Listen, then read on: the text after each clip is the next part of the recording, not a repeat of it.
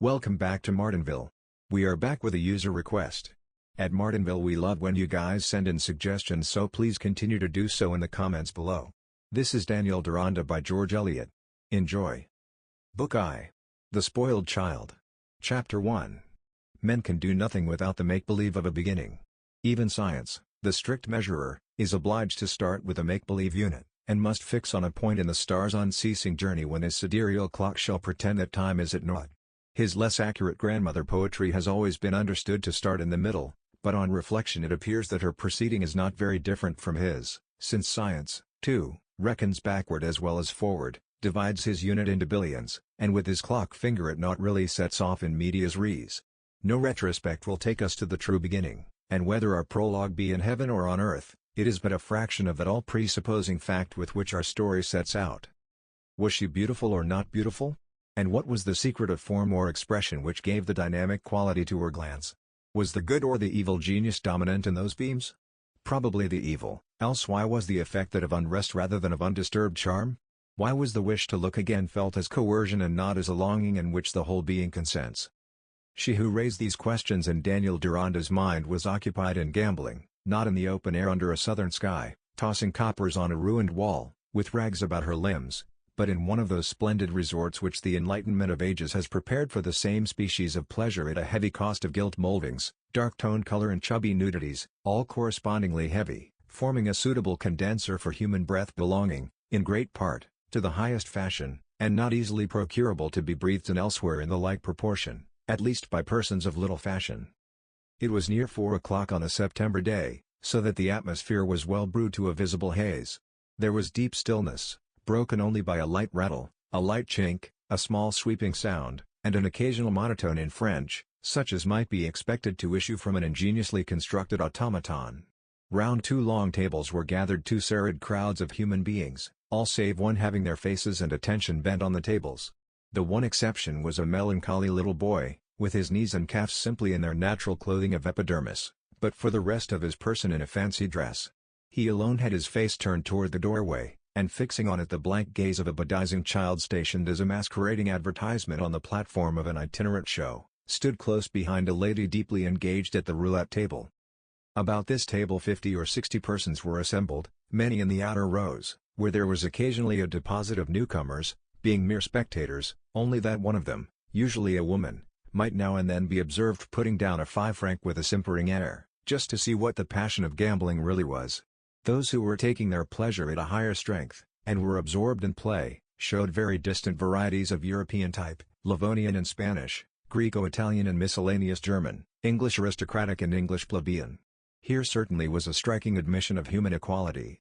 The white bejeweled fingers of an English countess were very near touching a bony, yellow, crab-like hand stretching a bared wrist to clutch a heap of coin, a hand easy to sort with the square, gaunt face, deep-set eyes, grizzled eyebrows, and ill-combed scanty hair which seemed a slight metamorphosis of the vulture. And where else would her ladyship have graciously consented to sit by that dry-lipped feminine figure prematurely old, withered after short bloom like her artificial flowers, holding a shabby velvet reticule before her, and occasionally putting in her mouth the point with which she pricked her card. There too, very near the fair countess, was a respectable London tradesman, blond and soft-handed, his sleek hair scrupulously parted behind and before, conscious of circulars addressed to the nobility and gentry, whose distinguished patronage enabled him to take his holidays fashionably, and to a certain extent in their distinguished company.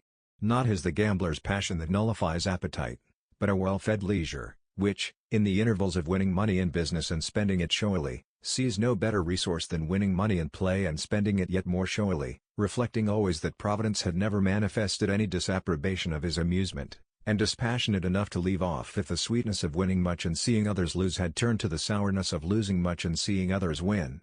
For the vice of gambling lay in losing money at it. In his bearing there might be something of the tradesman, but in his pleasures he was fit to rank with the owners of the oldest titles. Standing close to his chair was a handsome Italian, calm, statuesque, reaching across him to place the first pile of Napoleons from a new bagful just brought him by an envoy with a scrolled mustache. The pile was in half a minute pushed over to an old bewigged woman with eyeglasses pinching her nose. There was a slight gleam, a faint mumbling smile about the lips of the old woman, but the statuesque Italian remained impassive, and, probably secure in an infallible system which placed his foot on the neck of chance, immediately prepared a new pile. So did a man with the air of an emaciated beau or worn-out libertine, who looked at life through one eyeglass, and held out his hand tremulously when he asked for change. It could surely be no severity of system, but rather some dream of white crows, or the induction that the 8th of the month was lucky, which inspired the fierce yet tottering impulsiveness of his play. But, while every single player differed markedly from every other, there was a certain uniform negativeness of expression which had the effect of a mask, as if they had all eaten of some root that for the time compelled the brains of each to the same narrow monotony of action. Deronda's first thought when his eyes fell on this scene of dull, gas-poison absorption, was that the gambling of Spanish shepherd boys had seemed to him more enviable. So far Rousseau might be justified in maintaining that art and science had done a poor service to mankind. But suddenly he felt the moment become dramatic. His attention was arrested by a young lady who, standing at an angle not far from him, was the last to whom his eyes traveled. She was bending and speaking English to a middle-aged lady seated at play beside her, but the next instant she returned to her play, and showed the full height of a graceful figure, with a face which might possibly be looked at without admiration, but could hardly be passed with indifference.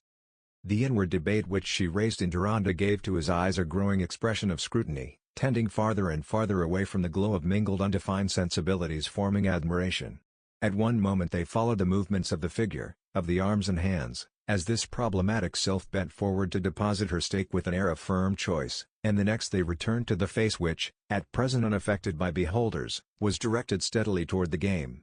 The sylph was a winner, and as her taper fingers, delicately gloved and pale grey, were adjusting the coins which had been pushed toward her in order to pass them back again to the winning point, she looked round her with a survey too markedly cold and neutral not to have in it a little of the nature which we call art concealing an inward exultation. But in the course of that survey her eyes met Deronda's, and instead of averting them as she would have desired to do, she was unpleasantly conscious that they were arrested. How long? The darting sense that he was measuring her and looking down on her as an inferior, that he was of different quality from the human dross around her, that he felt himself in a region outside and above her, and was examining her as a specimen of a lower order, roused a tingling resentment which stretched the moment with conflict. It did not bring the blood to her cheeks, but it sent it away from her lips. She controlled herself by the help of an inward defiance, and without other sign of emotion than the slip paleness turned to her play. But Deronda's gaze seemed to have acted as an evil eye. Her stake was gone. No matter, she had been winning ever since she took to roulette with a few napoleons at command, and had a considerable reserve. She had begun to believe in her luck, others had begun to believe in it. She had visions of being followed by a cortege who would worship her as a goddess of luck and watch her play as a directing augury. Such things had been known of male gamblers. Why should not a woman have a like supremacy? Her friend and chaperone who had not wished her to play at first was beginning to approve, only administering the prudent advice to stop at the right moment and carry money back to England, advice to which Gwendolen had replied that she cared for the excitement of play, not the winnings. On that supposition the present moment ought to have made the flood tide in her eager experience of gambling. Yet, when her next stake was swept away, she felt the orbits of her eyes getting hot, and the certainty she had, without looking, of that man still watching her was something like a pressure which begins to be torturing. The more reason to her why she should not flinch, but go on playing as if she were indifferent to loss or gain. Her friend touched her elbow and proposed that they should quit the table. For reply Gwendolen put 10 louis on the same spot. She was in that mood of defiance in which the mind loses sight of any end beyond the satisfaction of enraged resistance, and with the puerile stupidity of a dominant impulse includes luck among its objects of defiance. Since she was not winning strikingly, the next best thing was to lose strikingly. She controlled her muscles, and showed no tremor of mouth or hands. Each time her stake was swept off she doubled it. Many were now watching her, but the sole observation she was conscious of was Deronda as, who, though she never looked toward him, she was sure had not moved away. Such a drama takes no long while to play out. Development and catastrophe can often be measured by nothing clumsier than the moment hand. Faites votre jeu, mesdames et messieurs, said the automatic voice of destiny from between the mustache and imperial of the croupier, and Gwendolen's arm was stretched to deposit her last poor heap of napoleons. Le jeu n'y va plus, said destiny. And in 5 seconds Gwendolen turned from the table, but turned resolutely with her face toward Deronda and looked at him. There was a smile of irony in his eyes as their glances met, but it was at least better that he should have kept his attention fixed on her than that he disregarded her as one of an insect swarm who had no individual physiognomy. Besides, in spite of his superciliousness and irony, it was difficult to believe that he did not admire her spirit as well as her person. He was young, handsome, distinguished in appearance, not one of these ridiculous and dowdy Philistines who thought it incumbent on them to blight the gaming table with a sour look of protest as they passed by it. The general conviction that we are admirable does not easily give way before a single negative, rather when any of vanity's large family, male or female, find their performance received coldly, they are apt to believe that a little more of it will win over the unaccountable dissident. In Gwendolyn's habits of mind it had been taken for granted that she knew what was admirable and that she herself was admired. This basis of her thinking had received a disagreeable concussion, and reeled a little, but was not easily to be overthrown. In the evening the same room was more stiflingly heated, was brilliant with gas and with the costumes of ladies who floated their trains along it or were seated on the ottomans. The Nereid in sea-green robes and silver ornaments, with a pale sea-green feather fastened in silver falling backward over her green hat and light brown hair, was Gwendolen Harleth. She was under the wing, or rather soared by the shoulder, of the lady who had sat by her at the roulette table, and with them was a gentleman with a white mustache and clipped hair, solid-browed, stiff and German. They were walking about or standing to chat with acquaintances, and Gwendolen was much observed by the seated groups. A striking girl, that Miss Harleth, unlike others. Yes, she has got herself up as a sort of serpent now, all green and silver, and winds her neck about a little more than usual. Oh, she must always be doing something extraordinary. She is that kind of girl, I fancy. Do you think her pretty, Mr. Vandernoot? Very. A man might risk hanging for her, I mean a fool might. You like an Ezra Trousset, then, and long narrow eyes? When they go with such an ensemble. The ensemble du serpent? If you will. Woman was tempted by a serpent, why not man? She is certainly very graceful, but she wants a tinge of color in her cheeks. It is a sort of Lamia beauty she has. On the contrary, I think her complexion one of her chief charms. It is a warm paleness, it looks thoroughly healthy. And that delicate nose with its gradual little upward curve is distracting. And then her mouth, there never was a prettier mouth, the lips curled backward so finely, eh, Mackworth? Think so? I cannot endure that sort of mouth. It looks so self-complacent, as if it knew its own beauty, the curves are too immovable. I like a mouth that trembles more. For my part, I think her odious, said a dowager. It is wonderful what unpleasant girls get into vogue. Who are these Langens? Does anybody know them? They are quite comme il faut. I have dined with them several times at the Russie. The Baroness is English. Miss Harleth calls her cousin. The girl herself is thoroughly well bred, and as clever as possible. Dear me. And the Baron? A very good furniture picture. Your Baroness is always at the roulette table, said Mackworth. I fancy she has taught the girl to gamble. Oh, the old woman plays a very sober game, drops a 10-franc piece here and there. The girl is more headlong. But it is only a freak. I hear she has lost all her winnings today. Are they rich? Who knows? Ah, who knows? Who knows that about anybody? Said Mr. Vandernoot, moving off to join the Langens. The remark that Gwendolen wound her neck about more than usual this evening was true. But it was not that she might carry out the serpent idea more completely, it was that she watched for any chance of seeing Deronda, so that she might inquire about this stranger, under whose measuring gaze she was still wincing. At last her opportunity came. Mr. Vandernoot, you know everybody, said Gwendolen, not too eagerly, rather with a certain languor of utterance which she sometimes gave to her clear soprano. Who is that near the door? There are half a dozen near the door. Do you mean that old Adonis in the George IV wig? No, no, the dark-haired young man on the right with a dreadful expression. Dreadful, do you call it? I think he is an uncommonly fine fellow. But who is he? He has lately come to our hotel with Sir Hugo Mollinger. Sir Hugo Mollinger? Yes. Do you know him? No. Gwendolen colored slightly. He has a place near us, but he never comes to it. What did you say was the name of that gentleman near the door? Deronda, Mr. Deronda. What a delightful name. Is he an Englishman? Yes. He is reported to be rather closely related to the baronet. You are interested in him? Yes. I think he is not like young men in general. And you don't admire young men in general? Not in the least. I always know what they will say. I can't at all guess what this Mr. Deronda would say. What does he say? Nothing, chiefly. I sat with his party for a good hour last night on the terrace, and he never spoke, and was not smoking either. He looked bored. Another reason why I should like to know him. I am always bored. I should think he would be charmed to have an introduction. Shall I bring it about? Will you allow it, Baroness? Why not? Since he is related to Sir Hugo Mullinger. It is a new role of yours, Gwendolen, to be always bored, continued Madame von Longen, when Mr. Vandernoot had moved away. Until now you have always seemed eager about something from morning till night. That is just because I am bored to death. If I am to leave off play I must break my arm or my collarbone. I must make something happen, unless you will go into Switzerland and take me up the Matterhorn. Perhaps this Mr. Deronda's acquaintance will do instead of the Matterhorn. Perhaps. But Gwendolen did not make Deronda's acquaintance on this occasion. Mr. Vandernoot did not succeed in bringing him up to her that evening, and when she re-entered her own room she found a letter recalling her home. Chapter 2. This man contrives a secret twixt us two, that he may quell me with his meeting eyes, like one who quells a lioness at bay. This was the letter Gwendolen found on her table. Dearest child, I have been expecting to hear from you for a week. In your last you said the Langens thought of leaving Leubronn and going to Baden. How could you be so thoughtless as to leave me in uncertainty about your address? I am in the greatest anxiety lest this should not reach you. In any case, you were to come home at the end of September, and I must now entreat you to return as quickly as possible, for if you spent all your money it would be out of my power to send you any more, and you must not borrow of the Langens, for I could not repay them. This is the sad truth, my child. I wish I could prepare you for it better, but a dreadful calamity has befallen us all.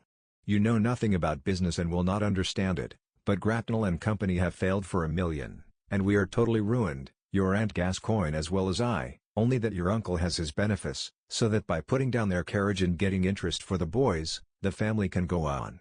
All the property our poor father saved for us goes to pay the liabilities. There is nothing I can call my own. It is better you should know this at once, though it rends my heart to have to tell it you. Of course we cannot help thinking what a pity it was that you went away just when you did. But I shall never reproach you, my dear child. I would save you from all trouble if I could. On your way home you will have time to prepare yourself for the change you will find. We shall perhaps leave Effendon at once, for we hope that Mr. Haynes, who wanted it before, may be ready to take it off my hands. Of course we cannot go to the rectory, there is not a corner there to spare. We must get some hut or other to shelter us, and we must live on your uncle Gascoigne's charity, until I see what else can be done. I shall not be able to pay the debts to the tradesmen besides the servants' wages. Summon up your fortitude, my dear child, we must resign ourselves to God's will. But it is hard to resign oneself to Mr. Lassman's wicked recklessness, which they say was the cause of the failure. Your poor sisters can only cry with me and give me no help. If you were once here, there might be a break in the cloud. I always feel it impossible that you can have been meant for poverty. If the Langens wish to remain abroad, perhaps you can put yourself under someone else's care for the journey. But come as soon as you can to your afflicted and loving mamma. Fanny Davilow. The first effect of this letter on Gwendolen was half stupefying. The implicit confidence that her destiny must be one of luxurious ease, where any trouble that occurred would be well clad and provided for, had been stronger in her own mind than in her mamma's, being fed there by her youthful blood and that sense of superior claims which made a large part of her consciousness. It was almost as difficult for her to believe suddenly that her position had become one of poverty and of humiliating dependence, as it would have been to get into the strong current of her blooming life the chill sense that her death would really come. She stood motionless for a few minutes, then tossed off her hat and automatically looked in the glass. The coils of her smooth light brown hair were still in order, perfect enough for a ballroom, and as on other nights, Gwendolen might have looked lingeringly at herself for pleasure, surely an allowable indulgence, but now she took no conscious note of her reflected beauty, and simply stared right before her as if she had been jarred by a hateful sound and was waiting for any sign of its cause.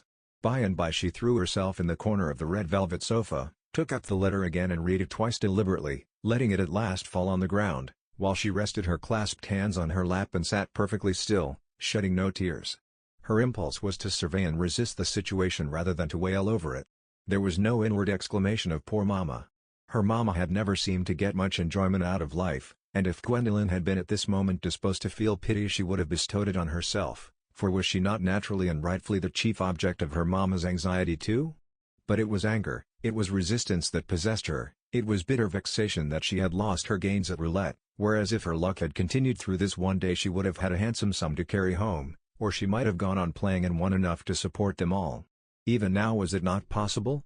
She had only 4 napoleons left in her purse, but she possessed some ornaments which she could sell, a practice so common in stylish society at German baths that there was no need to be ashamed of it, and even if she had not received her mamma's letter, She would probably have decided to get money for an Etruscan necklace which she happened not to have been wearing since her arrival. Nay, she might have done so with an agreeable sense that she was living with some intensity and escaping humdrum.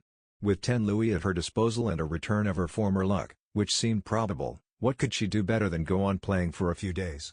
If her friends at home disapproved of the way in which she got the money, as they certainly would, still the money would be there. Gwendolyn's imagination dwelt on this course and created agreeable consequences, but not with unbroken confidence and rising certainty as it would have done if she had been touched with the gambler's mania. She had gone to the roulette table not because of passion, but in search of it. Her mind was still sanely capable of picturing balanced probabilities, and while the chance of winning allured her, the chance of losing thrust itself on her with alternate strength and made a vision from which her pride sank sensitively. For she was resolved not to tell the Langens that any misfortune had befallen her family, or to make herself in any way indebted to their compassion, and if she were to part with her jewelry to any observable extent, they would interfere by inquiries and remonstrances. The course that held the least risk of intolerable annoyance was to raise money on her necklace early in the morning, tell the Langens that her mother desired her immediate return without giving a reason, and take the train for Brussels that evening. She had no maid with her, and the Langens might make difficulties about her returning home, but her will was peremptory. Instead of going to bed she made as brilliant a light as she could and began to pack, working diligently, though all the while visited by the scenes that might take place on the coming day, now by the tiresome explanations and farewells, and the whirling journey toward a changed home, now by the alternative of staying just another day and standing again at the roulette table. But always in this latter scene there was the presence of that Deronda, watching her with exasperating irony, and, the two keen experiences were inevitably revived together, beholding her again forsaken by luck. This importunate image certainly helped to sway her resolve on the side of immediate departure, and to urge her packing to the point which would make a change of mind inconvenient. It had struck 12 when she came into her room, and by the time she was assuring herself that she had left out only what was necessary, the faint dawn was stealing through the white blinds and dulling her candles. What was the use of going to bed? Her cold bath was refreshment enough, and she saw that a slight trace of fatigue about the eyes only made her look the more interesting. Before 6 o'clock she was completely equipped in her grey travelling dress even to her felt hat, for she meant to walk out as soon as she could count on seeing other ladies on their way to the Springs. And happening to be seated sideways before the long strip of mirror between her two windows she turned to look at herself, leaning her elbow on the back of the chair in an attitude that might have been chosen for her portrait. It is possible to have a strong self-love without any self-satisfaction, rather with a self-discontent which is the more intense because one's own little core of egoistic sensibility is a supreme care, but Gwendolyn knew nothing of such inward strife.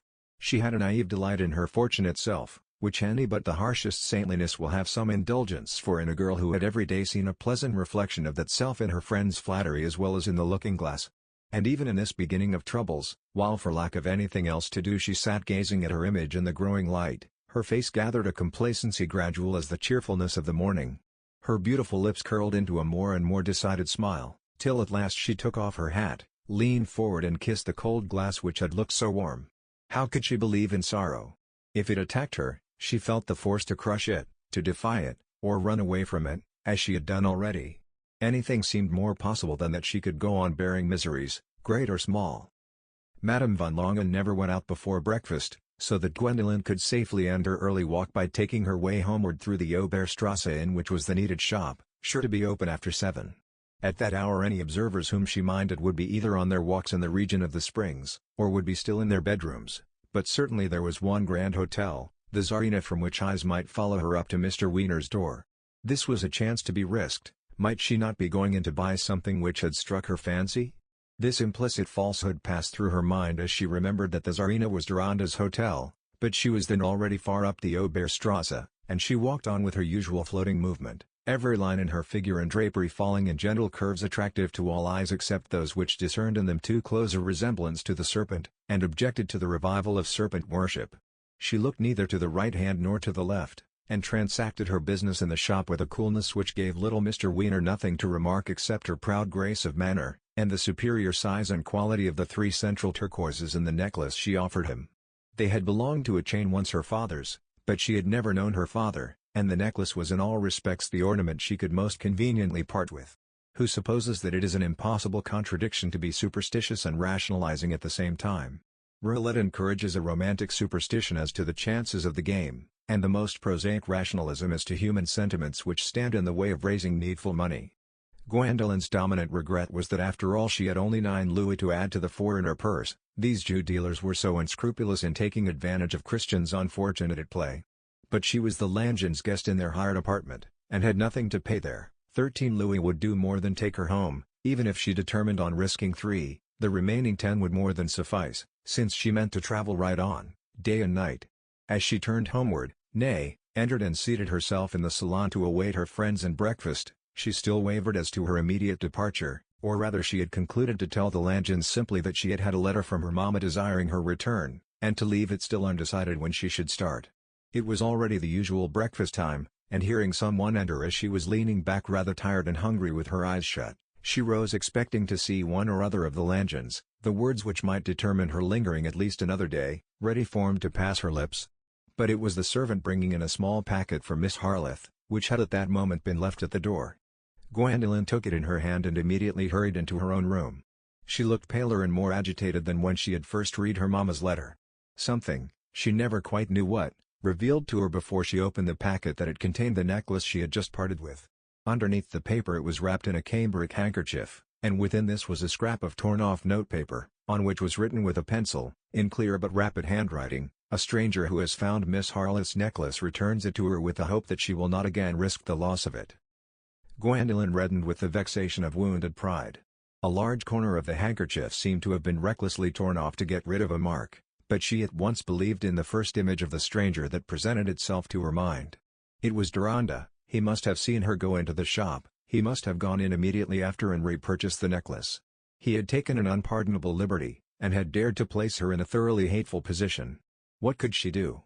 Not, assuredly, act on her conviction that it was he who had sent her the necklace and straightway send it back to him. That would be to face the possibility that she had been mistaken. Nay, even if the stranger were he and no other, it would be something too gross for her to let him know that she had divined this, and to meet him again with that recognition in their minds. He knew very well that he was entangling her in helpless humiliation. It was another way of smiling at her ironically, and taking the air of a supercilious mentor. Gwendolen felt the bitter tears of mortification rising and rolling down her cheeks. No one had ever before dared to treat her with irony and contempt. One thing was clear, she must carry out her resolution to quit this place at once. It was impossible for her to reappear in the public salon, still less stand at the gaming table with the risk of seeing Deronda. Now came an importunate knock at the door. Breakfast was ready. Gwendolen with a passionate movement thrust necklace, cambric, scrap of paper, and all into her nécessaire, pressed her handkerchief against her face, and after pausing a minute or two to summon back her proud self-control, went to join her friends. Such signs of tears and fatigue as were left seemed accordant enough with the account she at once gave of her having sat up to do her packing, instead of waiting for help from her friend's maid. There was much protestation, as she had expected, against her traveling alone, but she persisted in refusing any arrangements for companionship. She would be put into the ladies' compartment and go right on. She could rest exceedingly well in the train, and was afraid of nothing. In this way it happened that Gwendolen never reappeared at the roulette table, but that Thursday evening left Leubronn for Brussels, and on Saturday morning arrived at Effendon, the home to which she and her family were soon to say a last goodbye. Chapter 3. Let no flower of the spring pass by us, let us crown ourselves with rosebuds before they be withered. Book of Wisdom.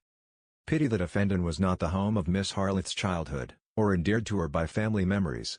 A human life, I think, should be well rooted in some spot of a native land, where it may get the love of tender kinship for the face of earth, for the labors men go forth to, for the sounds and accents that haunt it, for whatever will give that early home a familiar unmistakable difference amid the future widening of knowledge, a spot where the definiteness of early memories may be enwrought with affection, and, kindly acquaintance with all neighbors, even to the dogs and donkeys, may spread not by sentimental effort and reflection, but as a sweet habit of the blood. At 5 years old, mortals are not prepared to be citizens of the world, to be stimulated by abstract nouns, to soar above preference into impartiality, and that prejudice in favor of milk with which we blindly begin, is a type of the way body and soul must get nourished at least for a time. The best introduction to astronomy is to think of the nightly heavens as a little lot of stars belonging to one's own homestead. But this blessed persistence in which affection can take root had been wanting in Gwendolen's life.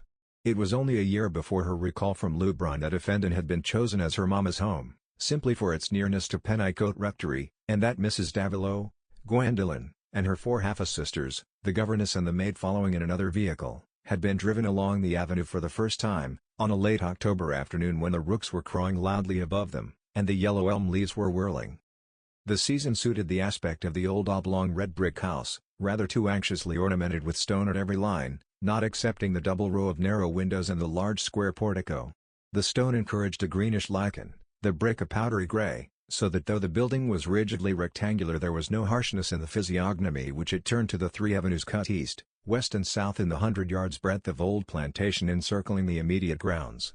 One would have liked the house to have been lifted on a knoll, so as to look beyond its own little domain to the long thatched roofs of the distant villages, the church towers, the scattered homesteads, the gradual rise of surging woods, and the green breadths of undulating park which made the beautiful face of the earth in that part of Wessex. But though standing thus behind a screen amid flat pastures, it had on one side a glimpse of the wider world in the lofty curves of the chalk downs, grand steadfast forms played over by the changing days. The house was but just large enough to be called a mansion, and was moderately rented, having no manor attached to it, and being rather difficult to let with its somber furniture and faded upholstery. But inside and outside it was what no beholder could suppose to be inhabited by retired tradespeople, a certainty which was worth many conveniences to tenants who not only had the taste that shrinks from new finery, but also were in that border territory of rank where annexation is a burning topic, and to take up her abode in a house which had once sufficed for dowager countesses gave a perceptible tinge to Mrs. Davilow's satisfaction in having an establishment of her own. This, rather mysteriously to Gwendolen, appeared suddenly possible on the death of her stepfather, Captain Davilow, who had for the last 9 years joined his family only in a brief and fitful manner, enough to reconcile them to his long absences, but she cared much more for the fact than for the explanation. All her prospects had become more agreeable in consequence. She had disliked their former way of life, roving from one foreign watering place or Parisian apartment to another, always feeling new antipathies to new suites of hired furniture, and meeting new people under conditions which made her appear of little importance, and the variation of having passed 2 years at a showy school, where, on all occasions of display, she had been put foremost, had only deepened her sense that so exceptional a person as herself could hardly remain in ordinary circumstances or in a social position less than advantageous. Any fear of this latter evil was banished now that her mamma was to have an establishment, for on the point of birth Gwendolen was quite easy. She had no notion how her maternal grandfather got the fortune inherited by his 2 daughters, but he had been a West Indian, which seemed to exclude further question, and she knew that her father's family was so high as to take no notice of her mamma, who nevertheless preserved with much pride the miniature of a Lady Molly in that connection. She would probably have known much more about her father but for a little incident which happened when she was 12 years old. Mrs. Davilow had brought out, as she did only at wide intervals, various memorials of her first husband, and while showing his miniature to Gwendolen recalled with a fervor which seemed to count on a peculiar filial sympathy, the fact that dear papa had died when his little daughter was in long clothes. Gwendolen, immediately thinking of the unlovable stepfather whom she had been acquainted with the greater part of her life while her frocks were short, said, "Why did you marry again, Mamma? It would have been nicer if you had not." Mrs. Davilow colored deeply, a slight convulsive movement passed over her face, and straightway shutting up the memorials she said, with a violence quite unusual in her, "You have no feeling, child." Gwendolen, who was fond of her mamma, felt hurt and ashamed, and had never since dared to ask a question about her father. This was not the only instance in which she had brought on herself the pain of some filial compunction. It was always arranged, when possible, that she should have a small bed in her mamma's room, for Mrs. Davilow's motherly tenderness clung chiefly to her eldest girl, who had been born in her happier time. One night under an attack of pain she found that the specific regularly placed by her bedside had been forgotten, and begged Gwendolen to get out of bed and reach it for her. That healthy young lady, snug and warm as a rosy infant in her little couch, objected to step out into the cold, and lying perfectly still, grumbling a refusal. Mrs. Davilow went without the medicine and never reproached her daughter, but the next day Gwendolen was keenly conscious of what must be in her mamma's mind, and tried to make amends by caresses which cost her no effort. Having always been the pet and pride of the household, waited on by mother, sisters, governess and maids, as if she had been a princess in exile, she naturally found it difficult to think her own pleasure less important than others made it, and when it was positively thwarted felt an astonished resentment apt, in her cruder days, to vent itself in one of those passionate acts which look like a contradiction of habitual tendencies. Though never even as a child thoughtlessly cruel, nay delighting to rescue drowning insects and watch their recovery, There was a disagreeable silent remembrance of her having strangled her sister's canary bird in a final fit of exasperation at its shrill singing which had again and again jarringly interrupted her own. She had taken pains to buy a white mouse for her sister in retribution, and though inwardly excusing herself on the ground of a peculiar sensitiveness which was a mark of her general superiority, the thought of that infelonious murder had always made her wince. Gwendolyn's nature was not remorseless, but she liked to make her penances easy, and now that she was 20 and more, some of her native force had turned into a self-control by which she guarded herself from penitential humiliation. There was more show of fire and wool in her than ever, but there was more calculation underneath it.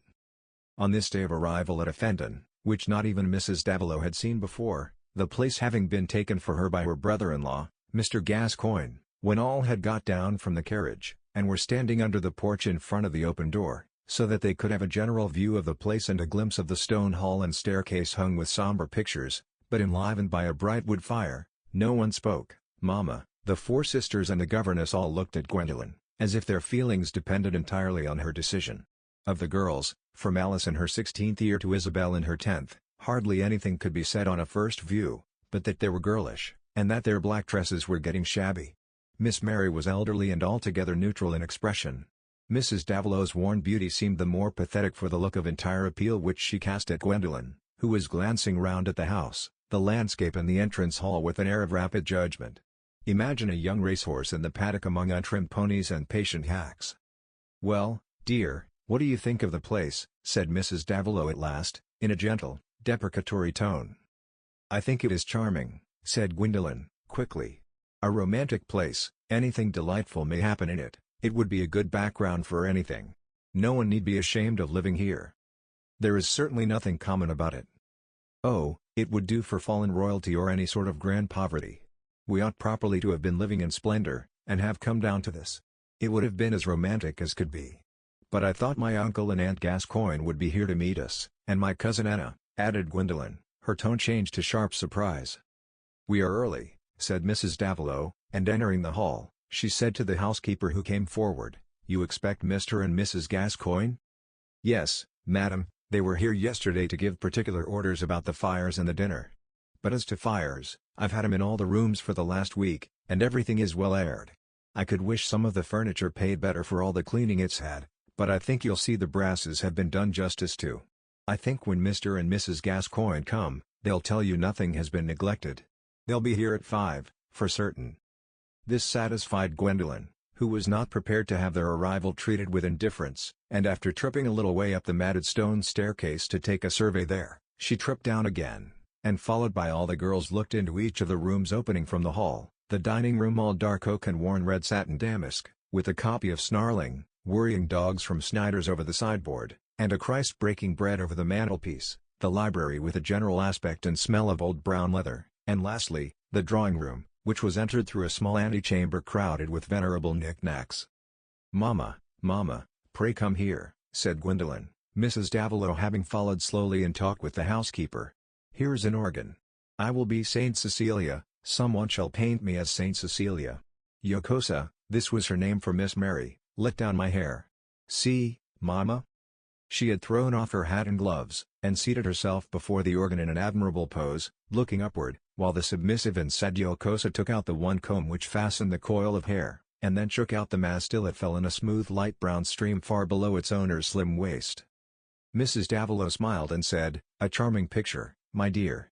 Not indifferent to the display of her pet, even in the presence of a housekeeper. Gwendolyn rose and laughed with delight.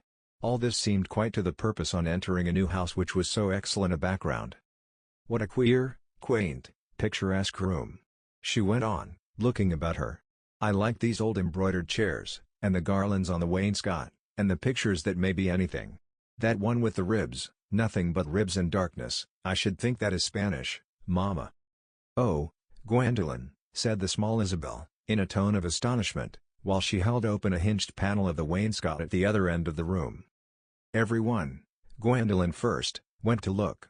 The open panel had disclosed the picture of an upturned dead face, from which an obscure figure seemed to be fleeing with outstretched arms. "How horrible," said Mrs. Davilow, with a look of mere disgust, but Gwendolyn shuddered silently, and Isabel, a plain and altogether inconvenient child with an alarming memory, said, "You will never stay in this room by yourself, Gwendolyn. How dare you open things which were meant to be shut up, you perverse little creature," said Gwendolyn, in her angriest tone. Then snatching the panel out of the hand of the culprit, she closed it hastily, saying, "There is a lock, where is the key? Let the key be found, or else let one be made, and let nobody open it again, or rather, let the key be brought to me." At this command to everybody in general, Gwendolyn turned with a face which was flushed in reaction from her chill shudder, and said, "Let us go up to our own room, Mama." The housekeeper on searching found the key in the drawer of the cabinet close by the panel, and presently handed it to Bugle, the lady's maid, telling her significantly to give it to Her Royal Highness. "I don't know what you mean, Mrs. Starton," said Bugle, who had been busy upstairs during the scene in the drawing-room, and was rather offended at this irony in a new servant. "I mean the young lady that's to command us all, and well worthy for looks and figure," replied Mrs. Starton in propitiation. "She'll know what key it is." "If you have laid out what we want, go and see to the others, Bugle," Gwendolyn had said, when she and Mrs. Davilow entered their black and yellow bedroom, where a pretty little white couch was prepared by the side of the black and yellow catafalque known as the best bed. "I will help Mama."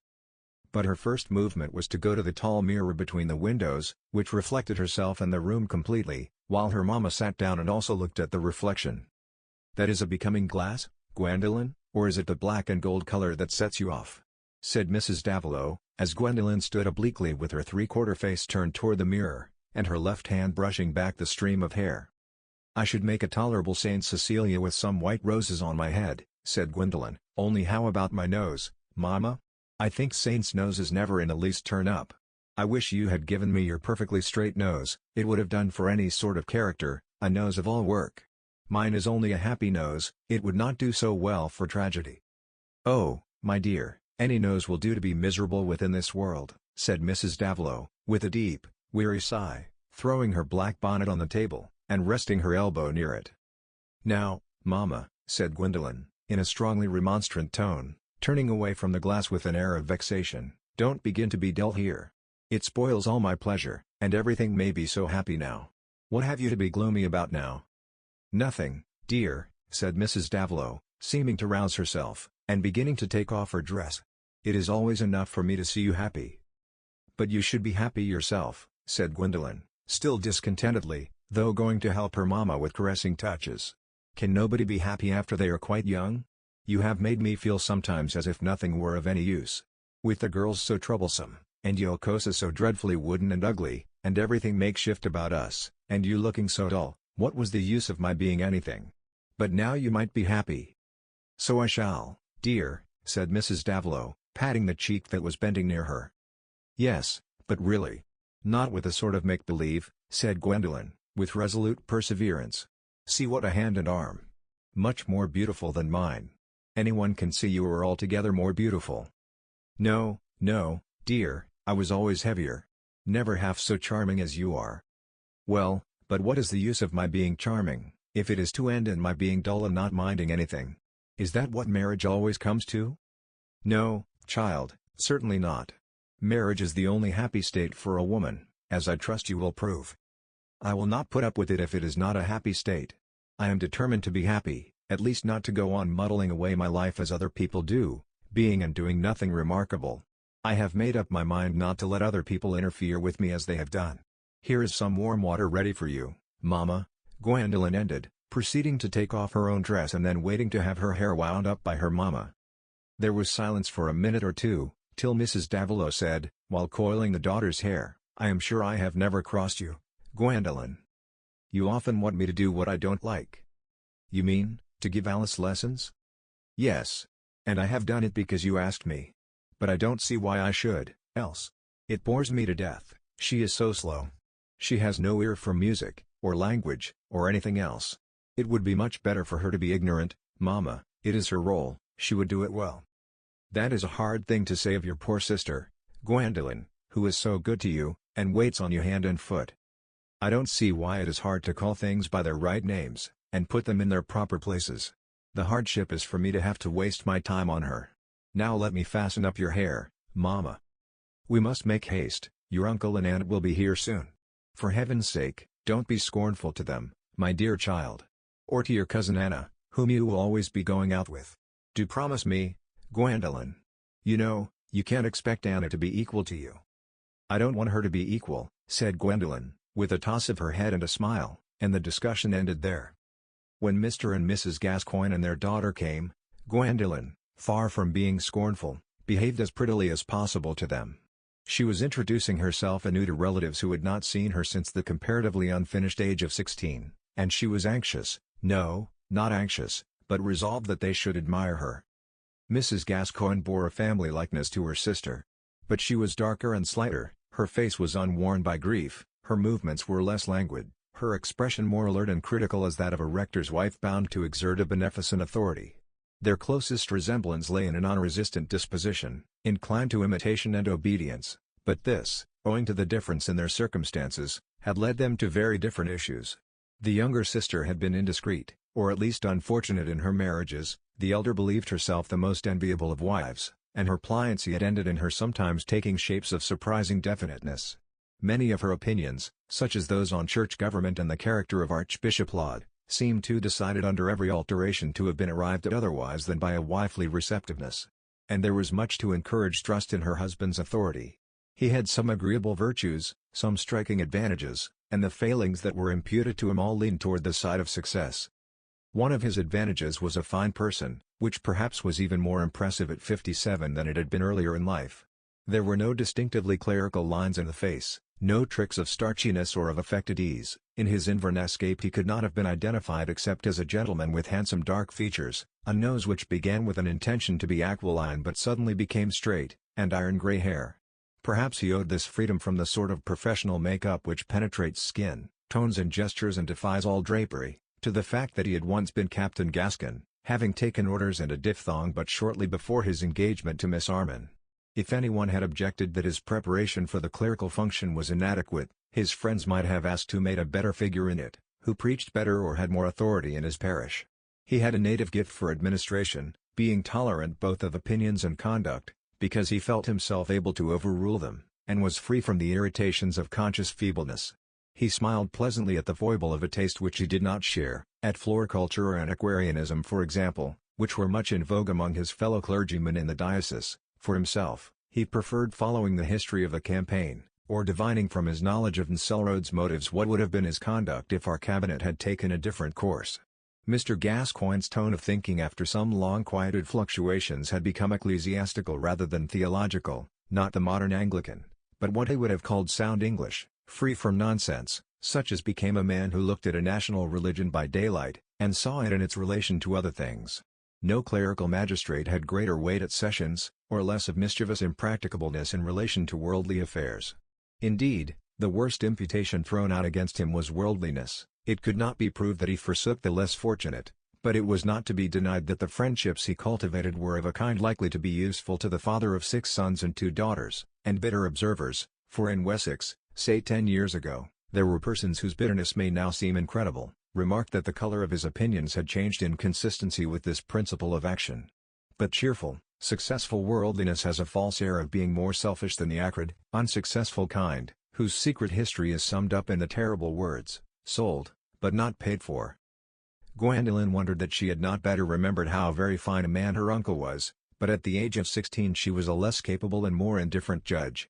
At present it was a matter of extreme interest to her that she was to have the near countenance of a dignified male relative, and that the family life would cease to be entirely, insipidly feminine. She did not intend that her uncle should control her, but she saw at once that it would be altogether agreeable to her that he should be proud of introducing her as his niece. And there was every sign of his being likely to feel that pride. He certainly looked at her with admiration as he said, "You have outgrown Anna, my dear," putting his arm tenderly round his daughter, whose shy face was a tiny copy of his own, and drawing her forward. "She is not so old as you by a year, but her growing days are certainly over. I hope you will be excellent companions." He did give a comparing glance at his daughter, but if he saw her inferiority, he might also see that Anna's timid appearance and miniature figure must appeal to a different taste from that which was attracted by Gwendolyn, and that the girls could hardly be rivals. Gwendolyn at least, was aware of this, and kissed her cousin with real cordiality as well as grace, saying, "A companion is just what I want. I am so glad we are come to live here. And Mamma will be much happier now she is near you, Aunt." The aunt trusted indeed that it would be so, and felt it a blessing that a suitable home had been vacant in their uncle's parish. Then, Of course, notice had to be taken of the 4 other girls, whom Gwendolyn had always felt to be superfluous, all of a girlish average that made 4 units utterly unimportant, and yet from her earliest days an obtrusive influential fact in her life. She was conscious of having been much kinder to them than could have been expected. And it was evident to her that her uncle and aunt also felt it a pity there were so many girls. What rational person could feel otherwise, except poor Mama, who never would see how Alice set up her shoulders and lifted her eyebrows till she had no forehead left, how Bertha and Fanny whispered and tittered together about everything, or how Isabel was always listening and staring and forgetting where she was, and treading on the toes of her suffering elders. "You have brothers, Anna," said Gwendolyn, while the sisters were being noticed. "I think you are enviable there." "Yes," said Anna, simply. "I am very fond of them, but of course their education is a great anxiety to Papa. He used to say they made me a tomboy. I really was a great romp with Rex. I think you will like Rex. He will come home before Christmas." "I remember I used to think you rather wild and shy, but it is difficult now to imagine you a romp," said Gwendolyn, smiling. "Of course, I am altered now, I am come out, and all that. But in reality I like to go blackberrying with Edwig and Lotta as well as ever. I am not very fond of going out, but I dare say I shall like it better now you'll be often with me. I am not at all clever, and I never know what to say. It seems so useless to say what everybody knows, and I can think of nothing else, except what Papa says." "I shall like going out with you very much," said Gwendolyn, well disposed toward this naive cousin. "Are you fond of riding?" "Yes, but we have only one Shetland pony amongst us. Papa says he can't afford more, besides the carriage horses and his own nag, he has so many expenses."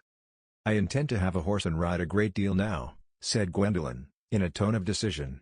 "Is the society pleasant in this neighborhood?" "Papa says it is, very. There are the clergymen all about, you know, and the Quallens, and the Arrowpoints, and Lord Brackenshaw, and Sir Hugo Mallinger's place, where there is nobody. That's very nice, because we make picnics there, and 2 or 3 families at Wanchester, oh, and old Mrs. Vulcany, at Nuttingwood, and—" But Anna was relieved of this tax on her descriptive powers by the announcement of dinner, and Gwendolyn's question was soon indirectly answered by her uncle, who dwelt much on the advantages he had secured for them in getting a place like a Fenton. Except the rent, it involved no more expense than an ordinary house at Wanchester would have done. "And it is always worthwhile to make a little sacrifice for a good style of house," said Mr. Gascoigne, in his easy, pleasantly confident tone, which made the world in general seem a very manageable place of residence, especially where there is only a lady at the head. "All the best people will call upon you, and you need give no expensive dinners. Of course, I have to spend a good deal in that way, it is a large item. But then I get my house for nothing. If I had to pay $300 a year for my house I could not keep a table. My boys are too great a drain on me. You are better off than we are, in proportion. There is no great drain on you now, after your house and carriage. I assure you, Fanny, now that the children are growing up, I am obliged to cut and contrive," said Mrs. Gascoigne. "I am not a good manager by nature, but Henry has taught me. He is wonderful for making the best of everything, he allows himself no extras, and gets his curates for nothing. It is rather hard that he has not been made a prebendary or something, as others have been, considering the friends he has made and the need there is for men of moderate opinions in all respects. If the church is to keep its position, ability and character ought to tell." "Oh, my dear Nancy, you forget the old story. Thank heaven, there are 300 as good as I, and ultimately, we shall have no reason to complain, I am pretty sure. There could hardly be a more thorough friend than Lord Brackenshaw, your landlord, you know, Fanny. Lady Brackenshaw will call upon you. And I have spoken for Gwendolyn to be a member of our archery club, the Brackenshaw Archery Club, the most select thing anywhere. That is, if she has no objection," added Mr. Gascoigne, looking at Gwendolyn with pleasant irony. "I should like it of all things," said Gwendolyn. "There is nothing I enjoy more than taking aim, and hitting," she ended, with a pretty nod and smile. "Our Anna, poor child, is too short-sighted for archery. But I consider myself a first-rate shot, and you shall practice with me. I must make you an accomplished archer before our great meeting in July. In fact, as to neighborhood, you could hardly be better placed. There are the Arrowpoints, they are some of our best people. Miss Arrowpoint is a delightful girl, she has been presented at court. They have a magnificent place, Ketchum Hall, worth seeing in point of art, and their parties, to which you are sure to be invited, are the best things of the sort we have. The Archdeacon is intimate there, and they have always a good kind of people staying in the house. Mrs. Arrowpoint is peculiar, Certainly, something of a caricature, in fact, but well-meaning. And Miss Arrowpoint is as nice as possible. It is not all young ladies who have mothers as handsome and graceful as yours and Anna's." Mrs. Davila smiled faintly at this little compliment, but the husband and wife looked affectionately at each other, and Gwendolen thought, "My uncle and aunt, at least, are happy, they are not dull and dismal." Altogether, she felt satisfied with her prospects at Effendon, as a great improvement on anything she had known. Even the cheap curates, she incidentally learned, were almost always young men of family, and Mr. Middleton, the actual curate, was said to be quite an acquisition. It was only a pity he was so soon to leave. But there was one point which she was so anxious to gain that she could not allow the evening to pass without taking her measures toward securing it. Her mamma, she knew, intended to submit entirely to her uncle's judgment with regard to expenditure, and the submission was not merely prudential, for Mrs. Davila, conscious that she had always been seen under a cloud as poor dear Fanny, who had made a sad blunder with her second marriage, felt a hearty satisfaction in being frankly and cordially identified with her sister's family, and in having her affairs canvassed and managed with an authority which presupposed a genuine interest. Thus the question of a suitable saddle horse, which had been sufficiently discussed with Mamma, had to be referred to Mr. Gascoigne, and after Gwendolen had played on the piano, which had been provided from Wanchester, had sung to her hearers' admiration, and had induced her uncle to join her in a duet, what more softening influence than this on any uncle who would have sung finely if his time had not been too much taken up by graver matters? She seized the opportune moment for saying, "Mamma, you have not spoken to my uncle about my riding." "Gwendolen desires above all things to have a horse to ride, a pretty, light, lady's horse," said Mrs. Davila, looking at Mr. Gascoigne. "Do you think we can manage it?" Mr. Gascoigne projected his lower lip and lifted his handsome eyebrows sarcastically at Gwendolen, who had seated herself with much grace on the elbow of her mamma's chair. "We could lend her the pony sometimes," said Mrs. Gascoigne, watching her husband's face, and feeling quite ready to disapprove if he did. "That might be inconveniencing others, and would be no pleasure to me. I cannot endure ponies," said Gwendolen. "I would rather give up some other indulgence and have a horse." Was there ever a young lady or gentleman not ready to give up an unspecified indulgence for the sake of the favorite one specified? "She rides so well. She has had lessons, and the riding master said she had so good a seat and hand she might be trusted with any mount," said Mrs. Davila, who, even if she had not wished her darling to have the horse, would not have dared to be lukewarm in trying to get it for her. "There is the price of the horse, a good 60 with the best chance, and then his keep," said Mr. Gascoigne, in a tone which, though demurring, betrayed the inward presence of something that favored the demand. "There are the carriage horses, already a heavy item. And remember what you ladies cost in toilet now." "I really wear nothing but 2 black dresses," said Mrs. Davila, hastily. "And the younger girls, of course, require no toilet at present. Besides, Gwendolen will save me so much by giving her sisters lessons." Here Mrs. Davila's delicate cheek showed a rapid blush. "If it were not for that, I must really have a more expensive governess, and masters besides." Gwendolen felt some anger with her mamma, but carefully concealed it. "That is good, that is decidedly good," said Mr. Gascoigne, heartily, looking at his wife. And Gwendolen, who, it must be owned, was a deep young lady, suddenly moved away to the other end of the long drawing-room, and busied herself with arranging pieces of music. "The dear child has had no indulgences, no pleasures," said Mrs. Davila, in a pleading undertone. "I feel the expenses rather imprudent in this first year of our settling. But she really needs the exercise, she needs cheering. And if you were to see her on horseback, it is something splendid." "It is what we could not afford for Anna," said Mrs. Gascoigne. "But she, dear child, would ride Loda's donkey and think it good enough." Anna was absorbed in a game with Isabel, who had hunted out an old backgammon board, and had begged to sit up an extra hour. "Certainly, a fine woman never looks better than on horseback," said Mr. Gascoigne. "And Gwendolen has the figure for it. I don't say the thing should not be considered. We might try it for a time, at all events. It can be given up, if necessary," said Mrs. Davila. "Well, I will consult Lord Brackenshaw's head groom. He is my fidus Achates in the horsey way." "Thanks," said Mrs. Davila, much relieved. "You are very kind." "That he always is," said Mrs. Gascoigne. And later that night, when she and her husband were in private, she said, "I thought you were almost too indulgent about the horse for Gwendolen. She ought not to claim so much more than your own daughter would think of. Especially before we see how Fanny manages on her income." And you really have enough to do without taking all this trouble on yourself. My dear Nancy, one must look at things from every point of view.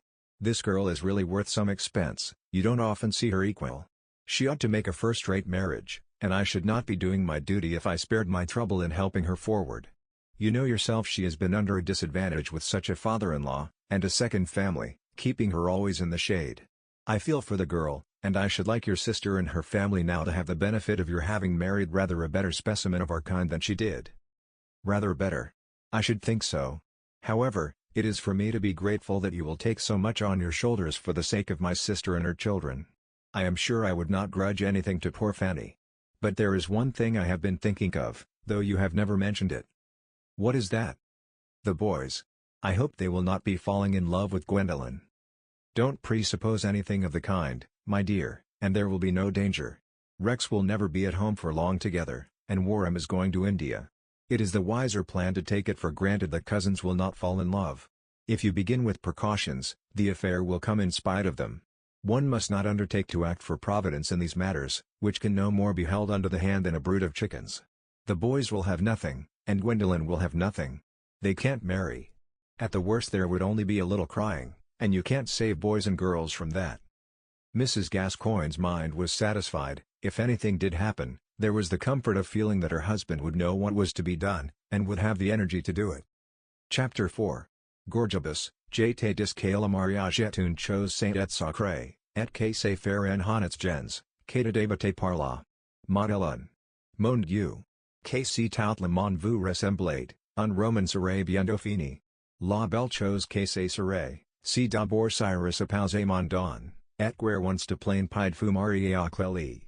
Laissez-nous faire à loisir l'étude de notre roman, et non pressez pas en la conclusion. Molière. Les précieux ridicules.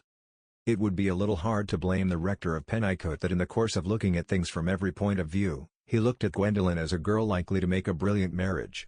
Why should he be expected to differ from his contemporaries in this matter, and wish his niece a worse end of her charming maidenhood than they would approve as the best possible?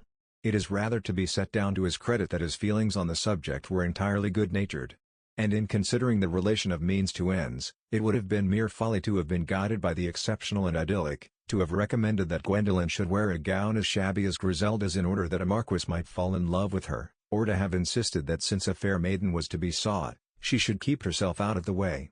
Mr. Gascoigne's calculations were of the kind called rational, and he did not even think of getting a too frisky horse in order that Gwendolen might be threatened with an accident and be rescued by a man of property.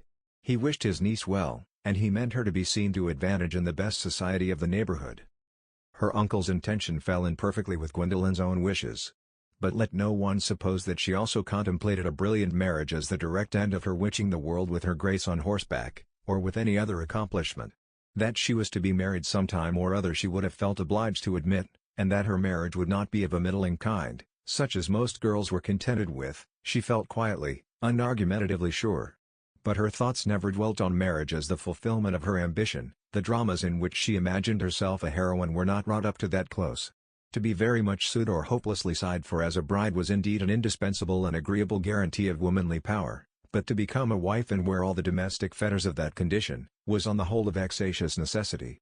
Her observation of matrimony had inclined her to think it rather a dreary state in which a woman could not do what she liked, had more children than were desirable, was consequently dull, and became irrevocably immersed in humdrum. Of course marriage was social promotion, she could not look forward to a single life, but promotions have sometimes to be taken with bitter herbs. A peerage will not quite do instead of leadership to the man who meant to lead, and this delicate-limbed sylph of 20 meant to lead. For such passions dwell in feminine breasts also. In Gwendolen's, however, they dwelt among strictly feminine furniture, and had no disturbing reference to the advancement of learning or the balance of the constitution, her knowledge being such as with no sort of standing room or length of lever could have been expected to move the world.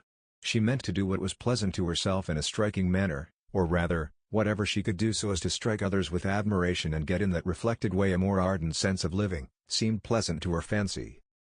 "Gwendolen will not rest without having the world at her feet," said Miss Mary, the meek governess, hyperbolical words which have long come to carry the most moderate meanings, for who has not heard of private persons having the world at their feet in the shape of some half-dozen items of flattering regard generally known in a genteel suburb? and words could hardly be too wide or vague to indicate the prospect that made a hazy largeness about poor Gwendolen on the heights of her young self-exaltation. Other people allowed themselves to be made slaves of, and to have their lives blown hither and thither like empty ships in which no will was present. It was not to be so with her. She would no longer be sacrificed to creatures worth less than herself, but would make the very best of the chances that life offered her, and conquer circumstances by her exceptional cleverness. Certainly, to be settled at Fenton, with the notice of Lady Brackenshaw, the Archery Club, and invitations to dine with the Arrowpoints, as the highest lights in her scenery, was not a position that seemed to offer remarkable chances, but Gwendolen's confidence lay chiefly in herself. She felt well equipped for the mastery of life. With regard to much in her lot hitherto, she held herself rather hardly dealt with, but as to her education, she would have admitted that it had left her under no disadvantages. In the schoolroom her quick mind had taken readily that strong starch of unexplained rules and disconnected facts which saves ignorance from any painful sense of limpness, and what remained of all things knowable, she was conscious of being sufficiently acquainted with through novels, plays and poems. About her French and music, the two justifying accomplishments of a young lady, she felt no ground for uneasiness, and when to all these qualifications, negative and positive, we add the spontaneous sense of capability some happy persons are born with, so that any subject they turn their attention to impresses them with their own power of forming a correct judgment on it, who can wonder if Gwendolen felt ready to manage her own destiny? There were many subjects in the world, perhaps the majority, in which she felt no interest, because they were stupid, for subjects are apt to appear stupid to the young as light seems dull to the old, but she would not have felt at all helpless in relation to them if they had turned up in conversation. It must be remembered that no one had disputed her power or her general superiority. As on the arrival at Fenton, so always, the first thought of those about her had been, what will Gwendolen think? If the footman trod heavily in creaking boots, or if the laundress's work was unsatisfactory, the maid said, this will never do for Miss Harleth. If the wood smoked in the bedroom fireplace, Mrs. Davilow, whose own weak eyes suffered much from this inconvenience, spoke apologetically of it to Gwendolen. If, when they were under the stress of traveling, she did not appear at the breakfast table till everyone else had finished, the only question was, how Gwendolen's coffee and toast should still be of the hottest and crispest, and when she appeared with her freshly brushed light brown hair streaming backward and awaiting her mamma's hand to coil it up, her large brown eyes glancing bright as a wave-washed onyx from under their long lashes, it was always she herself who had to be tolerant, to beg that Alice who sat waiting on her would not stick up her shoulders in that frightful manner, and that Isabel, instead of pushing up to her and asking questions, would go away to Miss Mary. Always she was the princess in exile, who in time of famine was to have her breakfast roll made of the finest bolted flour from the 7th and ears of wheat, and in a general decampment was to have her silver fork kept out of the baggage. How was this to be accounted for? The answer may seem to lie quite on the surface, in her beauty, a certain unusualness about her, a decision of will which made itself felt in her graceful movements and clear unhesitating tones, so that if she came into the room on a rainy day when everybody else was flaccid and the use of things in general was not apparent to them, there seemed to be a sudden, sufficient reason for keeping up the forms of life, and even the waiters at hotels showed the more alacrity in doing away with crumbs and creases and dregs with struggling flies in them. This potent charm, added to the fact that she was the eldest daughter, toward whom her mamma had always been in an apologetic state of mind for the evils brought on her by a stepfather, may seem so full a reason for Gwendolen's domestic empire, that to look for any other would be to ask the reason of daylight when the sun is shining. But beware of arriving at conclusions without comparison. I remember having seen the same assiduous, apologetic attention awarded to persons who were not at all beautiful or unusual, whose firmness showed itself in no very graceful or euphonious way, and who were not eldest daughters with a tender, timid mother, compunctious at having subjected them to inconveniences. Some of them were a very common sort of men. And the only point of resemblance among them all was a strong determination to have what was pleasant, with a total fearlessness in making themselves disagreeable or dangerous when they did not get it. Who is so much cajoled and served with trembling by the weak females of a household as the unscrupulous male, capable, if he has not free way at home, of going and doing worse elsewhere?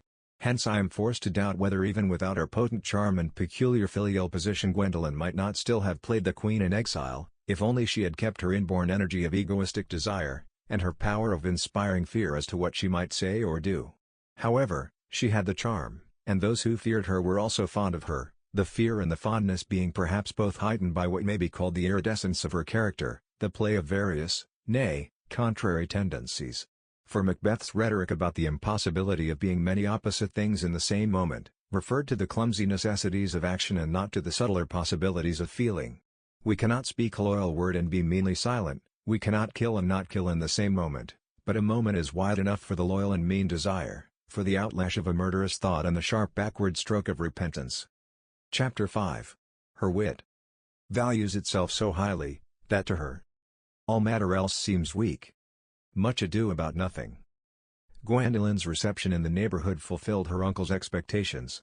From Brackenshaw Castle to the Firs at Wanchester, where Mr. Quallen the banker kept a generous house, she was welcomed with manifest admiration, and even those ladies who did not quite like her, felt a comfort in having a new, striking girl to invite, for hostesses who entertain much must make up their parties as ministers make up their cabinets, on grounds other than personal liking.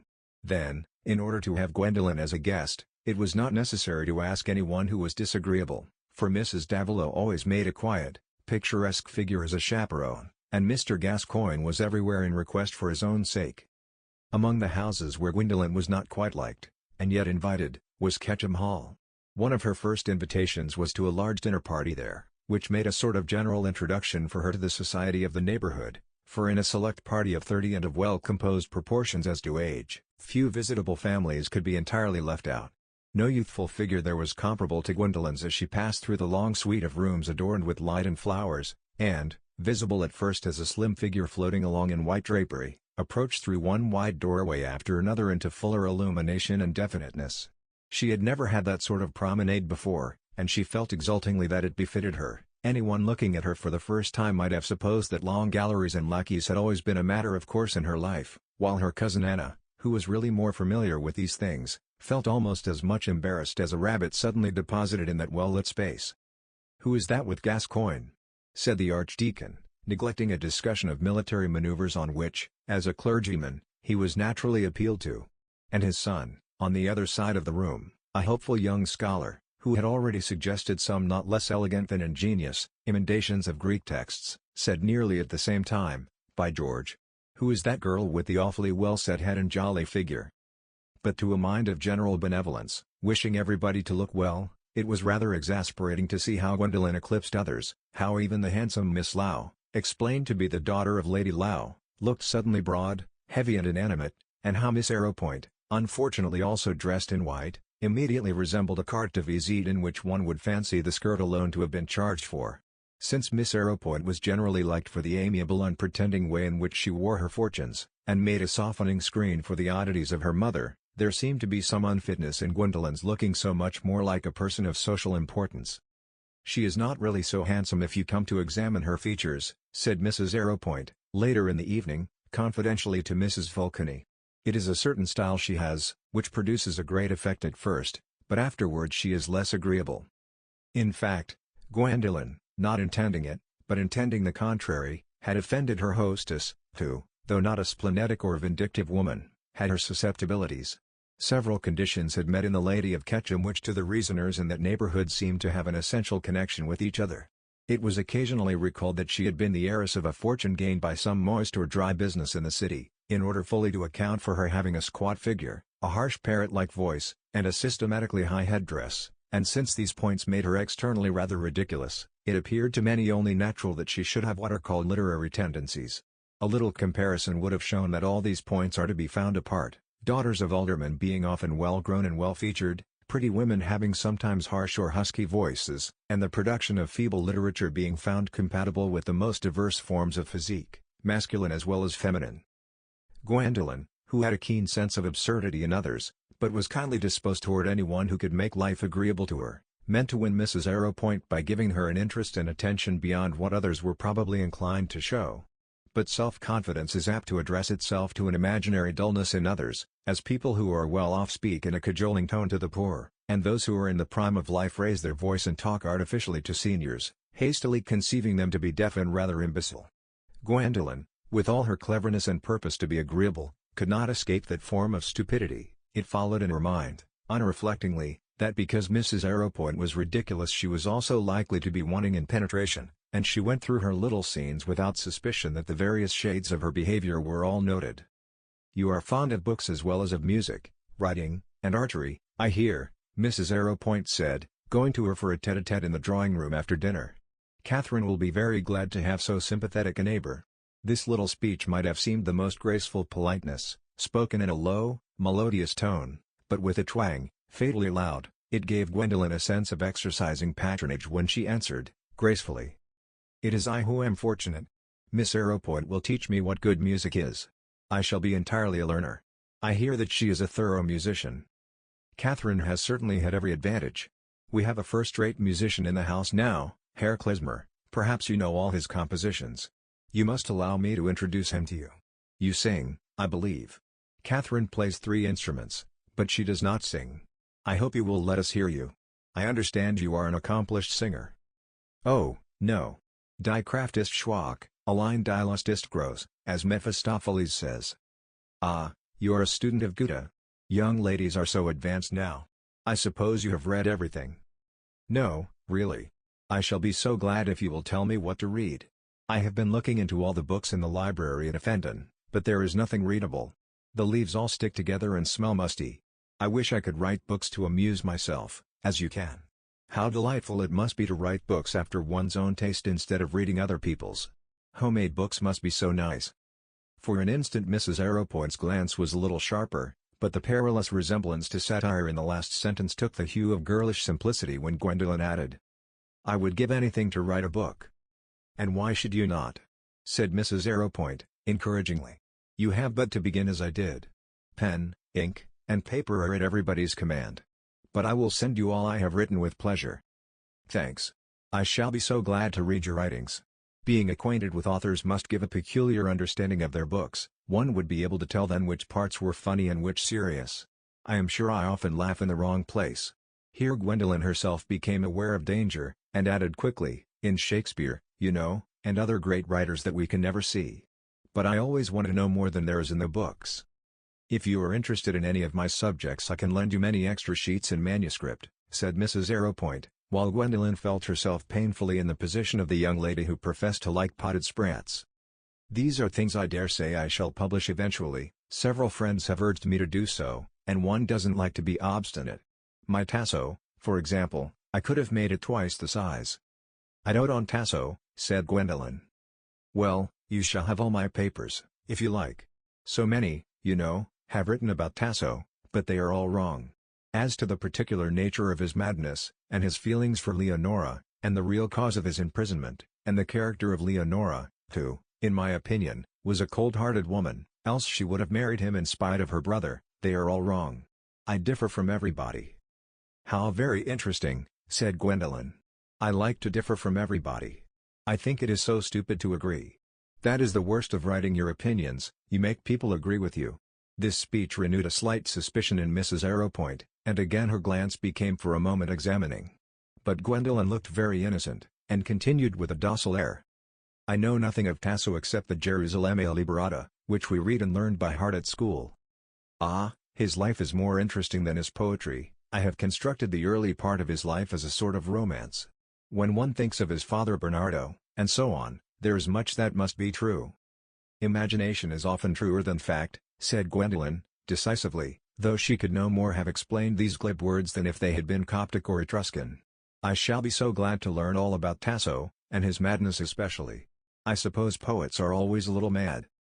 "To be sure, the poets sigh in a fine frenzy rolling, and somebody says of Marlowe, for that fine madness still he did maintain, which always should possess the poet's brain." "But it was not always found out, was it?" said Gwendolen innocently. "I suppose some of them rolled their eyes in private. Mad people are often very cunning." Again a shade flitted over Mrs. Arrowpoint's face, but the entrance of the gentleman prevented any immediate mischief between her and this too quick young lady, who had overacted her naivety.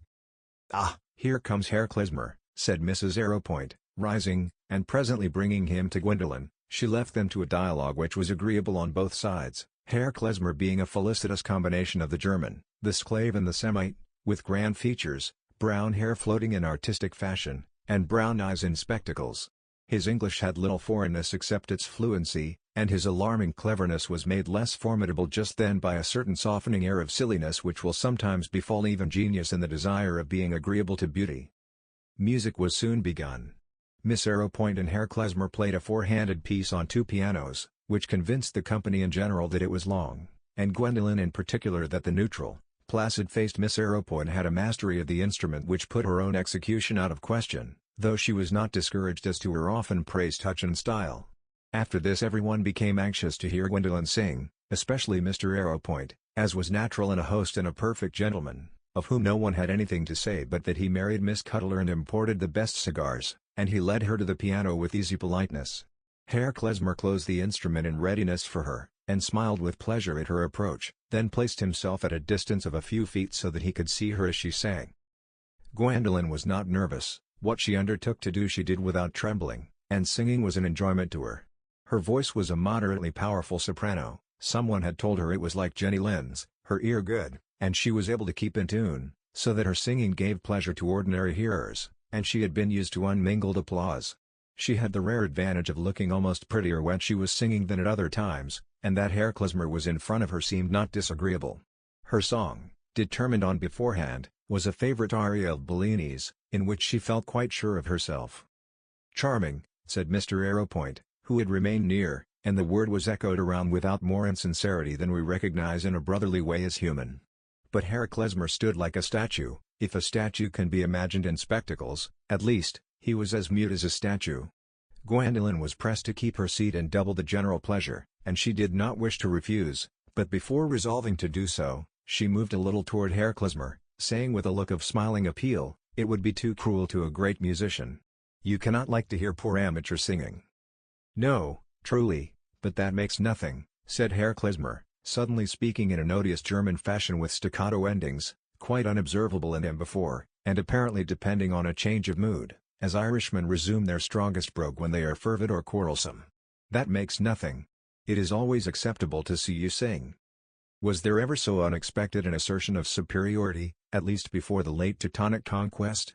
Gwendolyn colored deeply, but, with her usual presence of mind, did not show an ungraceful resentment by moving away immediately, and Miss Arrowpoint, who had been near enough to overhear, and also to observe that Herr Klezmer's mode of looking at Gwendolyn was more conspicuously admiring than was quite consistent with good taste, now with the utmost tact and kindness came close to her and said, "Imagine what I have to go through with this professor. He can hardly tolerate anything we English do in music. We can only put up with his severity, and make use of it to find out the worst that can be said of us. It is a little comfort to know that, and one can bear it when everyone else is admiring." "I should be very much obliged to him for telling me the worst," said Gwendolyn, recovering herself. "I dare say I have been extremely ill-taught, in addition to having no talent, only liking for music." This was very well expressed considering that it had never entered her mind before. "Yes, it is true, you have not been well taught," said Herr Klezmer, quietly. Woman was dear to him, but music was dearer. "Still, you are not quite without gifts. You sing in tune, and you have a pretty fair organ. But you produce your notes badly, and that music which you sing is beneath you. It is a form of melody which expresses a puerile state of culture, a dawdling, canting, seesaw kind of stuff, the passion and thought of people without any breadth of horizon. There is a sort of self-satisfied folly about every phrase of such melody, no cries of deep, mysterious passion, no conflict, no sense of the universal. It makes men small as they listen to it. Sing now something larger. And I shall see." "Oh, not now, by and by," said Gwendolyn, with a sinking of heart at the sudden width of horizon opened round her small musical performance. For a lady desiring to lead, this first encounter in her campaign was startling. But she was bent on not behaving foolishly, and Miss Arrowpoint helped her by saying, "Yes, by and by. I always require half an hour to get up my courage after being criticized by Herr Klezmer. We will ask him to play to us now, he is bound to show us what is good music." To be quite safe on this point Herr Klezmer played a composition of his own, a fantasia called Freudfall, Lightfall, Gedankenfall, an extensive commentary on some melodic ideas not too grossly evident, and he certainly fetched as much variety and depth of passion out of the piano as that moderately responsive instrument lends itself to, having an imperious magic in his fingers that seemed to send a nerve thrill through ivory key and wooden hammer, and compel the strings to make a quivering lingering speech for him. Gwendolyn, in spite of her wounded egoism, had fullness of nature enough to feel the power of this playing, and it gradually turned her inward sob of mortification into an excitement which lifted her for the moment into a desperate indifference about her own doings, or at least a determination to get a superiority over them by laughing at them as if they belonged to somebody else. Her eyes had become brighter, her cheeks slightly flushed, and her tongue ready for any mischievous remarks. "I wish you would sing to us again, Miss Harleth," said young Clintock, the Archdeacon's classical son, who had been so fortunate as to take her to dinner, and came up to renew conversation as soon as Herr Klezmer's performance was ended. "That is the style of music for me. I never can make anything of this tip-top playing. It is like a jar of leeches, where you can never tell either beginnings or endings. I could listen to your singing all day." "Yes, we should be glad of something popular now. Another song from you would be a relaxation," said Mrs. Arrowpoint, who had also come near with polite intentions. "That must be because you are in a puerile state of culture, and have no breadth of horizon. I have just learned that. I have been taught how bad my taste is, and I'm feeling growing pains. They are never pleasant," said Gwendolen, not taking any notice of Mrs. Arrowpoint, and looking up with a bright smile at young Clintock. Mrs. Arrowpoint was not insensible to this rudeness, but merely said, "Well, we will not press anything disagreeably," and as there was a perceptible outburst of imprisoned conversation just then, and a movement of guests seeking each other, she remained seated where she was, and looked around her with the relief of a hostess at finding she is not needed. "I am glad you like this neighborhood," said young Clintock, well pleased with his station in front of Gwendolen. "Exceedingly. There seems to be a little of everything and not much of anything." "That is rather equivocal praise." "Not with me. I like a little of everything. A little absurdity, for example, is very amusing. I am thankful for a few queer people, but much of them is a bore." Mrs. Arrowpoint, who was hearing this dialogue, perceived quite a new tone in Gwendolen's speech, and felt a revival of doubt as to her interest in Tasso's madness. "I think there should be more croquet, for one thing," said young Clintock. "I am usually away, but if I were more here I should go in for a croquet club. You are one of the Archers, I think. But depend upon it, croquet is the game of the future. It wants writing up, though. One of our best men has written a poem on it, in 4 cantos, as good as Pope. I want him to publish it. You never read anything better. I shall study croquet tomorrow. I shall take to it instead of singing." "No, no, not that. But do take to croquet. I will send you Jennings' poem if you like. I have a manuscript copy." "Is he a great friend of yours?" "Well, rather." "Oh, if he is only rather, I think I will decline. Or, if you send it to me, will you promise not to catechize me upon it and ask me which part I like best? Because it is not so easy to know a poem without reading it as to know a sermon without listening." Decidedly, Mrs. Arrowpoint thought, this girl is double and satirical. I shall be on my guard against her. But Gwendolen, nevertheless, continued to receive polite attentions from the family at Ketchum, not merely because invitations have larger grounds than those of personal liking, but because the trying little scene at the piano had awakened a kindly solicitude toward her in the gentle mind of Miss Arrowpoint, who managed all the invitations and visits, her mother being otherwise occupied. Chapter 6. Croyez-vous m'avoir humilié pour m'avoir appris que la terre tourne autour du soleil? Je vous jure que je ne m'en estime pas moi. Fontenelle, Pluralite des mondes. That lofty criticism had caused Gwendolen a new sort of pain. She would not have chosen to confess how unfortunate she thought herself in not having had Miss Arrowpoint's musical advantages, so as to be able to question Herr Klezmer's taste with the confidence of thorough knowledge, still less, to admit even to herself that Miss Arrowpoint each time they met raised an unwanted feeling of jealousy in her, not in the least because she was an heiress, but because it was really provoking that a girl whose appearance you could not characterize except by saying that her figure was slight and of middle stature, her features small, her eyes tolerable, and her complexion sallow, had nevertheless a certain mental superiority which could not be explained away, an exasperating thoroughness in her musical accomplishment, a fastidious discrimination in her general tastes, which made it impossible to force her admiration and kept you in awe of her standard. This insignificant-looking young lady of 24, whom anyone's eyes would have passed over negligently if she had not been Miss Arrowpoint, might be suspected of a secret opinion that Miss Harleth's acquirements were rather of a common order, and such an opinion was not made agreeable to think of by being always veiled under a perfect kindness of manner. But Gwendolen did not like to dwell on facts which threw an unfavorable light on itself. The musical magus who had so suddenly widened her horizon was not always on the scene, and his being constantly backward and forward between London and Ketchum soon began to be thought of as offering opportunities for converting him to a more admiring state of mind. Meanwhile, in the manifest pleasure her singing gave at Brackenshaw Castle, the Firs, and elsewhere, she recovered her equanimity, being disposed to think approval more trustworthy than objection, and not being one of the exceptional persons who have a parching thirst for a perfection undemanded by their neighbors. Perhaps it would have been rash to say then that she was at all exceptional inwardly, or that the unusual in her was more than her rare grace of movement and bearing, and a certain daring which gave piquancy to a very common egoistic ambition, such as exists under many clumsy exteriors and is taken no notice of. For I suppose that the set of the head does not really determine the hunger of the inner self for supremacy, it only makes a difference sometimes as to the way in which the supremacy is held attainable, and a little also to the degree in which it can be attained, especially when the hungry one is a girl, whose passion for doing what is remarkable has an ideal limit in consistency with the highest breeding and perfect freedom from the sordid need of income. Gwendolen was as inwardly rebellious against the restraints of family conditions, and as ready to look through obligations into her own fundamental want of feeling for them, as if she had been sustained by the boldest speculations, but she really had no such speculations, and would at once have marked herself off from any sort of theoretical or practically reforming women by satirizing them. She rejoiced to feel herself exceptional, but her horizon was that of the genteel romance where the heroine's soul poured out in her journal is full of vague power, originality, and general rebellion, while her life moves strictly in the sphere of fashion, and if she wanders into a swamp, the pathos lies partly, so to speak, in her having on her satin shoes.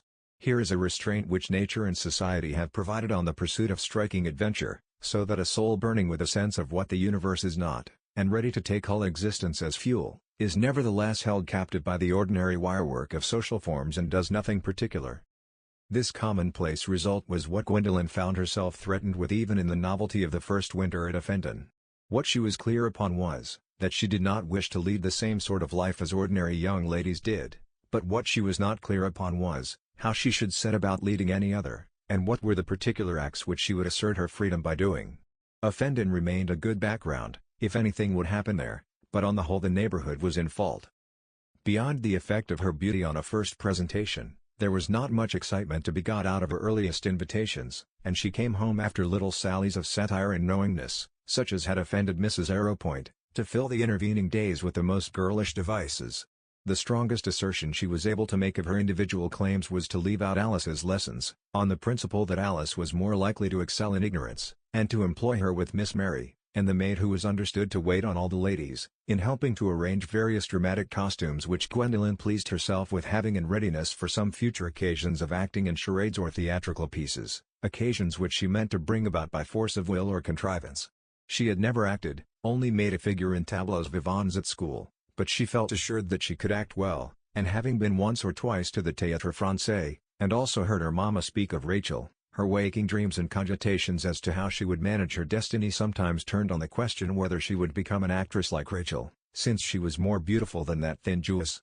Meanwhile the wet days before Christmas were passed pleasantly in the preparation of costumes, Greek, Oriental, and Composite, in which Gwendolen attitudinized and speechified before a domestic audience, including even the housekeeper, who was once pressed into it that she might swell the notes of applause, but having shown herself unworthy by observing that Miss Harleth looked far more like a queen in her own dress than in that baggy thing with her arms all bare, she was not invited a second time. "Do I look as well as Rachel, mamma?" said Gwendolen, one day when she had been showing herself in her Greek dress to Anna, and going through scraps of scenes with much tragic intention. "You have better arms than Rachel," said Mrs. Davilow. "Your arms would do for anything, Gwen. But your voice is not so tragic as hers, it is not so deep." "I can make it deeper, if I like," said Gwendolen, provisionally, then she added, with decision, "I think a higher voice is more tragic, it is more feminine, and the more feminine a woman is, the more tragic it seems when she does desperate actions." "There may be something in that," said Mrs. Davilow, languidly. "But I don't know what good there is in making one's blood creep. And if there is anything horrible to be done, I should like it to be left to the men." "Oh, mamma, you are so dreadfully prosaic. As if all the great poetic criminals were not women.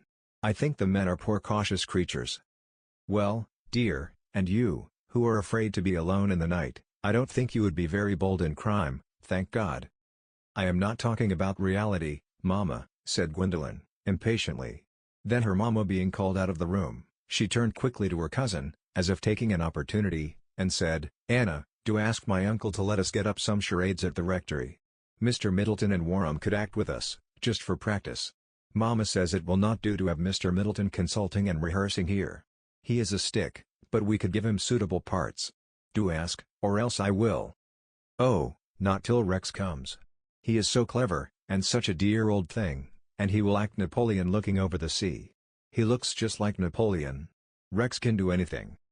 "I don't in the least believe in your Rex, Anna," said Gwendolyn, laughing at her. "He will turn out to be like those wretched blue and yellow watercolors of his which you hang up in your bedroom and worship." "Very well, you will see," said Anna. "It is not that I know it is clever, but he has got a scholarship already, and Papa says he will get a fellowship, and nobody is better at games. He is cleverer than Mr. Middleton, and everybody but you call Mr. Middleton clever. So he may be in a dark lantern sort of way. But he is a stick. If he had to say, 'Perdition catch my soul, but I do love her,' he would say it in just the same tone as, 'Here and at the second lesson.'"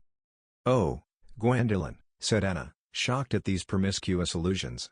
"And it is very unkind of you to speak so of him, for he admires you very much.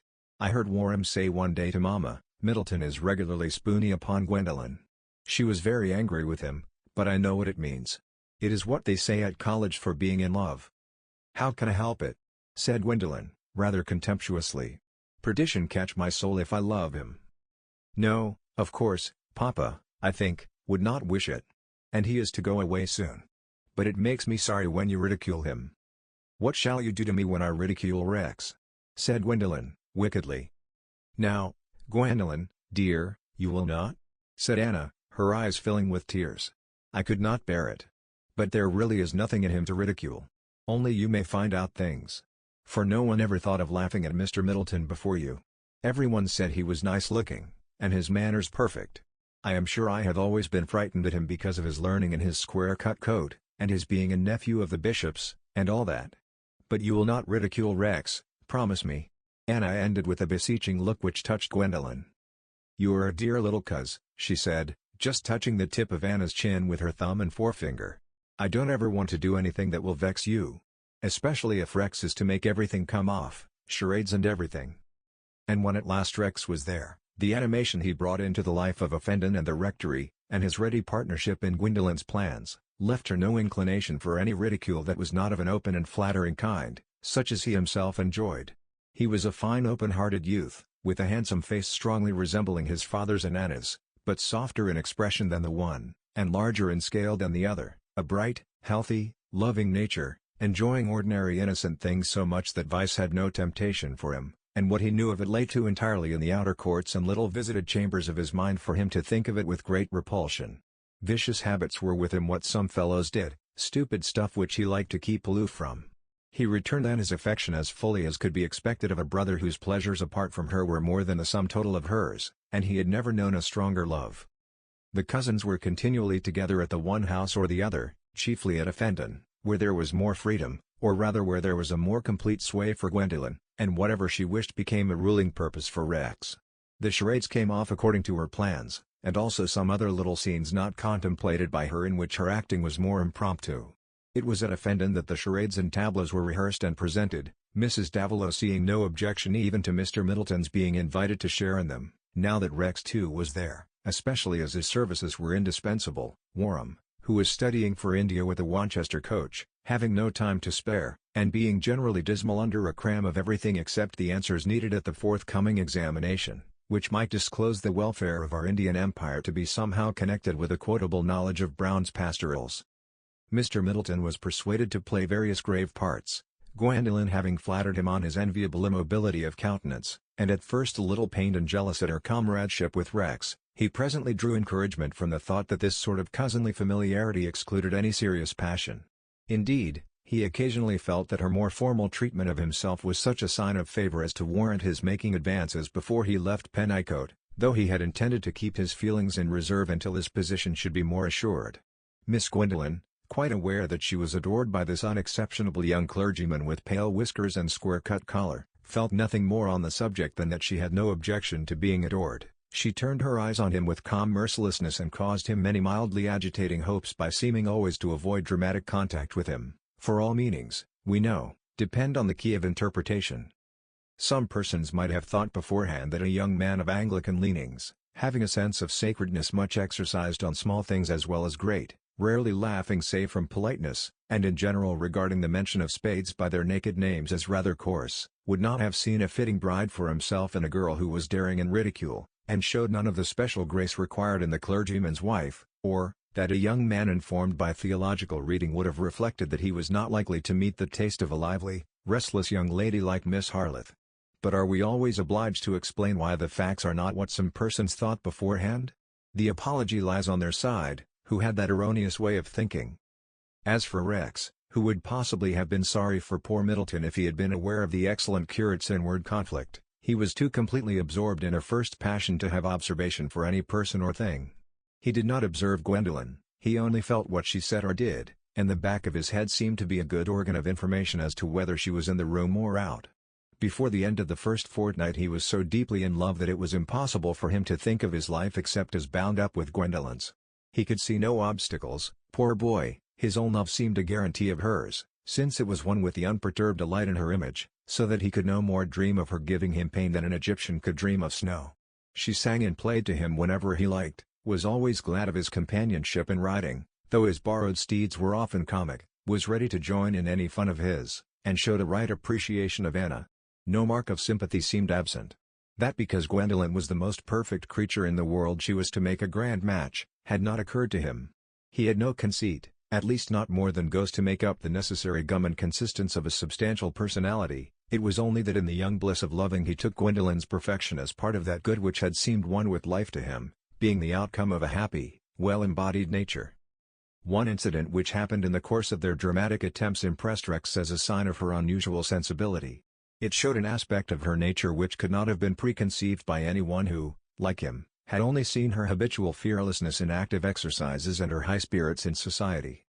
After a good deal of rehearsing it was resolved that a select party should be invited to Fenton to witness the performances which went with so much satisfaction to the actors. Anna had caused a pleasant surprise. Nothing could be neater than the way in which she played her little parts. One would even have suspected her of hiding much sly observation under her simplicity. And Mr. Middleton answered very well by not trying to be comic. The main source of doubt and retardation had been Gwendolen's desire to appear in her Greek dress. No word for a charade would occur to her either waking or dreaming that suited her purpose of getting a statuesque pose in this favorite costume. To choose a motive from Racine was of no use, since Rex and the others could not declaim French verse, and improvised speeches would turn the scene into burlesque. Besides, Mr. Gascoigne prohibited the acting of scenes from plays. He usually protested against the notion that an amusement which was fitting for everyone else was unfitting for a clergyman, but he would not in this matter overstep the line of decorum as drawn in that part of Wessex, which did not exclude his sanction of the young people's acting charades in his sister-in-law's house, a very different affair from private theatricals in the full sense of the word. Everybody of course was concerned to satisfy this wish of Gwendolen's, and Rex proposed that they should wind up with a tableau in which the effect of Her Majesty would not be marred by any one speech. This pleased her thoroughly, and the only question was the choice of the tableau. "Something pleasant, children, I beseech you," said Mrs. Davilow. "I can't have any Greek wickedness." "It is no worse than Christian wickedness, mamma," said Gwendolen, whose mention of Rachel's heroines had called forth that remark. "And less scandalous," said Rex. "Besides, one thinks of it as all gone by and done with. What do you say to Briseis being led away? I would be Achilles, and you would be looking round at me, after the print we have at the rectory." "That would be a good attitude for me," said Gwendolen, in a tone of acceptance. But afterwards she said with decision, "No. It will not do. There must be 3 men in proper costume, else it will be ridiculous." "I have it," said Rex, after a little reflection. "Hermione as the statue in Winter's Tale? I will be Leontes, and Miss Mary, Paulina, one on each side. Our dress won't signify," he went on laughingly, "it will be more Shakespearean and romantic if Leontes looks like Napoleon, and Paulina like a modern spinster." And Hermione was chosen, all agreeing that age was of no consequence, but Gwendolen urged that instead of the mere tableau there should be just enough acting of the scene to introduce the striking up of the music as a signal for her to step down and advance, when Leontes, instead of embracing her, was to kneel and kiss the hem of her garment, and so the curtain was to fall. The antechamber with folding doors lent itself admirably to the purpose of a stage, and the whole of the establishment, with the addition of Jarrett the village carpenter, was absorbed in the preparations for an entertainment, which, considering that it was an imitation of acting, was likely to be successful, since we know from ancient fable that an imitation may have more chance of success than the original. Gwendolen was not without a special exultation in the prospect of this occasion, for she knew that Herr Klesmer was again at Ketchum, and she had taken care to include him among the invited. Klesmer came. He was in one of his placid, silent moods, and sat in serene contemplation, replying to all appeals in benignant-sounding syllables more or less articulate, as taking up his cross meekly in a world overgrown with amateurs, or as careful how he moved his lion paws lest he should crush a rampant and vociferous mouse. Everything indeed went off smoothly and according to expectation, all that was improvised and accidental being of a probable sort, until the incident occurred which showed Gwendolen in an unforeseen phase of emotion. How it came about was at first a mystery. The tableau of Hermione was doubly striking from its dissimilarity with what had gone before. It was answering perfectly, and a murmur of applause had been gradually suppressed while Leontes gave his permission that Paulina should exercise her utmost art and make the statue move. Hermione, her arm resting on a pillar, was elevated by about 6 inches, which she counted on as a means of showing her pretty foot and instep, when at the given signal she should advance and descend. "Music, awake her, strike," said Paulina. Mrs. Davilow, who, by special entreaty, had consented to take the part in a white burnous and hood. Herr Klezmer, who had been good-natured enough to seat himself at the piano, struck a thunderous chord, but in the same instant, and before Hermione had put forth her foot, the movable panel, which was on a line with the piano, flew open on the right opposite the stage and disclosed the picture of the dead face and the fleeing figure, brought out in pale definiteness by the position of the wax lights. Everyone was startled, but all eyes in the act of turning toward the open panel were recalled by a piercing cry from Gwendolen, who stood without change of attitude, but with a change of expression that was terrifying in its terror. She looked like a statue into which a soul of fear had entered. Her pallid lips were parted, her eyes, usually narrowed under their long lashes, were dilated and fixed. Her mother, less surprised than alarmed, rushed toward her, and Rex, too, could not help going to her side. But the touch of her mother's arm had the effect of an electric charge. Gwendolen fell on her knees and put her hands before her face. She was still trembling, but mute, and it seemed that she had self-consciousness enough to aim at controlling her signs of terror, for she presently allowed herself to be raised from her kneeling posture and led away, while the company were relieving their minds by explanation. "A magnificent bit of plastic that," said Klezmer to Miss Arrowpoint. And a quick fire of undertone question and answer went round. "Was it part of the play?" "Oh, no, surely not. Miss Harleth was too much affected. A sensitive creature. Dear me. I was not aware that there was a painting behind that panel, were you?" "No, how should I? Some eccentricity in one of the Earl's family long ago, I suppose."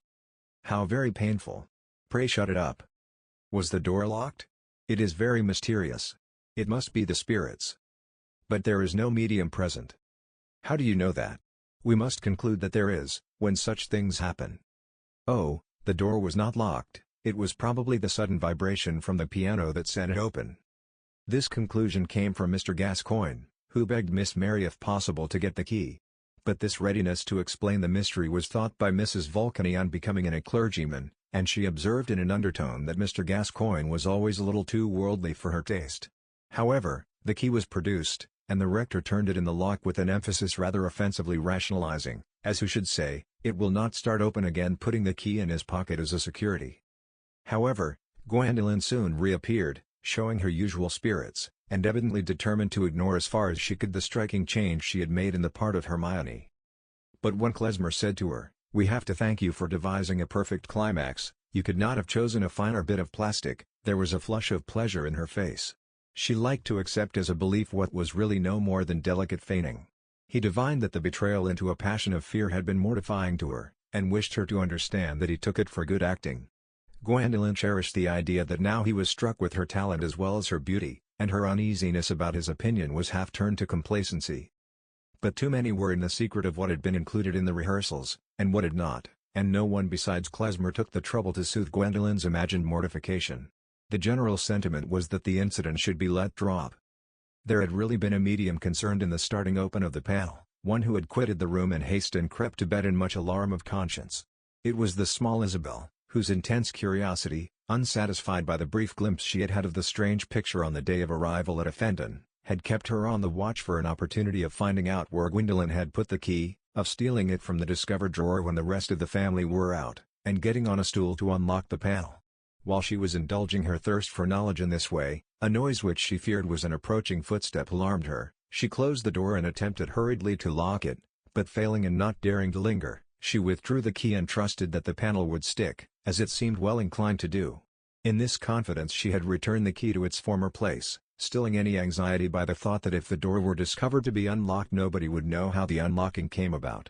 The inconvenient Isabel, like other offenders, did not foresee her own impulse to confession, a fatality which came upon her the morning after the party, when Gwendolen said at the breakfast table, "I know the door was locked before the housekeeper gave me the key, for I tried it myself afterward. Someone must have been to my drawer and taken the key."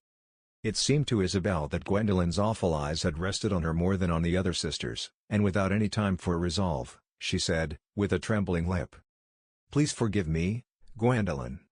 The forgiveness was sooner bestowed than it would have been if Gwendolen had not desired to dismiss from her own and everyone else's memory any case in which she had shown her susceptibility to terror. She wondered at herself in these occasional experiences, which seemed like a brief remembered madness, an unexplained exception from her normal life, and in this instance she felt a peculiar vexation that her helpless fear had shown itself, not, as usual, in solitude, but in well-lit company.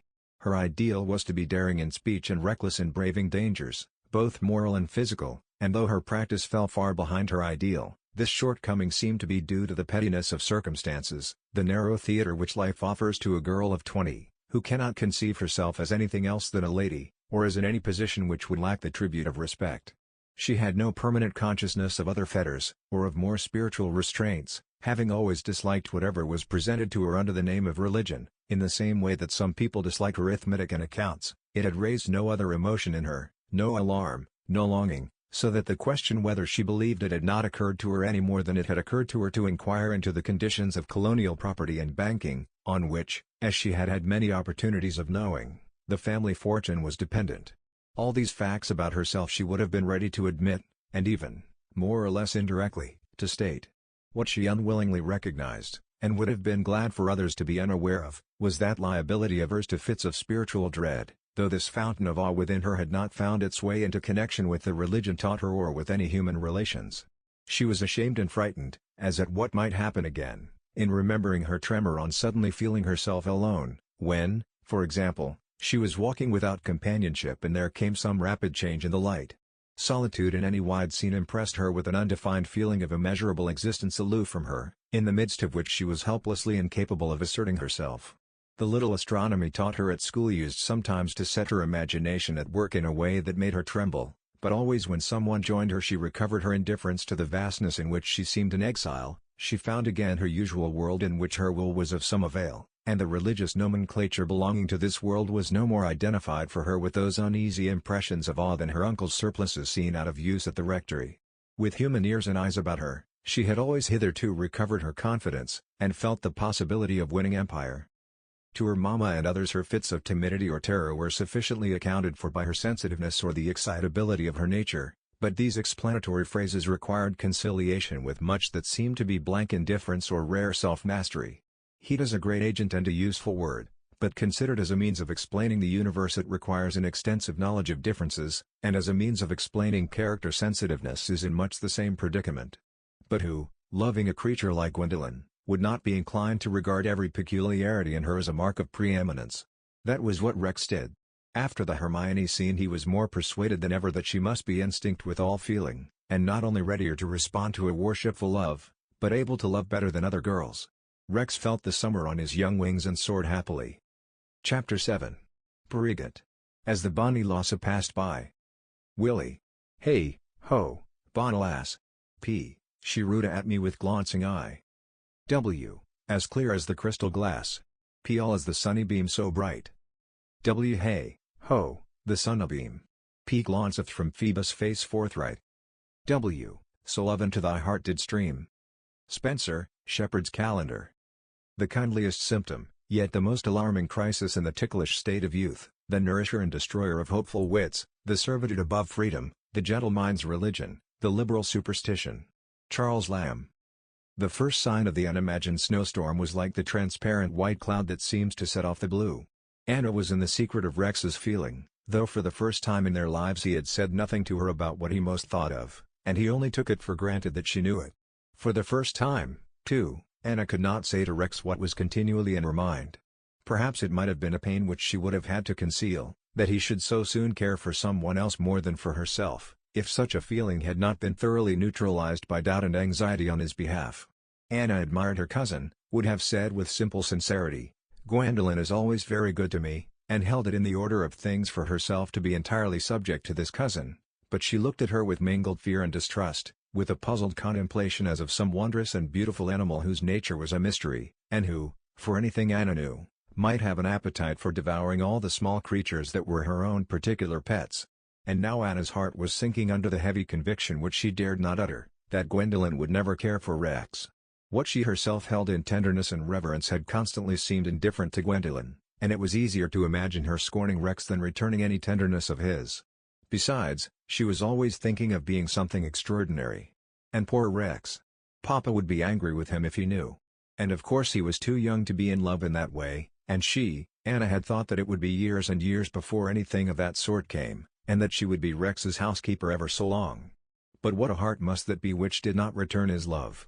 Anna, in the prospect of his suffering, was beginning to dislike her too fascinating cousin.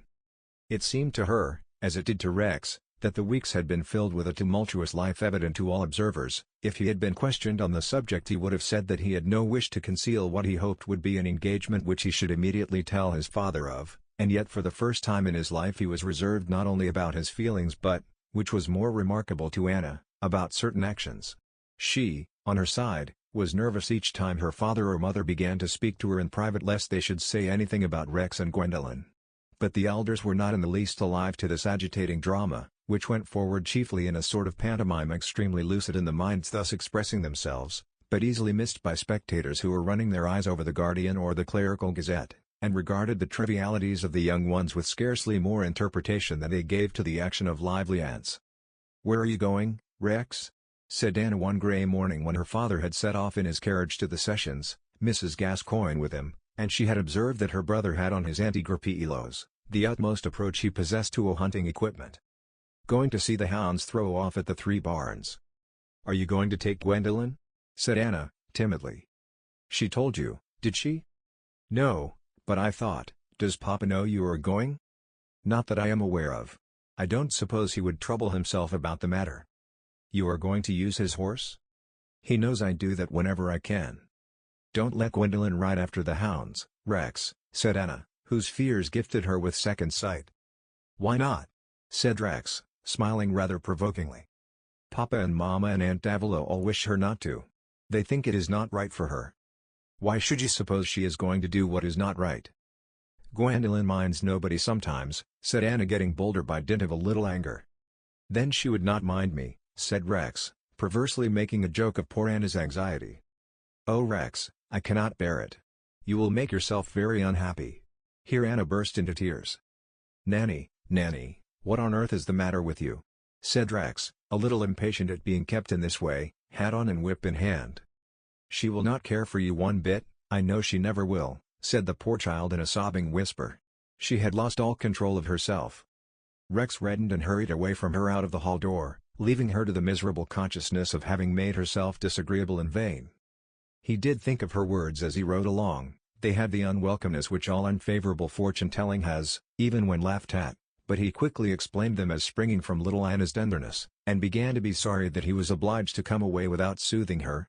Every other feeling on the subject, however, was quickly merged in a resistant belief to the contrary of hers, accompanied with a new determination to prove that he was right.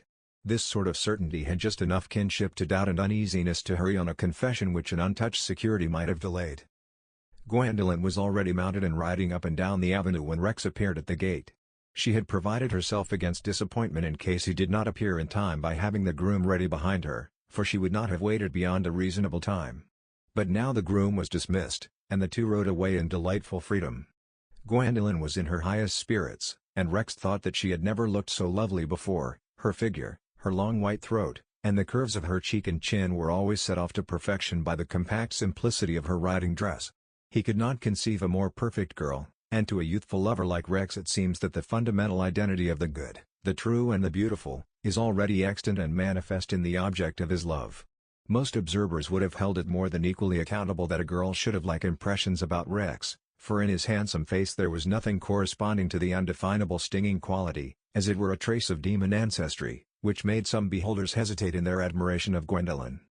It was an exquisite January morning in which there was no threat of rain, but a gray sky making the calmest background for the charms of a mild winter scene, the grassy borders of the lanes, the hedgerows sprinkled with red berries and haunted with low twitterings, the purple barrenness of the elms, the rich brown of the furrows.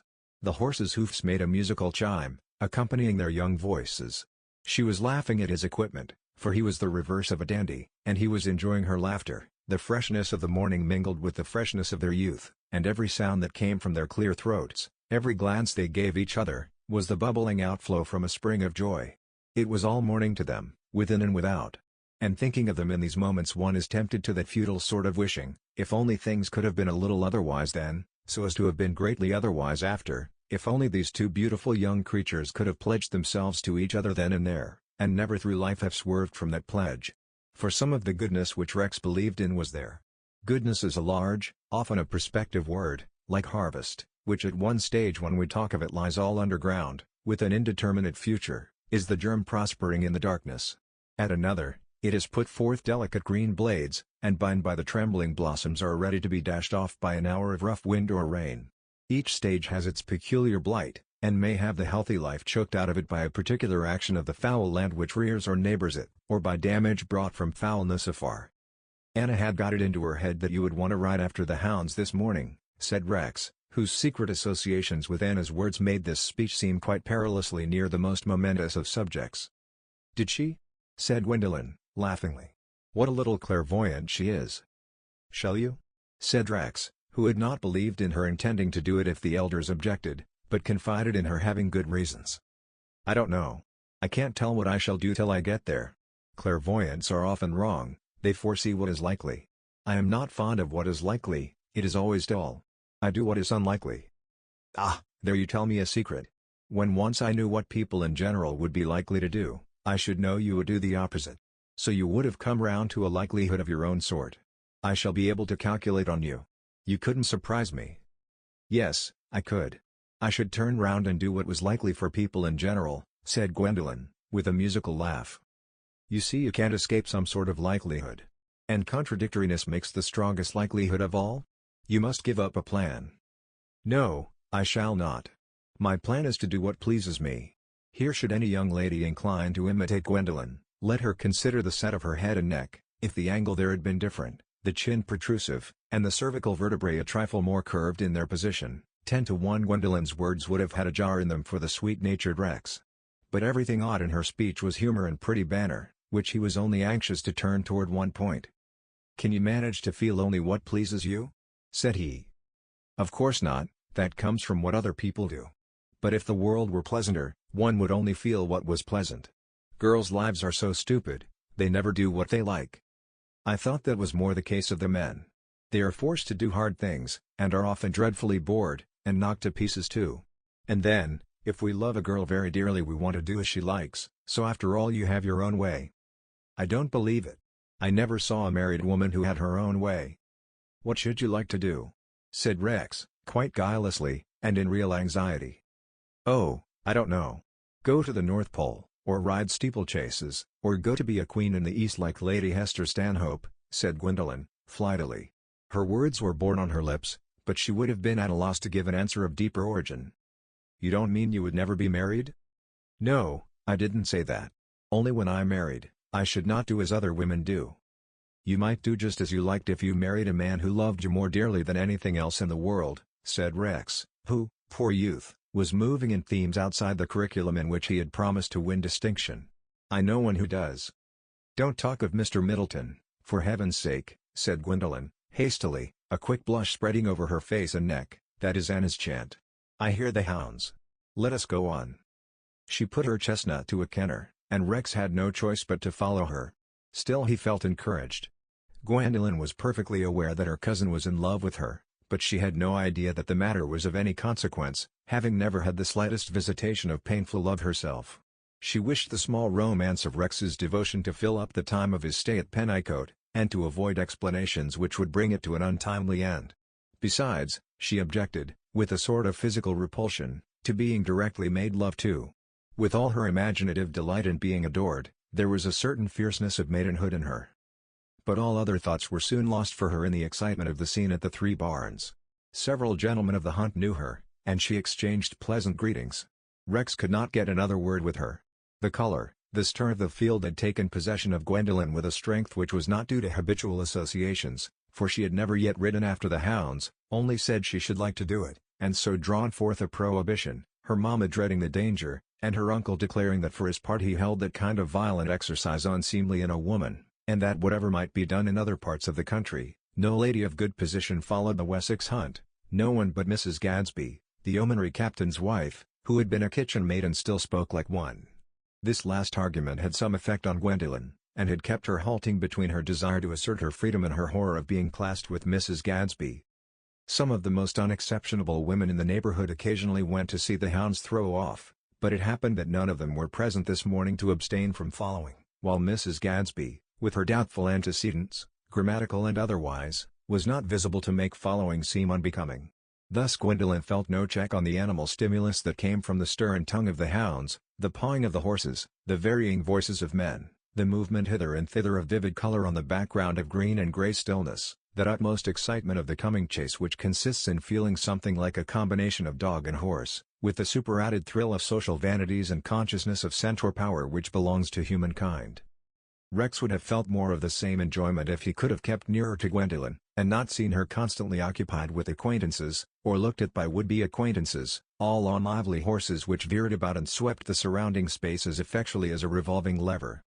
"Glad to see you here this fine morning, Miss Harleth," said Lord Brackenshaw, a middle-aged peer of aristocratic seediness in stain pink, with easy-going manners which would have made the threatened deluge seem of no consequence. "We shall have a first-rate run. A pity you didn't go with us. Have you ever tried your little chestnut at a ditch? You wouldn't be afraid, eh?" "Not the least in the world," said Gwendolyn. And that was true, she was never fearful in action and companionship. "I have often taken him at some rails and a ditch too, near."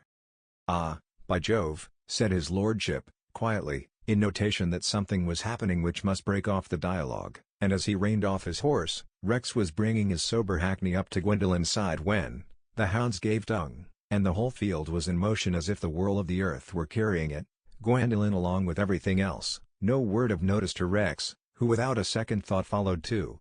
Could he let Gwendolyn go alone? Under other circumstances he would have enjoyed the run, but he was just now perturbed by the check which had been put on the impetus to utter his love, and get utterance in return, an impetus which could not at once resolve itself into a totally different sort of chase, at least with the consciousness of being on his father's grey nag, a good horse enough in his way, but of sober years and ecclesiastical habits. Gwendolyn on her spirited little chestnut was up with the best, and felt as secure as an immortal goddess, having, if she had thought of risk, a core of confidence that no ill luck would happen to her. But she thought of no such thing, and certainly not of any risk there might be for her cousin.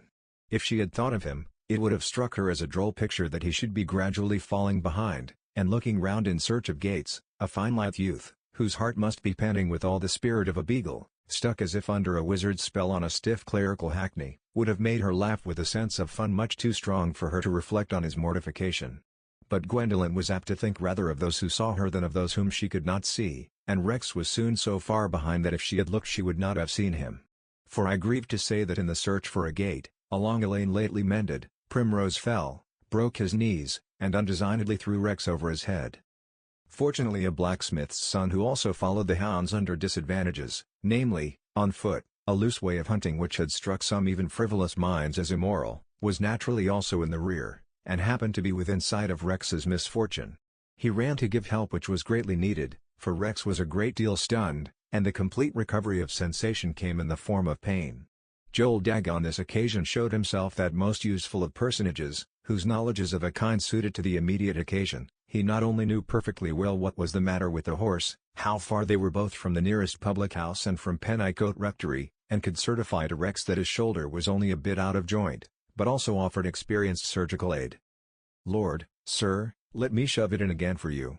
I seen Nash, the bonesetter, do it, and done it myself for our little Sally twice over.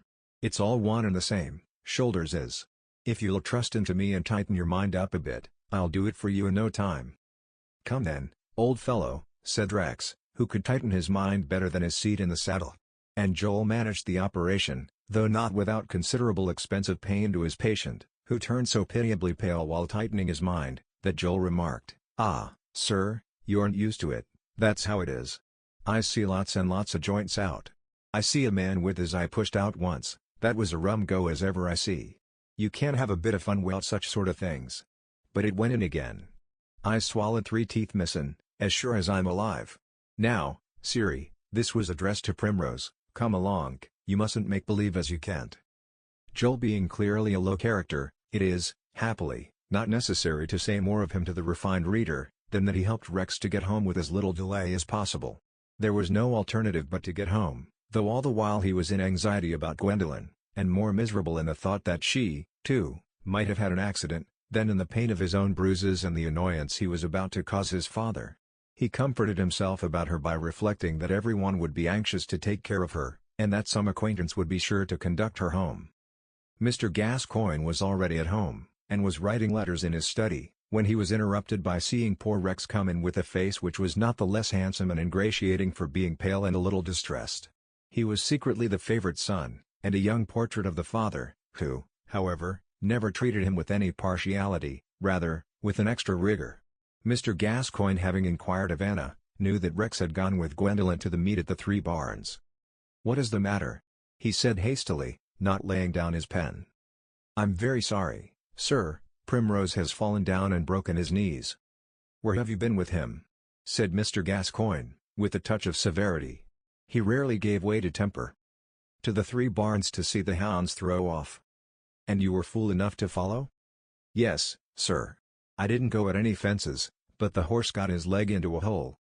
"And you got hurt yourself, I hope, eh?" "I got my shoulder put out, but a young blacksmith put it in again for me. I'm just a little battered, that's all." "Well, sit down."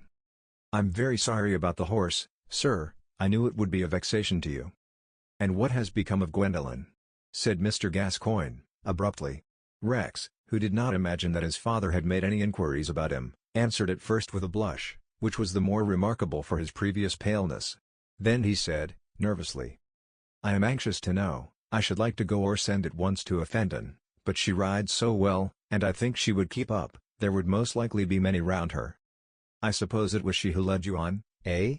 said Mr. Gascoigne, laying down his pen, leaning back in his chair, and looking at Rex with more marked examination. "It was natural for her to want to go, she didn't intend it beforehand, she was led away by the spirit of the thing. And, of course, I went when she went."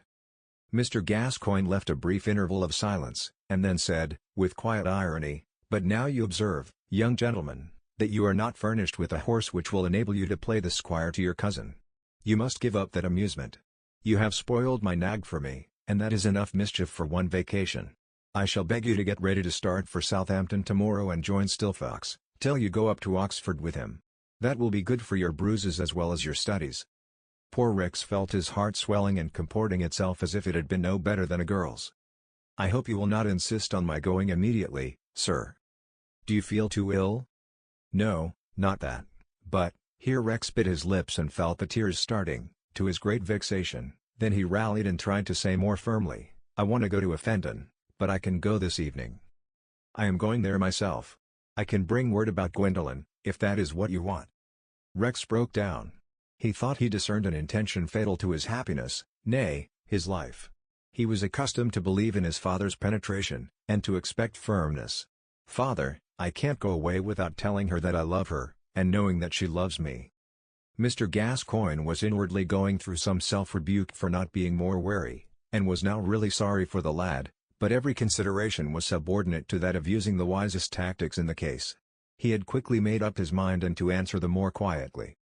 "My dear boy, you are too young to be taking momentous, decisive steps of that sort. This is a fancy which you have got into your head during an idle week or two, you must set to work at something and dismiss it. There is every reason against it. An engagement at your age would be totally rash and unjustifiable, and moreover, alliances between first cousins are undesirable. Make up your mind to a brief disappointment. Life is full of them. We have all got to be broken in, and this is a mild beginning for you." "No, not mild. I can't bear it. I shall be good for nothing. I shouldn't mind anything, if it were settled between us. I could do anything then," said Rex, impetuously. "But it's of no use to pretend that I will obey you. I can't do it. If I said I would, I should be sure to break my word. I should see Gwendolyn again." "Well, Wait till tomorrow morning, that we may talk of the matter again. You will promise me that," said Mr. Gascoigne, quietly, and Rex could not refuse.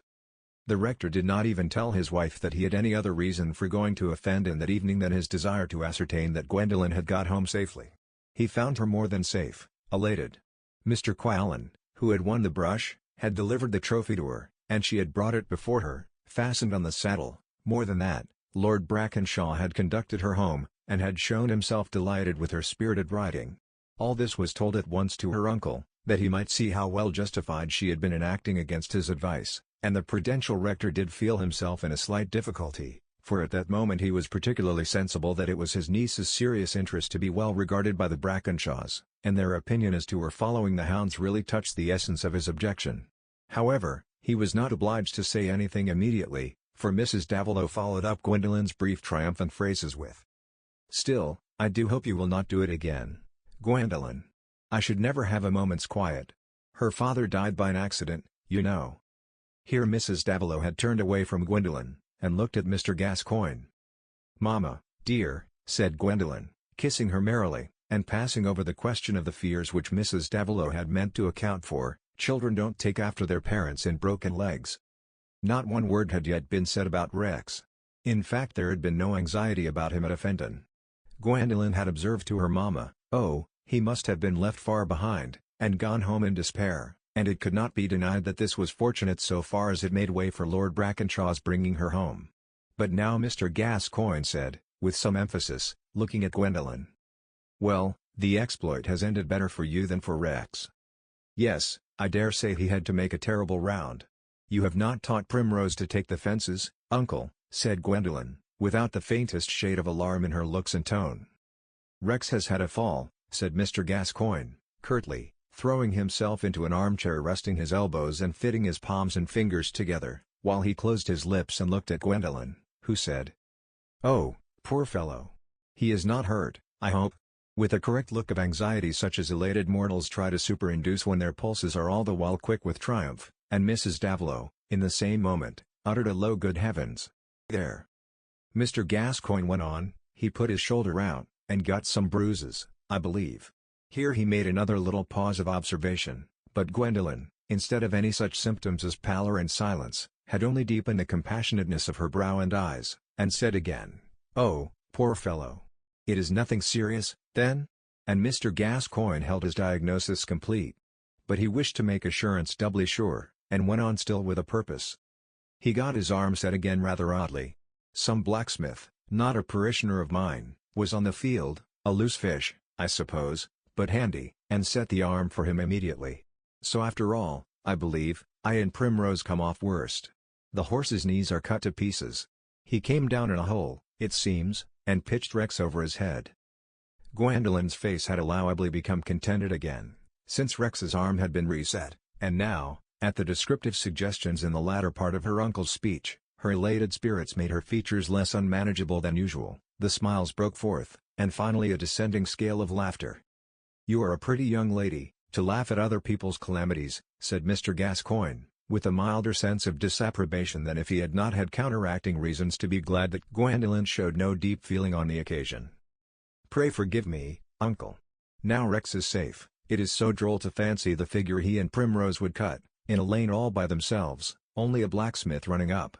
It would make a capital caricature of following the hounds." Gwendolen rather valued herself on her superior freedom in laughing where others might only see matter for seriousness. Indeed, the laughter became her person so well that her opinion of its gracefulness was often shared by others, and it even entered into her uncle's course of thought at this moment, that it was no wonder a boy should be fascinated by this young witch, who, however, was more mischievous than could be desired. "How can you laugh at broken bones, child?" said Mrs. Davilow, still under her dominant anxiety. "I wish we had never allowed you to have the horse. You will see that we were wrong," she added, looking with a grave nod at Mr. Gascoigne, "at least I was, to encourage her in asking for it." "Yes, seriously, Gwendolen," said Mr. Gascoigne, in a judicious tone of rational advice to a person understood to be altogether rational, "I strongly recommend you, I shall ask you to oblige me so far, not to repeat your adventure of today. Lord Brackenshaw is very kind, but I feel sure that he would concur with me in what I say. To be spoken of as the young lady who hunts by way of exception, would give a tone to the language about you which I am sure you would not like. Depend upon it, his lordship would not choose that Lady Beatrice or Lady Maria should hunt in this part of the country, if they were old enough to do so. When you are married, it will be different, you may do whatever your husband sanctions. But if you intend to hunt, you must marry a man who can keep horses.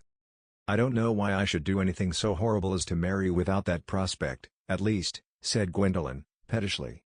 Her uncle's speech had given her annoyance, which she could not show more directly, but she felt that she was committing herself, and after moving carelessly to another part of the room, went out.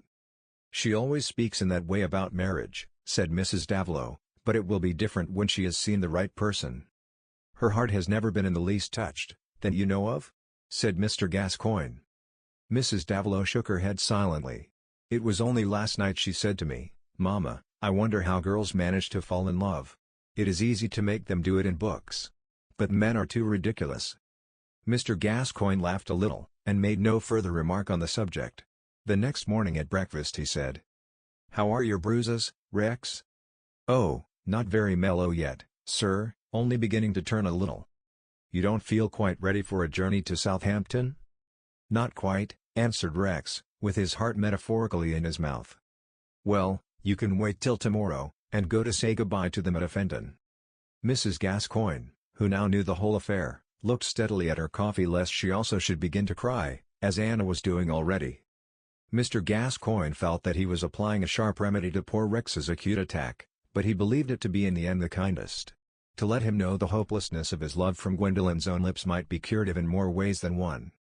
"I can only be thankful that she doesn't care about him," said Mrs. Gascoigne, when she joined her husband in his study.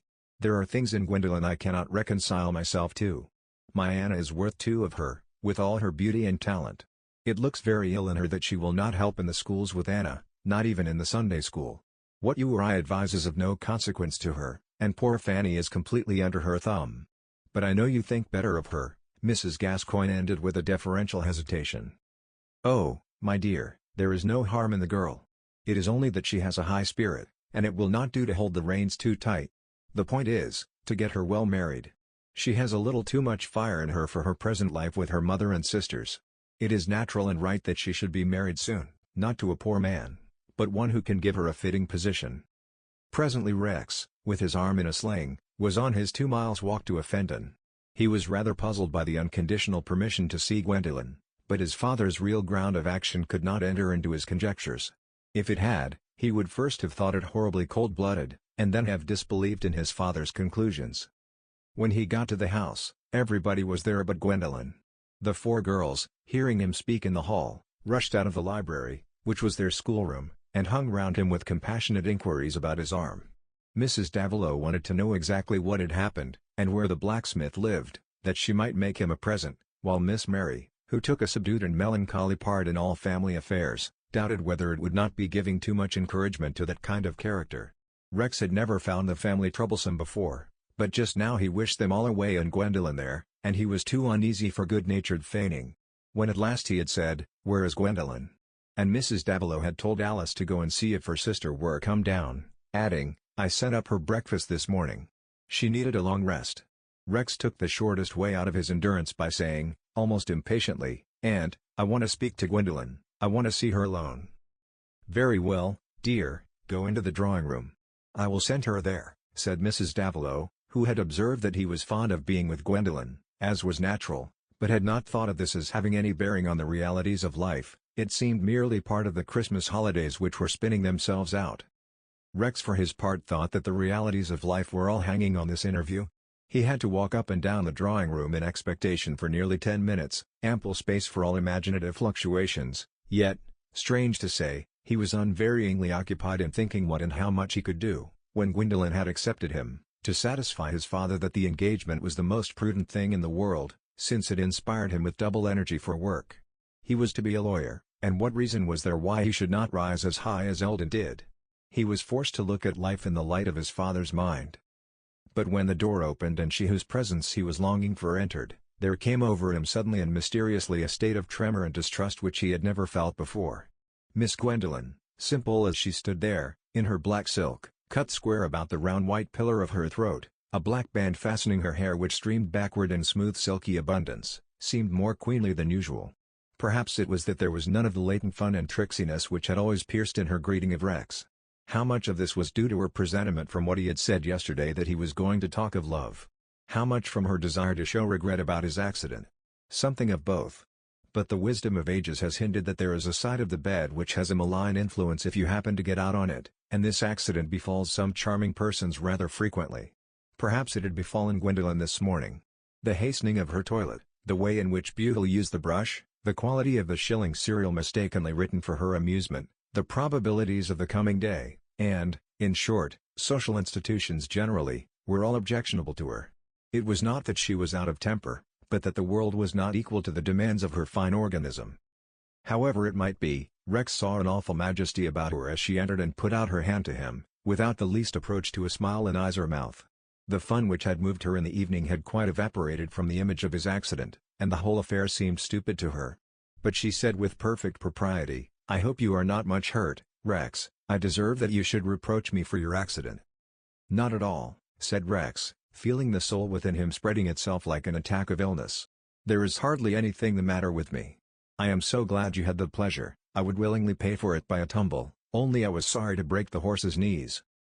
Gwendolen walked to the hearth and stood looking at the fire in the most inconvenient way for conversation, so that he could only get a side view of her face. "My father wants me to go to Southampton for the rest of the vacation," said Rex, his baritone trembling a little. "Southampton? That's a stupid place to go to, isn't it?" said Gwendolen, chilly. "It would be to me, because you would not be there." Silence. "Should you mind about me going away, Gwendolen?" "Of course. Everyone is of consequence in this dreary country," said Gwendolen, curtly. The perception that poor Rex wanted to be tender made her curl up and harden like a sea anemone at the touch of a finger. "Are you angry with me, Gwendolen? Why do you treat me in this way all at once?" said Rex, flushing, and with more spirit in his voice, as if he too were capable of being angry. Gwendolen looked round at him and smiled. "Treat you? Nonsense. I am only rather cross. Why did you come so very early? You must expect to find tempers in dishabille." "Be as cross with me as you like, only don't treat me with indifference," said Rex, imploringly. "All the happiness of my life depends on your loving me, if only a little, better than anyone else." He tried to take her hand, but she hastily eluded his grasp and moved to the other end of the hearth, facing him. "Pray don't make love to me. I hate it." She looked at him fiercely. Rex turned pale and was silent, but could not take his eyes off her, and the impetus was not yet exhausted that made hers dart death at him. Gwendolen herself could not have foreseen that she should feel in this way. It was all a sudden, new experience to her.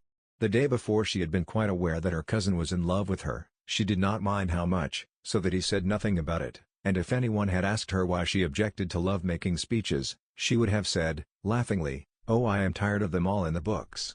But now the life of passion had begun negatively in her. She felt passionately averse to this volunteered love. To Rex at 20 the joy of life seemed at an end more absolutely than it can do to a man at 40. But before they had ceased to look at each other, he did speak again. "Is that last word you have to say to me, Gwendolen? Will it always be so?" She could not help seeing his wretchedness and feeling a little regret for the old Rex who had not offended her. Decisively, but yet with some return of kindness, she said. "About making love? Yes. But I don't dislike you for anything else." There was just a perceptible pause before he said a low goodbye, and passed out of the room. Almost immediately after, she heard the heavy hall door bang behind him.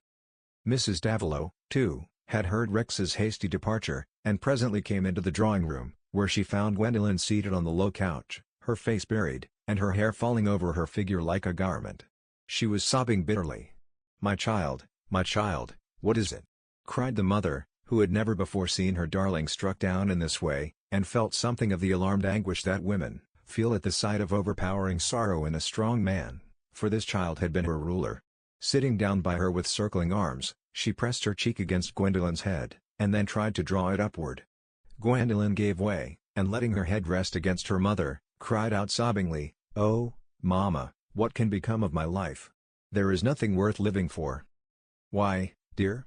said Mrs. Davilow. Usually she herself had been rebuked by her daughter for involuntary signs of despair. "I shall never love anybody. I can't love people. I hate them." The time will come, dear, the time will come. Gwendolyn was more and more convulsed with sobbing, but putting her arms round her mother's neck with an almost painful clinging, she said brokenly, "I can't bear anyone to be very near me but you." Then the mother began to sob, for this spoiled child had never shown such dependence on her before, and so they clung to each other. Chapter 8. What name doth joy most borrow? When life is fair. Tomorrow. What name doth best fit sorrow? In young despair? Tomorrow. There was a much more lasting trouble at the rectory. Rex arrived there only to throw himself on his bed in a state of apparent apathy, unbroken till the next day, when it began to be interrupted by more positive signs of illness. Nothing could be said about his going to Southampton. Instead of that, the chief thought of his mother and Anna was how to tend this patient who did not want to be well, and from being the brightest, most grateful spirit in the household, was metamorphosed into an irresponsive, dull-eyed creature who met all affectionate attempts with a murmur of "let me alone." His father looked beyond the crisis, and believed it to be the shortest way out of an unlucky affair, but he was sorry for the inevitable suffering, and went now and then to sit by him in silence for a few minutes, parting with a gentle pressure of his hand on Rex's blank brow, and a "God bless you, my boy." Warren and the younger children used to peep round the edge of the door to see this incredible thing of their lively brother being laid low, but fingers were immediately shaken at them to drive them back. The guardian who was always there was Anna, and her little hand was allowed to rest within her brother's, though he never gave it a welcoming pressure. Her soul was divided between anguish for Rex and reproach of Gwendolyn. "Perhaps it is wicked of me, but I think I never can love her again," came as the recurrent burden of poor little Anna's inward monody. And even Mrs. Gascoigne had an angry feeling toward her niece which she could not refrain from expressing, apologetically, to her husband. "I know of course it is better, and we ought to be thankful that she is not in love with the poor boy, but really, Henry, I think she is hard. She has the heart of a coquette. I cannot help thinking that she must have made him believe something, or the disappointment would not have taken hold of him in that way. And some blame attaches to poor Fanny, she is quite blind about that girl." Mr. Gascoigne answered imperatively, "The less said on that point the better, Nancy. I ought to have been more awake myself. As to the boy, be thankful if nothing worse ever happens to him. Let the thing die out as quickly as possible, and especially with regard to Gwendolyn, let it be as if it had never been." The rector's dominant feeling was that there had been a great escape. Gwendolyn in love with Rex in return would have made a much harder problem, the solution of which might have been taken out of his hands. But he had to go through some further difficulty. One fine morning Rex asked for his bath, and made his toilet as usual. Anna, full of excitement at this change, could do nothing but listen for his coming down, and at last hearing his step, ran to the foot of the stairs to meet him. For the first time he gave her a faint smile, but it looked so melancholy on his pale face that she could hardly help crying. "Nanny," he said gently, taking her hand and leading her slowly along with him to the drawing-room. His mother was there, and when she came to kiss him, he said, "What a plague I am." Then he sat still and looked out of the bow window on the lawn and shrubs covered with hoarfrost, across which the sun was sending faint occasional gleams, something like that sad smile on Rex's face, Anna thought. He felt as if he had had a resurrection into a new world, and did not know what to do with himself there, the old interests being left behind. Anna sat near him, pretending to work, but really watching him with yearning looks. Beyond the garden hedge there was a road where wagons and carts sometimes went on field work. A railed opening was made in the hedge, because the upland with its bordering wood and clump of ash trees against the sky was a pretty sight. Presently there came along a wagon laden with timber, the horses were straining their grand muscles, and the driver having cracked his whip, ran along anxiously to guide the leader's head, fearing a swerve. Rex seemed to be shaken into attention, rose and looked till the last quivering trunk of the timber had disappeared, and then walked once or twice along the room. Mrs. Gascoigne was no longer there, and when he came to sit down again, Anna, seeing a return of speech in her brother's eyes, could not resist the impulse to bring a little stool and seat herself against his knee, looking up at him with an expression which seemed to say, "Do speak to me." And he spoke. "I'll tell you what I'm thinking of, Nanny. I will go to Canada, or somewhere of that sort." Rex had not studied the character of our colonial possessions. "Oh, Rex, not for always." "Yes, to get my bread there. I should like to build a hut, and work hard at clearing, and have everything wild about me, and a great wide quiet." "And not take me with you?" said Anna, the big tears coming fast. "How could I? I should like it better than anything, and settlers go with their families. I would sooner go there than stay here in England. I could make the fires, and mend the clothes, and cook the food, and I could learn how to make the bread before we went. It would be nicer than anything, like playing at life over again, as we used to do when we made our tent with the drugget, and had our little plates and dishes. Father and Mother would not let you go. Yes, I think they would, when I explained everything. It would save money, and Papa would have more to bring up the boys with. There was further talk of the same practical kind at intervals, and it ended in Rex's being obliged to consent that Anna should go with him when he spoke to his father on the subject. Of course it was when the rector was alone in his study. Their mother would become reconciled to whatever he decided on, but mentioned to her first, the question would have distressed her. "Well, my children," said Mr. Gascoigne, cheerfully, as they entered. It was a comfort to see Rex about again. "May we sit down with you a little, Papa?" said Anna. "Rex has something to say." "With all my heart." It was a noticeable group that these three creatures made, each of them with a face of the same structural type, the straight brow, the nose suddenly straightened from an intention of being aquiline, the short upper lip, the short but strong and well-hung chin. There was even the same tone of complexion and set of the eye.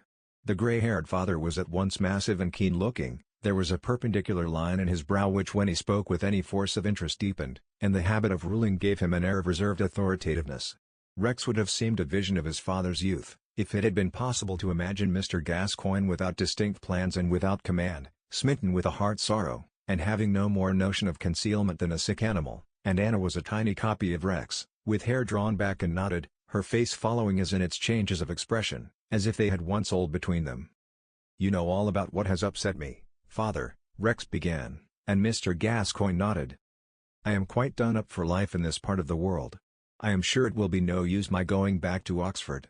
I couldn't do any reading. I should fail, and cause you expense for nothing. I want to have your consent to take another course, sir." Mr. Gascoigne nodded more slowly, the perpendicular line on his brow deepened, and Anna's trembling increased. "If you would allow me a small outfit, I should like to go to the colonies and work on the land there." Rex thought the vagueness of the phrase prudential, the colonies necessarily embracing more advantages, and being less capable of being rebutted on a single ground than any particular settlement. "Oh, and with me, Papa," said Anna, not bearing to be left out from the proposal even temporarily. "Rex would want someone to take care of him, you know, someone to keep house. And we shall never, either of us, be married. And I should cost nothing, and I should be so happy. I know it would be hard to leave you and Mama, but there are all the others to bring up, and we two should be no trouble to you any more." Anna had risen from her seat, and used the feminine argument of going closer to her papa as she spoke. He did not smile, but he drew her on his knee and held her there, as if to put her gently out of the question while he spoke to Rex. "You will admit that my experience gives me some power of judging for you, and that I can probably guide you in practical matters better than you can guide yourself?" Rex was obliged to say, "Yes, sir." "And perhaps you will admit, though I don't wish to press that point, that you are bound in duty to consider my judgment and wishes?" "I have never yet placed myself in opposition to you, sir." Rex in his secret soul could not feel that he was bound not to go to the colonies, but to go to Oxford again, which was the point in question. "But you will do so if you persist in setting your mind toward a rash and foolish procedure, and deafening yourself to considerations which my experience of life assures me of. You think, I suppose, that you have had a shock which has changed all your inclinations, stupefied your brains, unfitted you for anything but manual labor, and given you a dislike to society? Is that what you believe?" "Something like that. I shall never be up to the sort of work I must do to live in this part of the world. I have not the spirit for it. I shall never be the same again. And without any disrespect to you, Father, I think a young fellow should be allowed to choose his way of life, if he does nobody any harm. There are plenty to stay at home, and those who like might be allowed to go where there are empty places. But suppose I am convinced on good evidence, as I am, that this state of mind of yours is transient, and that if you went off as you propose, you would by and by repent, and feel that you had let yourself slip back from the point you have been gaining by your education till now? Have you not strength of mind enough to see that you would better act on my assurance for a time, and test it? In my opinion, so far from agreeing with you that you should be free to turn yourself into a colonist and work in your shirt-sleeves with spade and hatchet, in my opinion you have no right whatever to expatriate yourself until you have honestly endeavored to turn to account the education you have received here. I say nothing of the grief to your mother and me. I'm very sorry, but what can I do? I can't study, that's certain," said Rex. "Not just now, perhaps. You will have to miss a term. I have made arrangements for you, how you are to spend the next 2 months. But I confess I am disappointed in you, Rex. I thought you had more sense than to take up such ideas, to suppose that because you have fallen into a very common trouble, such as most men have to go through, you are loosened from all bonds of duty, just as if your brain had softened and you were no longer a responsible being. What could Rex say? Inwardly he was in a state of rebellion, but he had no arguments to meet his father's, and while he was feeling, in spite of anything that might be said, that he should like to go off to the colonies tomorrow, it lay in a deep fold of his consciousness that he ought to feel, if he had been a better fellow he would have felt, more about his old ties. This is the sort of faith we live by in our soul sicknesses. Rex got up from his seat, as if he held the conference to be at an end. "You assent to my arrangement, then?" said Mr. Gascoigne, with that distinct resolution of tone which seems to hold one in a vice. There was a little pause before Rex answered, "I'll try what I can do, sir. I can't promise." His thought was, that trying would be of no use.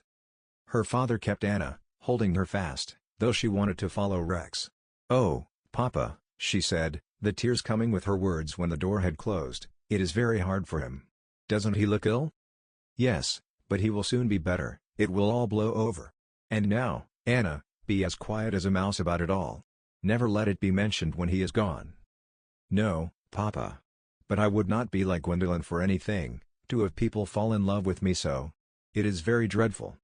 Anna dared not say that she was disappointed at not being allowed to go to the colonies with Rex, but that was her secret feeling, and she often afterward went inwardly over the whole affair, saying to herself, "I should have done with going out, and gloves, and crinoline, and having to talk when I am taken to dinner, and all that. I like to mark the time, and connect the course of individual lives with the historic stream, for all classes of thinkers." This was the period when the broadening of gauge and crinoline seemed to demand an agitation for the general enlargement of churches, ballrooms, and vehicles. But Anna Gascoigne's figure would only allow the size of skirt manufactured for young ladies of 14. Chapter 9. "I'll tell thee, Baird old, what men's hopes are like. A silly child that, quivering with joy, would cast its little mimic fishing line baited with lodestone for a bowl of toys in the salt ocean." 8 months after the arrival of the family at Offendon, that is to say in the end of the following June, a rumor was spread in the neighborhood which to many persons was matter of exciting interest. It had no reference to the results of the American War, but it was one which touched all classes within a certain circuit round Winchester. The corn factors, the brewers, the horse dealers, and saddlers, all held it a laudable thing, and one which was to be rejoiced in on abstract grounds, as showing the value of an aristocracy in a free country like England. The blacksmith in the hamlet of Diplow felt that a good time had come round. The wives of laboring men hoped their nimble boys of 10 or 12 would be taken into employ by the gentlemen in livery, and the farmers about Diplow admitted, with the tincture of bitterness and reserve, that a man might now again perhaps have an easier market or exchange for a rake of old hay or a wagon-load of straw. If such were the hopes of low persons not in society, it may be easily inferred that their betters had better reasons for satisfaction, probably connected with the pleasures of life rather than its business. Marriage, however, must be considered as coming under both heads, and just as when a visit of majesty is announced, the dream of knighthood or a baronetcy is to be found under various municipal nightcaps, so the news in question raised a floating indeterminate vision of marriage in several well-bred imaginations. The news was that Diplow Hall, Sir Hugo Mallinger's place, which had for a couple of years turned its white window shutters in a painfully wide manner on its fine elms and beeches, its lily pool and grassy acres specked with deer, was being prepared for a tenant, and was for the rest of the summer and through the hunting season to be inhabited in a fitting style both as to house and stable. But not by Sir Hugo himself, by his nephew, Mr. Mallinger Grandcoeur, who was presumptive heir to the baronetcy, his uncle's marriage having produced nothing but girls. Nor was this the only contingency with which fortune flattered young Grandcoeur, as he was pleasantly called, for while the chance of the baronetcy came through his father, his mother had given a baronial streak to his blood, so that if certain intervening persons slightly painted in the middle distance died, he would become a baron and peer of this realm. It is the uneven allotment of nature that the male bird alone has the tuft, but we have not yet followed the advice of hasty philosophers who would have us copy nature entirely in these matters, and if Mr. Mallinger Grandcoeur became a baronet or a peer, his wife would share the title, which in addition to his actual fortune was certainly a reason why that wife, being at present unchosen, should be thought of by more than one person with a sympathetic interest as a woman sure to be well provided for. Some readers of this history will doubtless regard it as incredible that people should construct matrimonial prospects on the mere report that a bachelor of good fortune and possibilities was coming within reach, and will reject the statement as a mere outflow of gall. They will aver that neither they nor their first cousins have minds so unbridled, and that in fact this is not human nature, which would know that such speculations might turn out to be fallacious, and would therefore not entertain them. But, let it be observed, nothing is here narrated of human nature generally. The history in its present stage concerns only a few people in a corner of Wessex, whose reputation, however, was unimpeached, and who, I am in the proud position of being able to state, were all on visiting terms with persons of rank. There were the Arrowpoints, for example. In their beautiful place at Ketchum, no one could attribute sordid views in relation to their daughter's marriage to parents who could leave her at least £500,000, but having affectionate anxieties about their Catherine's position, she having resolutely refused Lord Slogan, an unexceptionable Irish peer, whose estate wanted nothing but drainage and population, they wondered, perhaps from something more than a charitable impulse, whether Mr. Grandcourt was good-looking, of sound constitution, virtuous, or at least reformed, and if liberal conservative, not too liberal conservative, and without wishing anybody to die, thought his succession to the title an event to be desired. If the Arrowpoints had such ruminations, it is the less surprising that they were stimulated in Mr. Gascoigne, who for being a clergyman was not the less subject to the anxieties of a parent and guardian, and we have seen how both he and Mrs. Gascoigne might by this time have come to feel that he was overcharged with the management of young creatures who were hardly to be held in with bit or bridle, or any sort of metaphor that would stand for judicious advice. Naturally, people did not tell each other all they felt and thought about young Grandcourt's advent. On no subject is this openness found prudently practicable, not even on the generation of acids, or the destination of the fixed stars, for either your contemporary with a mind turned toward the same subjects may find your ideas ingenious and forestall you in applying them, or he may have other views on acids and fixed stars, and think ill of you in consequence.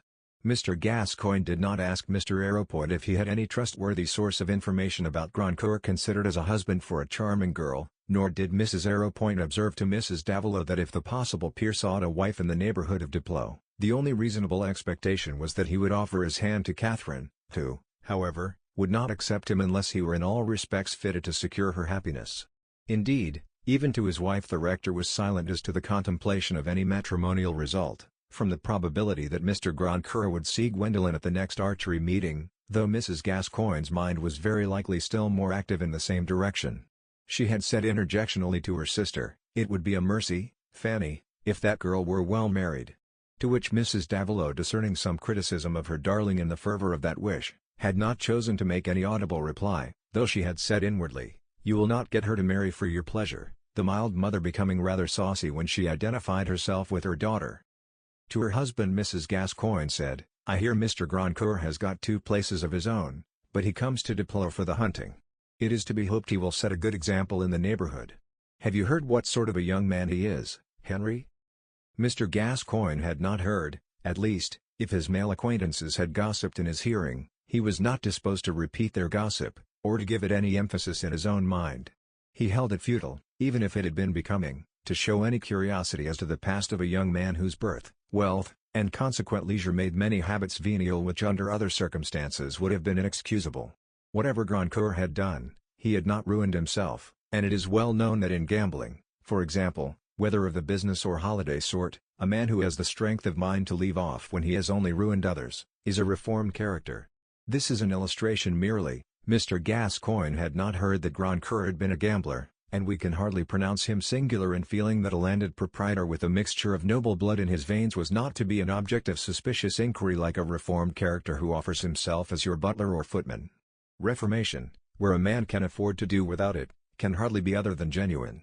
Moreover, it was not certain on any other showing hitherto, that Mr. Grandcourt had needed reformation more than other young men in the ripe youth of 35, and, at any rate, the significance of what he had been must be determined by what he actually was. Mrs. Davilow, too, although she would not respond to her sister's pregnant remark, could not be inwardly indifferent to an advent that might promise a brilliant lot for Gwendolen. A little speculation on what may becomes naturally, without encouragement, comes inevitably in the form of images, when unknown persons are mentioned, and Mr. Grandcourt's name raised in Mrs. Davilow's mind first of all the picture of a handsome, accomplished, excellent young man whom she would be satisfied with as a husband for her daughter, but then came the further speculation, would Gwendolen be satisfied with him? There was no knowing what would meet that girl's taste or touch her affections. It might be something else than excellence, and thus the image of the perfect suitor gave way before a fluctuating combination of qualities that might be imagined to win Gwendolyn's heart. In the difficulty of arriving at the particular combination which would ensure that result, the mother even said to herself, it would not signify about her being in love, if she would only accept the right person. For whatever marriage had been for herself, how could she the less desired for her daughter? The difference her own misfortunes made was, that she never dared to dwell much to Gwendolyn on the desirableness of marriage, dreading an answer something like that of the future Madame Roland, when her gentle mother urging the acceptance of a suitor, said, "Tu seras ma chère. Oui, maman, comme toi." In relation to the problematic Mr. Grandcoeur, least of all would Mrs. Davilow have willingly let fall a hint of the aerial castle building which she had the good taste to be ashamed of, for such a hint was likely enough to give an adverse poise to Gwendolyn's own thought, and make her detest the desirable husband beforehand. Since that scene after poor Rex's farewell visit, the mother had felt a new sense of peril in touching the mystery of her child's feeling, and in rashly determining what was her welfare, only she could think of welfare in no other shape than marriage. The discussion of the dress that Gwendolyn was to wear at the archery meeting was a relevant topic, however, and when it had been decided that as a touch of color on her white cashmere, nothing, for her complexion, was comparable to pale green, a feather which she was trying in her hat before the looking-glass having settled the question, Mrs. Davilow felt her ears tingle when Gwendolyn, suddenly throwing herself into the attitude of drawing her bow, said with a look of comic enjoyment, "How I pity all the other girls at the archery meeting, all thinking of Mr. Grandcoeur. And they have not a shadow of a chance." Mrs. Davilow had not the presence of mind to answer immediately, and Gwendolyn turned round quickly toward her, saying, wickedly, "Now you know they have not, Mamma. You and my uncle and aunt, you all intend him to fall in love with me." Mrs. Davilow, piqued into a little stratagem, said, "Oh, my dear, that is not so certain. Miss Arrowpoint has charms which you have not." "I know, but they demand thought. My arrow will pierce him before he has time for thought. He will declare himself my slave, I shall send him round the world to bring me back the wedding ring of a happy woman. In the meantime all the men who were between him and the title will die of different diseases, he will come back Lord Grandcoeur, but without the ring, and fall at my feet. I shall laugh at him, he will rise in resentment, I shall laugh more, he will call for his steed and ride to catch him, where he will find Miss Arrowpoint just married to a needy musician, Mrs. Arrowpoint tearing her cap off, and Mr. Arrowpoint standing by.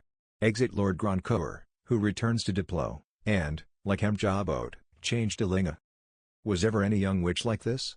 You thought of hiding things from her, sat upon your secret and looked innocent, and all the while she knew by the corner of your eye that it was exactly £5 you were sitting on. As well turn the key to keep out the damp. It was probable that by dint of divination she already knew more than anyone else did of Mr. Grandcoeur. That idea in Mrs. Davilow's mind prompted the sort of question which often comes without any other apparent reason than the faculty of speech and the not knowing what to do with it. "Why, what kind of a man do you imagine him to be, Gwendolyn?" "Let me see," said the witch, putting her forefinger to her lips, with a little frown, and then stretching out the finger with decision. "Short, just above my shoulder, trying to make himself tall by turning up his mustache and keeping his beard long, a glass in his right eye to give him an air of distinction, a strong opinion about his waistcoat, but uncertain and trimming about the weather, on which he will try to draw me out. He will stare at me all the while, and the glass in his eye will cause him to make horrible faces, especially when he smiles in a flattering way. I shall cast down my eyes in consequence, and he will perceive that I am not indifferent to his attentions. I shall dream that night that I am looking at the extraordinary face of a magnified insect, and the next morning he will make an offer of his hand, the sequel as before." "That is a portrait of someone you have seen already, Gwen. Mr. Grandcoeur may be a delightful young man for what you know." "Oh, yes," said Gwendolyn, with a high note of careless admission, taking off her best hat and turning it round on her hand contemplatively. "I wonder what sort of behavior a delightful young man would have? I know he would have hunters and racers, and a London house and 2 country houses, one with battlements and another with a veranda. And I feel sure that with a little murdering he might get a title." The irony of this speech was of the doubtful sort that has some genuine belief mixed up with it. Poor Mrs. Davilow felt uncomfortable under it. Her own meanings being usually literal and in intention innocent, and she said with a distressed brow, "Don't talk in that way, child, for heaven's sake. You do read such books, they give you such ideas of everything. I declare when your aunt and I were your age we knew nothing about wickedness. I think it was better so." "Why did you not bring me up in that way, Mamma?" said Gwendolyn. But immediately perceiving in the crushed look and rising sob that she had given a deep wound, she tossed down her hat and knelt at her mother's feet crying, "Mama, Mama! I was only speaking in fun. I meant nothing." "How could I, Gwendolyn?" said poor Mrs. Davilo, unable to hear the retraction, and sobbing violently while she made the effort to speak. "Your will was always too strong for me, if everything else had been different." This disjointed logic was intelligible enough to the daughter. "Dear Mama, I don't find fault with you, I love you," said Gwendolyn, really compunctious. "How can you help what I am? Besides, I am very charming. Come, now." Here Gwendolyn with her handkerchief gently rubbed away her mother's tears. "Really, I am contented with myself. I like myself better than I should have liked my aunt and you. How dreadfully dull you must have been." Such tender cajolery served to quiet the mother, as it had often done before after like collisions. Not that the collisions had often been repeated at the same point, for in the memory of both they left an association of dread with the particular topics which had occasioned them. Gwendolyn dreaded the unpleasant sense of compunction toward her mother, which was the nearest approach to self-condemnation and self-distrust that she had known, and Mrs. Davilo's timid maternal conscience dreaded whatever had brought on the slightest hint of reproach. Hence, after this little scene, the two concurred in excluding Mr. Grandcourt from their conversation. When Mr. Gascoigne once or twice referred to him, Mrs. Davilo feared lest Gwendolyn should betray some of her alarming keen-sightedness about what was probably in her uncle's mind, but the fear was not justified. Gwendolyn knew certain differences in the characters with which she was concerned as birds know climate and weather, and for the very reason that she was determined to evade her uncle's control, she was determined not to clash with him. The good understanding between them was much fostered by their enjoyment of archery together. Mr. Gascoigne, as one of the best bowmen in Wessex, was gratified to find the elements of like skill in his niece, and Gwendolyn was the more careful not to lose the shelter of his fatherly indulgence, because since the trouble with Rex both Mrs. Gascoigne and Anna had been unable to hide what she felt to be a very unreasonable alienation from her. Toward Anna she took some pains to behave with a regretful affectionateness, but neither of them dared to mention Rex's name, and Anna, to whom the thought of him was part of the air she breathed, was ill at ease with the lively cousin who had ruined his happiness. She tried dutifully to repress any sign of her changed feeling, but who in pain can imitate the glance and hand touch of pleasure? This unfair resentment had rather a hardening effect on Gwendolyn, and threw her into a more defiant temper. Her uncle too might be offended if she refused the next person who fell in love with her, and one day when that idea was in her mind she said, "Mama, I see now why girls are glad to be married, to escape being expected to please everybody but themselves." Happily, Mr. Middleton was gone without having made any avowal, and notwithstanding the admiration for the handsome Miss Harleth, extending perhaps over 30 square miles in a part of Wessex well studded with families whose numbers included several disengaged young men, each glad to seat himself by the lively girl with whom it was so easy to get on in conversation, notwithstanding these grounds for arguing that Gwendolyn was likely to have other suitors more explicit than the cautious curate, the fact was not so. Care has been taken not only that the trees should not sweep the stars down, but also that every man who admires a fair girl should not be enamored of her, and even that every man who is enamored should not necessarily declare himself. There are various refined shapes in which the price of corn, known to be potent cause in their relation, might, if inquired into, show why a young lady, perfect in person, accomplishments, and costume, has not the trouble of rejecting many offers, and nature's order is certainly benignant in not obliging us one and all to be desperately in love with the most admirable mortal we have ever seen. Gwendolyn, we know, was far from holding that supremacy in the minds of all observers. Besides, it was but a poor 8 months since she had come to Offendon, and some inclinations become manifest slowly, like the sunward creeping of plants. In face of this fact that not one of the eligible young men already in the neighborhood had made Gwendolyn an offer, why should Mr. Grandcourt be thought of as likely to do what they had left undone? Perhaps because he was thought of as still more eligible, since a great deal of what passes for likelihood in the world is simply the reflex of a wish. Mr. and Mrs. Arrowpoint, for example, having no anxiety that Miss Harleth should make a brilliant marriage, had quite a different likelihood in their minds. Chapter 10. First Gent. What woman should be. Sir, consult the taste of marriageable men. This planet's store. In iron, cotton, wool, or chemicals. All matter rendered to our plastic skill is wrought in shapes responsive to demand. The market's pulse makes index high or low. By rule sublime, our daughters must be wives. And to the wives must be what men will choose. Men's taste is woman's test. You mark the phrase? 'Tis good, I think. The sense well-winged and poised.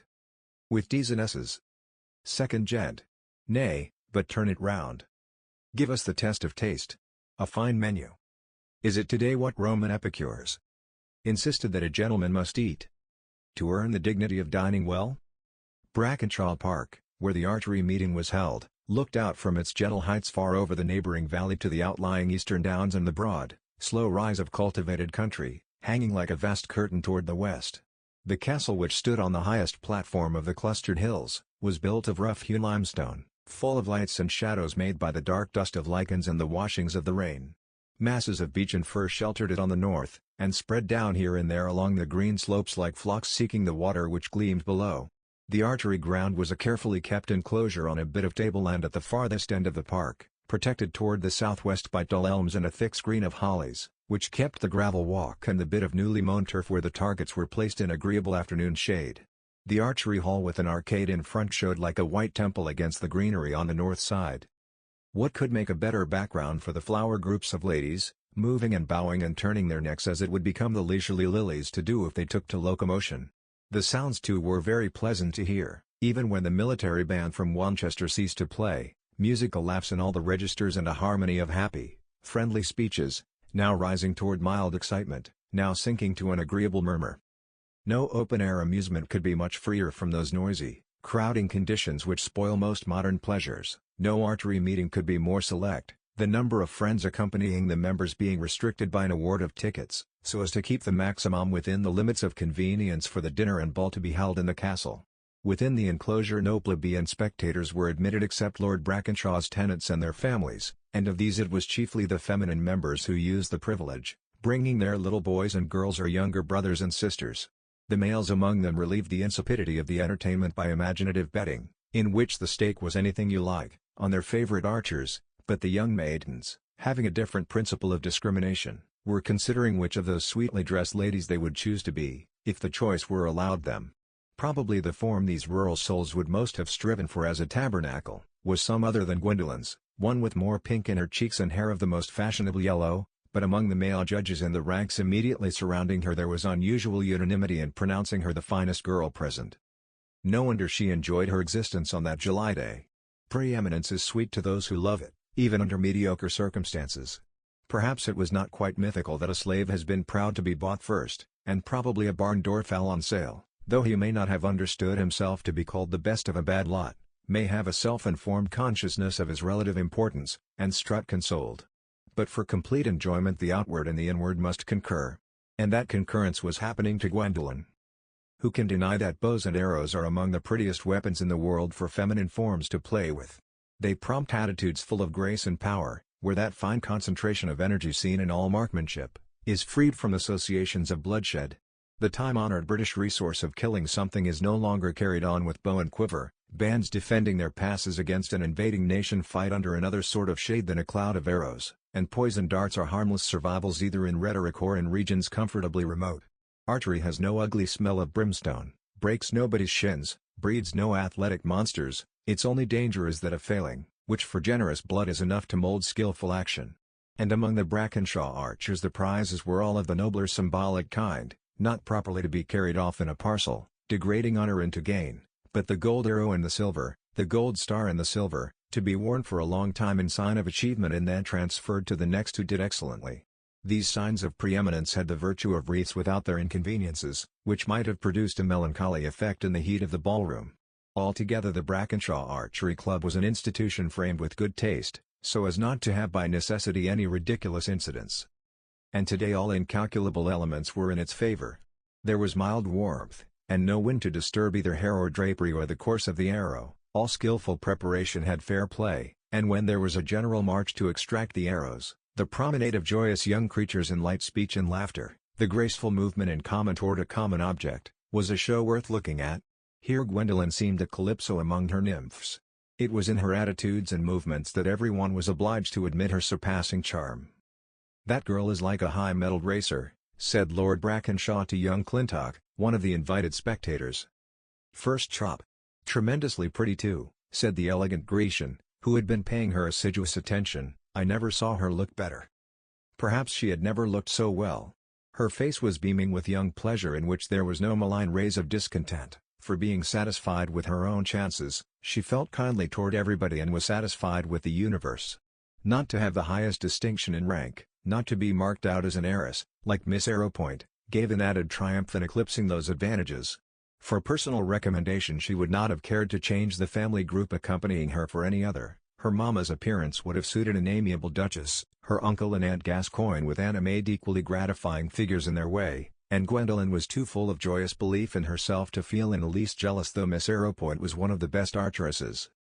Even the reappearance of the formidable Herr Klizmer, which caused some surprise in the rest of the company, seemed only to fall in with Gwendolen's inclination to be amused. Short of Apollo himself, what great musical maestro could make a good figure at an archery meeting?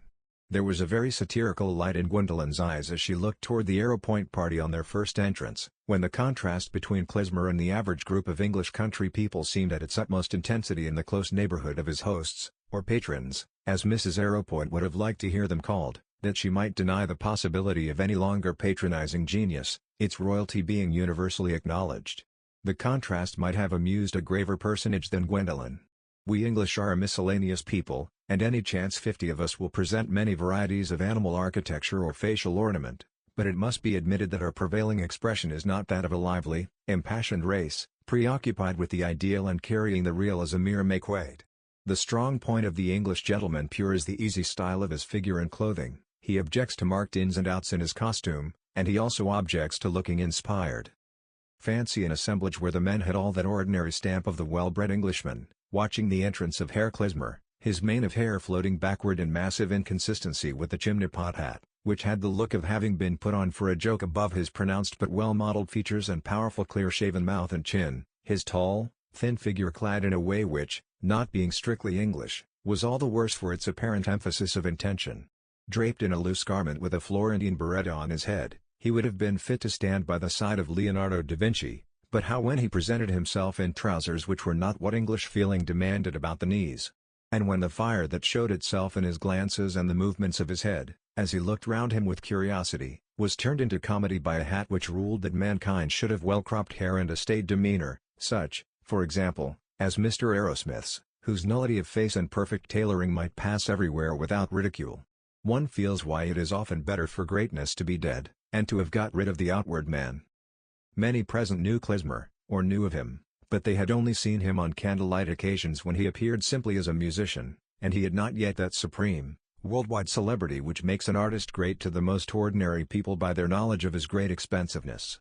It was literally a new light for them to see him in, presented unexpectedly on this July afternoon in an exclusive society. Some were inclined to laugh, others felt a little disgust at the want of judgment shown by the Arrowpoints in this use of an introductory card.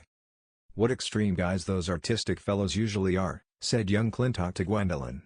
"Do look at the figure he cuts," bowing with his hand on his heart to Lady Brackenshaw, and Mrs. Arrowpoint's feather just reaching his shoulder. "You are one of the profane," said Gwendolen. "You are blind to the majesty of genius. Herr Klezmer smites me with awe, I feel crushed in his presence, my courage all oozes from me." "Ah, you understand all about his music." "No, indeed," said Gwendolen, with a light laugh, "it is he who understands all about mine and thinks it pitiable." Klezmer's verdict on her singing had been an easier joke to her since he had been struck by her plastic. "It is not addressed to the ears of the future, I suppose. I'm glad of that, it suits mine." "Oh, you are very kind. But how remarkably well Miss Arrowpoint looks today. She would make quite a fine picture in that gold-colored dress." "Too splendid, don't you think?" "Well, perhaps a little too symbolical, too much like the figure of wealth in an allegory." This speech of Gwendolen's had rather a malicious sound, but it was not really more than a bubble of fun. She did not wish Miss Arrowpoint or anyone else to be out of the way, believing in her own good fortune even more than in her skill. The belief in both naturally grew stronger as the shooting went on, for she promised to achieve one of the best scores, a success which astonished everyone in a new member, and to Gwendolen's temperament one success determined another. She trod on air, and all things pleasant seemed possible. The hour was enough for her, and she was not obliged to think what she should do next to keep her life at the due pitch. "How does the scoring stand, I wonder?" said Lady Brackenshaw, a gracious personage who, adorned with two little girls and a boy of stout make, sat as Lady Paramount. Her lord had come up to her in one of the intervals of shooting.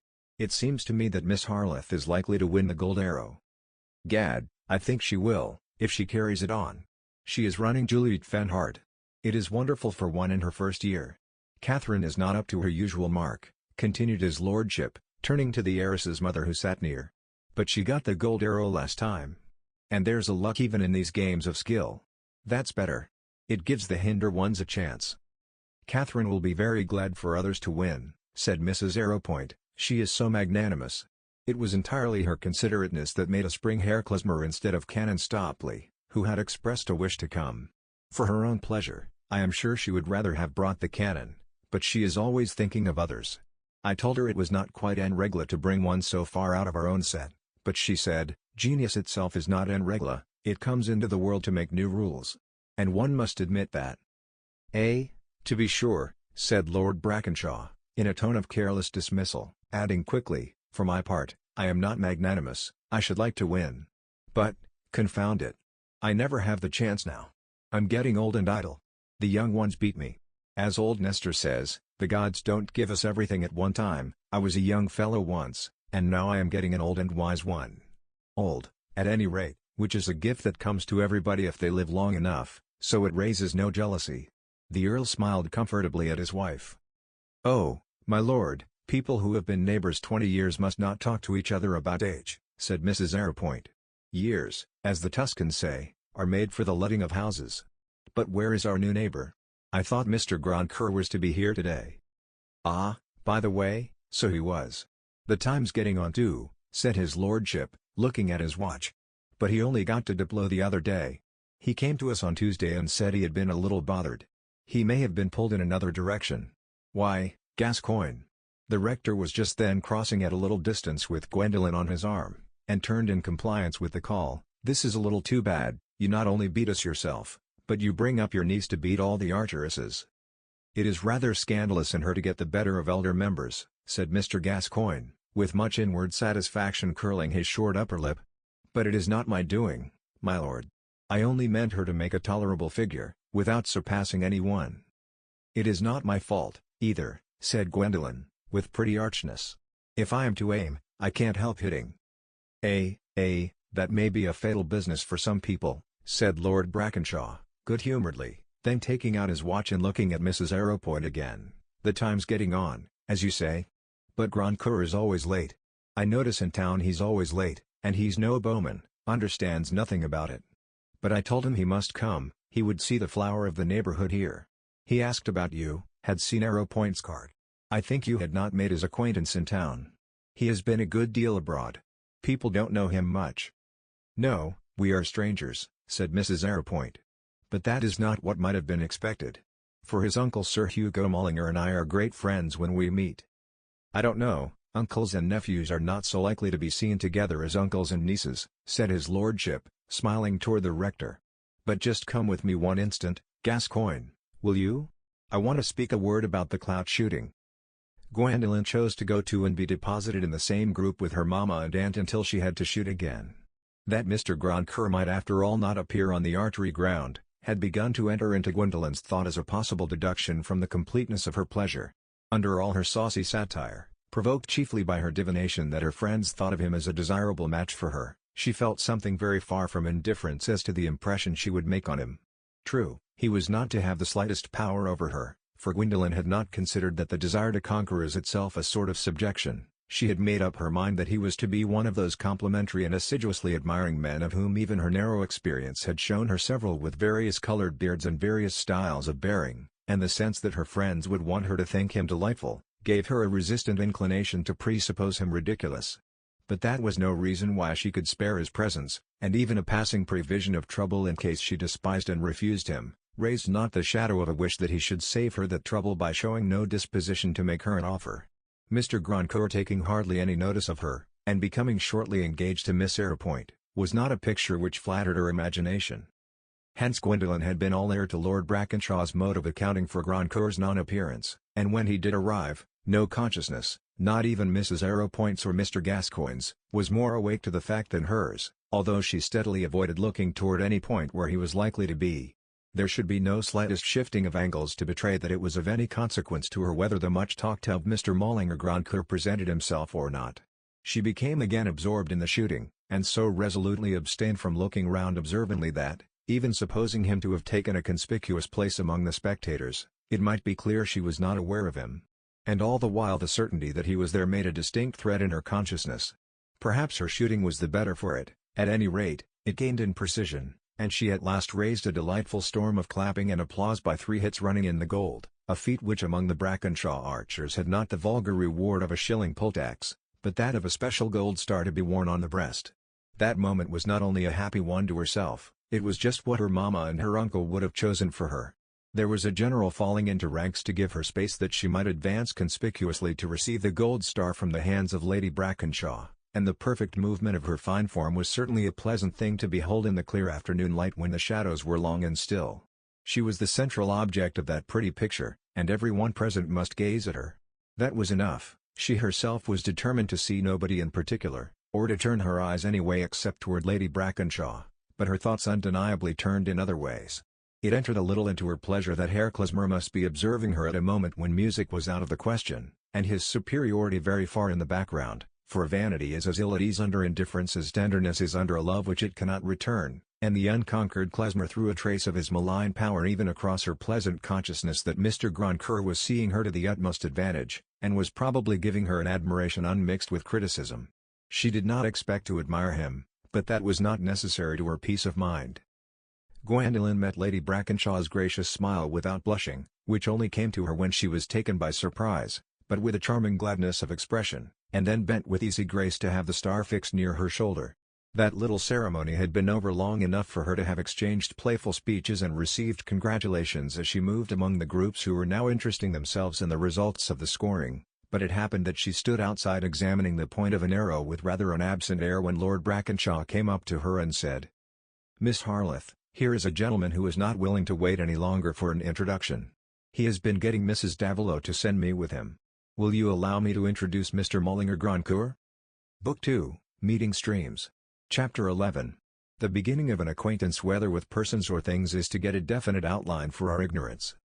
Mr. Grandcoeur's wish to be introduced had no suddenness for Gwendolen, but when Lord Brackenshaw moved aside a little for the prefigured stranger to come forward and she felt herself face to face with the real man, there was a little shock which flushed her cheeks and vexatiously deepened with her consciousness of it. The shock came from the reversal of her expectations. Grandcoeur could hardly have been more unlike all her imaginary portraits of him. He was slightly taller than herself, and their eyes seemed to be on a level. There was not the faintest smile on his face as he looked at her, not a trace of self-consciousness or anxiety in his bearing. When he raised his hat he showed an extensive baldness surrounded with a mere fringe of reddish blonde hair, but he also showed a perfect hand. The line of feature from brow to chin undisguised by beard was decidedly handsome, with only moderate departures from the perpendicular, and the slight whisker too was perpendicular. It was not possible for a human aspect to be freer from grimace or solicitous wrigglings, also it was perhaps not possible for a breathing man wide awake to look less animated. The correct Englishman, drawing himself up from his bow into rigidity, assenting severely, and seemed to be in a state of internal drill, suggests a suppressed vivacity, and may be suspected of letting go with some violence when he is released from parade, but Grandcoeur's bearing had no rigidity, it inclined rather to the flaccid. His complexion had a faded fairness resembling that of an actress when bare of the artificial white and red, his long narrow grey eyes expressed nothing but indifference. Attempts at description are stupid. Who can all at once describe a human being? Even when he is presented to us we only begin that knowledge of his appearance which must be completed by innumerable impressions under differing circumstances. We recognize the alphabet, we are not sure of the language. I am only mentioning the point that Gwendolen saw by the light of a prepared contrast in the first minutes of her meeting with Grandcoeur. They were summed up in the words, "He is not ridiculous." But forthwith Lord Brackenshaw was gone, and what is called conversation had begun, the first and constant element in it being that Grandcoeur looked at Gwendolen persistently with a slightly exploring gaze, but without change of expression, while she only occasionally looked at him with a flash of observation a little softened by coquetry. Also, after her answers there was a longer or shorter pause before he spoke again. "I used to think archery was a great bore," Grandcoeur began. He spoke with a fine accent, but with a certain broken drawl, as of a distinguished personage with a distinguished cold on his chest. "Are you converted today?" said Gwendolen. Pause. during which she imagined various degrees and modes of opinion about herself that might be entertained by grand coeur. Yes, since I saw you shooting. In things of this sort one generally sees people missing and simpering. I suppose you are a first-rate shot with a rifle. Pause, during which Gwendolen, having taken a rapid observation of grand coeur, made a brief graphic description of him to an indefinite hearer. I have left off shooting. Oh, then, you are a formidable person. People who have done things once and left them off make one feel very contemptible, as if one were using cast-off fashions. I hope you have not left off all follies, because I practice a great many. Pause, during which Gwendolen made several interpretations of her own speech. What do you call follies? Well, in general, I think, whatever is agreeable is called a folly. But you have not left off hunting, I hear. Pause, wherein Gwendolen recalled what she had heard about grand coeur's position, and decided that he was the most aristocratic-looking man she had ever seen. One must do something. And do you care about the turf? Or is that among the things you have left off? Pause, during which Gwendolen thought that a man of extremely calm, cold manners might be less disagreeable as a husband than other men, and not likely to interfere with his wife's preferences. I run a horse now and then, but I don't go in for the thing as some men do. Are you fond of horses? Yes, indeed, I never liked my life so well as when I am on horseback, having a great gallop. I think of nothing. I only feel myself strong and happy. Pause, wherein Gwendolen wondered whether grand coeur would like what she said, but assured herself that she was not going to disguise her tastes. Do you like danger? I don't know. When I am on horseback I never think of danger. It seems to me that if I broke my bones I should not feel it. I should go at anything that came in my way. Pause, during which Gwendolen had run through a whole hunting season with 2 chosen hunters to ride at will. You would perhaps like tiger hunting or pig sticking. I saw some of that for a season or 2 in the East. Everything here is poor stuff after that. You are fond of danger, then? Pause, wherein Gwendolen speculated on the probability that the men of coldest manners were the most adventurous, and felt the strength of her own insight, supposing the question had to be decided. One must have something or other. But one gets used to it. I begin to think I am very fortunate, because everything is new to me. It is only that I can't get enough of it. I am not used to anything except being dull, which I should like to leave off as you have left off shooting. Pause, during which it occurred to Gwendolen that a man of cold and distinguished manners might possibly be a dull companion, but on the other hand she thought that most persons were dull, that she had not observed husbands to be companions, and that after all she was not going to accept grand coeur. Why are you dull? This is a dreadful neighborhood. There is nothing to be done in it. That is why I practice my archery. Pause, during which Gwendolen reflected that the life of an unmarried woman who could not go about and had no command of anything must necessarily be dull through all degrees of comparison as time went on. You have made yourself queen of it. I imagine you will carry the first prize. I don't know that. I have great rivals. Did you not observe how well Miss Arrowpoint shot?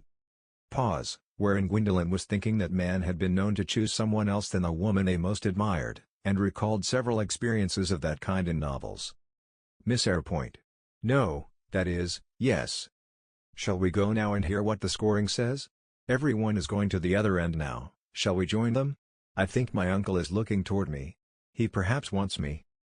Gwendolen found a relief for herself by thus changing the situation, not that the tete-a-tete was quite disagreeable to her, but while it lasted she apparently could not get rid of the unwanted flush in her cheeks and the sense of surprise which made her feel less mistress of herself than usual. And this Mr. grand coeur, who seemed to feel his own importance more than he did hers, a sort of unreasonableness few of us can tolerate, must not take for granted that he was of great moment to her, or that because others speculated on him as a desirable match she held herself altogether at his beck. How grand coeur had filled up the pauses will be more evident hereafter. You have just missed the gold arrow, Gwendolen, said Mr. Gascoigne. Miss Juliet Fent scores 8 above you. I am very glad to hear it. I should have felt that I was making myself too disagreeable, taking the best of everything, said Gwendolen, quite easily. It was impossible to be jealous of Juliet Fenn, a girl as middling as midday market in everything but her archery and plainness, in which last she was noticeable like her father, underhung and with receding brow resembling that of the more intelligent fishes. Surely, considering the importance which is given to such an accident in female offspring, marriageable men, or what the New English calls intending bridegrooms, should look at themselves dispassionately in the glass, since their natural selection of a mate prettier than themselves is not certain to bar the effect of their own ugliness. There was now a lively movement in the mingling groups, which carried the talk along with it.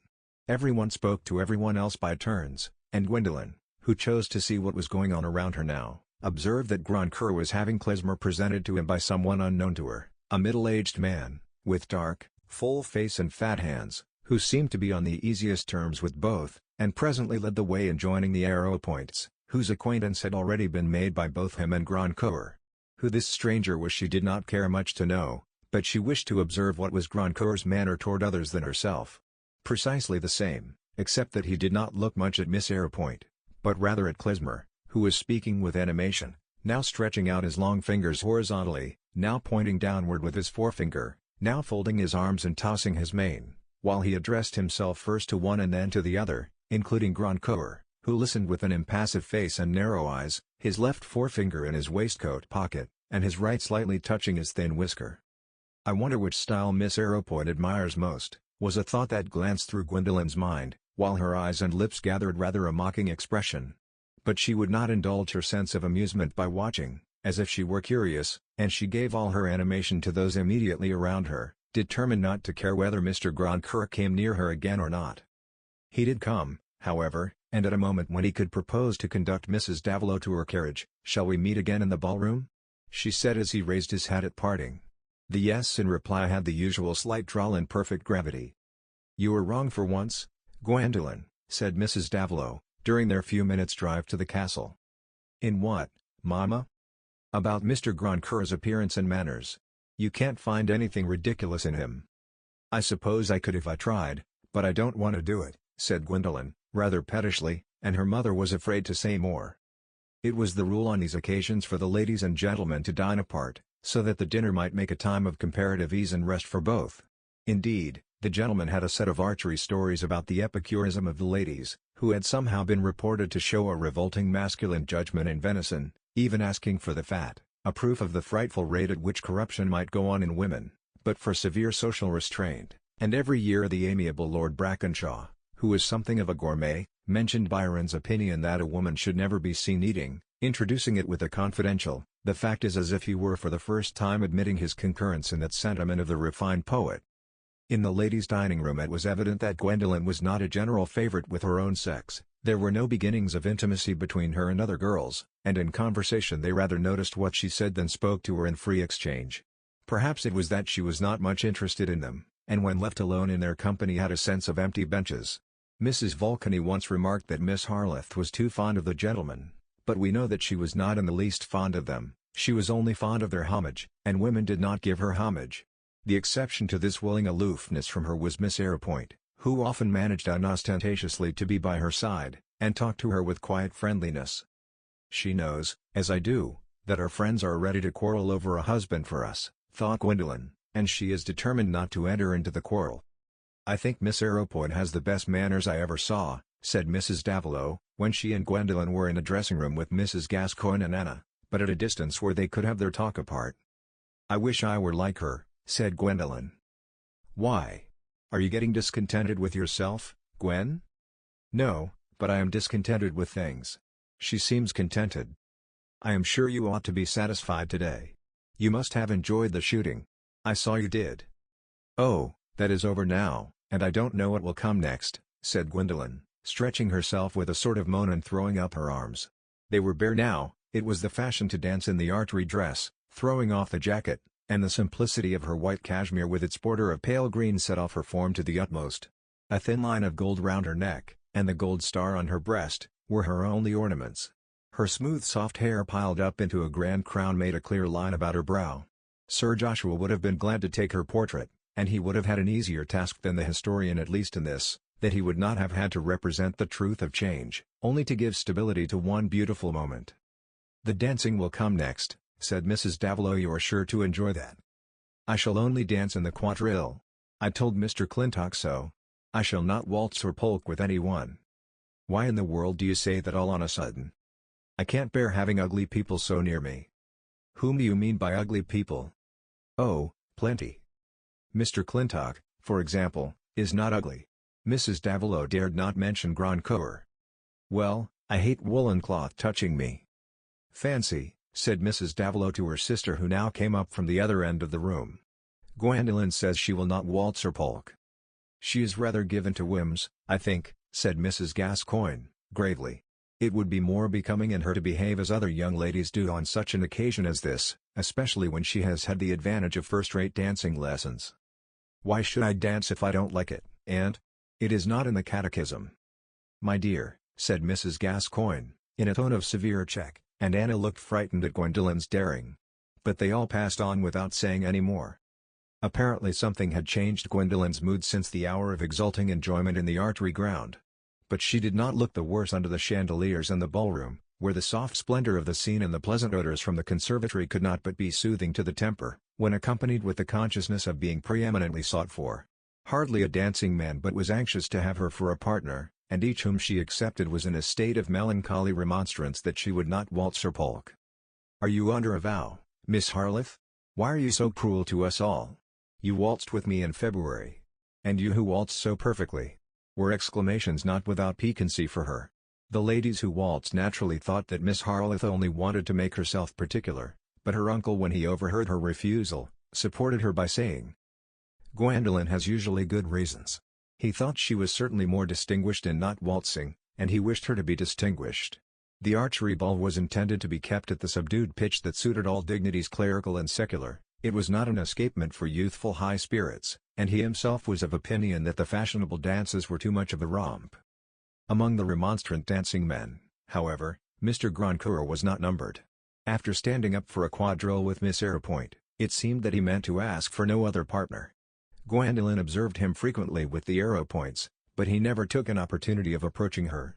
Mr. Gascoigne was sometimes speaking to him, but Mr. Gascoigne was everywhere. It was in her mind now that she would probably after all not have the least trouble about him. Perhaps he had looked at her without any particular admiration, and was too much used to everything in the world to think of her as more than one of the girls who were invited in that part of the country. Of course, it was ridiculous of elders to entertain notions about what a man would do, without having seen him even through a telescope. Probably he meant to marry Miss Arrowpoint. Whatever might come, she, Gwendolen, was not going to be disappointed. The affair was a joke whichever way it turned, for she had never committed herself even by a silent confidence in anything Mr. Grandcoeur would do. Still, she noticed that he did sometimes quietly and gradually change his position according to hers, so that he could see her whenever she was dancing, and if he did not admire her, so much the worse for him. This movement for the sake of being in sight of her was more direct than usual rather late in the evening, when Gwendolen had accepted Klesmer as a partner, and that wide-glancing personage, who saw everything and nothing by turns, said to her when they were walking, Mr. Grandcoeur is a man of taste. He likes to see you dancing. Perhaps he likes to look at what is against his taste, said Gwendolen, with a light laugh. She was quite courageous with Klesmer now. He may be so tired of admiring that he likes disgust for variety.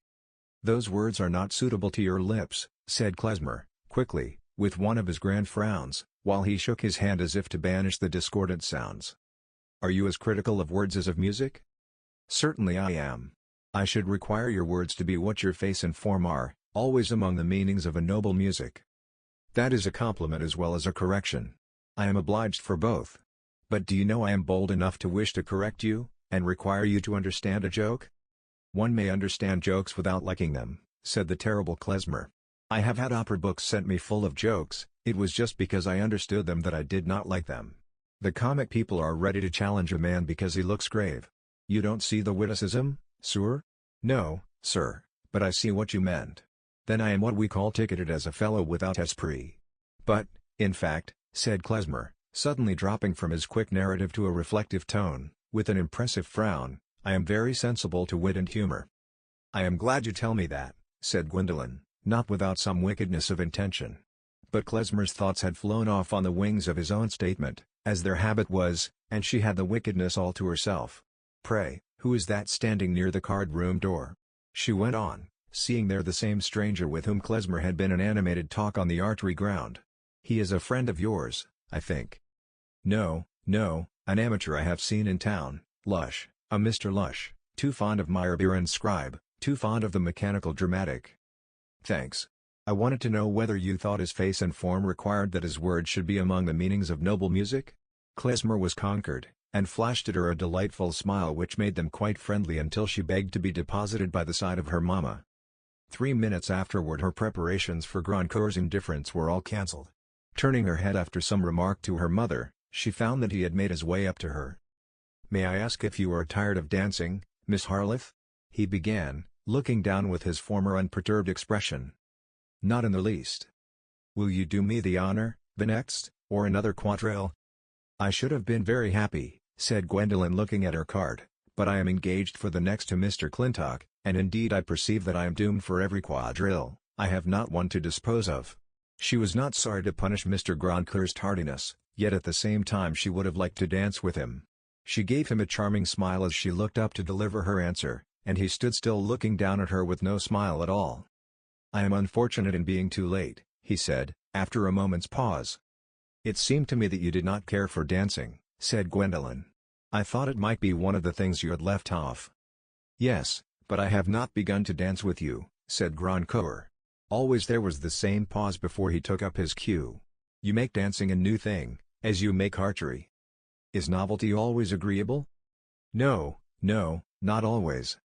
"Then I don't know whether to feel flattered or not. When you had once danced with me there would be no more novelty in it."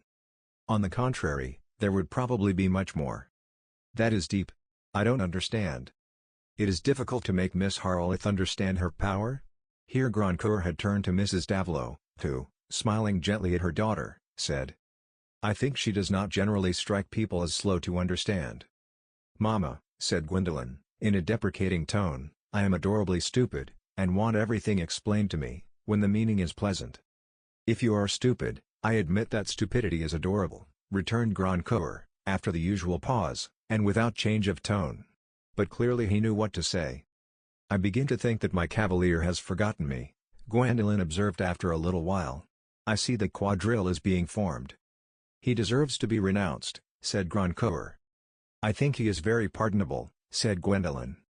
"There must have been some misunderstanding," said Mrs. Davilow. "Mr. Clintock was too anxious about the engagement to have forgotten it." But now Lady Brackenshaw came up and said, "Miss Harleth, Mr. Clintock has charged me to express to you his deep regret that he was obliged to leave without having the pleasure of dancing with you again. An express came from his father, the Archdeacon, something important, he was to go. He was au désespoir."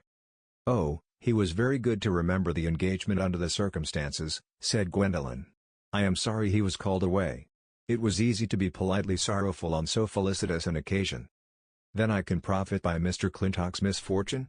said Grandcour. "May I hope that you will let me take his place?" "I shall be very happy to dance the next quadrille with you." The appropriateness of the event seemed an augury, and as Gwendolen stood up for the quadrille with Grandcour, there was a revival in her of the exultation, the sense of carrying everything before her, which she had felt earlier in the day. No man could have walked through the quadrille with more irreproachable ease than Grandcour, and the absence of all eagerness in his attention to her suited his partner's taste. She was now convinced that he meant to distinguish her, to mark his admiration of her in a noticeable way, and it began to appear probable that she would have it in her power to reject him, whence there was a pleasure in reckoning up the advantages which would make her rejection splendid, and in giving Mr. Grandcour his utmost value. It was also agreeable to divine that this exclusive selection of her to dance with, from among all the unmarried ladies present, would attract observation, though she studiously avoided seeing this, and at the end of the quadrille walked away on Grandcour's arm as if she had been one of the shortest-sighted instead of the longest and widest-sighted of mortals. They encountered Miss Arrowpoint, who was standing with Lady Brackenshaw and a group of gentlemen. The heiress looked at Gwendolen invitingly and said, "I hope you will vote with us, Miss Harleth, and Mr. Grandcour too, though he is not an archer."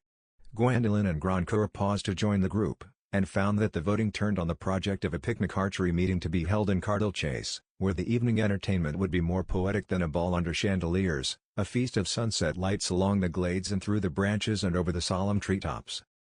Gwendolen thought the scheme delightful, equal to playing Robin Hood and Maid Marian, and Mr. Grandcour, when appealed to a second time, said it was a thing to be done, whereupon Mr. Lush, who stood behind Lady Brackenshaw's elbow, drew Gwendolen's notice by saying with a familiar look and tone to Grandcour, "Diplo would be a good place for the meeting, and more convenient, there's a fine bit between the oaks toward the north gate." Impossible to look more unconscious of being addressed than Grandcour, but Gwendolen took a new survey of the speaker, deciding, first, that he must be on terms of intimacy with the tenant of Diplo, and, secondly, that she would never, if she could help it, let him come within a yard of her, She was subject to physical antipathies, and Mr. Lush's prominent eyes, fat though not clumsy figure, and strong black rabbit-sprinkled hair of frizzy thickness, which, with the rest of his prosperous person, was enviable to many, created one of the strongest of her antipathies. To be safe from his looking at her, she murmured to Grandcoeur, "I should like to continue walking." He obeyed immediately, but when they were thus away from any audience, he spoke no word for several minutes, and she, out of the half-amused, half-serious inclination for experiment, would not speak first. They turned into the large conservatory, beautifully lit up with Chinese lamps. The other couples there were at a distance which would not have interfered with any dialogue, but still they walked in silence until they had reached the farther end where there was a flush of pink light, and the second wide opening into the ballroom. Grandcoeur, when they had half turned round, paused and said languidly, "Do you like this kind of thing?" If the situation had been described to Gwendolen half an hour before, she would have laughed heartily at it, and could only have imagined herself returning a playful, satirical answer. But for some mysterious reason, it was a mystery of which she had a faint wondering consciousness, she dared not be satirical. She had begun to feel a wand over her that made her afraid of offending Grandcoeur. "Yes," she said, quietly, without considering what kind of thing was meant, whether the flowers, the scents, the ball in general, or this episode of walking with Mr. Grandcoeur in particular. And they returned along the conservatory without farther interpretation. She then proposed to go and sit down in her old place, and they walked among scattered couples preparing for the waltz to the spot where Mrs. Davilow had been seated all the evening. As they approached it her seat was vacant, but she was coming toward it again, and, to Gwendolen's shuddering annoyance, with Mr. Lush at her elbow. There was no avoiding the confrontation. Her mamma came close to her before they had reached the seats, and, after a quiet greeting smile, said innocently, "Gwendolen, dear, let me present Mr. Lush to you." Having just made the acquaintance of this personage, as an intimate and constant companion of Mr. Grandcoeur's, Mrs. Davilow imagined it altogether desirable that her daughter also should make the acquaintance. It was hardly a bow that Gwendolen gave, rather, it was the slightest forward sweep of the head away from the physiognomy that inclined itself toward her, and she immediately moved toward her seat, saying, "I want to put on my burnous." No sooner had she reached it, than Mr. Lush was there, and had the burnous in his hand. To annoy this supercilious young lady, he would incur the offense of forestalling Grandcoeur, and, holding up the garment close to Gwendolen, he said, "Pray, permit me?" But she, wheeling away from him as if he had been a muddy hound, glided onto the ottoman, saying, "No, thank you." A man who forgave this would have much Christian feeling, supposing he had intended to be agreeable to the young lady, but before he seized the burnous Mr. Lush had ceased to have that intention. Grandcoeur quietly took the drapery from him, and Mr. Lush, with a slight bow, moved away. "You had perhaps better put it on," said Mr. Grandcoeur, looking down on her without change of expression. "Thanks, perhaps it would be wise," said Gwendolen, rising, and submitting very gracefully to take the burnous on her shoulders. After that, Mr. Grandcoeur exchanged a few polite speeches with Mrs. Davilow, and, in taking leave, asked permission to call at Offendon the next day. He was evidently not offended by the insult directed toward his friend. Certainly Gwendolen's refusal of the burnous from Mr. Lush was open to the interpretation that she wished to receive it from Mr. Grandcoeur. But she, poor child, had no design in this action, and was simply following her antipathy and inclination, confiding in them as she did in the more reflective judgments into which they entered as sap into leafage. Gwendolen had no sense that these men were dark enigmas to her, or that she needed any help in drawing conclusions about them, Mr. Grandcoeur at least. The chief question was, how far his character and ways might answer her wishes, and unless she were satisfied about that, she had said to herself that she would not accept his offer. Could there be a slenderer, more insignificant thread in human history than this consciousness of a girl, busy with her small inferences of the way in which she could make her life pleasant? In a time, too, when ideas were with fresh vigor making armies of themselves, and the universal kinship was declaring itself fiercely, when women on the other side of the world would not mourn for the husbands and sons who died bravely in a common cause, and men stinted of bread on our side of the world heard of that willing loss and were patient, a time when the soul of man was walking to pulses which had for centuries been beating in him unfelt, until their full sum made a new life of terror or of joy. What in the midst of that mighty drama are girls and their blind visions? They are the yea or nay of that good for which men are enduring and fighting. In these delicate vessels is borne onward through the ages the treasure of human affections. Chapter 12. O gentlemen, the time of life is short. To spend that shortness basely were too long. If life did ride upon a dial's point, still ending at the arrival of an hour. Shakespeare, Henry IV. On the second day after the archery meeting, Mr. Henley Mollinger Grandcoeur was at his breakfast table with Mr. Lush. Everything around them was agreeable, the summer air through the open windows, at which the dogs could walk in from the old green turf on the lawn, the soft, purplish coloring of the park beyond, stretching toward a mass of bordering wood, the still life in the room, which seemed the stiller for its sober antiquated elegance, as if it kept a conscious, well-bred silence, unlike the restlessness of vulgar furniture. Whether the gentlemen were agreeable to each other was less evident. Mr. Grandcoeur had drawn his chair aside so as to face the lawn, and with his left leg over another chair, and his right elbow on the table, was smoking a large cigar, while his companion was still eating. The dogs, half a dozen of various kinds, were moving lazily in and out, taking attitudes of brief attention, gave a vacillating preference first to one gentleman, then to the other, being dogs in such good circumstances that they could play at hunger, and liked to be served with delicacies which they declined to put in their mouths, all except Fetch, the beautiful liver-colored water spaniel, which sat with its forepaws firmly planted and its expressive brown face turned upward, watching Grandcoeur with unshaken constancy. He held in his lap a tiny Maltese dog with a tiny silver collar and bell, and when he had a hand unused by cigar or coffee cup, it rested on this small parcel of animal warmth. I feared that Fetch was jealous, and wounded that her master gave her no word or look. At last it seemed that she could bear this neglect no longer, and she gently put her large silky paw on her master's leg. Grandcoeur looked at her with unchanged face for half a minute, and then took the trouble to lay down his cigar while he lifted the unimpassioned Fluff close to his chin and gave it caressing pats, all the while gravely watching Fetch, who, poor thing, whimpered interruptedly, as if trying to repress that sign of discontent, and at last rested her head beside the appealing paw, looking up with piteous beseeching. So, at least, a lover of dogs must have interpreted Fetch, and Grandcoeur kept so many dogs that he was reputed to love them. At any rate, his impulse to act just in that way started from such an interpretation. But when the amusing anguish burst forth in a howling bark, Grandcoeur pushed Fetch down without speaking, and, depositing Fluff carelessly on the table, where his black nose predominated over a salt cellar, began to look to his cigar, and found, with some annoyance against Fetch as the cause, that the brute of a cigar required relighting. Fetch, having begun to wail, found, like others of her sex, that it was not easy to leave off. Indeed, the second howl was a louder one, and the third was like unto it. "Turn out that brute, will you?" said Grandcoeur to Lush, without raising his voice or looking at him, as if he counted on attention to the smallest sign. And Lush immediately rose, lifted Fetch, though she was rather heavy, and he was not fond of stooping, and carried her out, disposing of her in some way that took him a couple of minutes before he returned. He then lit a cigar, placed himself at an angle where he could see Grandcoeur's face without turning, and presently said, "Shall you ride or drive to catch him today?" "I am not going to catch him." "You did not go yesterday."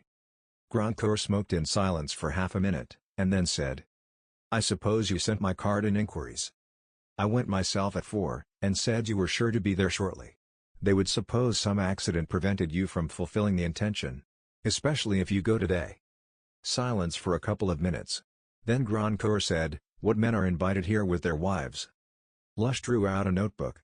"The captain and Mrs. Torrington come next week. Then there are Mr. Hollis and Lady Flora, and the Cushits and the Goggoffs." "Rather a ragged lot," remarked Grandcoeur, after a while. "Why did you ask the Goggoffs? When you write invitations in my name, be good enough to give me a list, instead of bringing down a giantess on me without my knowledge. She spoils the look of the room." "You invited the Goggoffs yourself when you met them in Paris." "What has my meeting them in Paris to do with it? I told you to give me a list." Grandcoeur, like many others, had two remarkably different voices. Hitherto we have heard him speaking in a superficial interrupted drawl suggestive chiefly of languor and ennui. But this last brief speech was uttered in subdued inward, yet distinct, tones, which Lush had long been used to recognize as the expression of a peremptory will. "Are there any other couples you would like to invite?" "Yes, think of some decent people, with a daughter or two. And one of your damned musicians. But not a comic fellow. I wonder if Klezmer would consent to come to us when he leaves Ketchum. Nothing but first-class music will go down with Miss Airpoint."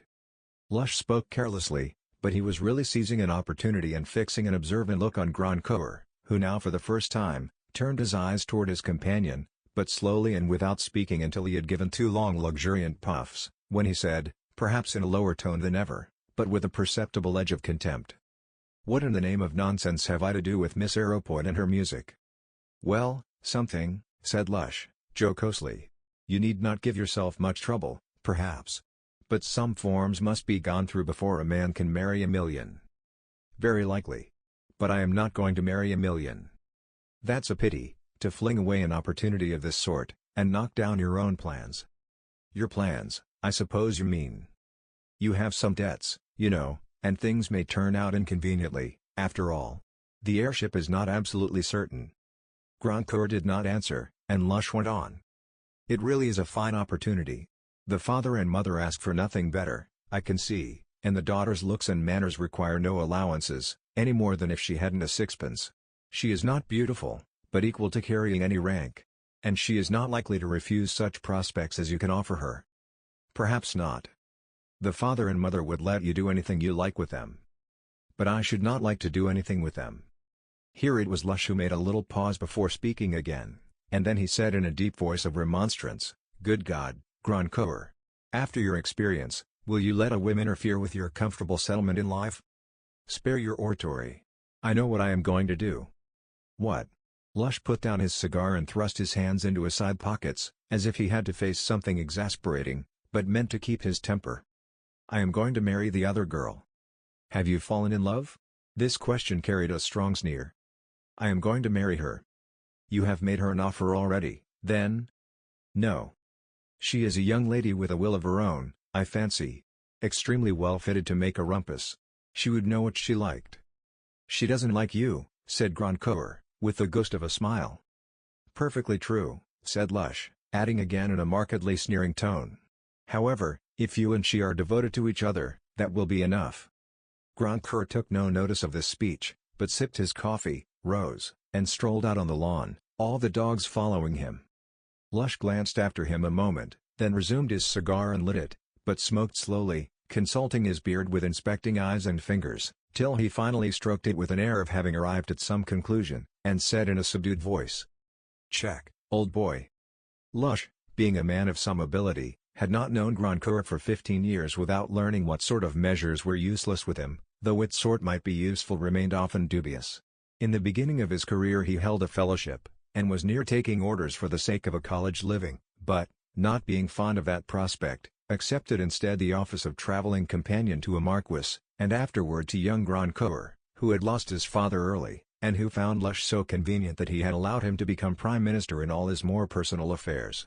The habit of 15 years had made Grandcoeur more and more in need of Lush's handiness, and Lush more and more in need of the lazy luxury to which his transactions on behalf of Grandcoeur made no interruption worth reckoning.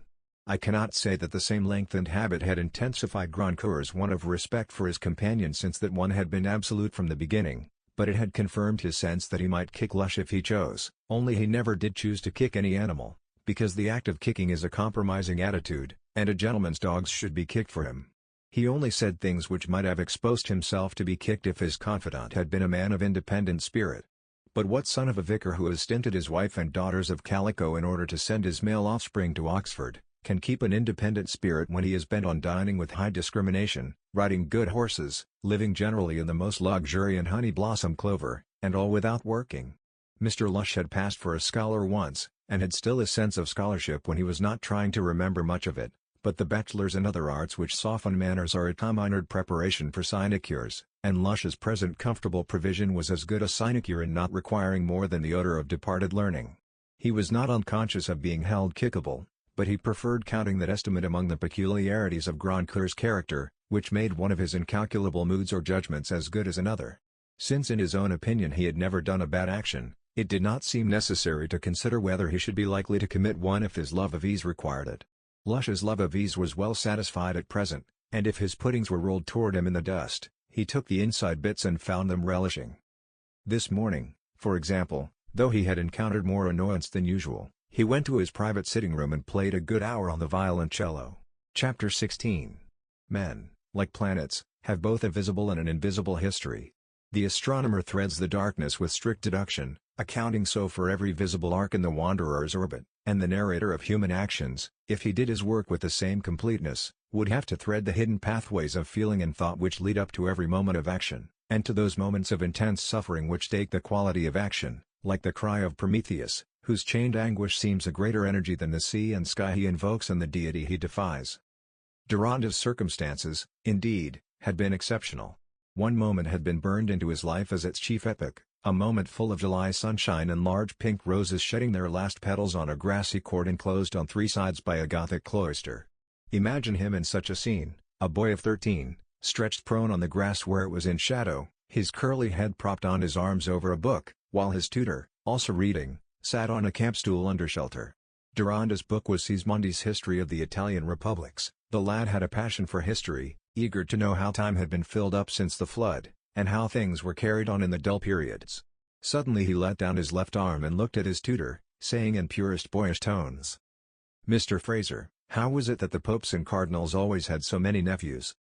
The tutor, an able young Scotchman, who acted as Sir Hugo Mullinger's secretary, roused rather unwillingly from his political economy, answered with the clear-cut emphatic chant which makes a truth doubly telling in Scotch utterance.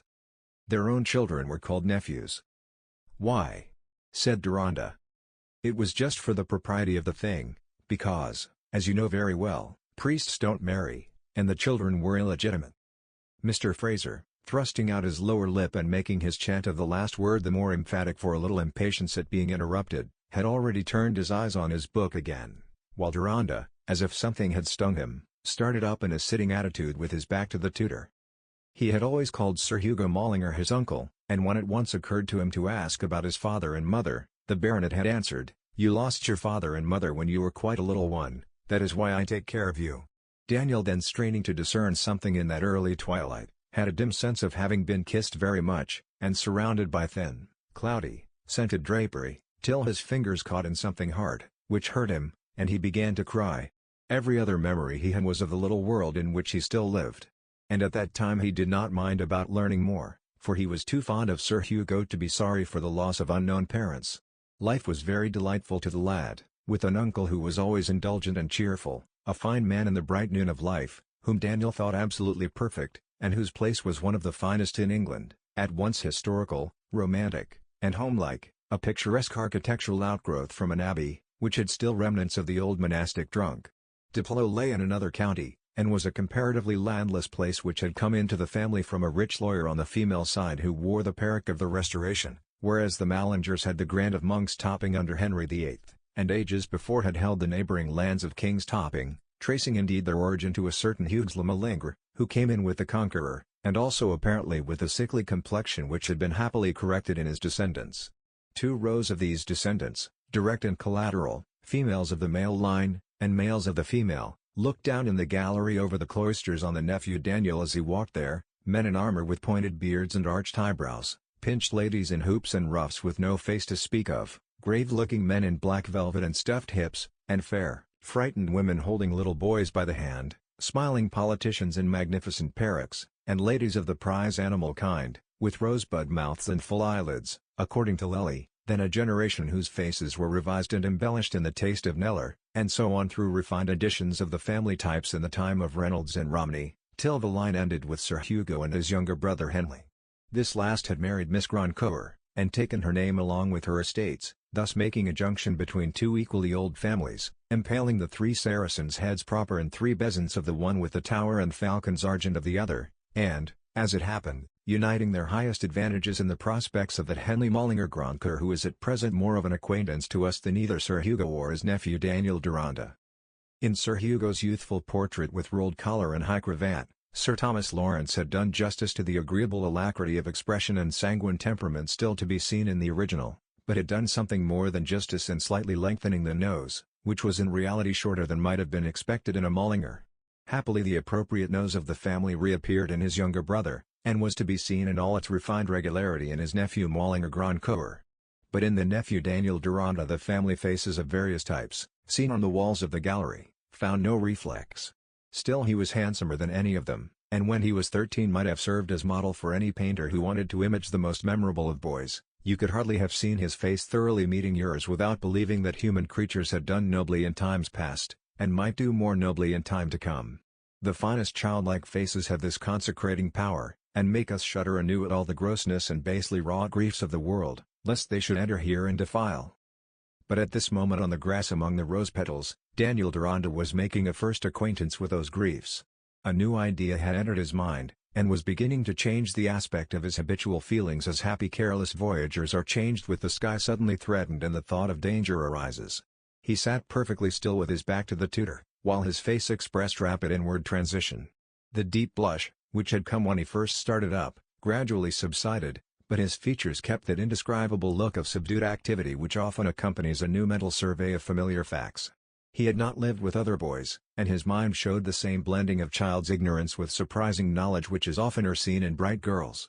Having read Shakespeare as well as a great deal of history, he could have talked with the wisdom of a bookish child about men who were born out of wedlock and were held unfortunate in consequence, being under disadvantages which required them to be a sort of heroes if they were to work themselves up to an equal standing with their legally born brothers.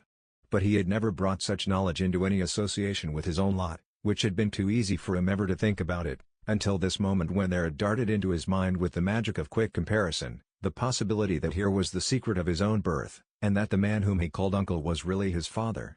Some children, even younger than Daniel, have known the first arrival of care, like an ominous irremovable guest in their tender lives, on the discovery that their parents, whom they had imagined able to buy everything, were poor and in hard money troubles. Daniel felt the presence of a new guest who seemed to come with an enigmatic veiled face, and to carry dimly conjectured, dreaded revelations. The ardor which he had given to the imaginary world in his books suddenly rushed toward his own history and spent its pictorial energy there, explaining what he knew, representing the unknown. The uncle whom he loved very dearly took the aspect of a father who held secrets about him, who had done him a wrong, yes, a wrong, and what had become of his mother, for whom he must have been taken away. Secrets about which he, Daniel, could never inquire, for to speak or to be spoken to about these new thoughts seemed like falling flakes of fire to his imagination. Those who have known an impassioned childhood will understand this dread of utterance about any shame connected with their parents. The impetuous advent of new images took possession of him with the force of fact for the first time told, and left him no immediate power for the reflection that he might be trembling at a fiction of his own. The terrible sense of collision between the strong rush of feeling and the dread of its betrayal, found relief at length in big slow tears, which fell without restraint until the voice of Mr. Fraser was heard saying, "Daniel, do you see that you are sitting on the bent pages of your book?" Daniel immediately moved the book without turning round, and after holding it before him for an instant, rose with it and walked away into the open grounds, where he could dry his tears unobserved. The first shock of suggestion past, he could remember that he had no certainty how things really had been, and that he had been making conjectures about his own history, as he had often made stories about Pericles or Columbus, just to fill up the blanks before they became famous. Only there came back certain facts which had an obstinate reality, almost like the fragments of a bridge, telling you unmistakably how the arches lay. And again there came a mood in which his conjectures seemed like a doubt of religion, to be banished as an offense, and a mean prying after what he was not meant to know, for there was hardly a delicacy of feeling this lad was not capable of. But the summing up of all his fluctuating experience at this epoch was, that a secret impression had come to him which had given him something like a new sense in relation to all the elements of his life. And the idea that others probably knew things concerning which they did not choose to mention, set up in him a premature reserve which helped to intensify his inward experience. His ears opened now to words which before the July day would have passed by him unnoted, and round every trivial incident which imagination could connect with his suspicions, a newly roused set of feelings were ready to cluster themselves. One such incident a month later wrought itself deeply into his life. Daniel had not only one of those thrilling boy voices which seem to bring an idyllic heaven and earth before our eyes, but a fine musical instinct, and had early made out accompaniments for himself on the piano, while he sang from memory. Since then he had had some teaching, and Sir Hugo, who delighted in the boy, used to ask for his music in the presence of guests. One morning after he had been singing Sweet Echo before a small party of gentlemen whom the rain had kept in the house, the baronet, passing from a smiling remark to his next neighbor said, "Come here, Dan."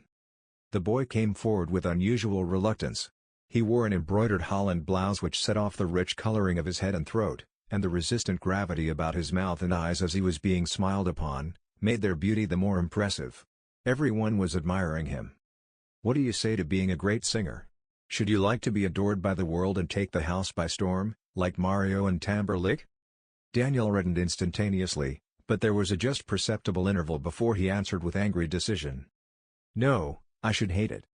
"Well, well, well," said Sir Hugo, with surprised kindliness intended to be soothing. But Daniel turned away quickly, left the room, and going to his own chamber threw himself on the broad windowsill, which was a favorite retreat of his when he had nothing particular to do. Here he could see the rain gradually subsiding with gleams through the parting clouds which lit up a great reach of the park, where the old oaks stood apart from each other, and the bordering wood was pierced with a green glade which met the eastern sky. This was a scene which had always been part of his home, part of the dignities which had been a matter of course in his life. And his ardent clinging nature had appropriated it all with affection. He knew a great deal of what it was to be a gentleman by inheritance, and without thinking much about himself, for he was a boy of active perceptions and easily forgot his own existence and that of Robert Bruce. He had never supposed that he could be shut out from such a lot, or have a very different part in the world from that of the uncle who petted him. It is possible, though not greatly believed in at present, to be fond of poverty and take it for a bride, to prefer scoured deal, red quarries and whitewash for one's private surroundings, to delight in no splendor but what has opened doors for the whole nation, and to glory in having no privileges except such as nature insists on. And noblemen have been known to run away from elaborate ease and the option of idleness, that they might bind themselves for small pay to hard-handed labor. But Daniel's tastes were altogether in keeping with his nurture. His disposition was one in which everyday scenes and habits beget not ennui or rebellion, but delight, affection, aptitudes, and now the lad had been stung to the quick by the idea that his uncle, perhaps his father, thought of a career for him which was totally unlike his own, and which he knew very well was not thought of among possible destinations for the sons of English gentlemen. He had often stayed in London with Sir Hugo, who to indulge the boy's ear had carried him to the opera to hear the great tenors, so that the image of a singer taking the house by storm was very vivid to him. But now, spite of his musical gift, he set himself bitterly against the notion of being dressed up to sing before all those fine people, who would not care about him except as a wonderful toy. That Sir Hugo should have thought of him in that position for a moment, seemed to Daniel an unmistakable proof that there was something about his birth which threw him out from the class of gentlemen to which the baronet belonged. Would it ever be mentioned to him? Would the time come when his uncle would tell him everything? He shrank from the prospect. In his imagination he preferred ignorance. If his father had been wicked, Daniel inwardly used strong words, for he was feeling the injury done him as a maimed boy feels the crushed limb which for others is merely reckoned in an average of accidents. If his father had done any wrong, he wished it might never be spoken of to him. It was already a cutting thought that such knowledge might be in other minds. Was it in Mr. Fraser's? Probably not, else he would not have spoken in that way about the Pope's nephews. Daniel fancied, as older people do, that everyone else's consciousness was as active as his own on a matter which was vital to him. Did Turvey the valet know? And old Mrs. French the housekeeper? And Banks the bailiff, with whom he had ridden about the farms on his pony? And now there came back the recollection of a day some years before when he was drinking Mrs. Banks's way, and Banks said to his wife with a wink and a cunning laugh, "He features the mother, eh?" At that time little Daniel had merely thought that Banks made a silly face, as the common farming men often did, laughing at what was not laughable, and he rather resented being winked at and talked of as if he did not understand everything. But now that small incident became information, it was to be reasoned on.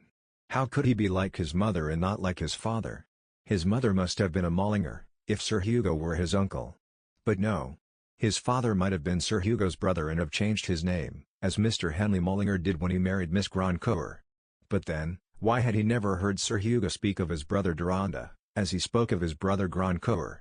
Daniel had never before cared about the family tree, only about that ancestor who had killed 3 Saracens in one encounter. But now his mind turned to a cabinet of estate maps in the library, where he had once seen an illuminated parchment hanging out, that Sir Hugo said was the family tree. The phrase was new and odd to him. He was a little fellow then, hardly more than half his present age, and he gave it no precise meaning. He knew more now and wished that he could examine that parchment. He imagined that the cabinet was always locked, and longed to try it. But here he checked himself. He might be seen, and he would never bring himself near even a silent admission of the sore that had opened in him. It is in such experiences of a boy or girlhood, while elders are debating whether most education lies in science or literature, that the main lines of character are often laid down. If Daniel had been of a less ardently affectionate nature, the reserve about himself and the supposition that others had something to his disadvantage in their minds, might have turned into a hard, proud antagonism. But inborn lovingness was strong enough to keep itself level with resentment. There was hardly any creature in his habitual world that he was not fond of, teasing them occasionally, of course, all except his uncle, or nunc, as Sir Hugo had taught him to say, for the baronet was the reverse of a straight-laced man, and left his dignity to take care of itself. Him Daniel loved in that deep-rooted filial way which makes children always the happier for being in the same room with father or mother, though their occupations may be quite apart. Sir Hugo's watch chain and seals, his handwriting, his mode of smoking and of talking to his dogs and horses, had all a rightness and charm about them to the boy which went along with the happiness of morning and breakfast time. That Sir Hugo had always been a Whig, made Tories and Radicals equally opponents of the truest and best, and the books he had written were all seen under the same consecration of loving belief which differenced what was his from what was not his, in spite of general resemblance. Those writings were various, from volumes of travel in the brilliant style, to articles on things in general, and pamphlets on political crises, but to Daniel they were alike in having an unquestionable rightness by which other people's information could be tested. Who cannot imagine the bitterness of a first suspicion that something in the subject of complete love was not quite right? Children demand that their heroes should be fleckless, and easily believe them so. Perhaps a first discovery to the contrary is hardly a less revolutionary shock to a passionate child than the threatened downfall of habitual beliefs which makes the world seem to totter for us in maturer life. But some time after this renewal of Daniel's agitation it appeared that Sir Hugo must have been making a merely playful experiment in his question about the singing. He sent for Daniel into the library, and looking up from his writing as the boy entered threw himself sideways in his armchair. "Ah, Dan," he said kindly, drawing one of the old embroidered stools close to him. "Come and sit down here." Daniel obeyed, and Sir Hugo put a gentle hand on his shoulder, looking at him affectionately. "What is it, my boy? Have you heard anything that has put you out of spirits lately?" Daniel was determined not to let the tears come, but he could not speak. "All changes are painful when people have been happy, you know," said Sir Hugo, lifting his hand from the boy's shoulder to his dark curls and rubbing them gently. "You can't be educated exactly as I wish you to be without our parting. And I think you will find a great deal to like at school." This was not what Daniel expected, and was so far a relief, which gave him spirit to answer. "Am I to go to school?" "Yes, I mean you to go to Eton. I wish you to have the education of an English gentleman, and for that it is necessary that you should go to a public school in preparation for the university. Cambridge I mean you to go to, it was my own university." Daniel's color came and went. "What do you say, sirrah?" said Sir Hugo, smiling. "I should like to be a gentleman," said Daniel, with firm distinctness, "and go to school, if that is what a gentleman's son must do." Sir Hugo watched him silently for a few moments, thinking he understood now why the lad had seemed angry at the notion of becoming a singer. Then he said tenderly, "And so you won't mind about leaving your old nunc?" "Yes, I shall," said Daniel, clasping Sir Hugo's caressing arm with both his hands. "But shan't I come home and be with you in the holidays?" "Oh yes, generally," said Sir Hugo. "But now I mean you to go at once to a new tutor, to break the change for you before you go to Eton." After this interview Daniel's spirit rose again. He was meant to be a gentleman, and in some unaccountable way it might be that his conjectures were all wrong. The very keenness of the lad taught him to find comfort in his ignorance. While he was busying his mind in the construction of possibilities, it became plain to him that there must be possibilities of which he knew nothing. He left off brooding, young joy and the spirit of adventure not being easily quenched within him, and in the interval before his going away he sang about the house, danced among the old servants, making them parting gifts, and insisted many times to the groom on the care that was to be taken of the black pony. "Do you think I shall know much less than the other boys, Mr. Fraser?" said Daniel. It was his bent to think that every stranger would be surprised at his ignorance. "There are dunces to be found everywhere," said the judicious Fraser. "You'll not be the biggest, but you've not the makings of a Porson in you, or a Leibniz either." "I don't want to be a Porson or Leibniz," said Daniel. "I would rather be a greater leader, like Pericles or Washington." You've a notion they did with little parsing, and less algebra," said Fraser. But in reality he thought his pupil a remarkable lad, to whom one thing was as easy as another, if he had only a mind to it. Things went on very well with Daniel in his new world, except that a boy with whom he was at once inclined to strike up a close friendship talked to him a great deal about his home and parents, and seemed to expect a like expansiveness in return. Daniel immediately shrank into reserve, and this experience remained a check on his naturally strong bent toward the formation of intimate friendship. Every one, his tutor included, set him down as a reserved boy, though he was so good-humored and unassuming, as well as quick, both at study and sport, that nobody called his reserve disagreeable. Certainly his face had a great deal to do with that favorable interpretation, but in this instance the beauty of the closed lips told no falsehood. A surprise that came to him before his first vacation strengthened the silent consciousness of a grief within, which might be compared in some ways with Byron's susceptibility about his deformed foot. Sir Hugo wrote word that he was married to Miss Raymond, a sweet lady, whom Daniel must remember having seen. The event would make no difference about his spending the vacation at the Abbey. He would find Lady Mullinger a new friend whom he would be sure to love, and much more to the usual effect when a man, having done something agreeable to himself, is disposed to congratulate others on his own good fortune, and the deducible satisfactoriness of events in general.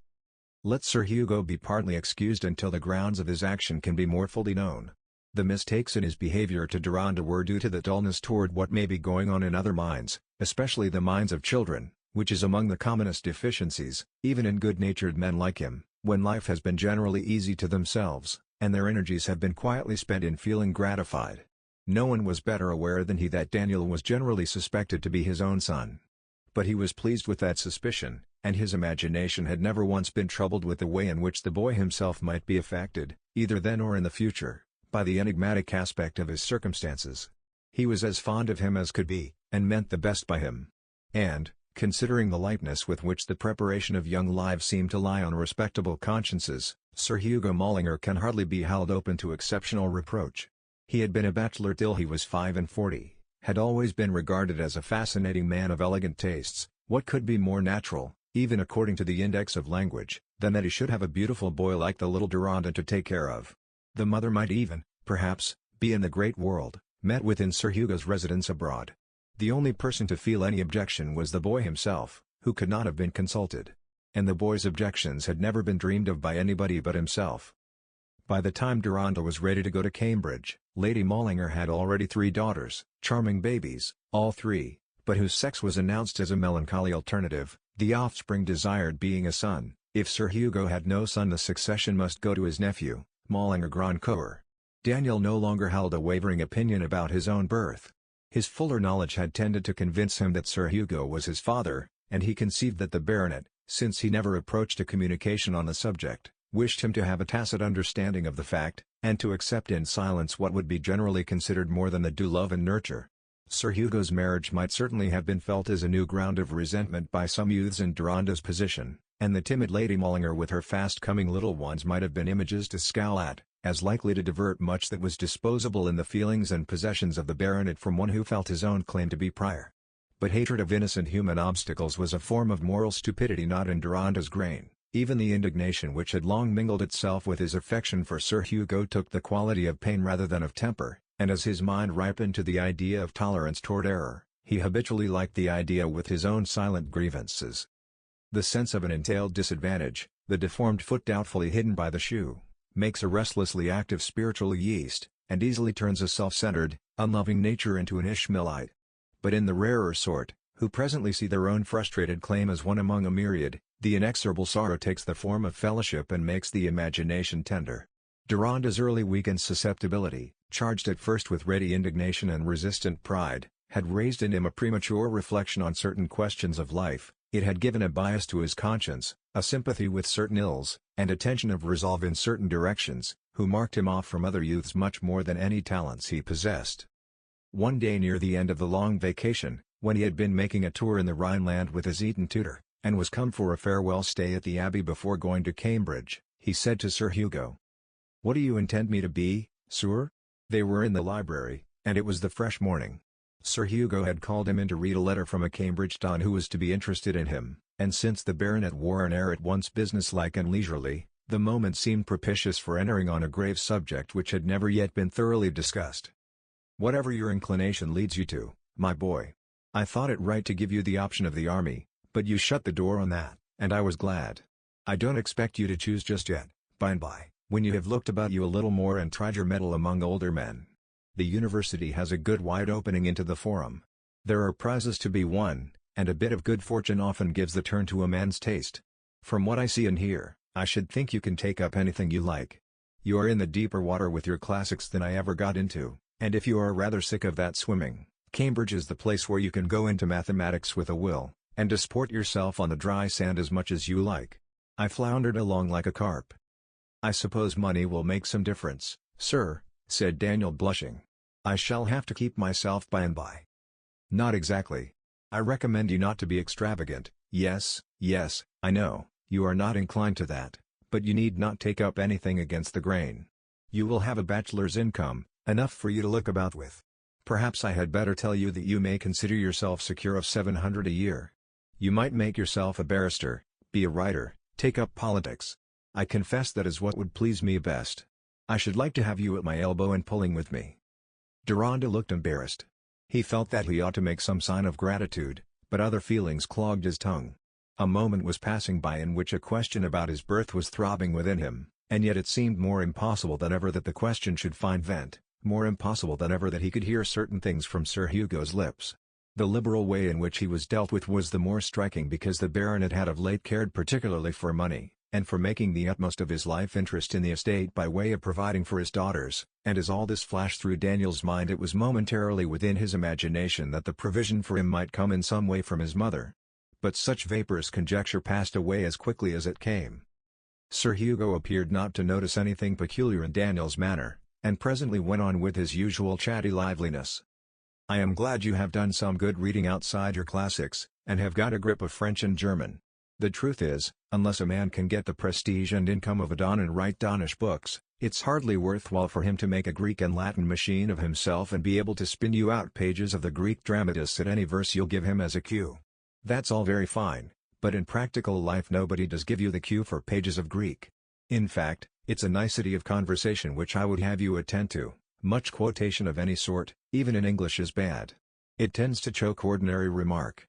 One couldn't carry on life comfortably without a little blindness to the fact that everything had been said better than we can put it ourselves.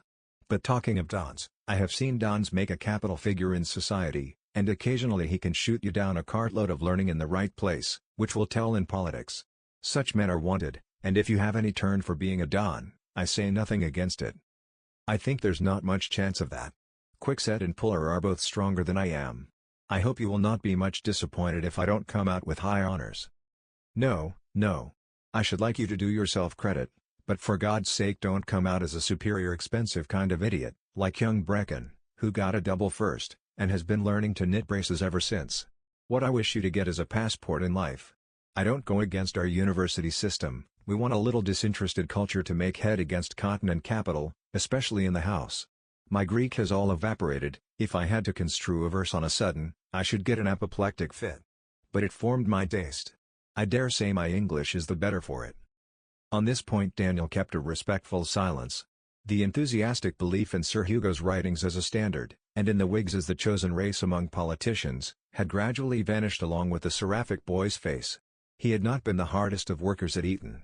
Though some kinds of study and reading came as easily as boating to him, he was not of the material that usually makes the first-rate Eton scholar. There had sprung up in him a meditative yearning after wide knowledge which is likely always to abate ardor in the fight for prize acquirement in narrow tracks. Happily he was modest, and took any second-rateness in himself simply as a fact, not as a marvel necessarily to be accounted for by a superiority. Still, Mr. Fraser's high opinion of the lad had not been altogether belied by the youth. Daniel had the stamp of rarity and a subdued fervor of sympathy, an activity of imagination on behalf of others which did not show itself effusively, but was continually seen in acts of considerateness that struck his companions as moral eccentricity. Deronda would have been first-rate if he had had more ambition, was a frequent remark about him.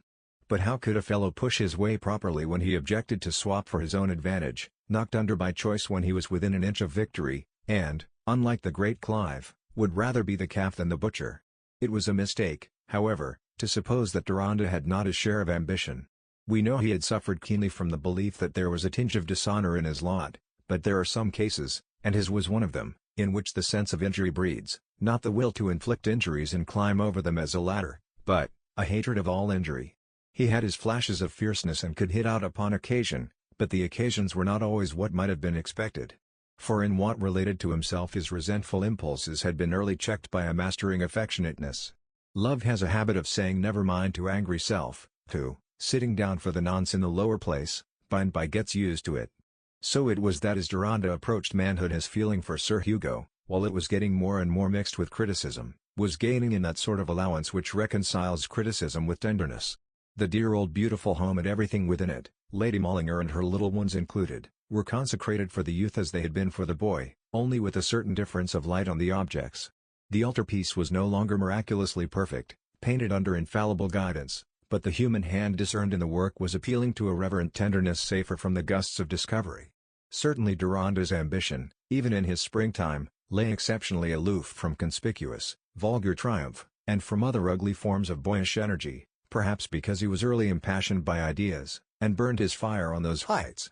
One may spend a good deal of energy in disliking and resisting what others pursue, and a boy who is fond of somebody else's pencil case may not be more energetic than another who is fond of giving his own pencil case away. Still, it was not Deronda's disposition to escape from ugly scenes, he was more inclined to sit through them and take care of the fellow least able to take care of himself. It had helped to make him popular that he was sometimes a little compromised by this apparent comradeship. For a meditative interest in learning how human miseries are wrought, as precocious in him as another sort of genius in the poet who writes A Queen Mab at 19, was so infused with kindliness that it easily passed for comradeship. Enough. In many of our neighbors' lives there is much not only of error and lapse, but of a certain exquisite goodness which can never be written or even spoken, only divined by each of us, according to the inward instruction of our own privacy. The impression he made at Cambridge corresponded to his position at Eton. Everyone interested in him agreed that he might have taken a high place if his motives had been of a more pushing sort, and if he had not, instead of regarding studies as instruments of success, hampered himself with the notion that they were to feed motive and opinion, a notion which set him criticizing methods and arguing against his freight and harness when he should have been using all his might to pull.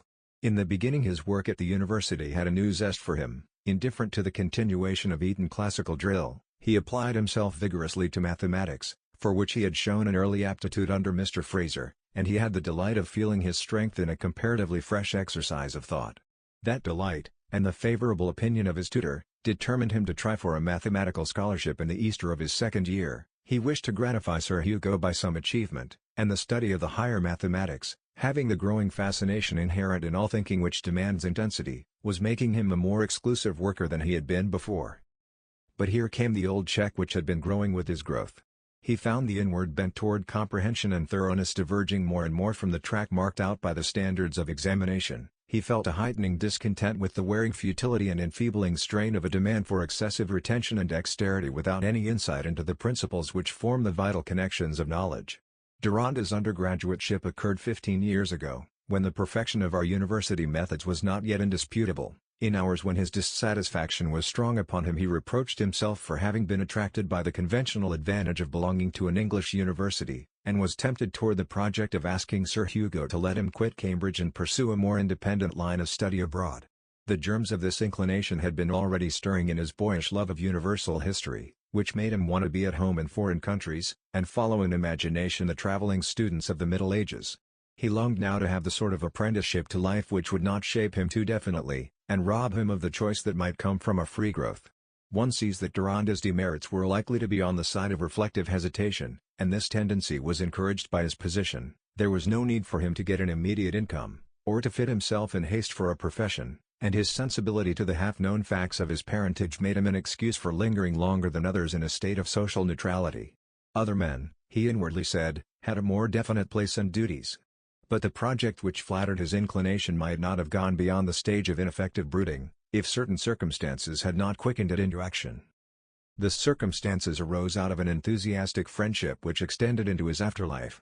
Of the same year with himself, and occupying small rooms close to his, was a youth who had come as an exhibitioner from Christ's Hospital, and had eccentricities enough for a Charles Lamb. Only to look at his pinched features and blond hair hanging over his collar reminded one of pale quaint heads by early German painters. And when this faint coloring was lit up by a joke, there came sudden creases about the mouth and eyes which might have been molded by the soul of an aged humorist. His father, an engraver of some distinction, had been dead 11 years, and his mother had 3 girls to educate and maintain on a meager annuity. Hans Merrick, he had been daringly christened after Holbein, felt himself the pillar, or rather the knotted and twisted trunk, round which these feeble climbing plants must cling.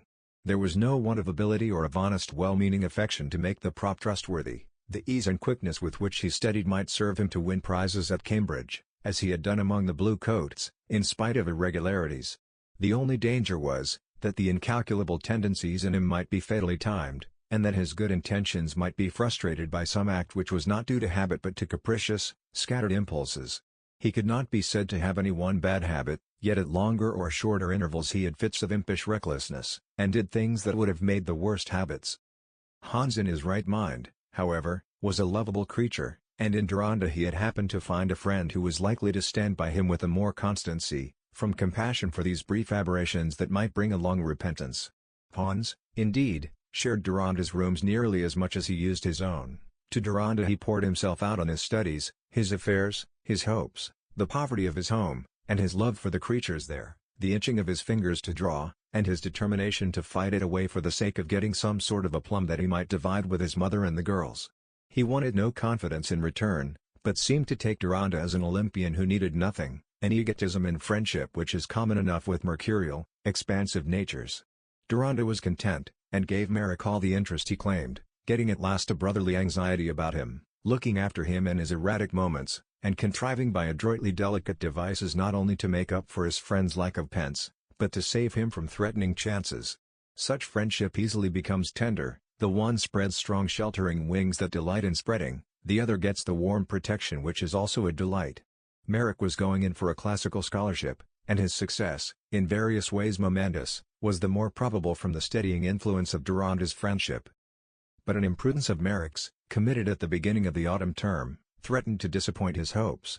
With his usual alternation between unnecessary expense and self-privation, he had given too much money for an old engraving which fascinated him, and to make up for it, had come from London in a third-class carriage with his eyes exposed to a bitter wind and any irritating particles the wind might drive before it. The consequence was a severe inflammation of the eyes, which for some time hung over him the threat of a lasting injury. This crushing trouble called out all Deronda's readiness to devote himself, and he made every other occupation secondary to that of being companion in eyes to Hans, working with him and for him at his classics, that if possible his chance of the classical scholarship might be saved. Hans, to keep the knowledge of his suffering from his mother and sisters, alleged his work as a reason for passing the Christmas at Cambridge, and his friend stayed up with him. Meanwhile Deronda relaxed his hold on his mathematics, and Hans, reflecting on this, at length said, "Old fellow, while you are hoisting me you are risking yourself. With your mathematical cram one may be like Moses or Muhammad or somebody of that sort who had to cram, and forgot in one day what it had taken him 40 to learn." Deronda would not admit that he cared about the risk, and he had really been beguiled into a little indifference by double sympathy. He was very anxious that Hans should not miss the much-needed scholarship, and he felt a revival of interest in the old studies. Still, when Hans, rather late in the day, got able to use his own eyes, Deronda had tenacity enough to try hard and recover his lost ground. He failed, however, but he had the satisfaction of seeing Merrick win. Success, as a sort of beginning that urged completion, might have reconciled Deronda to his university course, but the emptiness of all things, from politics to pastimes, is never so striking to us as when we fail in them. The loss of the personal triumph had no severity for him, but the sense of having spent his time ineffectively in a mode of working which had been against the grain, gave him a distaste for any renewal of the process, which turned his imagined project of quitting Cambridge into a serious intention. In speaking of his intention to Merrick he made it appear that he was glad of the turn events had taken, glad to have the balance dip decidedly, and feel freed from his hesitations, but he observed that he must of course submit to any strong objection on the part of Sir Hugo. Merrick's joy and gratitude were disturbed by much uneasiness. He believed in Deronda's alleged preference, but he felt keenly that in serving him Daniel had placed himself at a disadvantage in Sir Hugo's opinion, and he said mournfully, "If you had got the scholarship, Sir Hugo would have thought that you asked to leave us with a better grace. You have spoiled your luck for my sake, and I can do nothing to amend it." "Yes, you can, you are to be a first-rate fellow. I call that a first-rate investment of my luck." "Oh, confound it. You save an ugly mongrel from drowning, and expect him to cut a fine figure. The poets have made tragedies enough about signing oneself over to wickedness for the sake of getting something plummy. I shall write a tragedy of a fellow who signed himself over to be good, and was uncomfortable ever after." But Hans lost no time in secretly writing the history of the affair to Sir Hugo, making it plain that but for Deronda's generous devotion he could hardly have failed to win the prize he had been working for. The two friends went up to town together, Merrick to rejoice with his mother and the girls in their little home at Chelsea, Deronda to carry out the less easy task of opening his mind to Sir Hugo. He relied a little on the baronet's general tolerance of eccentricities, but he expected more opposition than he met with. He was received with even warmer kindness than usual. The failure was passed over lightly, and when he detailed his reasons for wishing to quit the university and go to study abroad, Sir Hugo sat for some time in a silence which was rather meditative than surprised. At last he said, looking at Daniel with examination, "So you don't want to be an Englishman to the backbone after all?" "I want to be an Englishman, but I want to understand other points of view. And I want to get rid of a merely English attitude in studies." "I see, you don't want to be turned out in the same mold as every other youngster. And I have nothing to say against your doffing some of our national prejudices. I feel the better myself for having spent a good deal of my time abroad. But, for God's sake, keep an English cut, and don't become indifferent to bad tobacco. And, my dear boy, it is good to be unselfish and generous, but don't carry that too far. It will not do to give yourself to be melted down for the benefit of the tallow trade. You must know where to find yourself. However, I shall put no veto on your going.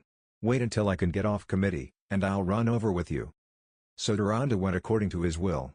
But not before he had spent some hours with Hans Merrick, and been introduced to the mother and sisters in the Chelsea home.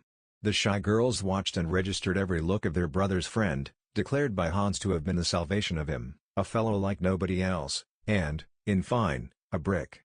They so thoroughly accepted Deronda as an ideal, that when he was gone the youngest set to work, under the criticism of the two elder girls, to paint him as Prince Camaralzaman. Chapter 17. This is true the poet sings.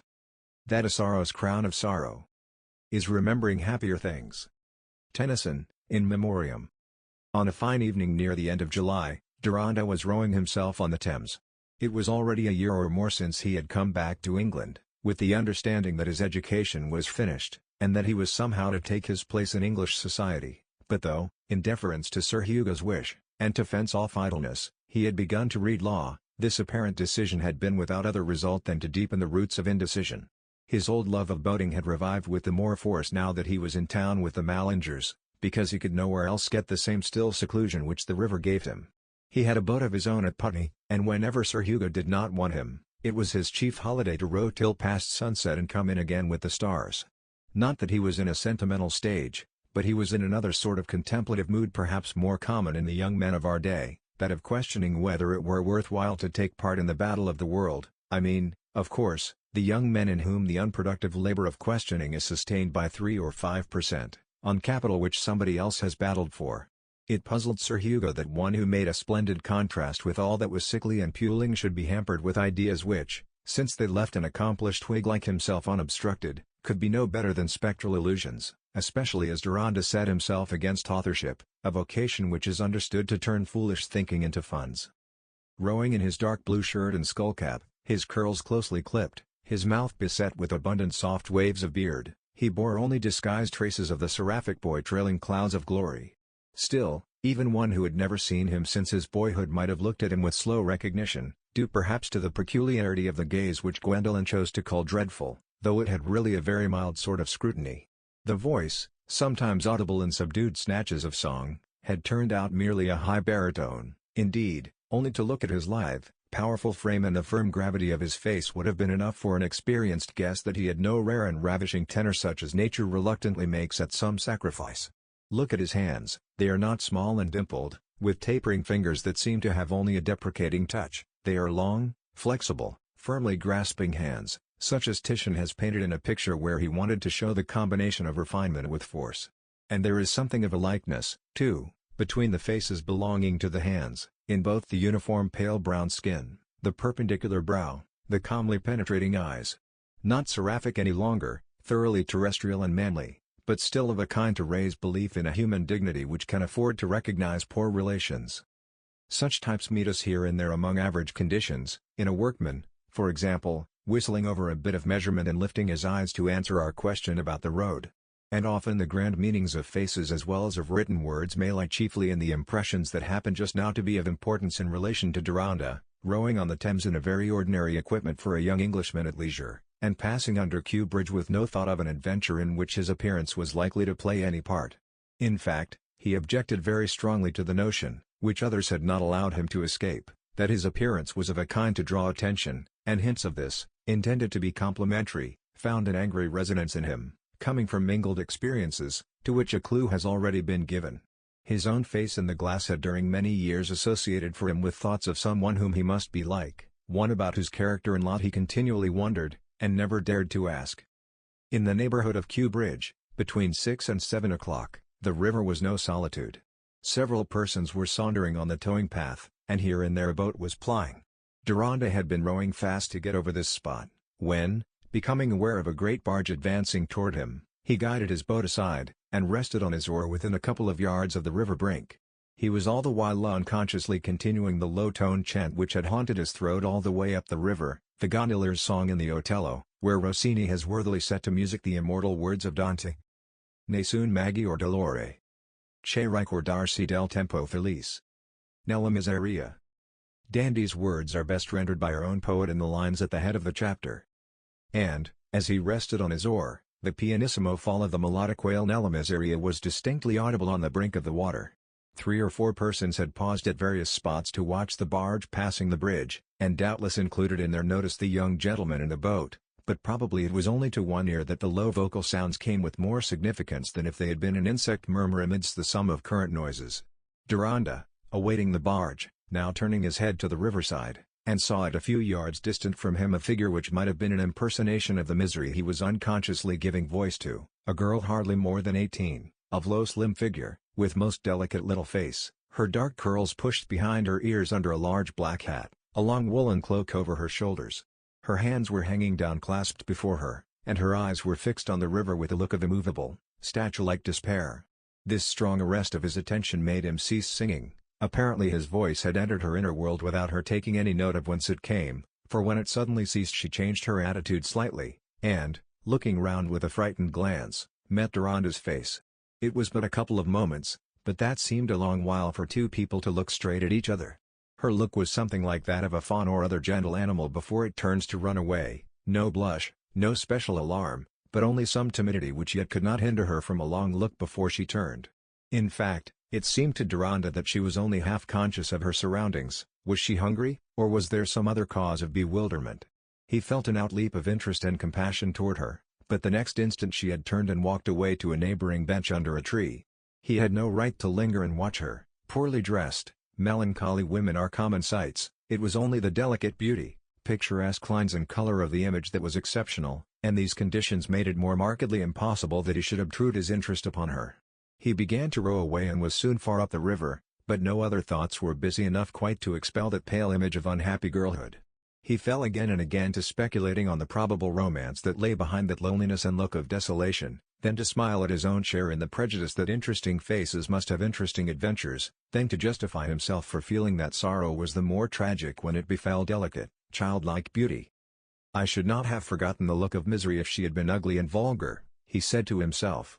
But there was no denying that the attractiveness of the image made it likelier to last.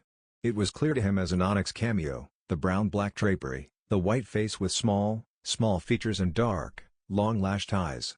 His mind glanced over the girl tragedies that are going on in the world, hidden, unheeded, as if they were but tragedies of the copse or hedgerow, where the helpless drag wounded wings forsakenly, and streak the shadowed moss with the red moment hand of their own death.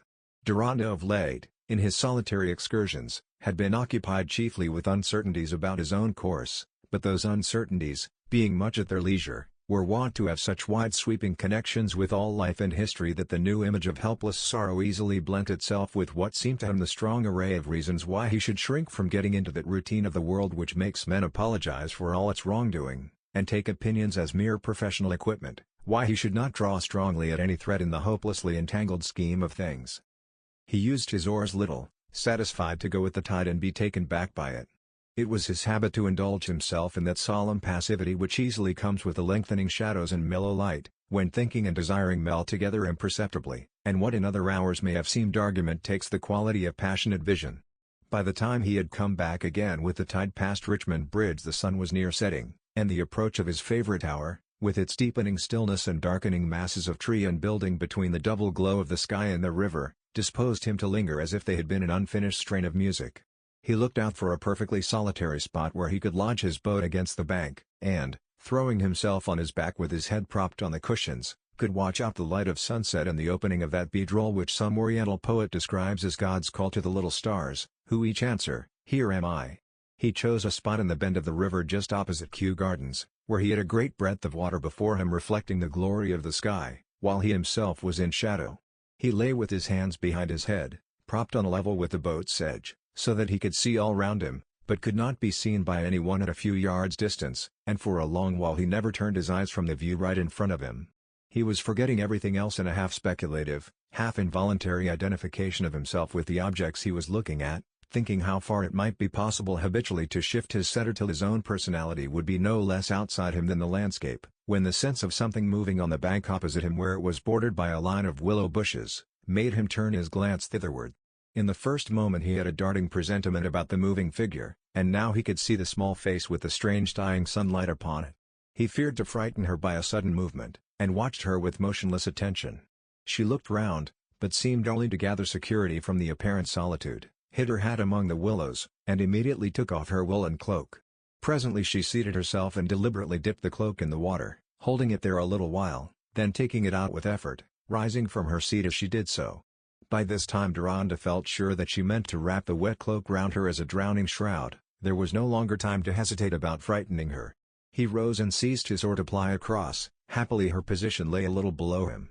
The poor thing, overcome with terror at this sign of discovery from the opposite bank, sank down on the brink again, holding her cloak half out of the water. She crouched and covered her face as if she kept a faint hope that she had not been seen, and that the boatman was accidentally coming toward her.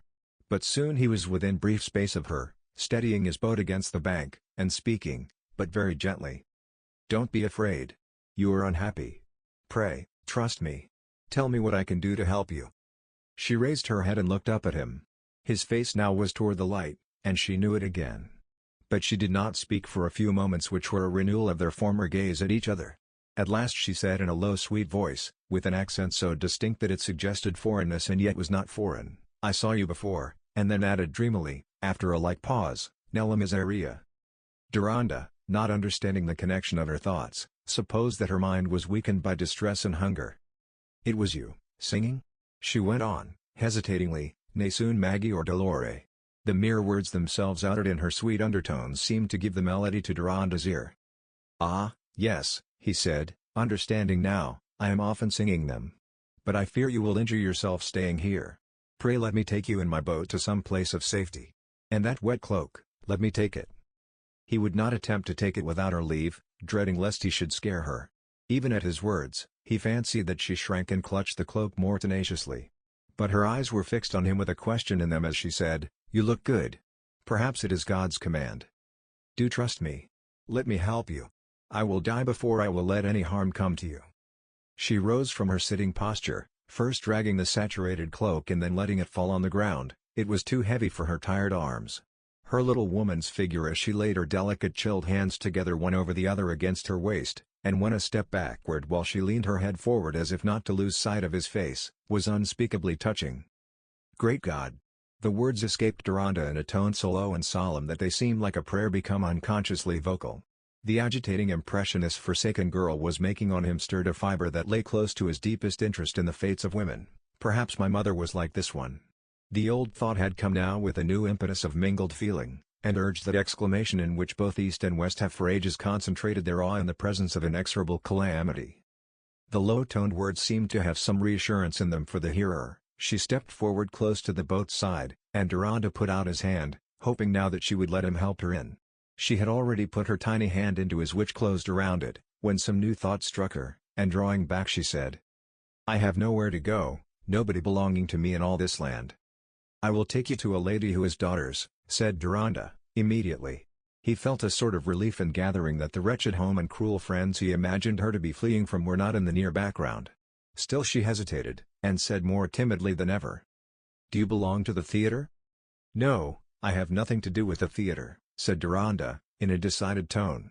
Then beseechingly, "I will put you in perfect safety at once, with a lady, a good woman. I am sure she will be kind. Let us lose no time, you will make yourself ill. Life may still become sweet to you. There are good people, there are good women who will take care of you." She drew backward no more, but stepped in easily, as if she were used to such action, and sat down on the cushions. "You had a covering for your head," said Deronda. "My hat?" She lifted up her hands to her head. "It is quite hidden in the bush." "I will find it," said Deronda, putting out his hand deprecatingly as she attempted to rise. "The boat is fixed." He jumped out, found the hat, and lifted up the saturated cloak, wringing it and throwing it into the bottom of the boat. "We must carry the cloak away, to prevent anyone who may have noticed you from thinking you have been drowned," he said, cheerfully, as he got in again and presented the old hat to her. "I wish I had any other garment than my coat to offer you. But shall you mind throwing it over your shoulders while we are on the water? It is quite an ordinary thing to do, when people return late and are not enough provided with wraps." He held out the coat toward her with a smile, and there came a faint melancholy smile in answer, as she took it and put it on very cleverly. "I have some biscuits, should you like them?" said Deronda. "No, I cannot eat. I had still some money left to buy bread."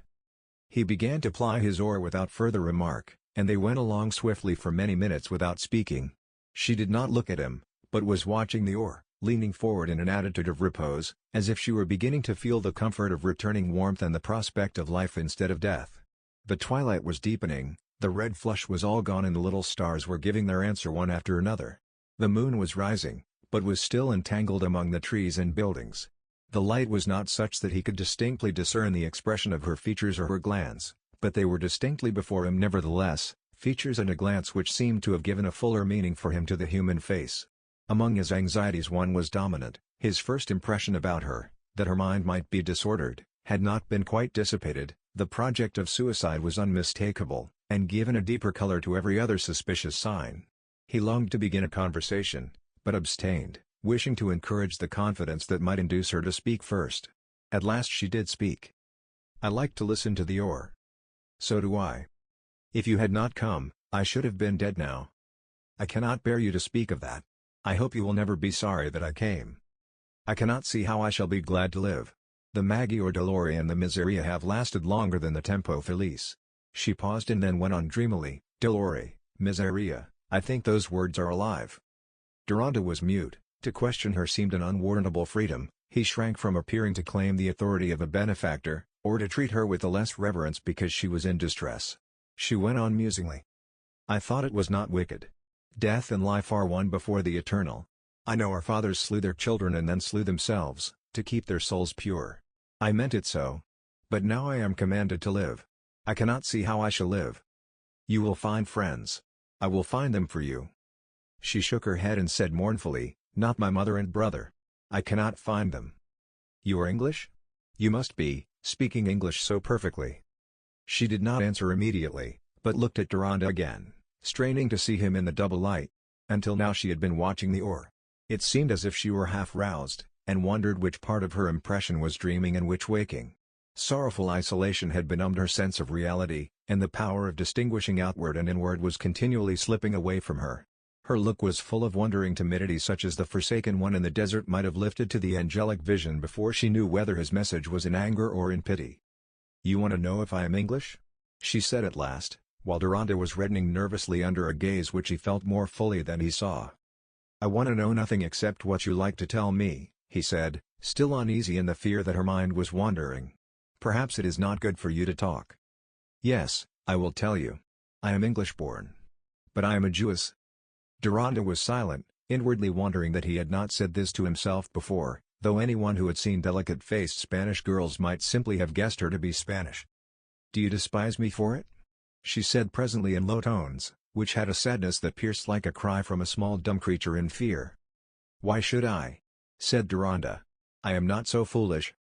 I know many Jews are bad. So are many Christians. But I should not think it fair for you to despise me because of that. My mother and brother were good. But I shall never find them. I am come a long way, from abroad. I ran away, but I cannot tell you, I cannot speak of it. I thought I might find my mother again, God would guide me. But then I despaired.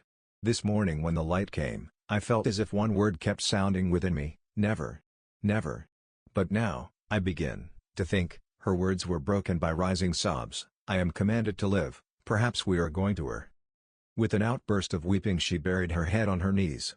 He hoped that this passionate weeping might relieve her excitement.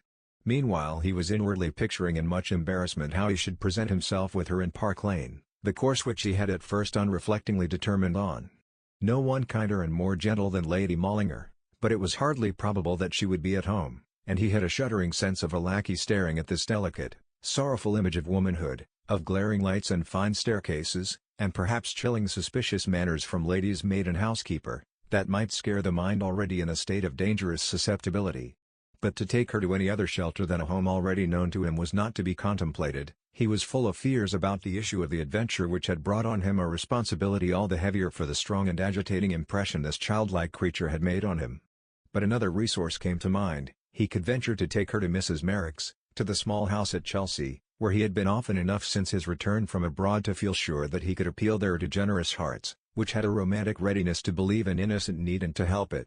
Hans Merrick was safe away in Italy, and Deronda felt the comfort of presenting himself with his charge at a house where he would be met by a motherly figure of Quakerish neatness, and three girls who hardly knew of any evil closer to them than what lay in history books and dramas, and would at once associate a lovely Jewess with Rebecca and Ivanhoe, besides thinking that everything they did at Deronda's request would be done for their idol, Hans.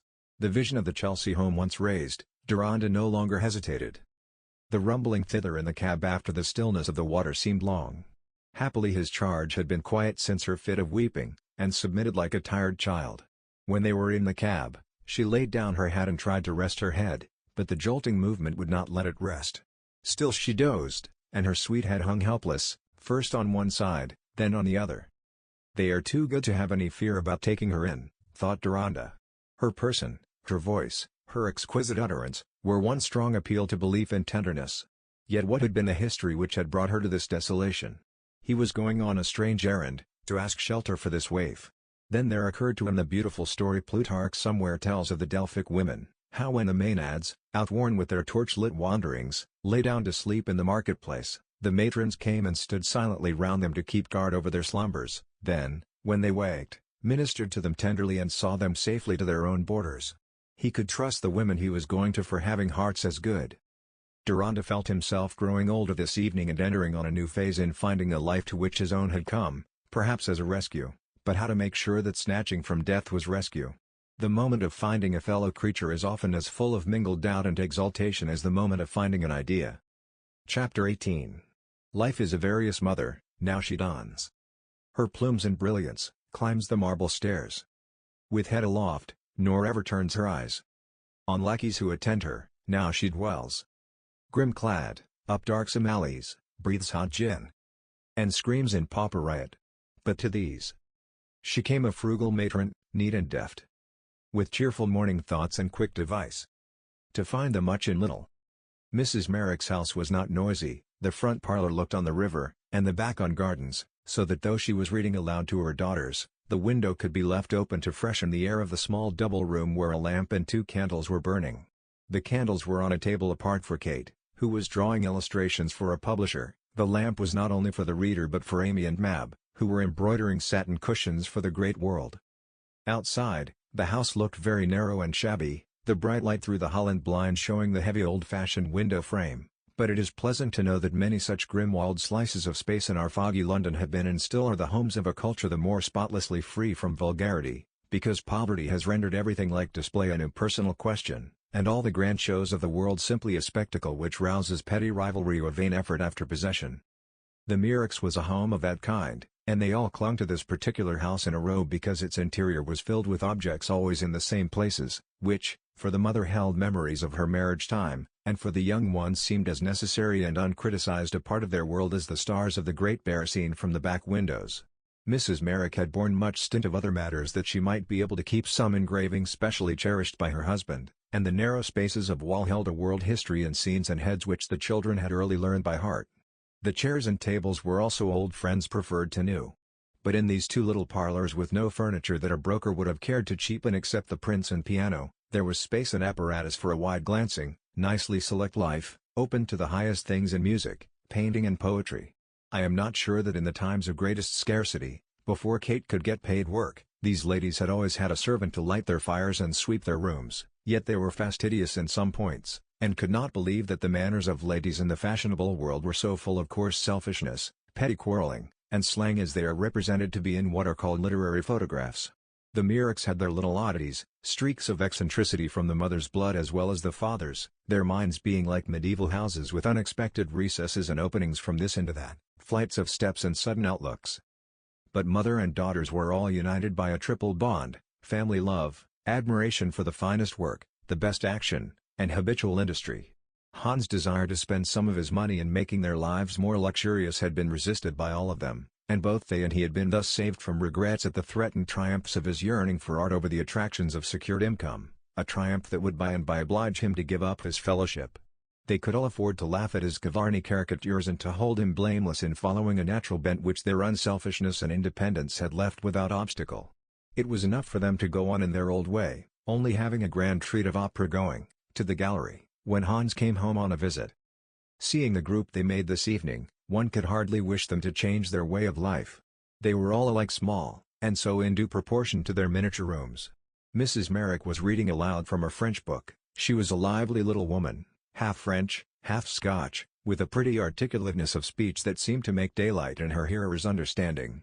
Though she was not yet 50, her rippling hair, covered by a Quakerish net cap, was chiefly grey, but her eyebrows were brown as the bright eyes below them. Her black dress, almost like a priest's cassock with its rows of buttons, suited a neat figure hardly 5 feet high. The daughters were to match the mother, except that Mab had Hans' light hair and complexion, with a bossy, irregular brow, and other quaintnesses that reminded one of him. Everything about them was compact, from the firm coils of their hair, fastened back à la chinoise, to their grey skirts in Puritan nonconformity with the fashion, which at that time would have demanded that 4 feminine circumferences should fill all the free space in the front parlour. All 4, if they had been waxwork, might have been packed easily in a fashionable lady's travelling trunk. Their faces seemed full of speech, as if their minds had been shelled, after the manner of horse chestnuts, and become brightly visible. The only large thing of its kind in the room was Hafiz, the Persian cat, comfortably poised on the brown leather back of a chair, and opening his large eyes now and then to see that the lower animals were not in any mischief. The book Mrs. Merrick had before her was Erckmann Chatrian's Histoire d'un conscrit. She had just finished reading it aloud, and Mab, who had let her work fall on the ground while she stretched her head forward and fixed her eyes on the reader, exclaimed, "I think that is the finest story in the world." "Of course, Mab," said Amy, "it is the last you have heard. Everything that pleases you is the best in its turn." "It is hardly to be called a story," said Kate. "It is a bit of history brought near us with a strong telescope. We can see the soldiers' faces. No, it is more than that, we can hear everything, we can almost hear their hearts beat." "I don't care what you call it," said Mab, flirting away her thimble. "Call it a chapter in Revelations. It makes me want to do something good, something grand. It makes me so sorry for everybody. It makes me like Schiller, I want to take the world in my arms and kiss it. I must kiss you instead, little mother." She threw her arms round her mother's neck. "Whenever you are in that mood, Mab, down goes your work," said Amy. "It would be doing something good to finish your cushion without soiling it."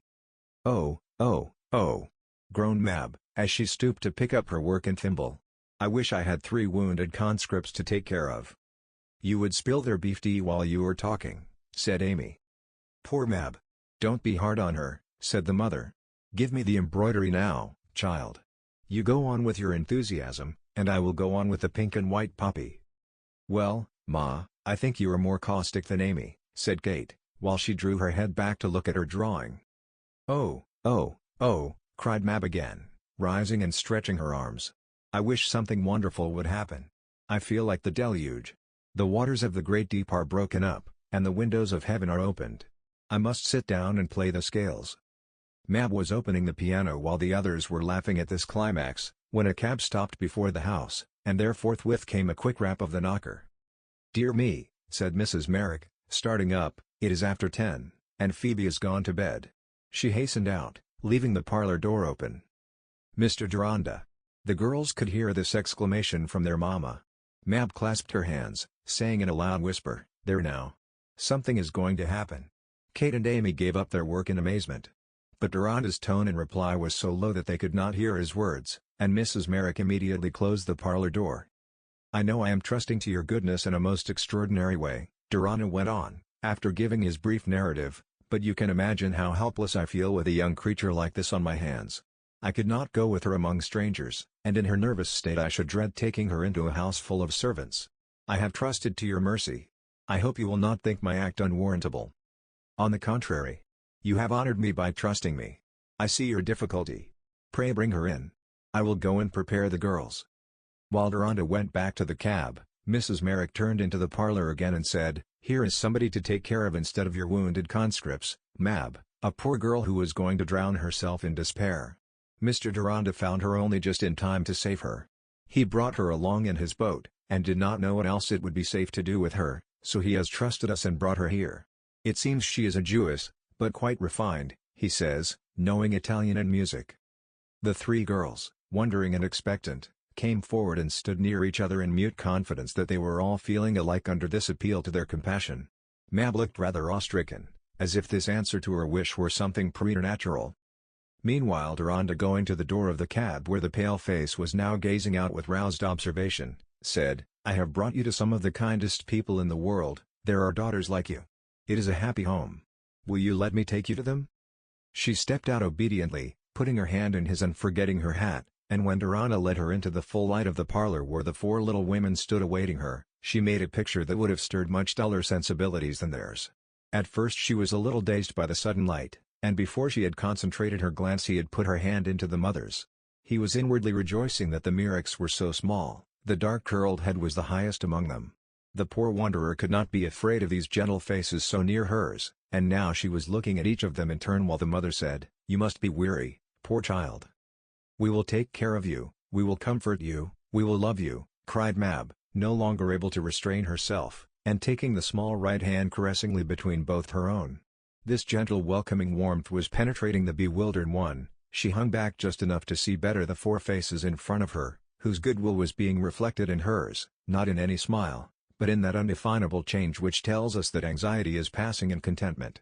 For an instant she looked up at Deronda, as if she were referring all this mercy to him, and then again turning to Mrs. Merrick, said with more collectedness in her sweet tones than he had heard before, "I am a stranger. I am a Jewess. You might have thought I was wicked." "No, we are sure you are good," burst out Mab. "We think no evil of you, poor child.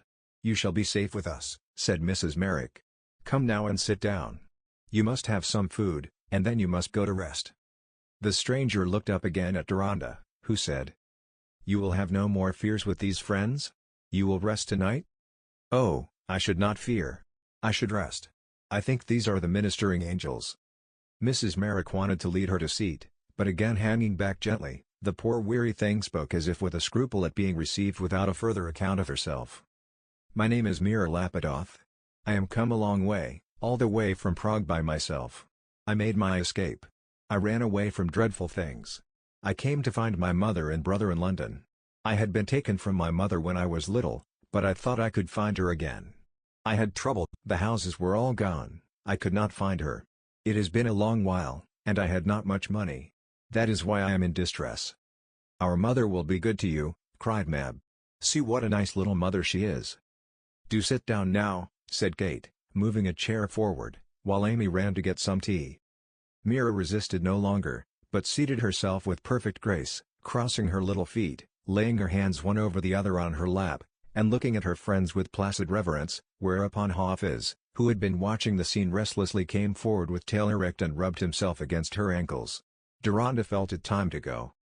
"Will you allow me to come again and inquire, perhaps at 5 tomorrow?" he said to Mrs. Merrick. "Yes, pray, we shall have had time to make acquaintance then." "Goodbye," said Deronda, looking down at Mira, and putting out his hand. She rose as she took it, and the moment brought back to them both strongly the other moment when she had first taken that outstretched hand. She lifted her eyes to his and said with reverential fervor, "The God of our fathers bless you and deliver you from all evil as you have delivered me. I did not believe there was any man so good. None before have thought me worthy of the best. You found me poor and miserable, yet you have given me the best." Deronda could not speak, but with silent adieu to the Merricks, hurried away. Book 3, Maiden's Choosing. Chapter 19. I pity the man who can travel from Dan to Beersheba, and say, "'Tis all barren," and so it is, and so is all the world to him who will not cultivate the fruits it offers. Stern, sentimental journey. To say that Deronda was romantic would be to misrepresent him, but under his common somewhat self-repressed exterior there was a fervor which made him easily find poetry and romance among the events of everyday life. And perhaps poetry and romance are as plentiful as ever in the world except for those phlegmatic natures who I suspect would in any age have regarded them as a dull form of erroneous thinking. They exist very easily in the same room with the microscope and even in railway carriages. What banishes them in the vacuum in gentlemen and lady passengers? How should all the apparatus of heaven and earth, from the farthest firmament to the tender bosom of the mother who nourished us, make poetry for a mind that had no movements of awe and tenderness, no sense of fellowship which thrills from the near to the distant, and back again from the distant to the near? To Deronda this event of finding Mira was as heart-stirring as anything that befell Orestes or Ronaldo.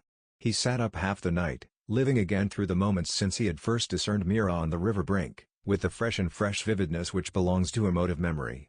When he took up a book to try and dull this urgency of inward vision, the printed words were no more than a network through which he saw and heard everything as clearly as before, saw not only the actual events of 2 hours, but possibilities of what had been and what might be, which those events were enough to feed with the warm blood of passionate hope and fear. Something in his own experience caused Mira's search after her mother to lay hold with peculiar force on his imagination.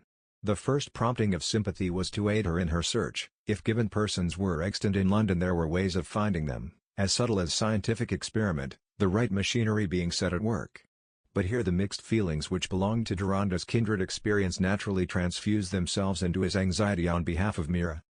The desire to know his own mother, or to know about her, was constantly haunted with dread, and in imagining what might befall Mira it quickly occurred to him that finding the mother and brother from whom she had been parted when she was a little one might turn out to be a calamity.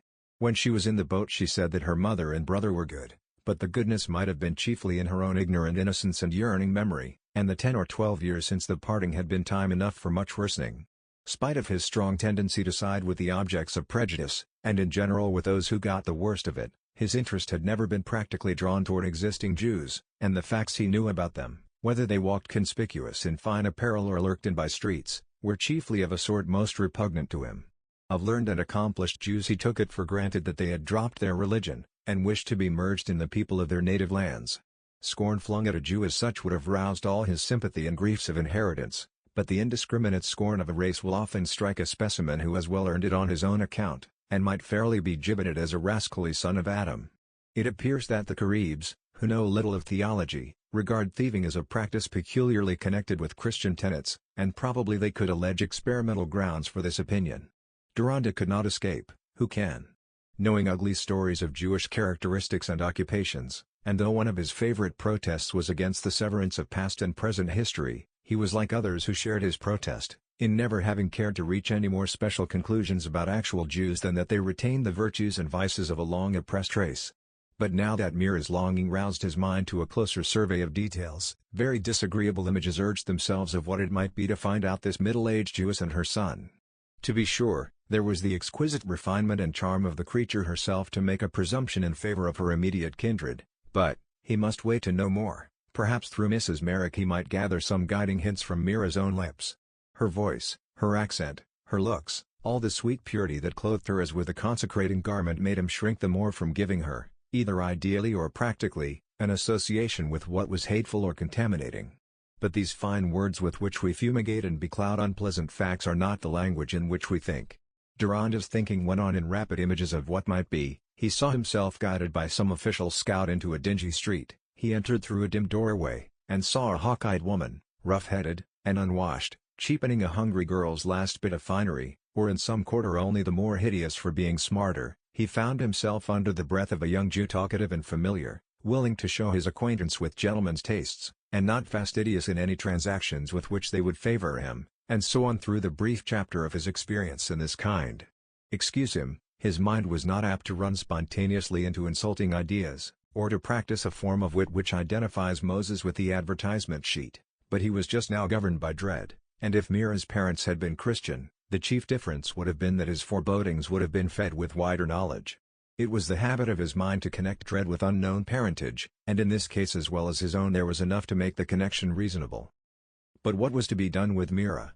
She needed shelter and protection in the fullest sense, and all his chivalrous sentiment roused itself to insist that the sooner and the more fully he could engage for her the interest of others besides himself, the better he should fulfill her claims on him. He had no right to provide for her entirely, though he might be able to do so. The very depth of the impression she had produced made him desire that she should understand herself to be entirely independent of him, and vague visions of the future which he tried to dispel as fantastic left their influence in an anxiety stronger than any motive he could give for it, that those who saw his actions closely should be acquainted from the first with the history of his relation to Mira. He had learned to hate secrecy about the grand ties and obligations of his life, to hate it the more because a strong spell of interwoven sensibilities hindered him from breaking such secrecy. Deronda had made a vow to himself that, since the truths which disgrace mortals are not all of their own making, the truth should never be made a disgrace to another by his act. He was not without terror lest he should break this vow, and fall into the apologetic philosophy which explains the world into containing nothing better than one's own conduct. At one moment he resolved to tell the whole of his adventure to Sir Hugo and Lady Mullinger the next morning at breakfast, but the possibility that something quite new might reveal itself on his next visit to Mrs. Merrick's checked this impulse, and he finally went to sleep on the conclusion that he would wait until that visit had been made. Chapter 20. It will hardly be denied that even in this frail and corrupted world, we sometimes meet persons who, in their very mien and aspect, as well as in the whole habit of life, manifest such a signature and stamp of virtue, as to make our judgment of them a matter of intuition rather than the result of continued examination. Alexander Knox, quoted in Southey's Life of Wesley. Mira said that she had slept well that night, and when she came down in Mab's black dress, her dark hair curling in fresh fibrils as it gradually dried from its plenteous bath, she looked like one who was beginning to take comfort after the long sorrow and watching which had paled her cheek and made blue semicircles under her eyes. It was Mab who carried her breakfast and ushered her down, with some pride in the effect produced by a pair of tiny felt slippers which she had rushed out to buy because there were no shoes in the house small enough for Mira, whose borrowed dress ceased about her ankles and displayed the cheap clothing that, molding itself on her feet, seemed an adornment as choice as the sheaths of buds. The farthing buckles were bijou. "Oh, if you please, Mamma!" cried Mab, clasping her hands and stooping toward Mira's feet, as she entered the parlor. "Look at the slippers, how beautiful they fit. I declare she is like the queen, but or, 2 delicate feet, the work of the protecting and all-recompensing Creator, support her, and I wonder how they can sustain what is above them." Mira looked down at her own feet in a childlike way and then smiled at Mrs. Merrick, who was saying inwardly, "One could hardly imagine this creature having an evil thought. But wise people would tell me to be cautious." She returned Mira's smile and said, "I fear the feet have had to sustain their burden a little too often lately. But today she will rest and be my companion." "And she will tell you so many things and I shall not hear them," grumbled Mab, who felt herself in the first volume of a delightful romance and obliged to miss some chapters because she had to go to pupils. Kate was already gone to make sketches along the river, and Amy was away on business errands. It was what the mother wished, to be alone with this stranger, whose story must be a sorrowful one, yet was needful to be told. The small front parlor was as good as a temple that morning. The sunlight was on the river and soft air came in through the open window, the walls showed a glorious silent cloud of witnesses, the Virgin soaring amid her cherubic escort, grand Melancholia with her solemn universe, the prophets and sibyls, the school of Athens, the Last Supper, mystic groups where far-off ages made one moment, grave Holbein and Rembrandt heads, the tragic muse, last-century children at their musings or their play, Italian poets, all were there through the medium of a little black and white. The neat mother who had weathered her troubles, and come out of them with a face still cheerful, was sorting colored wools for her embroidery. Hafiz purred on the window ledge, the clock on the mantelpiece ticked without hurry, and the occasional sound of wheels seemed to lie outside the more massive central quiet. Mrs. Merrick thought that this quiet might be the best invitation to speech on the part of her companion, and chose not to disturb it by remark. Mira sat opposite in her former attitude, her hands clasped on her lap, her ankles crossed, her eyes at first traveling slowly over the objects around her, but finally resting with a sort of placid reverence on Mrs. Merrick. At length she began to speak softly. "I remember my mother's face better than anything, yet I was not 7 when I was taken away, and I am 19 now." "I can understand that," said Mrs. Merrick. "There are some earliest things that last the longest." "Oh, yes, it was the earliest. I think my life began with waking up and loving my mother's face, it was so near to me, and her arms were round me, and she sang to me. One hymn she sang so often, and then she taught me to sing it with her, it was the first I ever sang. They were always Hebrew hymns she sang, and because I never knew the meaning of the words they seemed full of nothing but her love and happiness. When I lay in my little bed and it was all white above me, she used to bend over me, between me and the white, and sing in a sweet, low voice. I can dream myself back into the time when I am awake, and it often comes back to me in my sleep. My hand is very little, I put it up to her face and she kisses it. Sometimes in my dreams I begin to tremble and think that we are both dead, but then I wake up and my hand lies like this, and for a moment I hardly know myself. But if I could see my mother again I should know her." "You must expect some change after 12 years, said Mrs. Merrick, gently. "See my gray hair, 10 years ago it was bright brown. The days and months pace over us like restless little birds, and leave the marks of their feet backward and forward, especially when they are like birds with heavy hearts, then they tread heavily. Ah, I am sure her heart has been heavy for want of me. But to feel her joy if we could meet again, and I could make her know I love her and give her deep comfort after all her mourning. If that could be, I should mind nothing, I should be glad that I have lived through my trouble. I did despair. The world seemed miserable and wicked, none helped me so that I could bear their looks and words. I felt that my mother was dead, and death was the only way to her. But then in the last moment, yesterday, when I longed for the water to close over me, and I thought that death was the best image of mercy, then goodness came to me living, and I felt trust in the living. And, it is strange, but I began to hope that she was living too. And now I with you, here, this morning, peace and hope have come into me like a flood. I want nothing, I can wait, because I hope and believe and am grateful, oh, so grateful. You have not thought evil of me, you have not despised me. Mira spoke with low-toned fervor, and sat as still as a picture all the while. Many others would have felt as we do, my dear, said Mrs. Merrick, feeling a mist come over her eyes as she looked at her work. But I did not meet them, they did not come to me. How was it that you were taken from your mother? Ah, I am a long while coming to that. It is dreadful to speak of, yet I must tell you everything. My father, it was he that took me away. I thought we were only going on a little journey, and I was pleased. There was a box with all my little things in. But we went on board a ship, and got farther and farther away from the land. Then I was ill, and I thought it would never end, it was the first misery, and it seemed endless. But at last we landed. I knew nothing then, and believed what my father said. He comforted me, and told me I should go back to my mother. But it was America we had reached, and it was long years before we came back to Europe. At first I often asked my father when we were going back, and I tried to learn writing fast, because I wanted to write to my mother, but one day when he found me trying to write a letter, he took me on his knee and told me that my mother and brother were dead, that was why we did not go back.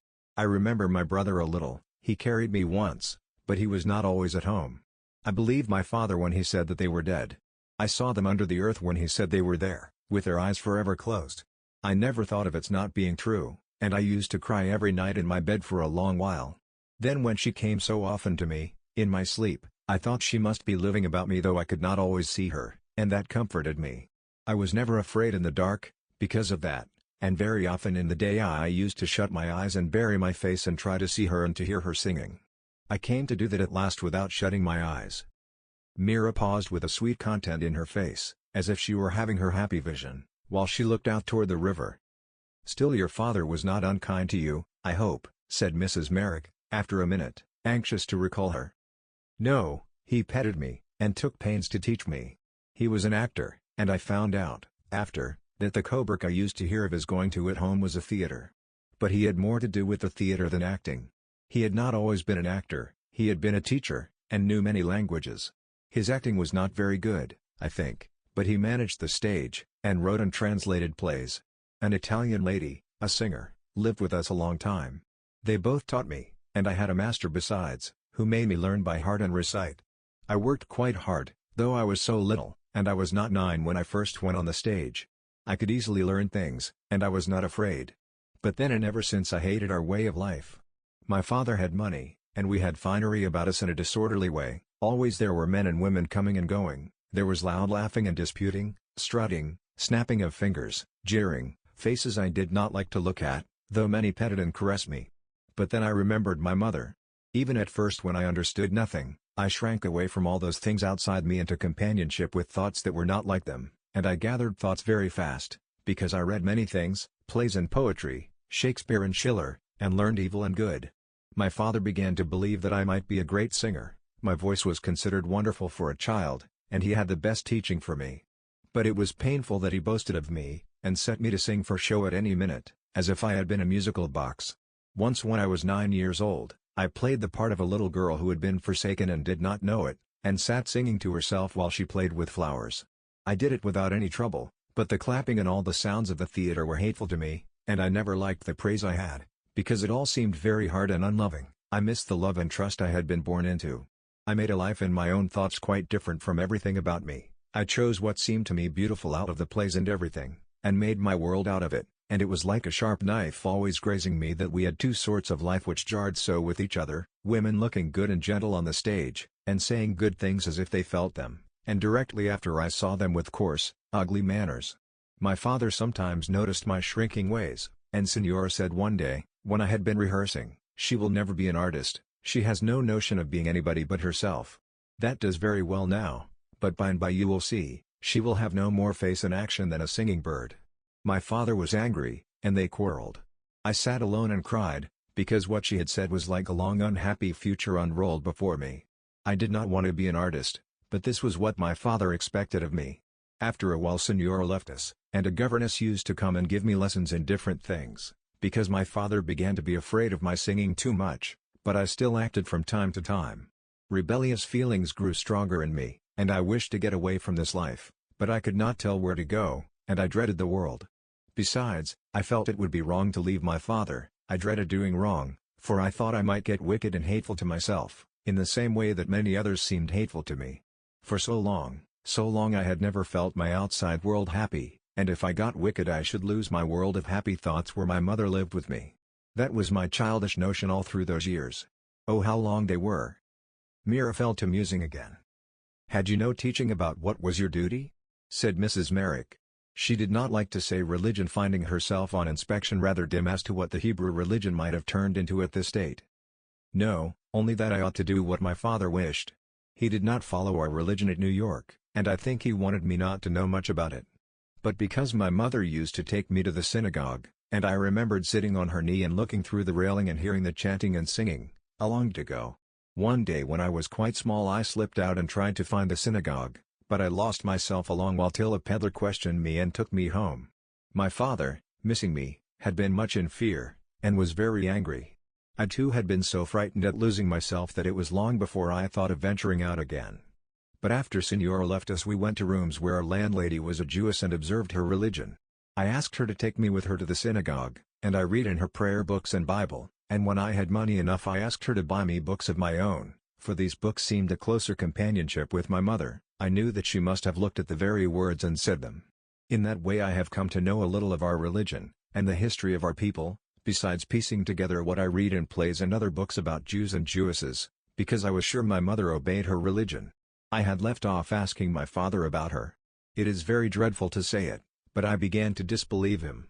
I had found that he did not always tell the truth, and made promises without meaning to keep them, and that raised my suspicion that my mother and brother were still alive though he had told me they were dead. For in going over the past again as I got older and knew more, I felt sure that my mother had been deceived, and had expected to see us back again after a very little while, and my father taking me on his knee and telling me that my mother and brother were both dead seemed to me now but a bit of acting, to set my mind at rest. The cruelty of that falsehood sank into me, and I hated all untruth because of it. I wrote to my mother secretly. I knew the street, Coleman Street, where we lived, and that it was not Blackfriars Bridge in the Coburg, and that our name was Cohen then, though my father called us Lapidoth, because, he said, it was a name of his forefathers in Poland. I sent my letter secretly, but no answer came, and I thought there was no hope for me. Our life in America did not last much longer. My father suddenly told me we were to pack up and go to Hamburg, and I was rather glad. I hoped we might get among a different sort of people, and I knew German quite well, some German plays almost all by heart. My father spoke it better than he spoke English. I was 13 then, and I seemed to myself quite old. I knew so much, and yet so little. I think other children cannot feel as I did. I had often wished that I had been drowned when I was going away from my mother. But I set myself to obey and suffer. What else could I do? One day when we were on our voyage, a new thought came into my mind. I was not very ill that time, and I kept on deck a good deal. My father acted and sang and joked to amuse people on board, and I used often to hear remarks about him. One day, when I was looking at the sea and nobody took notice of me, I overheard a gentleman say, "Oh, he is one of those clever Jews, a rascal, I shouldn't wonder. There's no race like them for cunning in the men and beauty in the women. I wonder what market he means that daughter for."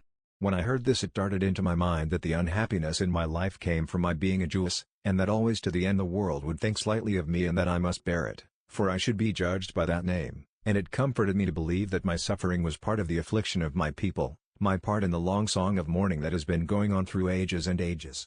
For if many of our race were wicked and made merry in their wickedness, what was that but part of the affliction borne by the just among them, who were despised for the sins of their brethren? But you have not rejected me."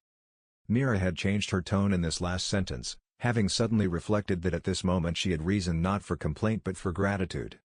"And we will try to save you from being judged unjustly by others, my poor child," said Mrs. Merrick, who had now given up all attempt at going on with her work, and sat listening with folded hands and a face hardly less eager than Mab's would have been. Go on, tell me all." "After that we lived in different towns, Hamburg and Vienna, the longest. I began to study singing again, and my father always got money about the theaters. I think he brought a good deal of money from America. I never knew why we left. For some time he was in great spirits about my singing, and he made me rehearse parts and act continually. He looked forward to my coming out in the opera. But by and by it seemed that my voice would never be strong enough, it did not fulfill its promise. My master at Vienna said, 'Don't strain it further, it will never do for the public, it is gold, but a thread of gold dust.' My father was bitterly disappointed. We were not so well off at that time. I think I have not quite told you what I felt about my father. I knew he was fond of me and meant to indulge me, and that made me afraid of hurting him, but he always mistook what would please me and give me happiness. It was his nature to take everything lightly, and I soon left off asking him any questions about things that I cared for much, because he always turned them off with a joke. He would even ridicule our own people, and once when he had been imitating their movements and their tones in praying, only to make others laugh, I could not restrain myself, for I always had an anger in my heart about my mother, and when we were alone, I said, 'Father, you ought not to mimic our own people before Christians who mock them. Would it not be bad if I mimicked you, that they might mock you?' But he only shrugged his shoulders and laughed and pinched my chin, and said, 'You couldn't do it, my dear.' It was this way of turning off everything, that made a great wall between me and my father, and whatever I felt most I took the most care to hide from him. For there were some things, when they were laughed at I could not bear it. The world seemed like a hell to me. Is this world and all the life upon it only like a farce or a vaudeville, where you find no great meanings? Why then are there tragedies and grand operas, where men do difficult things and choose to suffer? I think it is silly to speak of all things as a joke. And I saw that his wishing me to sing the greatest music, and parts in grand operas, was only wishing for what would fetch the greatest price. That hemmed in my gratitude for his affectionateness, and the tenderest feeling I had toward him was pity. Yes, I did sometimes pity him. He had aged and changed. Now he was no longer so lively.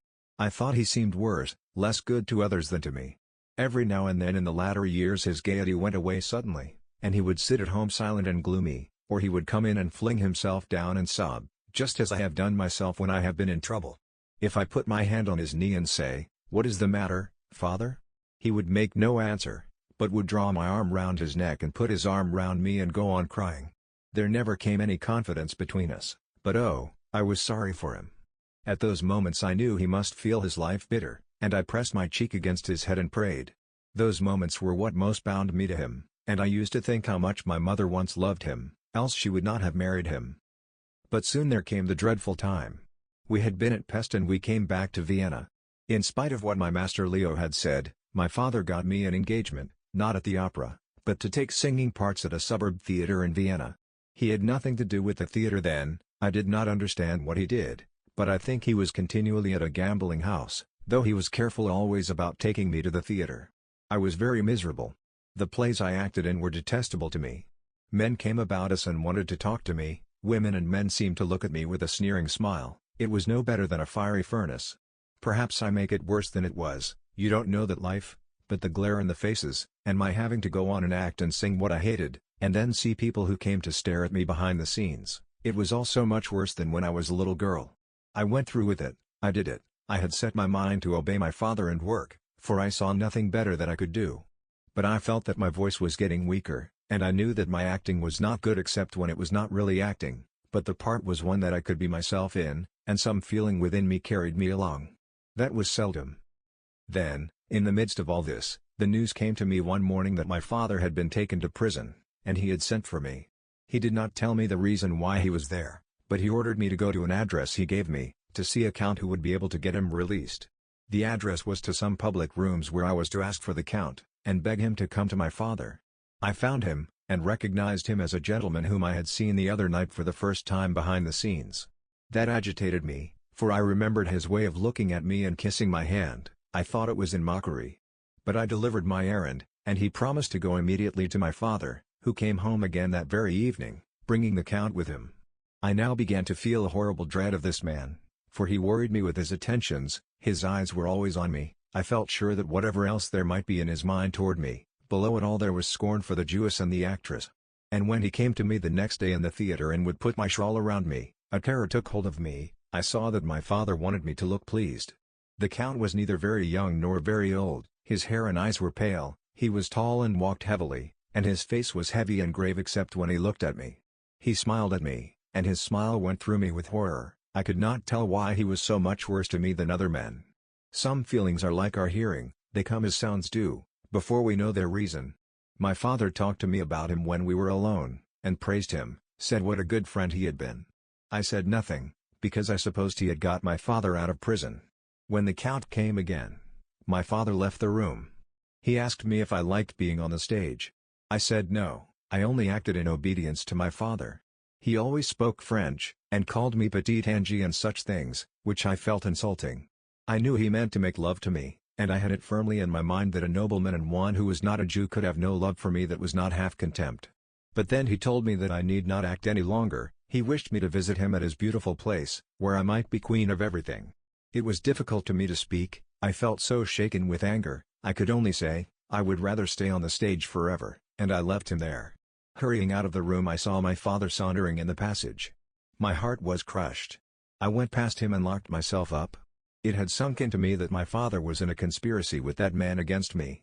But the next day he persuaded me to come out. He said that I had mistaken everything, and he would explain. If I did not come out and act and fulfill my engagement, we should be ruined and he must starve.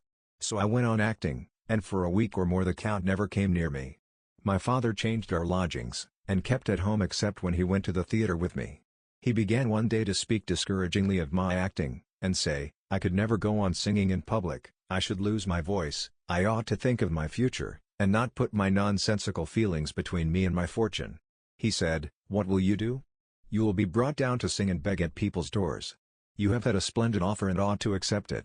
I could not speak, a horror took possession of me when I thought of my mother and of him. I felt for the first time that I should not do wrong to leave him.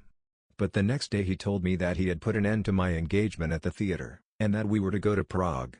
I was getting suspicious of everything, and my will was hardening to act against him. It took us 2 days to pack and get ready, and I had it in my mind that I might be obliged to run away from my father, and then I would come to London and try if it were possible to find my mother. I had a little money, and I sold some things to get more. I packed a few clothes in a little bag that I could carry with me, and I kept my mind on the watch. My father's silence, his letting drop that subject of the Count's offer, made me feel sure that there was a plan against me. I felt as if it had been a plan to take me to a madhouse. I once saw a picture of a madhouse, that I could never forget.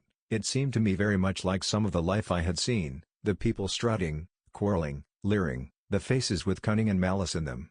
It was my will to keep myself from wickedness, and I prayed for help.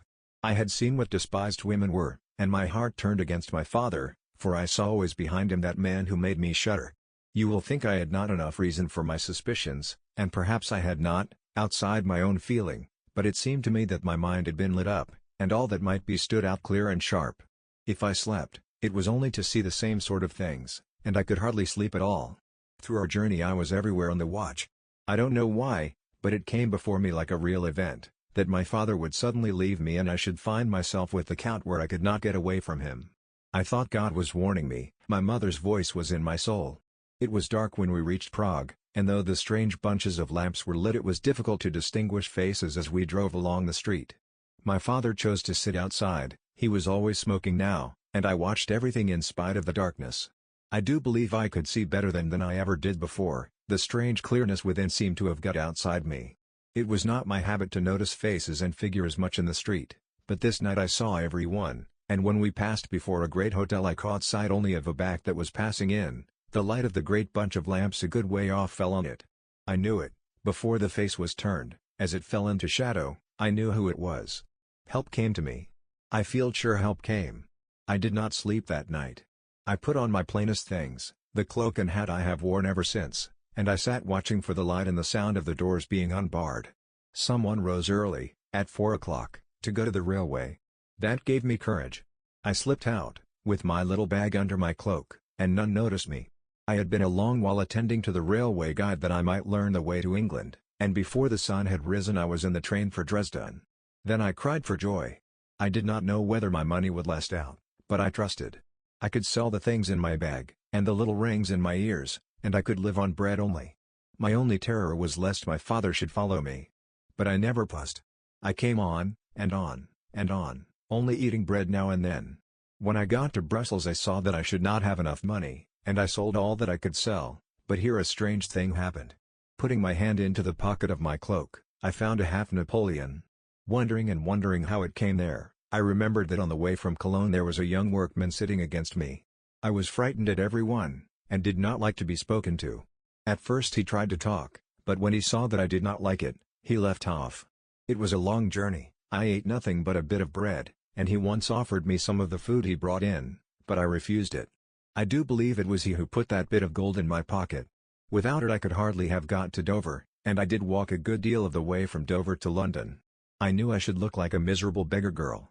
I wanted not to look very miserable, because if I found my mother it would grieve her to see me so. But oh, how vain my hope was that she would be there to see me come. As soon as I set foot in London, I began to ask for Lambeth and Blackfriars Bridge, but they were a long way off, and I went wrong. At last I got to Blackfriars Bridge and asked for Coleman Street. People shook their heads. None knew it. I saw it in my mind, our doorsteps, and the white tiles hung in the windows, and the large brick building opposite with wide doors. But there was nothing like it. At last when I asked a tradesman where the Coburg Theatre and Coleman Street were, he said, "Oh, my little woman, that's all done away with. The old streets have been pulled down, everything is new." I turned away and felt as if death had laid a hand on me. He said, "Stop, stop. Young woman, what is it you're wanting with Coleman Street, eh?" Meaning well, perhaps. But his tone was what I could not bear, and how could I tell him what I wanted? I felt blinded and bewildered with a sudden shock. I suddenly felt that I was very weak and weary, and yet where could I go?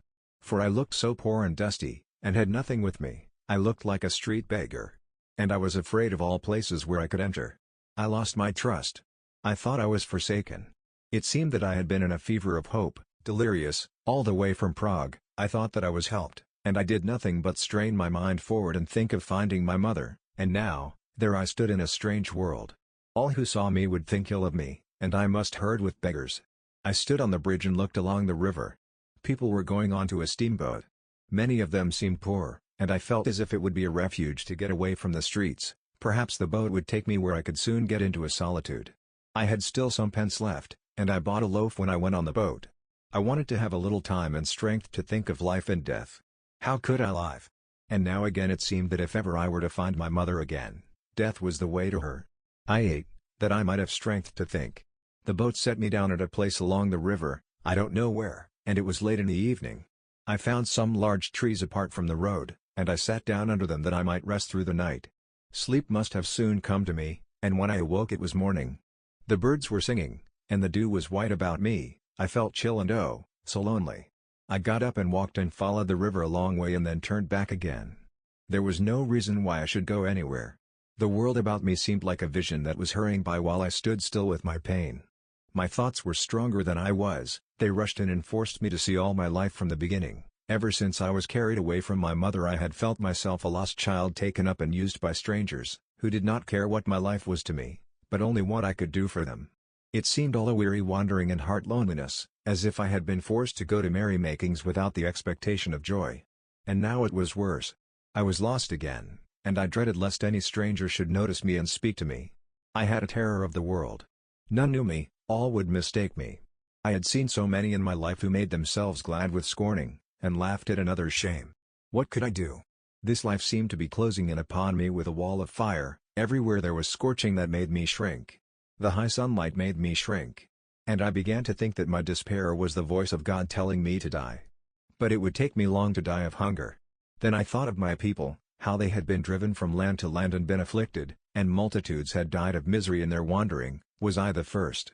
And in the wars and troubles when Christians were cruelest, our fathers had sometimes slain their children and afterward themselves. It was to save them from being false apostates. That seemed to make it right for me to put an end to my life, for calamity had closed me in two, and I saw no pathway but to evil. But my mind got into war with itself, for there were contrary things in it. I knew that some had held it wrong to hasten their own death, though they were in the midst of flames, and while I had some strength left it was a longing to bear if I ought to bear, else where was the good of all my life? It had not been happy since the first years, when the light came every morning I used to think, I will bear it. But always before I had some hope, now it was gone. With these thoughts I wondered and wandered, inwardly crying to the Most High, from whom I should not flee in death more than in life, though I had no strong faith that He cared for me. The strength seemed departing from my soul. Deep below all my cries was the feeling that I was alone and forsaken. The more I thought the wearier I got, till it seemed I was not thinking at all, but only the sky and the river and the eternal God were in my soul. And what was it whether I died or lived? If I lay down to die in the river, was it more than lying down to sleep? For thereto I committed my soul, I gave myself up.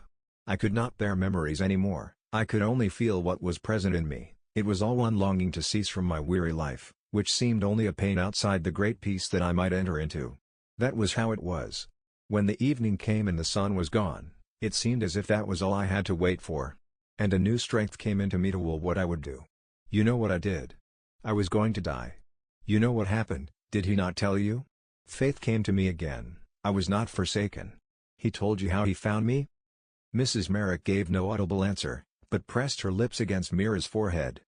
She's just a pearl, the mud has only washed her, was the fervid little woman's closing commentary when, tete-a-tete with Deronda in the back parlor that evening, she had conveyed Mira's story to him with much vividness. "What is your feeling about a search for this mother?" said Deronda.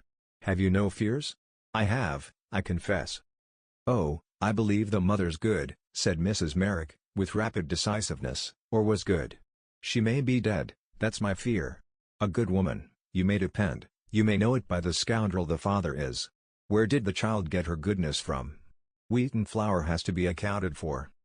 Deronda was rather disappointed at this answer, he had wanted a confirmation of his own judgment, and he began to put into demurs.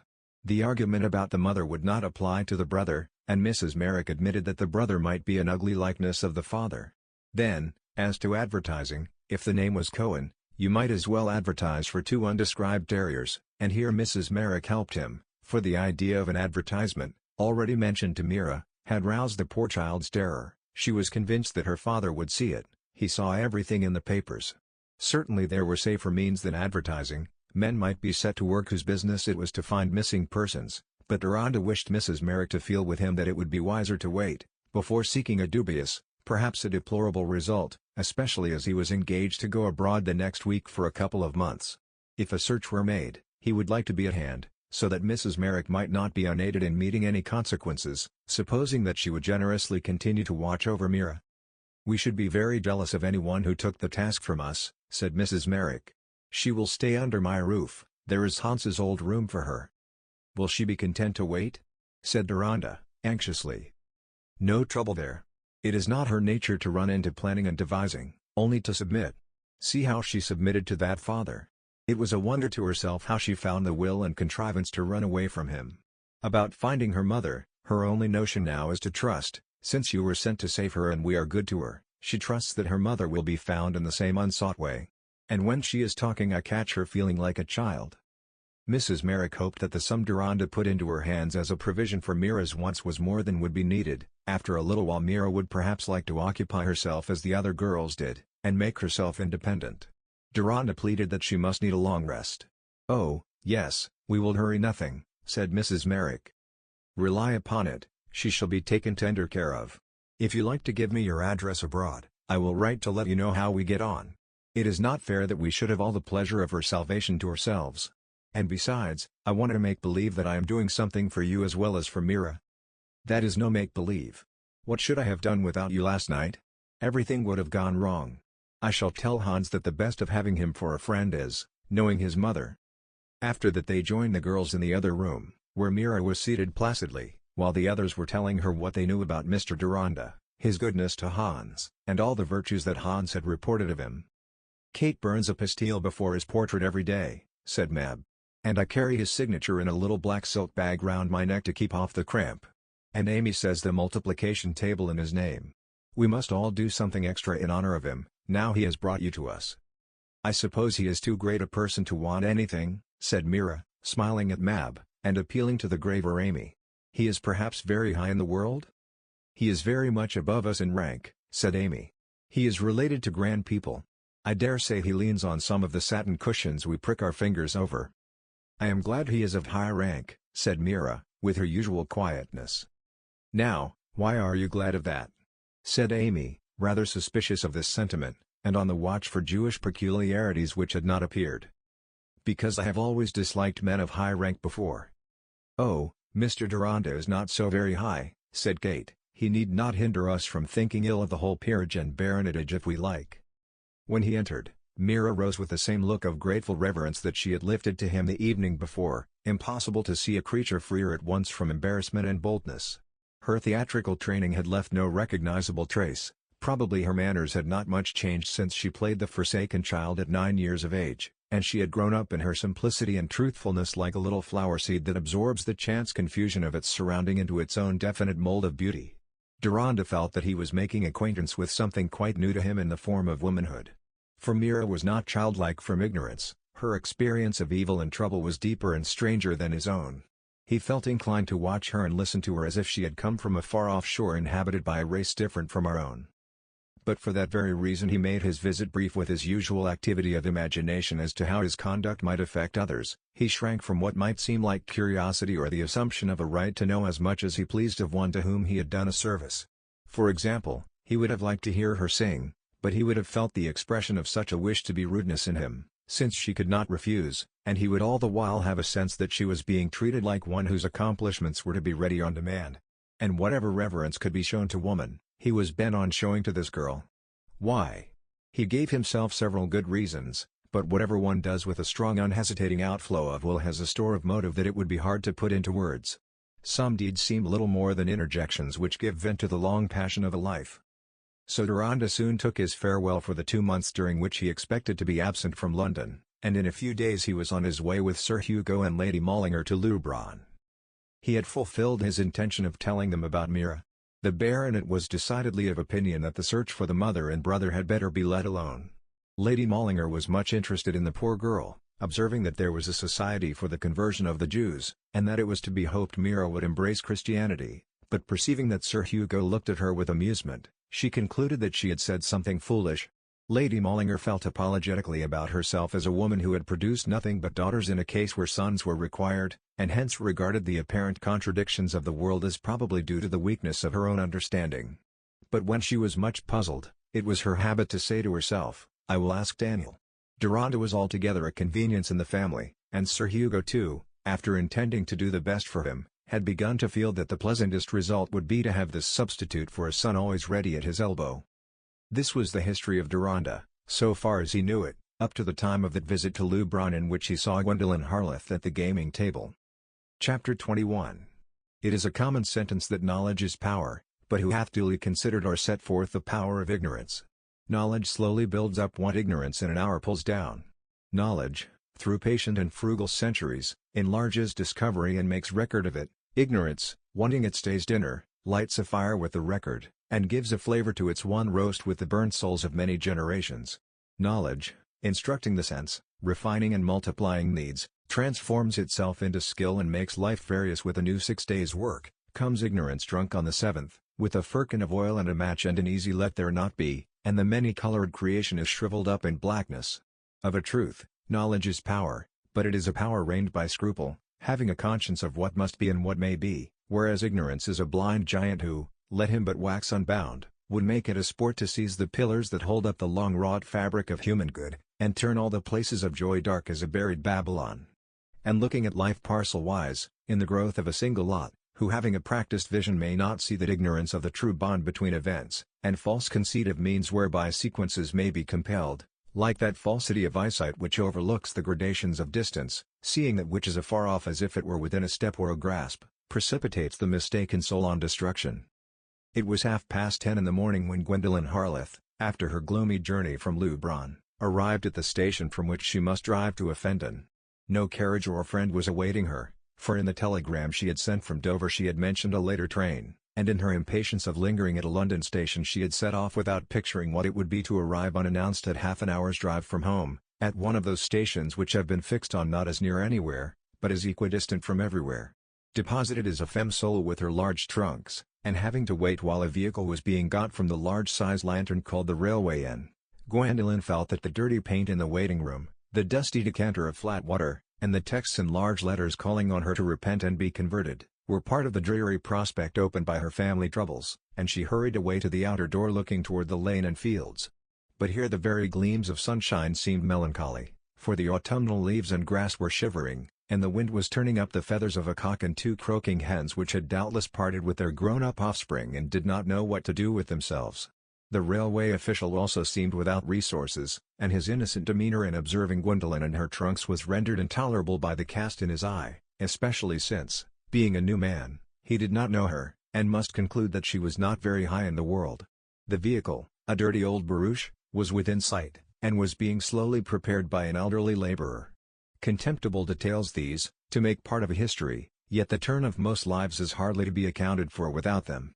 They are continually entering with cumulative force into a mood until it gets the mass and momentum of a theory or a motive. Even philosophy is not quite free from such determining influences, and to be dropped solitary at an ugly, irrelevant-looking spot, with a sense of no income on the mind, might well prompt a man to discouraging speculation on the origin of things and the reason of a world where a subtle thinker found himself so badly off.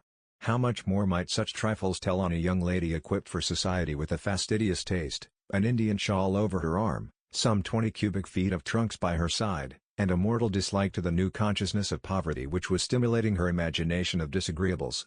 At any rate they told heavily on poor Gwendolyn, and helped to quell her resistant spirit. What was the good of living in the midst of hardships, ugliness, and humiliation? This was the beginning of being at home again, and it was a sample of what she had to expect. Here was the theme on which her discontent rung its sad changes during her slow drive in the uneasy barouche, with one great trunk squeezing the meek driver, and the other fastened with a rope on the seat in front of her. Her ruling vision all the way from Lubron had been that the family would go abroad again, for of course there must be some little income left. Her mamma did not mean that they would have literally nothing.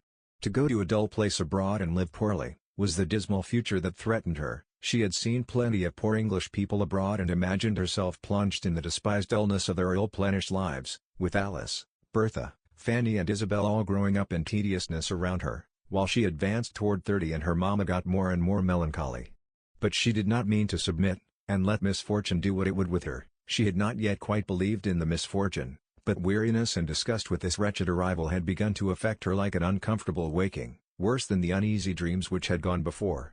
The self-delight with which she had kissed her image in the glass had faded before the sense of futility in being anything whatever, charming, clever, resolute. What was the good of it all? Events might turn out anyhow, and men were hateful. Yes, men were hateful. But in these last hours, a certain change had come over their meaning. It is one thing to hate stolen goods, and another thing to hate them the more because their being stolen hinders us from making use of them. Gwendolyn had begun to be angry with Grandcoeur for being what had hindered her from marrying him, angry with him as the cause of her present dreary lot. But the slow drive was nearly at an end, and the lumbering vehicle coming up the avenue was within sight of the windows. A figure appearing under the portico brought a rush of new and less selfish feeling in Gwendolyn, and when springing from the carriage she saw the dear beautiful face with fresh lines of sadness in it, she threw her arms round her mother's neck, and for the moment felt all sorrows only in relation to her mother's feeling about them. Behind, of course, were the sad faces of the 4 superfluous girls, each, poor thing, like those other many thousand sisters of us all, having her peculiar world which was of no importance to anyone else, but all of them feeling Gwendolyn's presence to be somehow a relenting of misfortune. Where Gwendolyn was, something interesting would happen. Even her hurried submission to their kisses, and now go away, girls, carried the sort of comfort which all weakness finds in decision and authoritativeness. Good Miss Mary, whose air of meek depression, hitherto held unaccountable in a governess affectionately attached to the family, was now at the general level of circumstances, did not expect any greeting, but busied herself with the trunks and the coachman's pay, while Mrs. Davilow and Gwendolyn hastened upstairs and shut themselves in the black and yellow bedroom. "Never mind, Mamma dear," said Gwendolyn, tenderly pressing her handkerchief against the tears that were rolling down Mrs. Davilow's cheeks. "Never mind. I don't mind. I will do something. I will be something. Things will come right. It seemed worse because I was away. Come now. You must be glad because I am here." Gwendolyn felt every word of that speech. A rush of compassionate tenderness stirred all her capability of generous resolution, and the self-confident projects which had vaguely glanced before her during her journey sprang instantaneously into new definiteness. Suddenly she seemed to perceive how she could be something. It was one of her best moments, and the fond mother, forgetting everything below the tide mark, looked at her with a sort of adoration. She said, "Bless you, my good darling. I can be happy, if you can." But later in the day there was an ebb, the old slippery rocks, the old weedy places reappeared.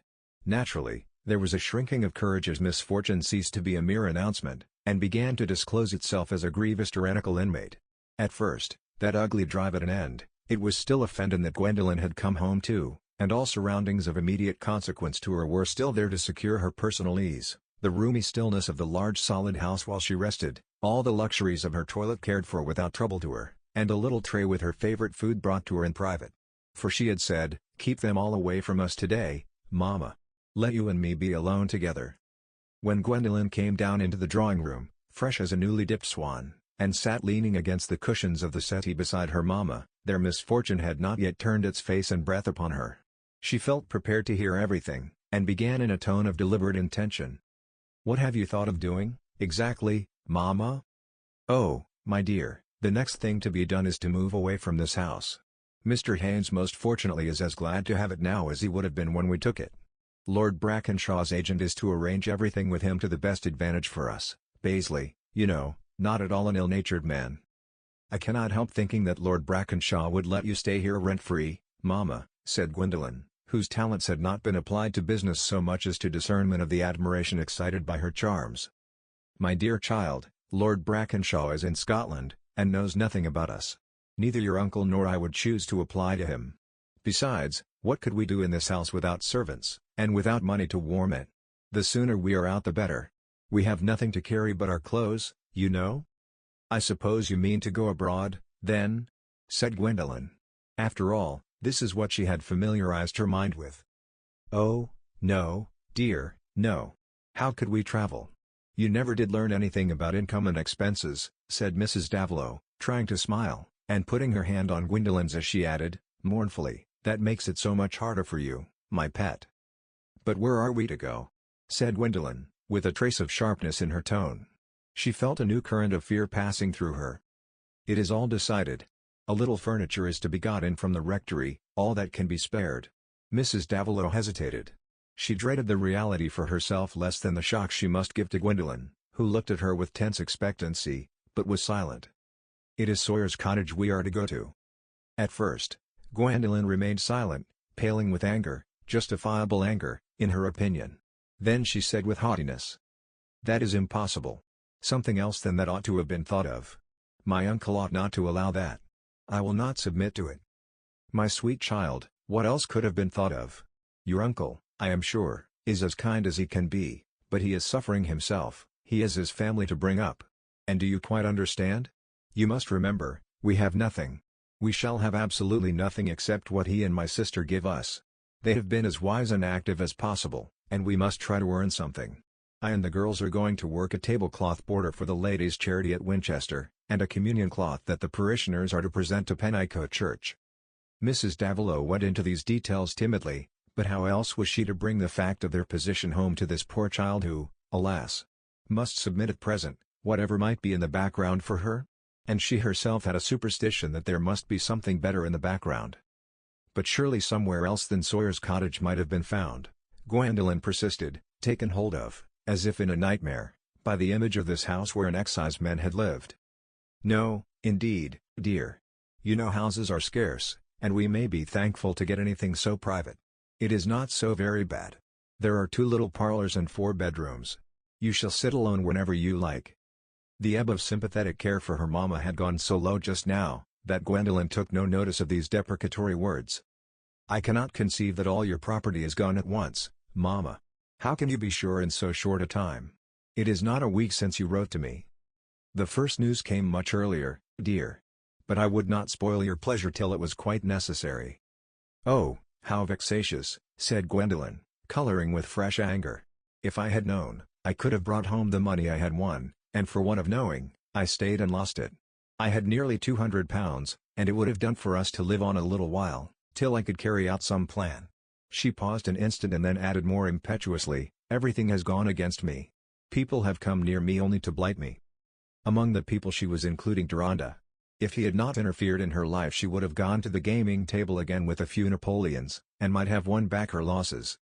We must resign ourselves to the will of Providence, my child, said poor Mrs. Davilo, startled by this revelation of the gambling, but not daring to say more. She felt sure that people meant Grandcoeur, about whom her lips were sealed. And Gwendolen answered immediately. But I don't resign myself. I shall do what I can against it. What is the good of calling the people's wickedness Providence? You said in your letter it was Mr. Lassman's fault we had lost our money. Has he run away with it all? No, dear, you don't understand. There were great speculations, he meant to gain. It was all about mines and things of that sort. He risked too much. I don't call that Providence, it was his improvidence with our money, and he ought to be punished. Can't we go to law and recover our fortune? My uncle ought to take measures, and not sit down by such wrongs. We ought to go to law. My dear child, law can never bring back money lost in that way. Your uncle says it is milk spilled upon the ground. Besides, one must have a fortune to get any law. There is no law for people who are ruined. And our money has only gone along with other people's. We are not the only sufferers, others have to resign themselves besides us. But I don't resign myself to live at Sawyer's Cottage and see you working for sixpences and shillings because of that. I shall not do it. I shall do what is more befitting our rank and education. I am sure your uncle and all of us will approve of that, dear, and admire you the more for it, said Mrs. Davilo, glad of an unexpected opening for speaking on a difficult subject. I didn't mean that you should resign yourself to worse when anything better offered itself. Both your uncle and aunt have felt that your abilities and education were a fortune for you, and they have already heard of something within your reach. What is that, Mamma? Some of Gwendolen's anger gave way to interest, and she was not without romantic conjectures. There are two situations that offer themselves. One is in a bishop's family, where there are 3 daughters, and the other is in quite a high class of school, and in both, your French, and music, and dancing, and then your manners and habits as a lady, are exactly what is wanted. Each is 100 a year, and, just for the present, Mrs. Davilo had become frightened and hesitating. To save you from the petty, common way of living that we must go to, you would perhaps accept one of the two. What? Be like Miss Graves at Madame Meunier's? No. I think, myself, that Dr. Montpert's would be more suitable. There could be no hardship in a bishop's family. Excuse me, Mamma. There are hardships everywhere for a governess. And I don't see that it would be pleasanter to be looked down on in a bishop's family than in any other. Besides, you know very well I hate teaching. Fancy me shut up with 3 awkward girls something like Alice. I would rather emigrate than be a governess. What it precisely was to emigrate, Gwendolen was not called on to explain. Mrs. Davilo was mute, seeing no outlet, and thinking with dread of the collision that might happen when Gwendolen had to meet her uncle and aunt. There was an air of reticence in Gwendolen's haughty, resistant speeches which implied that she had a definite plan in reserve, and her practical ignorance continually exhibited, could not nullify the mother's belief in the effectiveness of that forcible will and daring which had held mastery over herself. I have some ornaments, Mamma, and I could sell them, said Gwendolen. They would make a sum. I want a little sum, just to go on with. I dare say Marshall, at Wanchester, would take them. I know he showed me some bracelets once that he said he had bought from a lady. Yokosa might go and ask him. Yokosa is going to leave us, of course. But she might do that first. She would do anything she could, poor, dear soul. I have not told you yet, she wanted me to take all her savings, her £300. I tell her to set up a little school. It will be hard for her to go into a new family now she has been so long with us. Oh, recommend her for the bishop's daughters, said Gwendolen, with a sudden gleam of laughter in her face. I am sure she will do better than I should. Do take care not to say such things to your uncle, said Mrs. Davilo. He will be hurt at your despising what he has exerted himself about. But I dare say you have something else in your mind that he might not disapprove, if you consulted him. There is someone else I want to consult first. Are the arrow points at Ketchum still, and is Herr Klesmer there? But I dare say you know nothing about it, poor, dear Mamma. Can Jeffries go on horseback with a note? Oh, my dear, Jeffries is not here, and the dealer has taken the horses. But someone could go for us from Leek's farm. The Arrowpoints are at Ketchum, I know. Miss Arrowpoint left her card the other day. I could not see her. But I don't know about Herr Klesmer. Do you want to send before tomorrow? Yes, as soon as possible. I will write a note, said Gwendolen, rising. What can you be thinking of, Gwen? Said Mrs. Davilow, relieved in the midst of her wonderment by signs of alacrity and better humor. Don't mind what, there's a dear, good mamma, said Gwendolen, reseating herself a moment to give atoning caresses. I mean to do something. Never mind what until it is all settled. And then you shall be comforted. The dear face. It is 10 years older in these 3 weeks. Now. Don't cry, Gwendolen, holding her mamma's head with both hands, kissed the trembling eyelids. But mind you don't contradict me or put hindrances in my way. I must decide for myself. I cannot be dictated to by my uncle or anyone else. My life is my own affair. And I think here her tone took an edge of scorn, I think I can do better for you than let you live in Sawyer's cottage. In uttering this last sentence Gwendolen again rose, and went to a desk where she wrote the following note to Klezmer. Miss Harleth presents her compliments to Herr Klezmer, and ventures to request of him the very great favor that he will call upon her, if possible, tomorrow. Her reason for presuming so far on his kindness is of a very serious nature. Unfortunate family circumstances have obliged her to take a course in which she can only turn for advice to the great knowledge and judgment of Herr Klezmer. Pray get this sent to Ketchum at once, Mamma, said Gwendolen, as she addressed the letter. The man must be told to wait for an answer. Let no time be lost. For the moment, the absorbing purpose was to get the letter dispatched, but when she had been assured on this point, another anxiety arose and kept her in a state of uneasy excitement. If Klezmer happened not to be at Ketchum, what could she do next?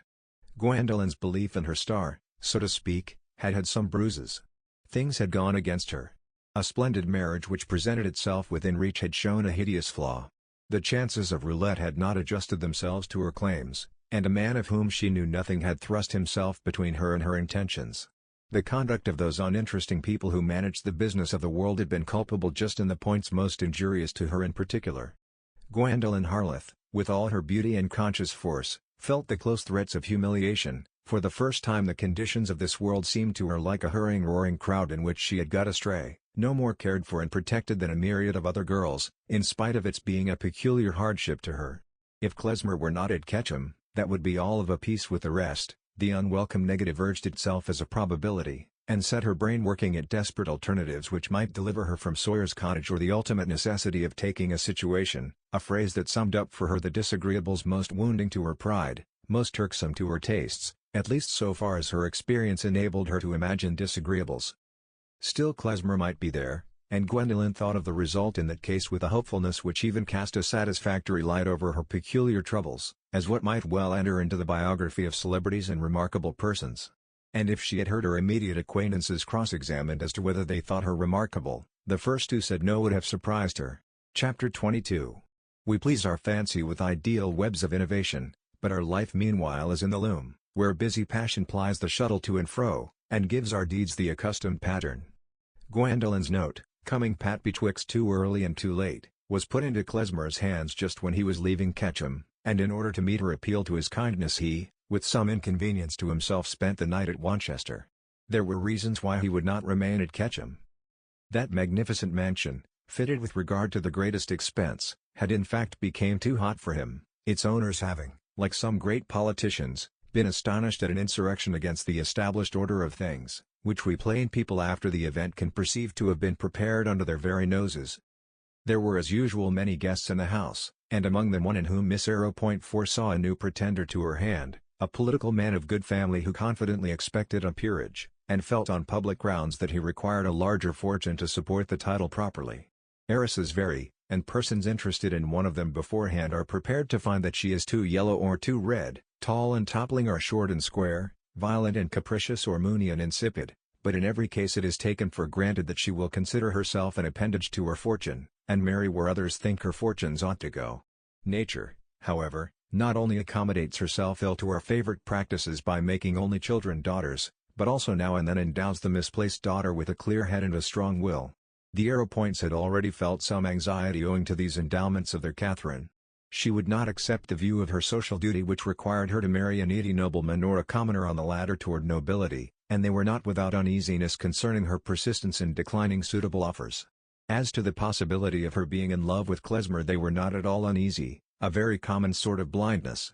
For in general mortals have a great power of being astonished at the presence of an effect toward which they have done everything, and at the absence of an effect toward which they had done nothing but desire it. Parents are astonished at the ignorance of their sons, though they have used the most time-honored and expensive means of securing it. Husbands and wives are mutually astonished at the loss of affection which they have taken no pains to keep, and all of us in our turn are apt to be astonished that our neighbors do not admire us. In this way it happens that the truth seems highly improbable. The truth is something different from the habitual lazy combinations begotten by our wishes. The Arrowpoint's hour of astonishment was come. When there is a passion between an heiress and a proud independent-spirited man, it is difficult for them to come to an understanding, but the difficulties are likely to be overcome unless the proud man secures himself by a constant alibi. Brief meetings after studied absence are potent in disclosure, but more potent still is frequent companionship, with full sympathy and taste and admirable qualities on both sides, especially where the one is in the position of teacher and the other is delightedly conscious of receptive ability which also gives the teacher delight. The situation is famous in history, and has no less charm now than it had in the days of Abelard. But this kind of comparison had not occurred to the Arrowpoints when they first engaged Klezmer to come down to Ketchum. To have a first-rate musician in your house is a privilege of wealth. Catherine's musical talent demanded every advantage, and she particularly desired to use her quieter time in the country for more thorough study. Klezmer was not yet a Liszt, understood to be adored by ladies of all European countries with the exception of Lapland, and even with that understanding it did not follow that he would make proposals to an heiress. No musician of honor would do so. Still less was it conceivable that Catherine would give him the slightest pretext for such daring. The large cheque that Mr. Arrowpoint was to draw in Klezmer's name seemed to make him as safe an inmate as a footman. Where marriage is inconceivable, a girl's sentiments are safe. Klezmer was eminently a man of honor, but marriages rarely begin with formal proposals, and moreover, Catherine's limit of the conceivable did not exactly correspond with her mother's. Outsiders might have been more apt to think that Klezmer's position was dangerous for himself if Miss Arrowpoint had been an acknowledged beauty, not taking into account that the most powerful of all beauty is that which reveals itself after sympathy and not before it. There is a charm of eye and lip which comes with every little phrase that certifies delicate perception or fine judgment, with every unostentatious word or smile that shows a heart awake to others, and no sweep of garment or turn of figure is more satisfying than that which enters as a restoration of confidence that one person is present on whom no intention will be lost. What dignity of meaning goes on gathering in frowns and laughs which are never observed in the wrong place, what suffused adorableness in a human frame where there is a mind that can flash out comprehension and hands that can execute finely. The more obvious beauty, also adorable sometimes, one may say it without blasphemy, begins by being an apology for folly, and ends like other apologies in becoming tiresome by iteration, and that Klezmer, though very susceptible to it, should have a passionate attachment to Miss Arrowpoint, was no more a paradox than any other triumph of a manifold sympathy over a monotonous attraction. We object less to be taxed with the enslaving excess of our passions than with our deficiency in wider passion, but if the truth were known, our reputed intensity is often the dullness of not knowing what else to do with ourselves. Tannhäuser, one suspects, was a knight of ill-furnished imagination, hardly of larger discourse than a heavy guardsman. Merlin had certainly seen his best days, and was merely repeating himself, when he fell into that hopeless captivity, and we know that Ulysses felt so manifest an ennui under similar circumstances that Calypso herself furthered his departure. There is indeed a report that he afterward left Penelope, but since she was habitually absorbed in worsted work, and it was probably from her that Telemachus got his mean, pettifogging disposition, always anxious about the property and the daily consumption of meat, no inference can be drawn from this already dubious scandal as to the relation between companionship and constancy. Klezmer was as versatile and fascinating as a young Ulysses on a sufficient acquaintance, one whom nature seemed to have first made generously and then to have added music as a dominant power using all the abundant rest, and, as in Mendelssohn, finding expression for itself not only in the highest finish of execution, but in that fervor of creative work and theoretic belief which pierces the whole future of a life with the delight of congruous devoted purpose. His foibles of arrogance and vanity did not exceed such as may be found in the best English families, and Catherine Arrowpoint had no corresponding restlessness to clash with his. Notwithstanding her native kindliness, she was perhaps too coolly firm and self-sustained. But she was one of those satisfactory creatures whose intercourse has the charm of discovery, whose integrity of faculty and expression begets a wish to know what they will say on all subjects or how they will perform whatever they undertake, so that they end by raising not only a continual expectation but a continual sense of fulfillment, the systole and diastole of blissful companionship. In such cases the outward presentment easily becomes what the image is to the worshipper.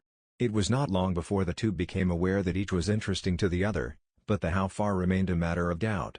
Klezmer did not conceive that Miss Arrowpoint was likely to think of him as a possible lover, and she was not accustomed to think of herself as likely to stir more than a friendly regard, or to fear the expression of more from any man who was not enamored of her fortune. Each was content to suffer some unshared sense of denial for the sake of loving the other's society a little too well, and under these conditions no need had been felt to restrict Klezmer's visits for the last year either in country or in town. He knew very well that if Miss Arrowpoint had been poor he would have made ardent love to her instead of sending a storm through the piano, or folding his arms and pouring out a hyperbolical tirade about something as impersonal as the North Pole, and she was not less aware that if it had been possible for Klezmer to wish for her hand she would have found overmastering reasons for giving it to him. Here was the safety of full cups, which are as secure from overflow as the half-empty, always supposing no disturbance. Naturally, silent feeling had not remained at the same point any more than the stealthily dial hand, and in the present visit to Ketchum, Klezmer had begun to think that he would not come again, while Catherine was more sensitive to his frequent brusquerie, which she rather resented as a needless effort to assert his footing of superior in every sense except the conventional. Meanwhile enters the expectant peer, Mr. Bolt, an esteemed party man who, rather neutral in private life, had strong opinions concerning the districts of the Niger, was much at home also in Brazils, spoke with decision of affairs in the South Seas, was studious of his parliamentary and itinerant speeches, and had the general solidity and suffusive pinkness of a healthy Briton on the central tableland of life. Catherine, aware of a tacit understanding that he was an undeniable husband for an heiress, had nothing to say against him but that he was thoroughly tiresome to her. Mr. Bolt was amiably confident, and had no idea that his insensibility to counterpoint could ever be reckoned against him. Klezmer he hardly regarded in the light of a serious human being who ought to have a vote, and he did not mind Miss Arrowpoint's addiction to music any more than her probable expenses in antique lace. He was consequently a little amazed at an after-dinner outburst of Klezmer's on the lack of idealism in English politics, which left all mutuality between distant races to be determined simply by the need of a market. The Crusades, to his mind, had at least this excuse, that they had a banner of sentiment round which generous feelings could rally. Of course, the scoundrels rallied too, but what then? They rally in equal force round your advertisement van of buy cheap, sell dear.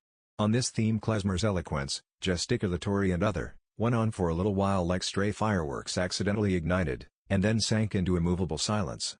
Mr. Bolt was not surprised that Klezmer's opinions should be flighty, but was astonished at his command of English idiom and his ability to put a point in a way that would have told at a constituents' dinner, to be accounted for probably by his being a Pole, or a Czech, or something of that fermenting sort, in a state of political refugeeism which had obliged him to make a profession of his music. And that evening in the drawing-room he for the first time went up to Klezmer at the piano, Miss Arrowpoint being near, and said, "I had no idea before that you were a political man." Klezmer's only answer was to fold his arms, put out his nether lip, and stare at Mr. Bolt. "You must have been used to public speaking. You speak uncommonly well, though I don't agree with you. From what you said about sentiment, I fancy you are a panslavist." "No, my name is Elijah. I am the Wandering Jew," said Klezmer, flashing a smile at Miss Arrowpoint, and suddenly making a mysterious, wind-like rush backward and forward on the piano. Mr. Bolt felt this buffoonery rather offensive and Polish, but, Miss Arrowpoint being there, did not like to move away. "Herr Klezmer has cosmopolitan ideas," said Miss Arrowpoint, trying to make the best of the situation. "He looks forward to a fusion of races."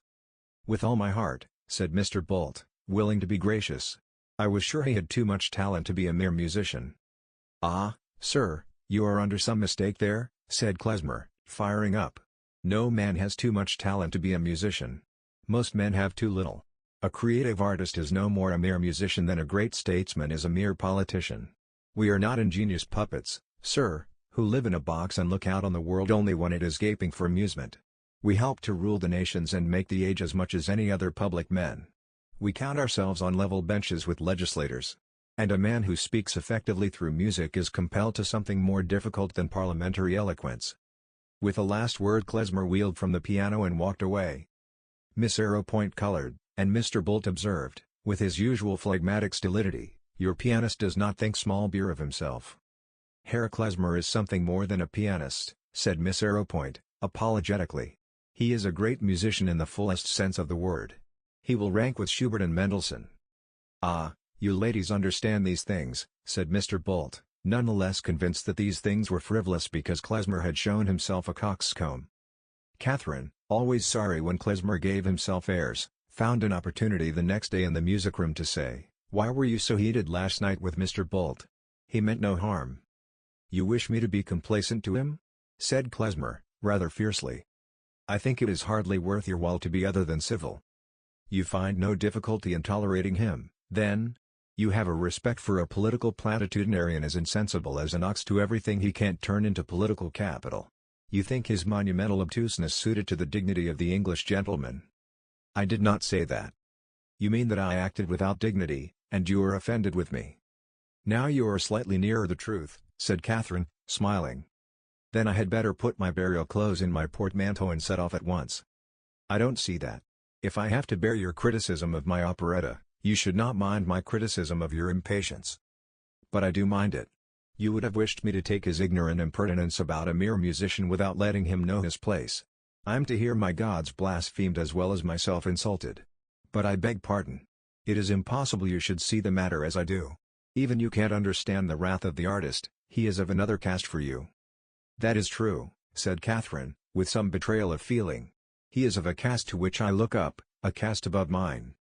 Klezmer, who had been seated at a table looking over scores, started up and walked to a little distance, from which he said, "That is finely felt, I'm grateful. But I had better go, all the same. I have made up my mind to go, for good and all. You can get on exceedingly well without me, your operetta is on wheels, it will go of itself. And your Mr. Bull's company fits me wie die Faust ins Auge. I am neglecting my engagements. I must go off to St. Petersburg." There was no answer. "You agree with me that I had better go?" said Klezmer, with some irritation. "Certainly, if that is what your business and feeling prompt. I have only to wonder that you have consented to give us so much of your time in the last year. There must be trouble the interest to you anywhere else. I have never thought of you consenting to come here as anything else than a sacrifice." "Why should I make the sacrifice?" said Klezmer, going to seat himself at the piano, and touching the keys so as to give with the delicacy of an echo in the far distance a melody which he had set to Heine sich hab die Liebe tunt Liebe dich noch. "That is the mystery," said Catherine, not wanting to affect anything, but from mere agitation. From the same cause she was tearing a piece of paper into minute morsels, as if at a task of utmost multiplication imposed by a cruel fairy. "You can conceive no motive?" said Klezmer, folding his arms. "None that seems in the least probable."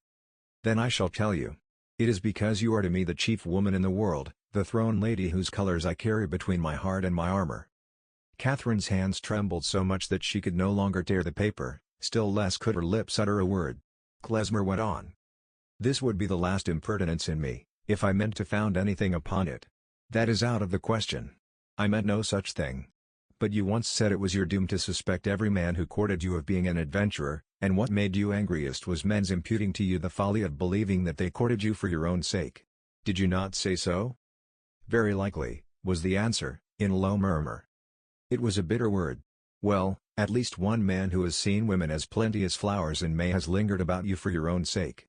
And since he is one whom you can never marry, you will believe him. There is an argument in favor of some other man. But don't give yourself for a meal to a minotaur like Bolt. I shall go now and pack. I shall make my excuses to Mrs. Arrowpoint." Klezmer rose as he ended, and walked quickly toward the door. "You must take this heap of manuscript," then said Catherine, suddenly making a desperate effort. She had risen to fetch the heap from another table. Klezmer came back, and they had the length of the folio sheets between them. "Why should I not marry the man who loves me, if I love him?" said Catherine. To her the effort was something like the leap of a woman from the deck into the lifeboat. "It would be too hard, impossible, you could not carry it through. I am not worth what you would have to encounter. I will not accept the sacrifice. It would be thought a mésalliance for you and I should be liable to the worst accusations." "Is it the accusations you are afraid of?" "I am afraid of nothing but that we should miss the passing of our lives together." The decisive word had been spoken, there was no doubt concerning the end willed by each, there only remained the way of arriving at it, and Catherine determined to take the straightest possible. She went to her father and mother in the library, and told them that she had promised to marry Klezmer. Mrs. Arrowpoint's state of mind was pitiable.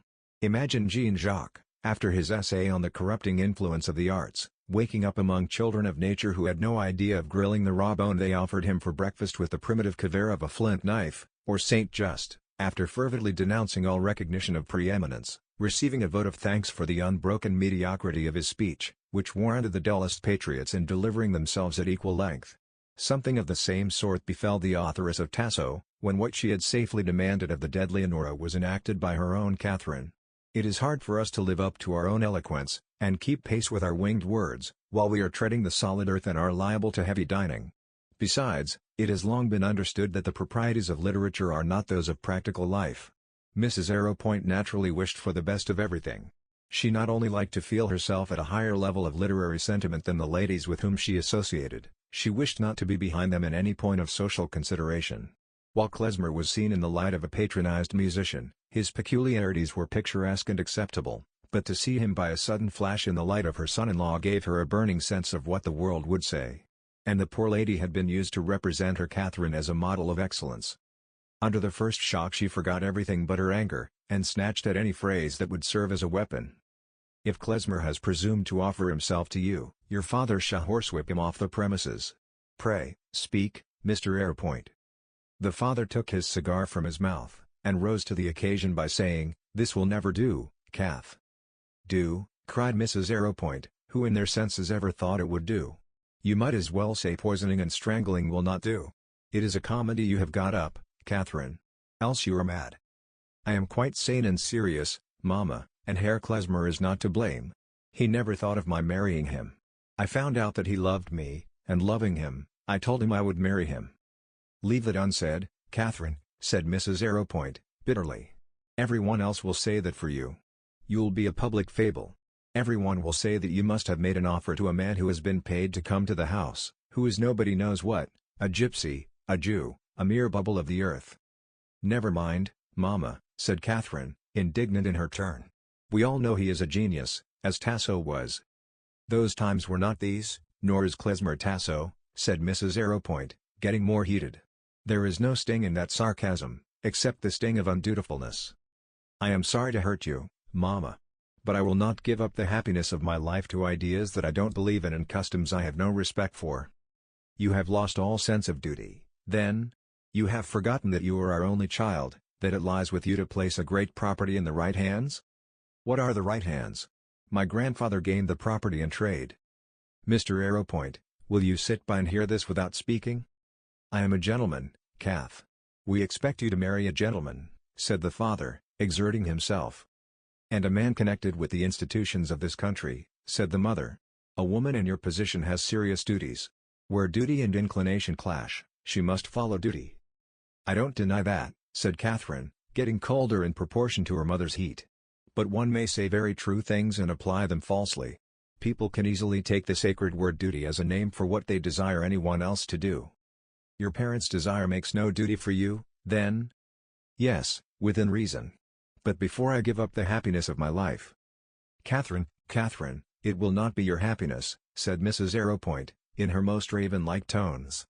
"Well, what seems to me my happiness, before I give it up, I must see some better reason than the wish that I should marry a nobleman, or a man who votes with a party that he may be turned into a nobleman. I feel at liberty to marry the man I love and think worthy, unless some higher duty forbids." "And so it does, Catherine, though you are blinded and cannot see it. It is a woman's duty not to lower herself. You are lowering yourself. Mr. Arrowpoint, will you tell your daughter what is her duty?" "You must see, Catherine, that Klezmer is not the man for you," said Mr. Arrowpoint. "He won't do at the head of estates. He has a deuced foreign look, is an unpractical man." "I really can't see what that has to do with it, Papa. The land of England has often passed into the hands of foreigners, Dutch soldiers, sons of foreign women of bad character. If our land were sold tomorrow it would very likely pass into the hands of some foreign merchant on change. It is in everybody's mouth that successful swindlers may buy up half the land in the country. How can I stem that tide?" "It will never do to argue about marriage, Cath," said Mr. Arrowpoint. "It's no use getting up the subject like a parliamentary question. We must do as other people do. We must think of the nation and the public good." "I can't see any public good concerned here, Papa," said Catherine. "Why is it to be expected of any heiress that she should carry the property gained in trade into the hands of a certain class? That seems to be a ridiculous mishmash of superannuated customs and false ambition. I should call it a public evil. People had better make a new sort of public good by changing their ambitions." "That is mere sophistry, Catherine," said Mrs. Arrowpoint. "Because you don't wish to marry a nobleman, you are not obliged to marry a mountebank or a charlatan." "I cannot understand the application of such words, Mamma." "No, I dare say not," rejoined Mrs. Arrowpoint, with significant scorn. "You have got to a pitch at which we are not likely to understand each other." "It can't be done, Kath," said Mr. Arrowpoint, wishing to substitute a better-humored reasoning for his wife's impetuosity. "A man like Klesmer can't marry such a property as yours. It can't be done." "It certainly will not be done," said Mrs. Arrowpoint, imperiously. "Where's the man? Let him be fetched." "I cannot fetch him to be insulted," said Catherine. "Nothing will be achieved by that." "I suppose you would wish him to know that in marrying you he will not marry your fortune," said Mrs. Arrowpoint. "Certainly, if it were so, I should wish him to know it." "Then you had better fetch him." Catherine only went into the music room and said, "Come." She felt no need to prepare Klesmer. "Herr Klesmer," said Mrs. Arrowpoint, with a rather contemptuous stateliness, "it is unnecessary to repeat what has passed between us and our daughter. Mr. Arrowpoint will tell you our resolution." "Your marrying is out of the question," said Mr. Arrowpoint, rather too heavily weighted with his task, and standing in an embarrassment unrelieved by a cigar. "It is a wild scheme altogether. A man has been called out for less." "You have taken a base advantage of our confidence," burst in Mrs. Arrowpoint, unable to carry out her purpose and leave the burden of speech to her husband. Klesmer made a low bow in silent irony. "The pretension is ridiculous. You had better give it up and leave the house at once," continued Mr. Arrowpoint. He wished to do without mentioning the money. "I can give up nothing without reference to your daughter's wish," said Klesmer. "My engagement is to her." "It is useless to discuss the question," said Mrs. Arrowpoint. "We shall never consent to the marriage. If Catherine disobeys us we shall disinherit her. You will not marry her fortune. It is right you should know that." "Madam, her fortune has been the only thing I have had to regret about her. But I must ask her if she will not think the sacrifice greater than I am worthy of." "It is no sacrifice to me," said Catherine, "except that I am sorry to hurt my father and mother. I have always felt my fortune to be a wretched fatality of my life." "You mean to defy us, then?" said Mrs. Arrowpoint. "I mean to marry Herr Klesmer," said Catherine, firmly. "He had better not count on our relenting," said Mrs. Arrowpoint, whose manners suffered from that impunity and insult which has been reckoned among the privileges of women. "Madam," said Klesmer, "certain reasons forbid me to retort. But understand that I consider it out of the power of either of you, or of your fortune, to confer on me anything that I value. My rank as an artist is of my own winning, and I would not exchange it for any other. I am able to maintain your daughter, and I ask for no change in my life but her companionship." "You will leave the house, however," said Mrs. Arrowpoint. "I go at once," said Klesmer, bowing and quitting the room.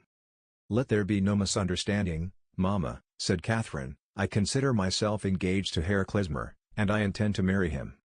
The mother turned her head away and waved her hand in sign of dismissal. "It's all very fine," said Mr. Arrowpoint, when Catherine was gone, "but what the deuce are we to do with the property?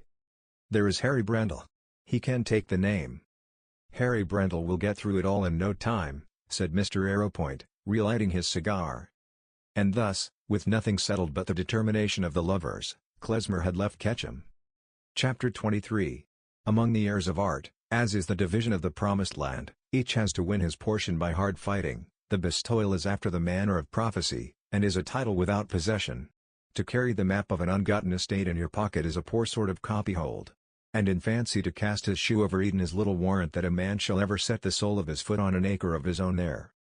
The most obstinate beliefs that mortals entertain about themselves are such as they have no evidence for beyond a constant, spontaneous pulsing of their self-satisfaction, as it were a hidden seed of madness, a confidence that they can move the world without precise notion of standing place or lever.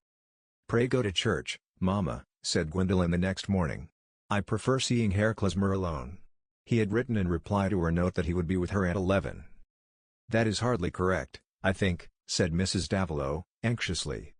"Our affairs are too serious for us to think of such nonsensical rules," said Gwendolen, contemptuously. "They are insulting as well as ridiculous. You would not mind Isabel sitting with you? She would be reading in a corner." "No, she could not," She would bite her nails and stare. It would be too irritating. "Trust my judgment, Mama, I must be alone. Take them all to church." Gwendolyn had her way, of course, only that Miss Mary and two of the girls stayed at home, to give the house a look of habitation by sitting at the dining room windows. It was a delicious Sunday morning. The melancholy waning sunshine of autumn rested on the half-strown grass and came mildly through the windows in slanting bands of brightness over the old furniture, and the glass panel that reflected the furniture, over the tapestried chairs with their faded flower wreaths, the dark enigmatic pictures, the superannuated organ at which Gwendolyn had pleased herself with acting Saint Cecilia on her first joyous arrival, the crowd of pallid, dusty knickknacks seen through the open doors of the antechamber where she had achieved the wearing of her Greek dress as Hermione. This last memory was just now very busy in her, for had not Klesmer then been struck with admiration of her pose and expression? Whatever he had said, whatever she imagined him to have thought, was at this moment pointed with keenest interest for her. Perhaps she had never before in her life felt so inwardly dependent, so consciously in need of another person's opinion. There was a new fluttering of spirit within her, a new element of deliberation in her self-estimate which had hitherto been a blissful gift of intuition. Still it was the recurrent burden of her inward soliloquy that Klesmer had seen but little of her, and any unfavorable conclusion of his must have too narrow a foundation. She really felt clever enough for anything. To fill up the time she collected her volumes and pieces of music, and laying them on the top of the piano, set herself to classify them. Then catching the reflection of her movements in the glass panel, she was diverted to the contemplation of the image there and walked toward it. Dressed in black, without a single ornament, and with the warm whiteness of her skin set off between her light brown coronet of hair and her square-cut bodice, she might have tempted an artist to try again the Roman trick of a statue in black, white, and tawny marble. Seeing her image slowly advancing, she thought, "I am beautiful," not exultingly, but with grave decision. Being beautiful was after all the condition on which she most needed external testimony. If anyone objected to the turn of her nose or the form of her neck and chin, she had not the sense that she could presently show her power of attainment in these branches of feminine perfection. There was not much time to fill up in this way before the sound of wheels, the loud ring, and the opening doors assured her that she was not by any accident to be disappointed. This slightly increased her inward flutter. In spite of her self-confidence, she dreaded Klesmer as part of that unmanageable world which was independent of her wishes, something vitriolic that would not cease to burn because you smiled or frowned at it. Poor thing! She was at a higher crisis of her woman's fate than in her last experience with Grandcoeur. The questioning then, was whether she should take a particular man as a husband. The inmost fold of her questioning now was whether she need take a husband at all, whether she could not achieve substantially for herself and know gratified ambition without bondage. Klesmer made his most deferential bow in the wide doorway of the antechamber, showing also the deference of the finest grey kerseymere trousers and perfect gloves, the masters of those who know are happily altogether human. Gwendolyn met him with unusual gravity, and holding out her hand said, "It is most kind of you to come, Herr Klesmer. I hope you have not thought me presumptuous." "I took your wish as a command that did me honor," said Klesmer, with answering gravity. He was really putting by his own affairs in order to give his utmost attention to what Gwendolyn might have to say, but his temperament was still in a state of excitation from the events of yesterday, likely enough to give his expressions a more than usually biting edge. Gwendolyn for once was under too great a strain of feeling to remember formalities. She continued standing near the piano, and Klesmer took his stand near the other end of it with his back to the light and his terribly omniscient eyes upon her. No affectation was of use, and she began without delay. "I wish to consult you, Herr Klesmer. We have lost all our fortune, we have nothing. I must get my own bread, and I desire to provide for my mamma, so as to save her from any hardship. The only way I can think of, and I should like it better than anything, is to be an actress, to go on the stage. But, of course, I should like to take a high position, and I thought, if you thought I could hear." Gwendolyn became a little more nervous, "it would be better for me to be a singer, to study singing also." Klesmer put down his hat upon the piano, and folded his arms as if to concentrate himself. "I know," Gwendolyn resumed, turning from pale to pink and back again, "I know that my method of singing is very defective, but I have been ill-taught. I could be better taught, I could study. And you will understand my wish, to sing and act too, like Greasy, is a much higher position. Naturally, I should wish to take as high rank as I can. And I can rely on your judgment. I am sure you will tell me the truth." Gwendolyn somehow had the conviction that now she made this serious appeal the truth would be favorable. Still Klesmer did not speak. He drew off his gloves quickly, tossed them into his hat, rested his hands on his hips, and walked to the other end of the room. He was filled with compassion for this girl. He wanted to put a guard on his speech. When he turned again, he looked at her with a mild frown of inquiry, and said with gentle though quick utterance, "You have never seen anything, I think, of artists and their lives. I mean of musicians, actors, artists of that kind?" "Oh, no," said Gwendolen, not perturbed by a reference to this obvious fact in the history of a young lady hitherto well provided for. "You are, pardon me," said Klezmer, again pausing near the piano. "In coming to a conclusion on such a matter as this, everything must be taken into consideration. You are perhaps 20? "I am 21, said Gwendolen, a slight fear rising in her. "Do you think I am too old?" Klezmer pouted his underlip and shook his long fingers upward in a manner totally enigmatic. "Many persons begin later than others," said Gwendolen, betrayed by her habitual consciousness of having valuable information to bestow. Klezmer took no notice, but said with more studied gentleness than ever, "You have probably not thought of an artistic career until now. You did not entertain the notion, the longing, what shall I say? You did not wish yourself an actress, or anything of that sort, till the present trouble?" "Not exactly, but I was fond of acting. I have acted, you saw me, if you remember, you saw me here in charades, and as Hermione," said Gwendolen, really fearing that Klezmer had forgotten.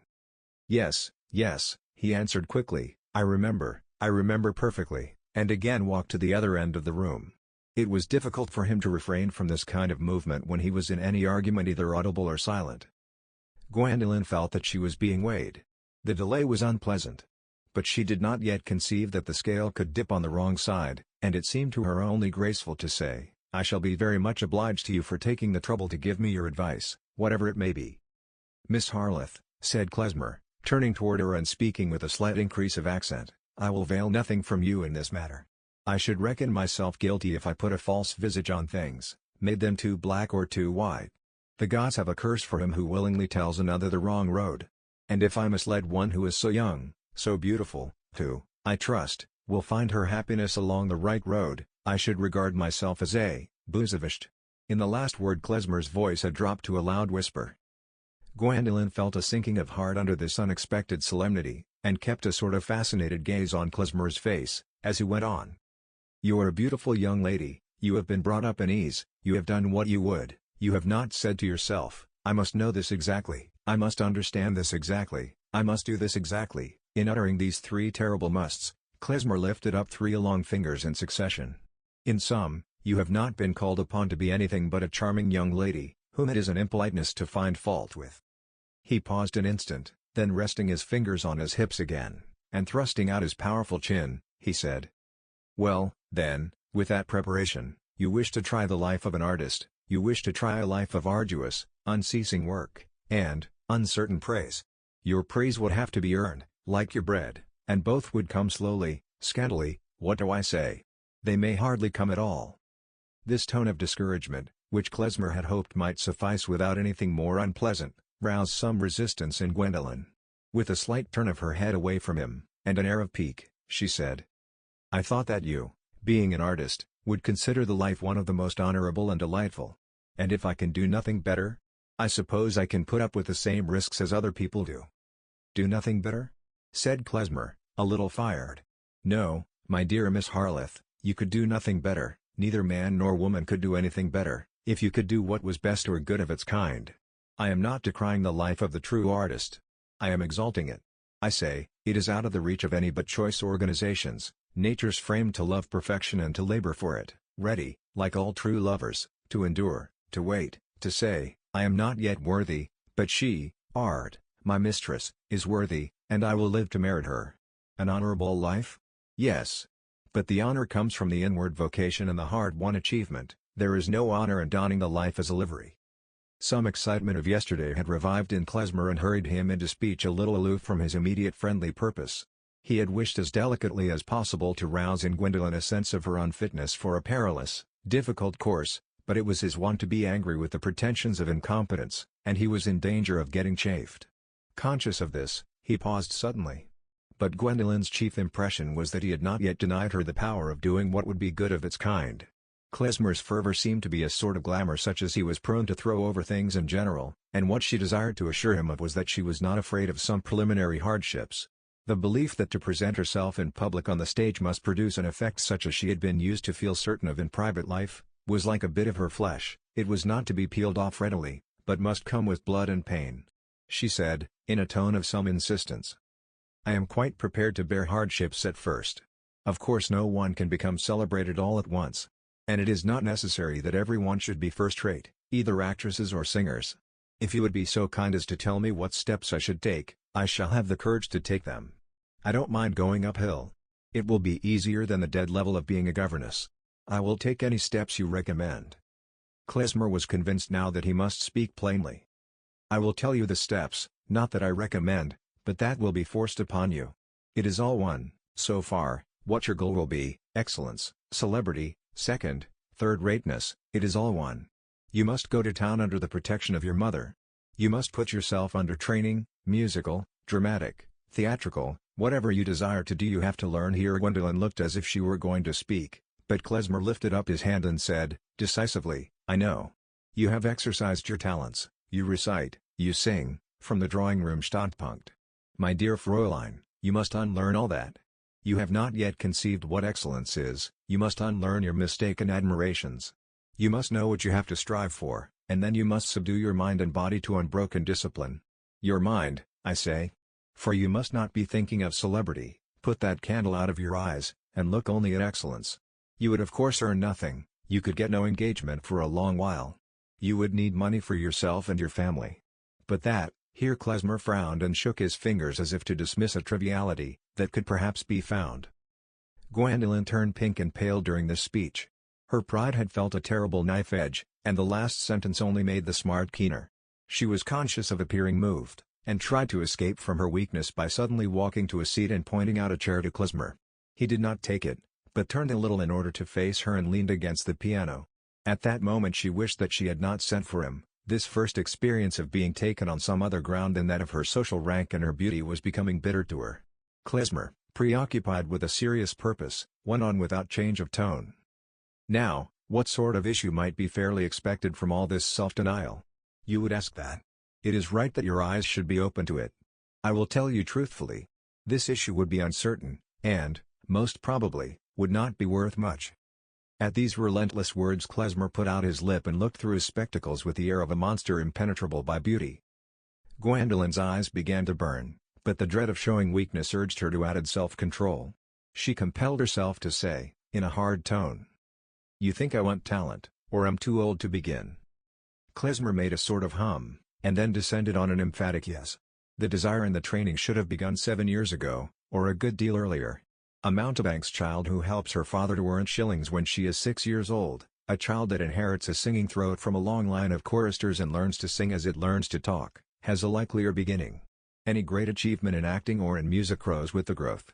Whenever an artist has been able to say, "I came, I saw, I conquered," it has been at the end of patient practice. Genius at first is little more than a great capacity for receiving discipline. Singing and acting, like the fine dexterity of the juggler with his cups and balls, require a shaping of the organs toward a finer and finer certainty of effect. Your muscles, your whole frame, must go like a watch, true to a hair. That is the work of springtime, before habits have been determined. "I did not pretend to genius," said Gwendolen, still feeling that she might somehow do what Klezmer wanted to represent as impossible. "I only suppose that I might have a little talent, enough to improve." "I don't deny that," said Klezmer. "If you had been put on the right track some years ago and had worked well you might now have made a public singer, though I don't think your voice would have counted for much in public. For the stage your personal charms and intelligence might then have told without the present drawback of inexperience, lack of discipline, lack of instruction." Certainly Klezmer seemed cruel, but his feeling was the reverse of cruel. Our speech, even when we are most single-minded, can never take its line absolutely from one impulse, but Klezmer's was, as far as possible, directed by compassion for poor Gwendolen's ignorant eagerness to enter on a course of which he saw the miserable details with a definiteness which he could not if he would have conveyed to her mind. Gwendolen, however, was not convinced. Her self-opinion rallied, and since the counselor whom she had called in gave a decision of such severe peremptoriness, she was tempted to think that his judgment was not only fallible but biased. It occurred to her that a simpler and wiser step for her to have taken would have been to send a letter through the post to the manager of a London theatre, asking him to make an appointment. She would make no further reference to her singing. Klezmer, she saw, had set himself against her singing. But she felt equal to arguing with him about her going on the stage, and she answered in a resistant tone. I understood, of course, that no one can be a finished actress at once. It may be impossible to tell beforehand whether I should succeed, but that seems to me a reason why I should try. I should have thought that I might have taken an engagement at a theater meanwhile, so as to earn money and study at the same time. Can't be done, my dear Miss Harleth, I speak plainly, it can't be done. I must clear your mind of these notions which have no more resemblance to reality than a pantomime.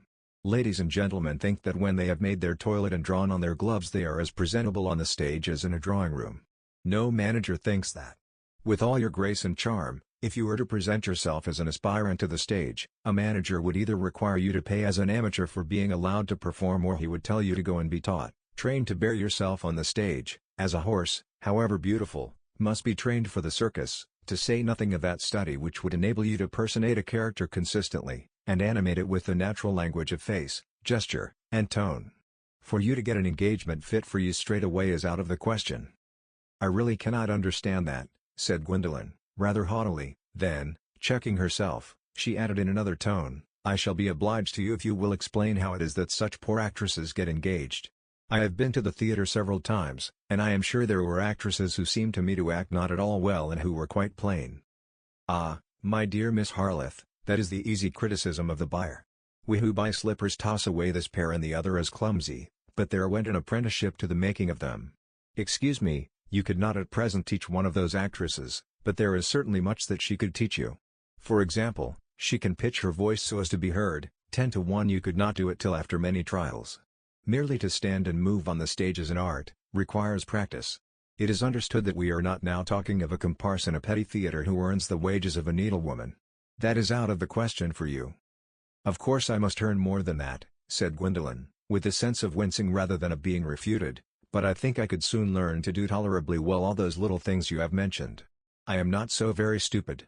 And even in Paris, I am sure, I saw 2 actresses playing important ladies' parts who were not at all ladies and quite ugly. I suppose I have no particular talent, but I must think it is an advantage, even on the stage, to be a lady and not a perfect fright. Ah, let us understand each other, said Klezmer, with a flash of new meaning. I was speaking of what you would have to go through if you aimed at becoming a real artist, if you took music and the drama as a higher vocation in which you would strive after excellence. On that head, what I have said stands fast. You would find, after your education in doing things slackly for 21 years, great difficulties in study. You would find mortifications in the treatment you would get when you presented yourself on the footing of skill. You would be subjected to tests, people would no longer feign not to see your blunders. You would at first only be accepted on trial. You would have to bear what I may call a glaring insignificance. Any success must be won by the utmost patience. You would have to keep your place in a crowd, and after all it is likely you would lose it and get out of sight. If you determine to face these hardships and still try, you will have the dignity of a high purpose, even though you may have chosen unfortunately. You will have some merit, though you may win no prize. You have asked my judgment on your chances of winning. I don't pretend to speak absolutely, but measuring probabilities, my judgment is, you will hardly achieve more than mediocrity. Klezmer had delivered himself with emphatic rapidity, and now paused a moment. Gwendolen was motionless, looking at her hands, which lay over each other on her lap, till the deep-toned, long-drawn but, with which he resumed, had a startling effect, and made her look at him again. But, there are certainly other ideas, other dispositions with which a young lady may take up an art that will bring her before the public. She may rely on the unquestioned power of her beauty as a passport. She may desire to exhibit herself to an admiration which dispenses with skill. This goes a certain way on the stage, not in music, but on the stage. Beauty is taken when there is nothing more commanding to be had. Not without some drilling, however, as I have said before, technicalities have in any case to be mastered. But these accepted, we have here nothing to do with art. The woman who takes up this career is not an artist, she is usually one who thinks of entering on a luxurious life by a short and easy road, perhaps by marriage. That is her most brilliant chance, and the rarest. Still, her career will not be luxurious to begin with, she can hardly earn her own poor bread independently at once, and the indignities she will be liable to are such as I will not speak of. I desire to be independent, said Gwendolen, deeply stung and confusedly apprehending some scorn for herself in Klezmer's words. That was my reason for asking whether I could not get an immediate engagement. Of course I cannot know how things go on about theaters. But I thought that I could have made myself independent. I have no money, and I will not accept help from anyone." Her wounded pride could not rest without making this disclaimer. It was intolerable to her that Klezmer should imagine her to have expected other help from him than advice.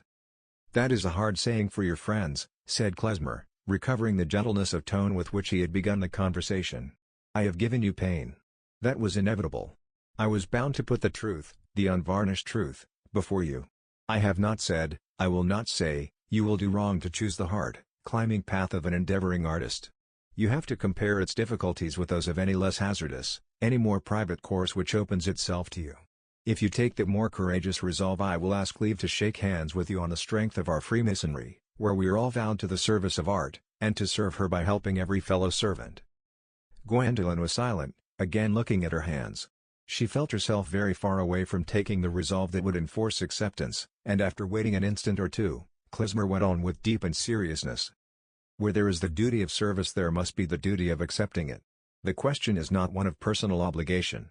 And in relation to practical matters immediately affecting your future, excuse my permitting myself to mention in confidence an affair of my own.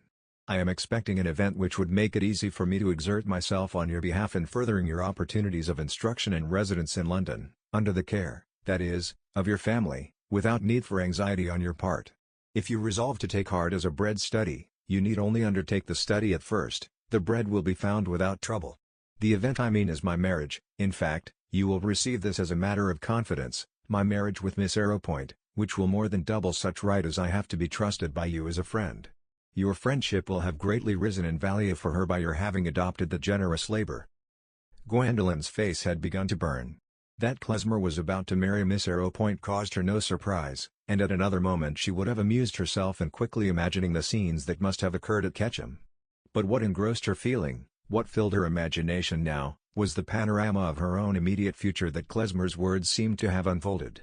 The suggestion of Miss Arrowpoint as a patroness was only another detail added to its repulsiveness. Klezmer's proposal to help her seemed an additional irritation after the humiliating judgment he had passed on her capabilities. His words had really bitten into her self-confidence and turned it into the pain of a bleeding wound, and the idea of presenting herself before other judges was now poisoned with the dread that they also might be harsh, they also would not recognize the talent she was conscious of. But she controlled herself, and rose from her seat before she made any answer. It seemed natural that she should pause. She went to the piano and looked absently at leaves of music, pinching up the corners. At last she turned toward Klezmer and said, with almost her usual air of proud equality, which in this interview had not been hitherto perceptible. "I congratulate you sincerely, Herr Klezmer. I think I never saw anyone so admirable as Miss Arrowpoint. And I have to thank you for every sort of kindness this morning. But I can't decide now. If I make the resolve you have spoken of, I will use your permission, I will let you know. But I fear the obstacles are too great. In any case, I am deeply obliged to you. It was very bold of me to ask you to take this trouble." Klezmer's inward remark was, "She will never let me know." But with the most thorough respect in his manner, he said, "Command me at any time. There is an address on this card which will always find me with little delay." When he had taken up his hat and was going to make his bow, Gwendolen's better self, conscious of an ingratitude which the clear-seeing Klezmer must have penetrated, made a desperate effort to find its way above the stifling layers of egoistic disappointment and irritation. Looking at him with a glance of the old gaiety, she put out her hand, and said with a smile, "If I take the wrong road, it will not be because of your flattery." "God forbid that you should take any road but one where you will find and give happiness," said Klezmer, fervently. Then, in foreign fashion, he touched her fingers lightly with his lips, and in another minute she heard the sound of his departing wheels getting more distant on the gravel. Gwendolen had never in her life felt so miserable. No sob came, no passion of tears, to relieve her. Her eyes were burning, and the noonday only brought into more dreary clearness the absence of interest from her life. All memories, all objects, the pieces of music displayed, the open piano, the very reflection of herself in the glass, seemed no better than the packed-up shows of a departing fair. For the first time since her consciousness began, she was having a vision of herself on the common level, and had lost the innate sense that there were reasons why she should not be slighted, elbowed, jostled, treated like a passenger with a third-class ticket, in spite of private objections on her own part. She did not move about, the prospects begotten by disappointment were too oppressively preoccupying, She threw herself into the shadiest corner of a settee, and pressed her fingers over her burning eyelids. Every word that Klezmer had said seemed to have been branded into her memory, as most words are, which bring with them a new set of impressions and make an epic for us. Only a few hours before, the dawning smile of self-contentment rested on her lips as she vaguely imagined a future suited to her wishes. It seemed but the affair of a year or so for her to become the most approved Juliet of the time, or, if Klezmer encouraged her idea of being a singer, to proceed by more gradual steps to her place in the opera, while she won money and applause by occasional performances. Why not? At home, at school, among acquaintances, she had been used to have her conscious superiority admitted, and she had moved in a society where everything, from low arithmetic to high art, is of the amateur kind, politely supposed to fall short of perfection only because gentlemen and ladies are not obliged to do more than they like, otherwise they would probably give forth abler writings, and show themselves more commanding artists than any the world is at present obliged to put up with. The self-confident visions that had beguiled her were not of a highly exceptional kind, and she had at least shown some rationality in consulting the person who knew the most and had flattered her the least. In asking Klezmer's advice, however, she had rather been borne up by a belief in his latent admiration than bent on knowing anything more unfavorable that might have lain behind his slight objections to her singing, and the truth she had asked for, with an expectation that it would be agreeable, had come like a lacerating thong. Too old, should have begun 7 years ago, you will not, at best, achieve more than mediocrity, hard, incessant work, uncertain praise, bread coming slowly, scantily, perhaps not at all, mortifications, people no longer feigning not to see your blunders, glaring insignificance. All these phrases rankled in her, and even more galling was the hint that she could only be accepted on the stage as a beauty who hoped to get a husband. The indignities that she might be visited with had no very definite form for her, but the mere association of anything called indignity with herself, roused a resentful alarm. And along with the vaguer images which were raised by those biting words, came the precise conception of disagreeables which her experience enabled her to imagine. How could she take her mamma and the 4 sisters to London, if it were not possible for her to earn money at once? And as for submitting to be a protégée, and asking her mamma to submit with her to the humiliation of being supported by Miss Arrowpoint, that was as bad as being a governess, nay, worse, for suppose the end of all her study to be as worthless as Klezmer clearly expected it to be, the sense of favors received and never repaid, would embitter the miseries of disappointment. Klezmer doubtless had magnificent ideas about helping artists, but how could he know the feelings of ladies in such matters? It was all over, she had entertained a mistaken hope, and there was an end of it. An end of it, said Gwendolen, aloud, starting from her seat as she heard the steps and voices of her mamma and sisters coming in from church. She hurried to the piano and began gathering together her pieces of music with assumed diligence, while the expression on her pale face and in her burning eyes was what would have suited a woman enduring a wrong which she might not resent, but would probably revenge. "Well, my darling," said gentle Mrs. Davilow, entering, "I see by the wheel marks that Klezmer has been here. Have you been satisfied with the interview?" She had some guesses as to its object, but felt timid about implying them. "Satisfied, mamma? Oh, yes," said Gwendolen, in a high, hard tone, for which she must be excused, because she dreaded a scene of emotion. If she did not set herself resolutely to feign proud indifference, she felt that she must fall into a passionate outburst of despair, which would cut her mamma more deeply than all the rest of their calamities. "Your uncle and aunt were disappointed at not seeing you," said Mrs. Davilow, coming near the piano, and watching Gwendolen's movements. "I only said that you wanted rest." "Quite right, mamma," said Gwendolen, in the same tone, turning to put away some music. "Am I not to know anything now, Gwendolen? Am I always to be in the dark?" said Mrs. Davilow, too keenly sensitive to her daughter's manner and expression not to fear that something painful had occurred. "There is really nothing to tell now, mamma," said Gwendolen, in a still higher voice. "I had a mistaken idea about something I could do. Herr Klezmer has undeceived me. That is all." "Don't look and speak in that way, my dear child, I cannot bear it," said Mrs. Davilow, breaking down. She felt an undefinable terror. Gwendolen looked at her a moment in silence, biting her inner lip, then she went up to her, and putting her hands on her mamma's shoulders, said, with a drop in her voice to the lowest undertone, "Mamma, don't speak to me now. It is useless to cry and waste our strength over what can't be altered. You will live at Sawyer's Cottage, and I am going to the bishop's daughters.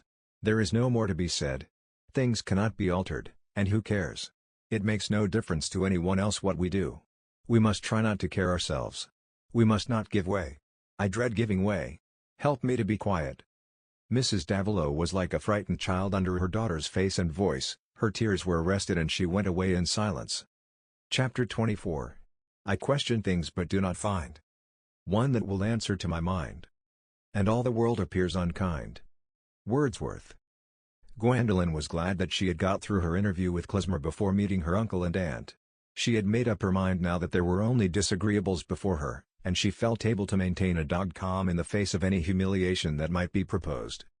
The meeting did not happen until the Monday, when Gwendolen went to the rectory with her mama.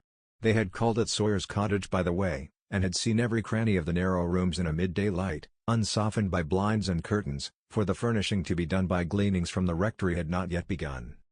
"How shall you endure it, Mama?" said Gwendolen, as they walked away. She had not opened her lips while they were looking round at the bare walls and floors, and the little garden with the cabbage stalks, and the yew arbor all dust and cobwebs within.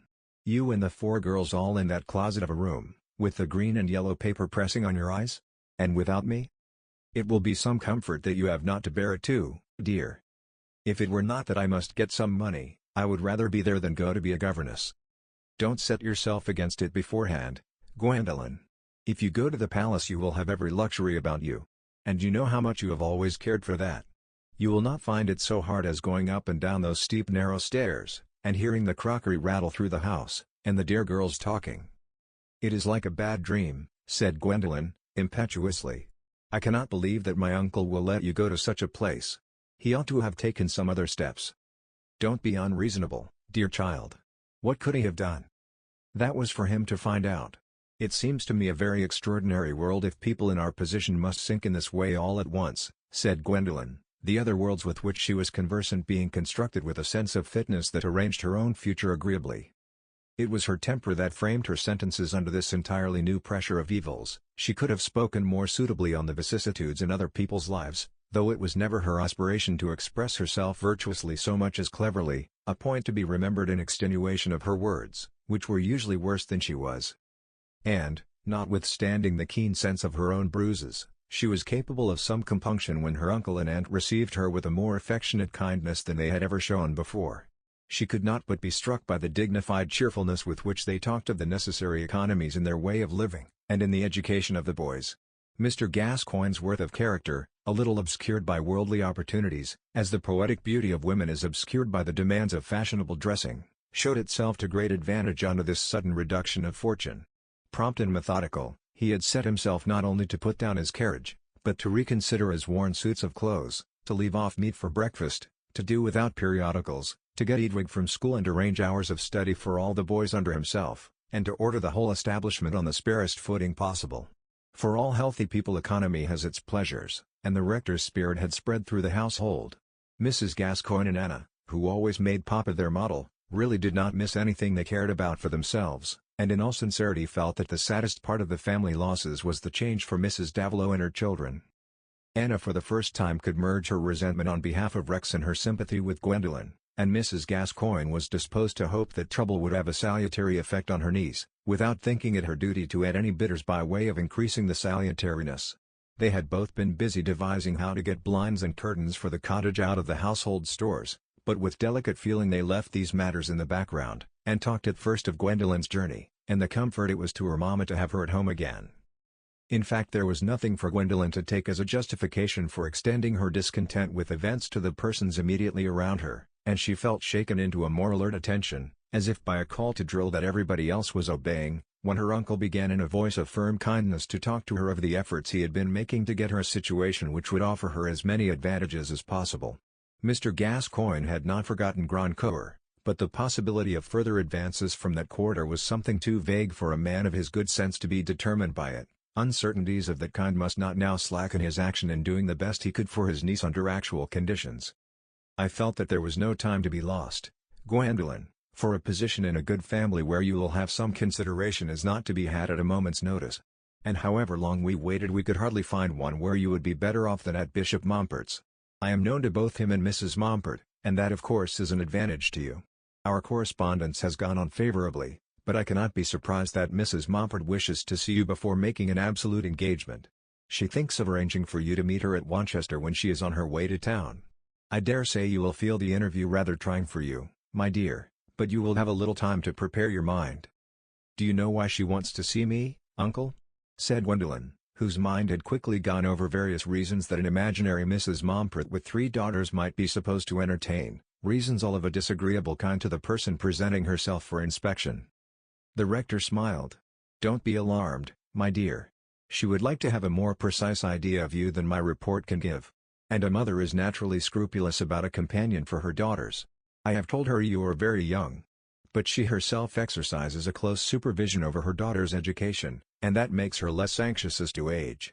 She is a woman of taste and also of strict principle, and objects to having a French person in the house. I feel sure that she will think your manners and accomplishments as good as she is likely to find, and over the religious and moral tone of the education she, and indeed the bishop himself, will preside. Gwendolyn dared not answer, but the repression of her decided dislike to the whole prospect sent an unusually deep flush over her face and neck, subsiding as quickly as it came. Anna, full of tender fears, put her little hand into her cousin's, and Mr. Gascoigne was too kind a man not to conceive something of the trial which this sudden change must be for a girl like Gwendolyn. Bent on giving a cheerful view of things, he went on, in an easy tone of remark, not as if answering supposed objections. I think so highly of the position, that I should have been tempted to try and get it for Anna, if she had been at all likely to meet Mrs. Mompert's wants. It is really a home, with a continuance of education in the highest sense. Governess is a misnomer. The bishop's views are of a more decidedly low church color than my own. He is a close friend of Lord Grampian's, but, though privately strict, he is not by any means narrow in public matters. Indeed, he has created as little dislike in his diocese as any bishop on the bench.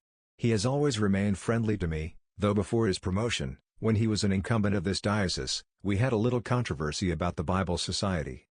The rector's words were too pregnant with satisfactory meaning to himself for him to imagine the effect they produced in the mind of his niece. Continuance of education, bishop's views, privately strict, Bible Society, it was as if he had introduced a few snakes at large for the instruction of ladies who regarded them as all alike furnished with poison bags, and, biting or stinging, according to convenience. To Gwendolyn, already shrinking from the prospect open to her, such phrases came like the growing heat of a burning glass, not at all as the links of persuasive reflection which they formed for the good uncle. She began, desperately, to seek an alternative. There was another situation, I think, Mamma spoke of? She said, with determined self-mastery. Yes, said the rector, in rather a deprecatory tone, but that is in a school. I should not have the same satisfaction in your taking that. It would be much harder work, you are aware, and not so good in any other respect. Besides, you have not an equal chance of getting it. Oh dear no, said Mrs. Gascoigne, it would be much harder for you, my dear, it would be much less appropriate. You might not have a bedroom to yourself. And Gwendolyn's memories of school suggested other particulars which forced her to admit to herself that this alternative would be no relief. She turned to her uncle again and said, apparently in acceptance of his ideas. When is Mrs. Mompert likely to send for me? That is rather uncertain, but she has promised not to entertain any other proposal till she has seen you. She has entered with much feeling into your position. It will be within the next fortnight, probably. But I must be off now. I am going to let part of my glebe uncommonly well. The rector ended very cheerfully, leaving the room with a satisfactory conviction that Gwendolyn was going to adapt herself to circumstances like a girl of good sense. Having spoken appropriately, he naturally supposed that the effects would be appropriate, being accustomed, as a household and parish authority, to be asked to speak to refractory persons, with the understanding that the measure was morally coercive. What a stay Henry is to us all, said Mrs. Gascoigne, when her husband had left the room. He is indeed, said Mrs. Davilow, cordially. I think cheerfulness is a fortune in itself. I wish I had it. And Rex is just like him, said Mrs. Gascoigne. I must tell you the comfort we have had in a letter from him. I must read you a little bit, she added, taking the letter from her pocket, while Anna looked rather frightened. She did not know why, except that it had been a rule with her not to mention Rex before Gwendolyn. The proud mother ran her eyes over the letter, seeking for sentences to read aloud. But apparently she had found it sown with what might seem to be closer allusions than she desired to the recent past, for she looked up, folding the letter, and saying, However, he tells us that our trouble has made a man of him, he sees a reason for any amount of work, he means to get a fellowship, to take pupils, to set one of his brothers going, to be everything that is most remarkable. The letter is full of fun, just like him. He says, Tell mother she has put out an advertisement for a jolly good hard-working son, in time to hinder me from taking ship, and I offer myself for the place." The letter came on Friday. "I never saw my husband so much moved by anything since Rex was born. It seemed a gain to balance our loss." This letter, in fact, was what had helped both Mrs. Gascoigne and Anna to show Gwendolen an unmixed kindliness, and she herself felt very amiably about it, smiling at Anna, and pinching her chin, as much as to say, "Nothing is wrong with you now, is it?" She had no gratuitously ill-natured feeling, or egoistic pleasure in making men miserable. She only had an intense objection to their making her miserable. But when the talk turned on furniture for the cottage, Gwendolen was not roused to show even a languid interest. She thought that she had done as much as could be expected of her this morning, and indeed felt at an heroic pitch in keeping to herself the struggle that was going on within her. The recoil of her mind from the only definite prospect allowed her, was stronger than even she had imagined beforehand. The idea of presenting herself before Mrs. Moppert in the first instance, to be approved or disapproved, came as pressure on an already painful bruise. Even as a governess, it appeared she was to be tested and was liable to rejection. After she had done herself the violence to accept the bishop and his wife, they were still to consider whether they would accept her. It was at her peril that she was to look, speak, or be silent. And even when she had entered on her dismal task of self-constraint in the society of three girls whom she was bound incessantly to edify, the same process of inspection was to go on. There was always to be Mrs. Moppert's supervision, always something or other would be expected of her to which she had not the slightest inclination, and perhaps the bishop would examine her on serious topics. Gwendolen, lately used to the social successes of a handsome girl, whose lively venturesomeness of talk has the effect of wit, and who 6 weeks before would have pitied the dullness of the bishop rather than have been embarrassed by him, saw the life before her as an entrance into a penitentiary. Wild thoughts of running away to be an actress, in spite of Klezmer, came to her with the lure of freedom, but his words still hung heavily on her soul. They had alarmed her pride and even her maidenly dignity. Dimly she conceived herself getting amongst vulgar people who would treat her with rude familiarity, odious men, whose grins and smirks would not be seen through the strong grating of polite society. Gwendolen's daring was not in the least that of the adventuress. The demand to be held a lady was in her very marrow, and when she had dreamed that she might be the heroine of the gaming table, it was with the understanding that no one should treat her with the less consideration, or presume to look at her with irony as Deronda had done. To be protected and petted, and to have her susceptibilities consulted in every detail, had gone along with her food and clothing as matters of course in her life. Even without any such warning as Klezmer's, she could not have thought it an attractive freedom to be thrown in solitary dependence on the doubtful civility of strangers. The endurance of the Episcopal penitentiary was less repulsive than that, though here too she would certainly never be petted or have her susceptibilities consulted. Her rebellion against this hard necessity which had come just to her of all people in the world, to her whom all circumstances had concurred in preparing for something quite different, was exaggerated instead of diminished as one hour followed another, with the imagination of what she might have expected in her lot and what it was actually to be. The family troubles, she thought, were easier for everyone than for her, even for poor dear mamma, because she had always used herself to not enjoying. As to hoping that if she went to the Mopperts and was patient a little while, things might get better, it would be stupid to entertain hopes for herself after all that had happened. Her talents, it appeared, would never be recognized as anything remarkable, and there was not a single direction in which probability seemed to flatter her wishes. Some beautiful girls who, like her, had read romances where even plain governesses are centers of attraction and are sought in marriage, might have solaced themselves a little by transporting such pictures into their own future, but even if Gwendolen's experience had led her to dwell on love-making and marriage as her Elysium, her heart was too much oppressed by what was near to her, in both the past and the future, for her to project her anticipations very far off. She had a world nausea upon her, and saw no reason all through her life why she should wish to live. No religious view of trouble helped her. Her troubles had in her opinion all been caused by other people's disagreeable or wicked conduct, and there was really nothing pleasant to be counted on in the world. That was her feeling. Everything else she had heard said about trouble was mere phrase-making not attractive enough for her to have caught it up and repeated it. As to the sweetness of labor and fulfilled claims, the interest of inward and outward activity, the impersonal delights of life as a perpetual discovery, the dues of courage, fortitude, industry, which it is mere baseness not to pay toward the common burden, the supreme worth of the teacher's vocation, these, even if they had been eloquently preached to her, could have been no more than faintly apprehended doctrines. The fact which wrought upon her was her invariable observation that for a lady to become a governess, to take a situation was to descend in life and to be treated at best with a compassionate patronage. And poor Gwendolen had never dissociated happiness from personal preeminence and éclat. That where these threatened to forsake her, she should take life to be hardly worth the having, cannot make her so unlike the rest of us, men or women, that we should cast her out of our compassion, our moments of temptation to a mean opinion of things in general being usually dependent on some susceptibility about ourselves and some dullness to subjects which everyone else would consider more important. Surely a young creature is pitiable who has the labyrinth of life before her and no clue, to whom distrust in herself and her good fortune has come as a sudden shock, like a rent across the path that she was treading carelessly. In spite of her healthy frame, her irreconcilable repugnance affected her even physically. She felt a sort of numbness and could set about nothing. The least urgency, even that she should take her meals, was an irritation to her. The speech of others on any subject seemed unreasonable, because it did not include her feeling and was an ignorant claim on her. It was not in her nature to busy herself with the fancies of suicide to which disappointed young people are prone. What occupied and exasperated her was the sense that there was nothing for her but to live in a way she hated. She avoided going to the rectory again. It was too intolerable to have to look and talk as if she were compliant, and she could not exert herself to show interest about the furniture of that horrible cottage. Miss Mary was staying on purpose to help, and such people as Yokosa liked that sort of thing. Her mother had to make excuses for her not appearing, even when Anna came to see her. For that calm which Gwendolen had promised herself to maintain had changed into sick motivelessness. She thought, I suppose I shall begin to pretend by and by, but why should I do it now? Her mother watched her with silent distress, and, lapsing into the habit of indulgent tenderness, she began to think what she imagined that Gwendolen was thinking, and to wish that everything should give way to the possibility of making her darling less miserable.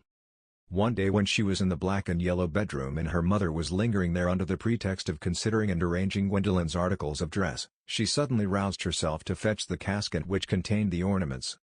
"Mamma," she began, glancing over the upper layer, "I had forgotten these things. Why didn't you remind me of them? Do see about getting them sold. You will not mind about parting with them. You gave them all to me long ago." She lifted the upper tray and looked below.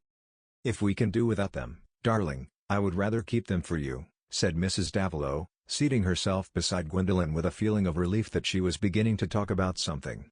The usual relation between them had become reversed. It was now the mother who tried to cheer the daughter. "Why, how came you to put that pocket handkerchief in here?" It was the handkerchief with the corner torn off which Gwendolen had thrust in with the turquoise necklace. "It happened to be with the necklace. I was in a hurry," said Gwendolen, taking the handkerchief away and putting it in her pocket. "Don't sell the necklace, Mamma," she added, a new feeling having come over her about that rescue of it which had formerly been so offensive. "No, dear, no, it was made out of your dear father's chain. And I should prefer not selling the other things. None of them are of any great value. All my best ornaments were taken from me long ago." Mrs. Davilo colored.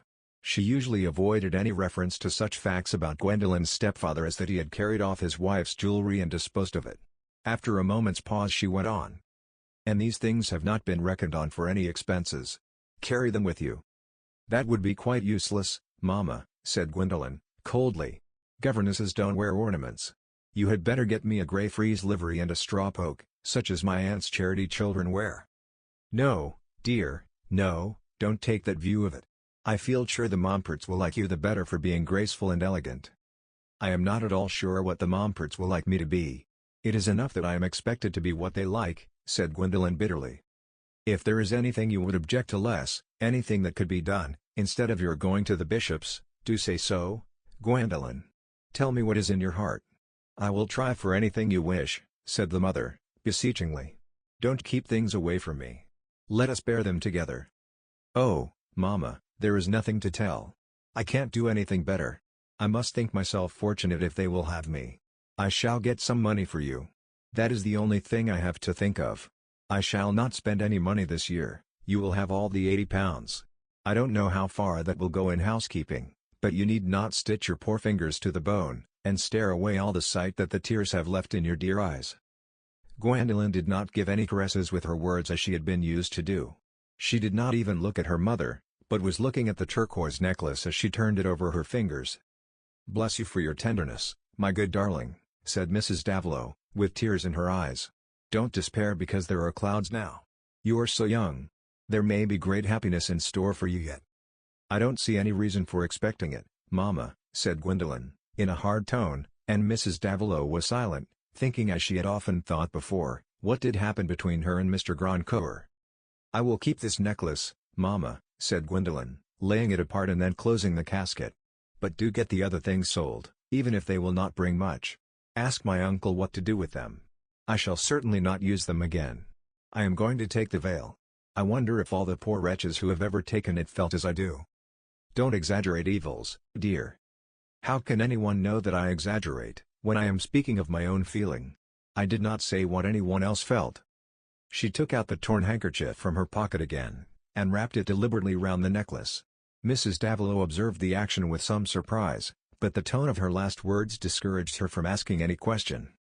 The feeling Gwendolyn spoke of with an air of tragedy was not to be explained by the mere fact that she was going to be a governess. She was possessed by a spirit of general disappointment. It was not simply that she had a distaste for what she was called on to do. The distaste spread itself over the world outside her penitentiary, since she saw nothing very pleasant in it that seemed attainable by her even if she were free. Naturally, her grievances did not seem to her smaller than some of her male contemporaries held theirs to be when they felt a profession too narrow for their powers, and had an a priori conviction that it was not worthwhile to put forth their latent abilities. Because her education had been less expensive than theirs, it did not follow that she should have a wider emotions or a keener intellectual vision. Her griefs were feminine, but to her as a woman they were not the less hard to bear, and she felt an equal right to the Promethean tone. But the movement of mind which led her to keep the necklace, to fold it up in the handkerchief, and rise to put it in her nécessaire, where she had first placed it when it had been returned to her, was more peculiar, and what would be called less reasonable. It came from that streak of superstition in her which attached itself both to her confidence and her terror, a superstition which lingers in an intense personality even in spite of theory and science, any dread or hope for self being stronger than all reasons for or against it. Why she should suddenly determine not to part with the necklace was not much clearer to her than why she should sometimes have been frightened to find herself in the fields alone. She had a confused state of emotion about Deronda. Was it wounded pride and resentment, or a certain awe and exceptional trust? It was something vague and yet mastering, which impelled her to this action about the necklace. There is a great deal of unmapped country within us which would have to be taken into account in an explanation of our gusts and storms. Chapter 25. How trace the why and wherefore in a mind reduced to the barrenness of a fastidious egoism, in which all direct desires are dulled, and have dwindled from motives into a vacillating expectation of motives, a mind made up of moods, where a fitful impulse springs here and there conspicuously rank amid the general weediness. 'Tis a condition apt to befall a life too much at large, unmoulded by the pressure of obligation. Nam deteriors omnes sumus licenti, or, as a more familiar tongue might deliver it, as you like is a bad finger post. Potentates make known their intentions and affect the funds at a small expense of words. So when Grandcoeur, after learning that Gwendolyn had left Lubron, incidentally pronounced that resort of fashion a beastly hole, worse than Baden, the remark was conclusive to Mr. Lush that his patron intended straightway to return to Diplo. The execution was sure to be slower than the intention, and, in fact, Grandcoeur did loiter through the next day without giving any distinct orders about departure, perhaps because he discerned that Lush was expecting them. He lingered over his toilet, and certainly came down with a faded aspect of perfect distinction which made fresh complexions and hands with the blood in them seem signs of raw vulgarity. He lingered on the terrace, in the gambling rooms, in the reading room, occupying himself in being indifferent to everybody and everything around him. When he met Lady Mollinger, however, he took some trouble, raised his hat, paused, and proved that he listened to her recommendation of the waters by replying, "Yes, I heard somebody say how providential it was that there always happened to be springs at gambling places." "Oh, that was a joke," said innocent Lady Mollinger, misled by Grandcoeur's languid seriousness, "in imitation of the old one about the towns and the rivers, you know." "Ah, perhaps," said Grandcoeur, without change of expression. Lady Mollinger thought this worth telling to Sir Hugo, who said, "Oh, my dear, he is not a fool. You must not suppose that he can't see a joke. He can play his cards as well as most of us." "He has never seemed to me a very sensible man," said Lady Mollinger, in excuse of herself. She had a secret objection to meeting Grandcoeur, who was little else to her than a large living sign of what she felt to be her failure as a wife, the not having presented Sir Hugo with a son. Her constant reflection was that her husband might fairly regret his choice, and if he had not been very good might have treated her with some roughness in consequence, gentlemen naturally disliking to be disappointed. Deronda, too, had a recognition from Grandcoeur, for which he was not grateful, though he took care to return it with perfect civility.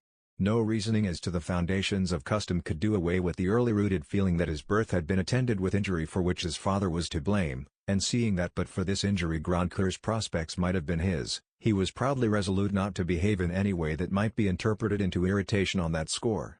He saw a very easy descent into mean unreasoning rancor and triumph in others' frustration, and being determined not to go down that ugly pit, he turned his back on it, clinging to the kindlier affections within him as a possession.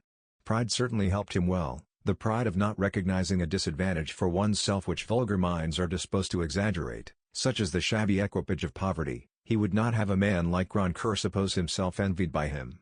But there is no guarding against interpretation.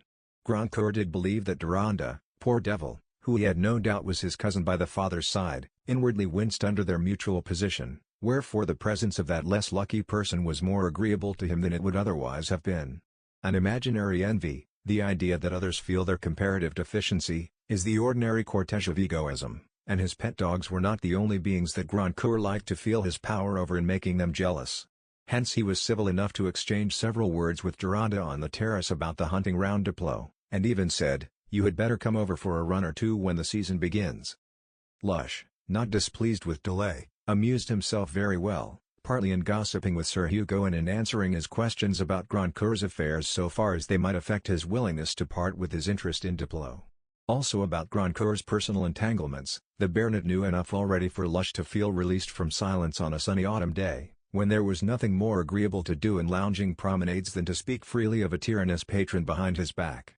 Sir Hugo willingly inclined his ear to a little good-humoured scandal, which he was fond of calling traits d'humeur, but he was strict in keeping such communications from hearers who might take them too seriously. Whatever knowledge he had of his nephew's secrets, he had never spoken of it to Deronda, who considered Grandcoeur a pale-blooded mortal, but was far from wishing to hear how the red corpuscles had been washed out of him. It was Lush's policy and inclination to gratify everybody when he had no reason to the contrary, and the baronet always treated him well, as one of those easy-handled personages who, frequenting the society of gentlemen, without being exactly gentlemen themselves, can be the more serviceable, like the second-best articles of our wardrobe, which we use with a comfortable freedom from anxiety. "Well, you will let me know the turn of events," said Sir Hugo, "if this marriage seems likely to come off after all, or if anything else happens to make the want of money pressing. My plan would be much better for him than burdening Rylands." "That's true," said Lush, "only it must not be urged on him, just placed in his way that the scent may tickle him. Grandcoeur is not a man to be always led by what makes for his own interest, especially if you let him see that it makes for your interest too. I'm attached to him, of course. I've given up everything else for the sake of keeping by him, and it has lasted a good 15 years now. He would not easily get anyone else to fill my place. He's a peculiar character, is Henry Grandcoeur, and it has been growing on him of late years. However, I'm of a constant disposition, and I've been a sort of guardian to him since he was 20, an uncommonly fascinating fellow he was then, to be sure, and could be now, if he liked. I'm attached to him, and it would be a good deal worse for him if he missed me at his elbow." Sir Hugo did not think it needful to express his sympathy or even assent, and perhaps Lush himself did not expect this sketch of his motives to be taken as exact. But how can a man avoid himself as a subject in conversation? And he must make some sort of decent toilet in words, as in cloth and linen. Lush's listener was not Sphere, a member of Parliament could allow for the necessities of verbal toilet, and the dialogue went on without any change of mutual estimate. However, Lush's easy prospect of indefinite procrastination was cut off the next morning by Grandcoeur saluting him with the question, "Are you making all the arrangements for our starting by the Paris train?" "I didn't know you meant to start," said Lush, not exactly taken by surprise. "You might have known," said Grandcoeur, looking at the burned length of his cigar, and speaking in that lowered tone which was usual with him when he meant to express disgust and be peremptory. "Just see to everything, will you? And mind no brute gets into the same carriage with us. And leave my P.C. at the Mallingers'." In consequence they were at Paris the next day, but here Lush was gratified by the proposal or command that he should go straight on to Diplo and see that everything was right, while Grandcoeur and the valet remained behind, and it was not until several days later that Lush received the telegram ordering the carriage to the Wanchester station. He had used the interim actively, not only in carrying out Grandcoeur's orders about the stud and household, but in learning all he could of Gwendolen, and how things were going on at Offendon. What was the probable effect that the news of the family misfortunes would have on Grandcoeur's fitful obstinacy he felt to be quite incalculable. So far as the girl's poverty might be an argument that she would accept an offer from him now in spite of any previous coyness, it might remove that bitter objection to risk or repulse which Lush divined to be one of Grandcour's deterring motives. On the other hand, the certainty of acceptance was just the sort of thing to make him lapse hither and thither with no more apparent will than a moth. Lush had had his patron under close observation for many years, and knew him perhaps better than he knew any other subject, but to know Grandcour was to doubt what he would do in any particular case. It might happen that he would behave with an apparent magnanimity, like the hero of a modern French drama, whose sudden start into moral splendor after much lying and meanness, leaves you little confidence as to any part of his career that may follow the fall of the curtain. Indeed, what attitude would have been more honorable for a final scene than that of declining to seek an heiress for her money, and determining to marry the attractive girl who had none?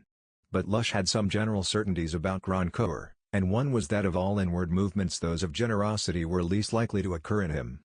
Of what use, however, is a general certainty that an insect will not walk with his head hindmost, when what you need to know is the play of inward stimulus that sends him hither and thither in a network of possible paths.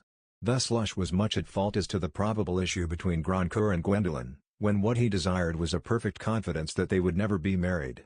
He would have consented willingly that Grandcour should marry an heiress, or that he should marry Mrs. Glasher. In the one match there would have been the immediate abundance that prospective heirship could not supply, in the other there would have been the security of the wife's gratitude, for Lush had always been Mrs. Glasher's friend, and that the future Mrs. Grandcour should not be socially received could not affect his private comfort.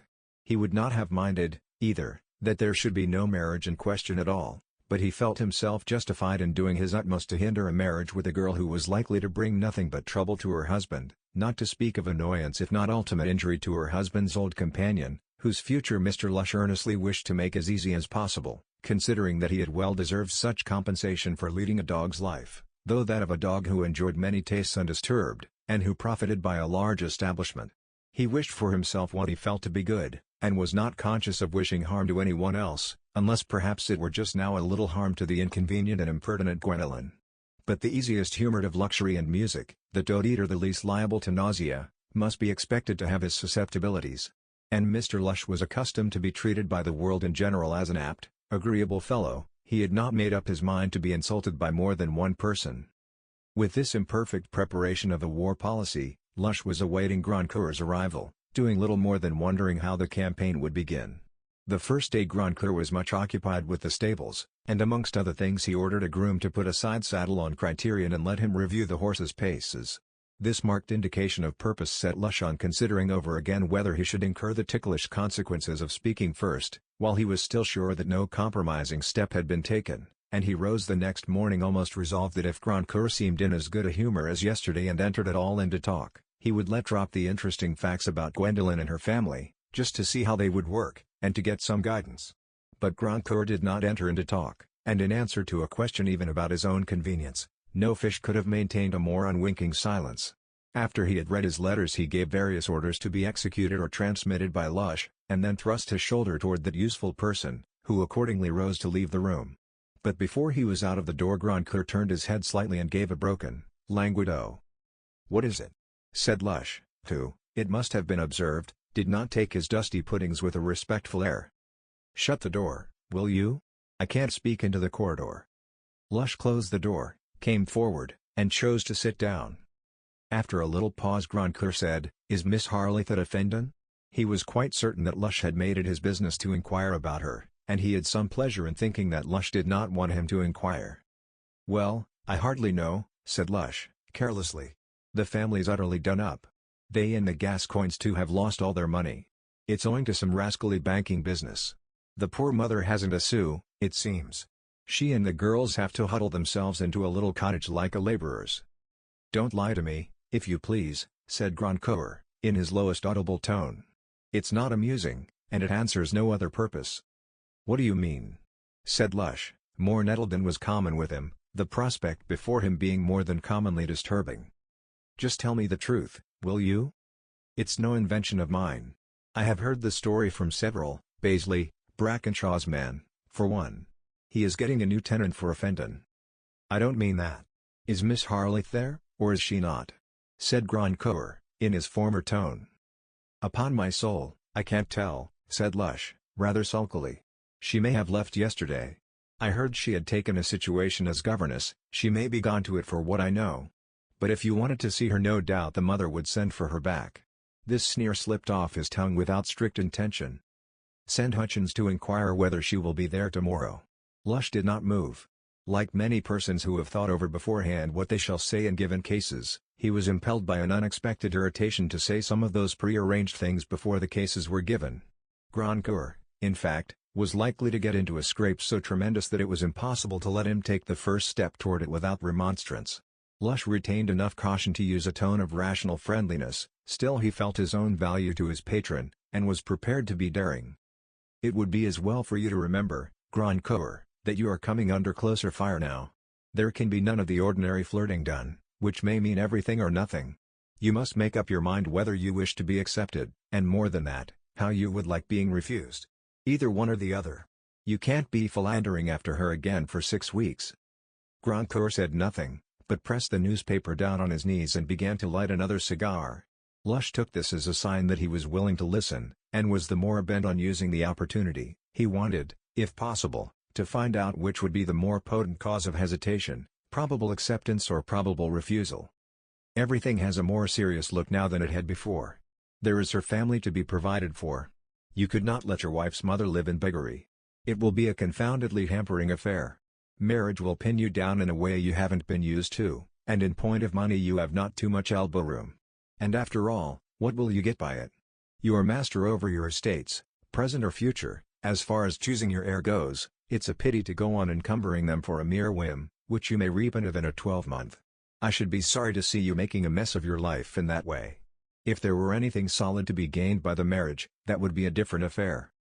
Lush's tone had gradually become more and more unctuous in its friendliness of remonstrance, and he was almost in danger of forgetting that he was merely gambling an argument. When he left off, Grandcoeur took his cigar out of his mouth, and looking steadily at the moist end while he adjusted the leaf with his delicate fingertips, said, "I knew before that you had an objection to my marrying Miss Harleth." Here he made a little pause before he continued. "But I never considered that a reason against it." "I never supposed you did," answered Lush, not unctuously but dryly. "It was not that I urged as a reason. I should have thought it might have been a reason against it, after all your experience, that you would be acting like the hero of a ballad, and making yourself absurd, and all for what? You know you couldn't make up your mind before. It's impossible you can care much about her. And as for the tricks she is likely to play, you may judge of that from what you heard at Luberon. However, what I wished to point out to you was, that there can be no shilly-shally now." "Perfectly," said Grandcoeur, looking round at Lush and fixing him with narrow eyes. "I don't intend that there should be. I dare say it's disagreeable to you. But if you suppose I care a damn for that, you are most stupendously mistaken."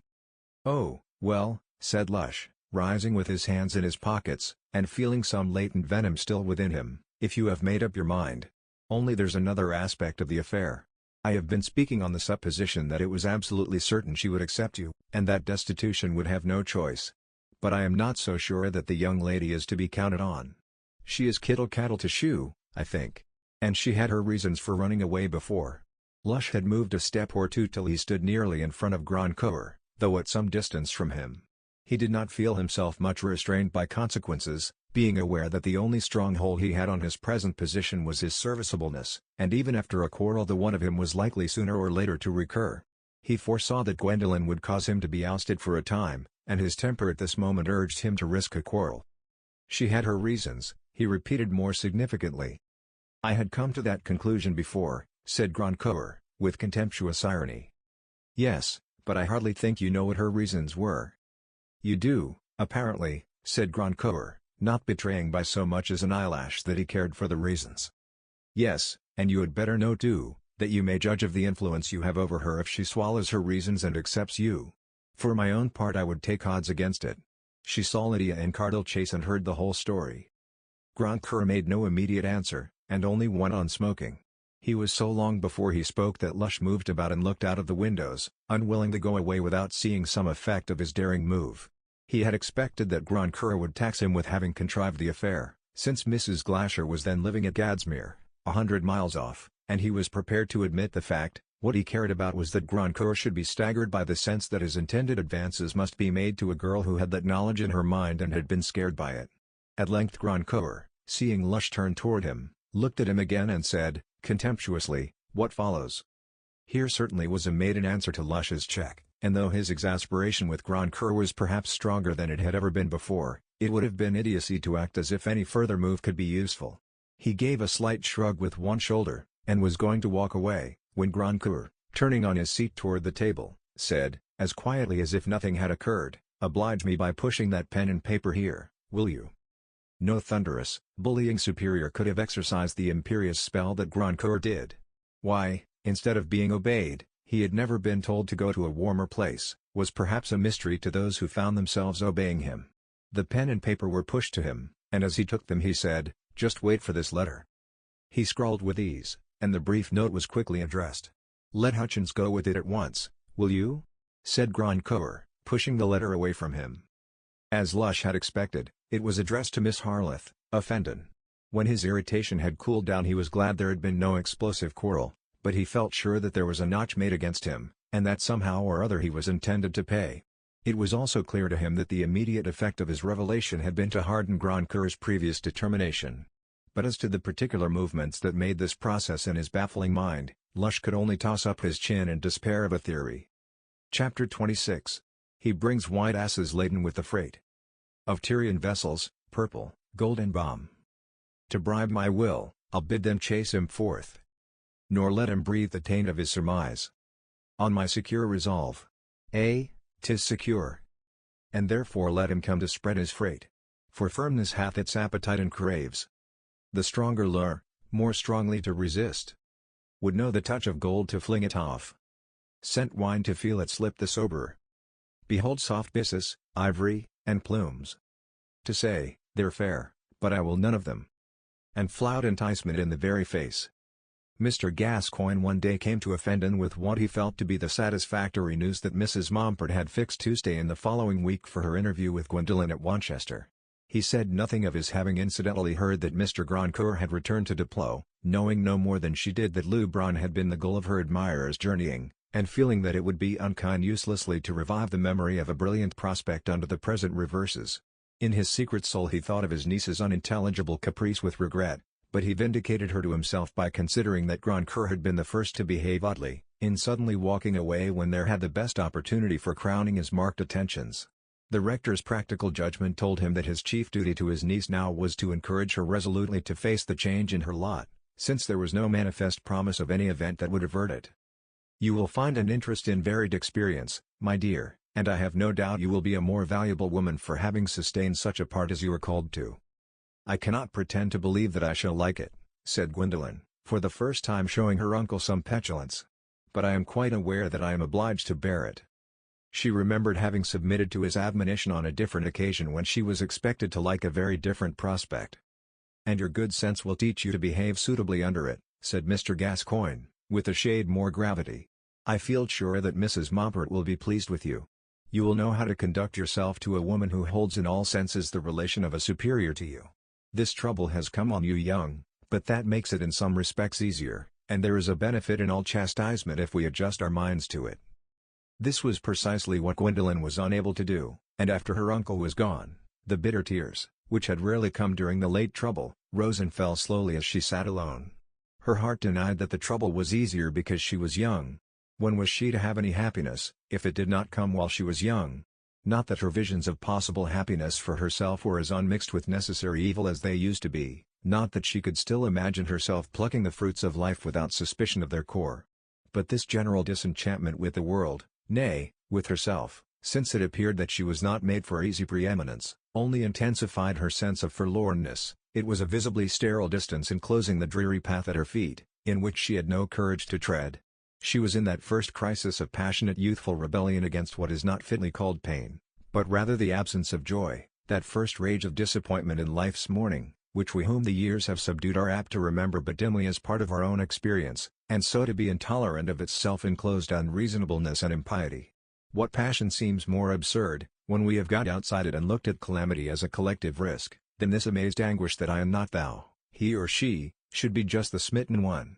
Yet perhaps some who have afterward made themselves a willing fence before the breast of another, and have carried their own heart wound in heroic silence, some who have made their deeds great, nevertheless began with this angry amazement at their own smart, and on the mere denial of their fantastic desires raged as if under the sting of wasps which reduced the universe for them to an unjust infliction of pain. This was nearly poor Gwendolyn's condition. What though such a reverse as hers had often happened to other girls? The one point she had been all her life learning to care for was that it had happened to her. It was what she felt under Klezmer's demonstration that she was not remarkable enough to command fortune by force of will and merit. It was what she would feel under the rigors of Mrs. Mompert's constant expectation, under the dull demand that she should be cheerful with 3 Miss Momperts, under the necessity of showing herself entirely submissive, and keeping her thoughts to herself. To be a queen disthroned is not so hard as some other downstepping. Imagine one who had been made to believe in his own divinity finding all homage withdrawn, and himself unable to perform a miracle that would recall the homage and restore his own confidence. Something akin to this illusion and this helplessness had befallen the poor spoiled child, with the lovely lips and eyes and the majestic figure, which seemed now to have no magic in them. She rose from the low ottoman where she had been sitting purposeless, and walked up and down the drawing-room, resting her elbow on one palm while she leaned down her cheek on the other, and a slow tear fell. She thought, I have always, ever since I was little, felt that Mama was not a happy woman, and now I dare say I shall be more unhappy than she has been. Her mind dwelt for a few moments on the picture of herself losing her youth and ceasing to enjoy, not minding whether she did this or that, but such picturing inevitably brought back the image of her mother. Poor Mama! It will be still worse for her now. I can get a little money for her, that is all I shall care about now. And then with an entirely new movement of her imagination, she saw her mother getting quite old and white, and herself no longer young but faded, and their 2 faces meeting still with memory and love, and she knowing what was in her mother's mind. Poor Gwen too is sad and faded now and then. For the first time, she sobbed, not in anger, but with a sort of tender misery. Her face was toward the door, and she saw her mother enter. She barely saw that, for her eyes were large with tears, and she pressed her handkerchief against them hurriedly. Before she took it away she felt her mother's arms round her, and this sensation, which seemed a prolongation of her inward vision, overcame her will to be reticent. She sobbed anew in spite of herself, as they pressed their cheeks together. Mrs. Davilow had brought something in her hand which had already caused her an agitating anxiety, and she dared not speak until her darling had become calmer. But Gwendolen, with whom weeping had always been a painful manifestation to be resisted, if possible, again pressed her handkerchief against her eyes, and, with a deep breath, drew her head backward and looked at her mother, who was pale and tremulous. "It was nothing, Mamma," said Gwendolen, thinking that her mother had been moved in this way simply by finding her in distress. "It is all over now." But Mrs. Davilow had withdrawn her arms, and Gwendolen perceived a letter in her hand. "What is that letter? Worse news still?" she asked, with a touch of bitterness. "I don't know what you will think it, dear," said Mrs. Davilow, keeping the letter in her hand. "You will hardly guess where it comes from." "Don't ask me to guess anything," said Gwendolen, rather impatiently, as if a bruise were being pressed. "It is addressed to you, dear." Gwendolen gave the slightest perceptible toss of the head. "It comes from Diplo," said Mrs. Davilow, giving her the letter. She knew Grandcour's indistinct handwriting, and her mother was not surprised to see her blush deeply, but watching her as she read, and wondering much what was the purport of the letter, she saw the color die out. Gwendolen's lips even were pale as she turned the open note toward her mother. The words were few and formal. "Mr. Grandcour presents his compliments to Miss Harleth, and begs to know whether he may be permitted to call at Offendon tomorrow after 2 and to see her alone. Mr. Grandcour has just returned from Lubron, where he had hoped to find Miss Harleth." Mrs. Davilow read, and then looked at her daughter inquiringly, leaving the note in her hand. Gwendolen let it fall to the floor, and turned away. "It must be answered, darling," said Mrs. Davilow, timidly. "The man waits." Gwendolen sank on the settee, clasped her hands, and looked straight before her, not at her mother. She had the expression of one who had been startled by a sound and was listening to know what would come of it. The sudden change of the situation was bewildering. A few minutes before she was looking along an inescapable path of repulsive monotony, with hopeless inward rebellion against the imperious lot which left her no choice, and lo, now, a moment of choice was come. Yet, was it triumph she felt most or terror? Impossible for Gwendolen not to feel some triumphant attribute to her power at a time when she was first tasting the bitterness of insignificance. Again she seemed to be getting a sort of empire over her own life. But how to use it? Here came the terror. Quick, quick, like pictures in a book beaten open with a sense of hurry, came back vividly, yet in fragments, all that she had gone through in relation to Grandcour, the allurements, the vacillations, The resolve to exceed, the final repulsion, the incisive face of the dark-eyed lady with the lovely boy, her own pledge. Was it a pledge not to marry him? The new disbelief in the worth of men and things for which that scene of disclosure had become a symbol. That unalterable experience made a vision at which in the first agitated moment, before tempering reflections could suggest themselves, her native terror shrank. Where was the good of choice coming again? What did she wish? Anything different? No. And yet in the dark seed growths of consciousness a new wish was forming itself. I wish I had never known it. Something, anything she wished for that would have saved her from the dread to let Grandcoeur come. It was no long while, yet it seemed long to Mrs. Davilow, before she thought it well to say, gently, "It will be necessary for you to write, dear. Or shall I write an answer for you, which you will dictate?"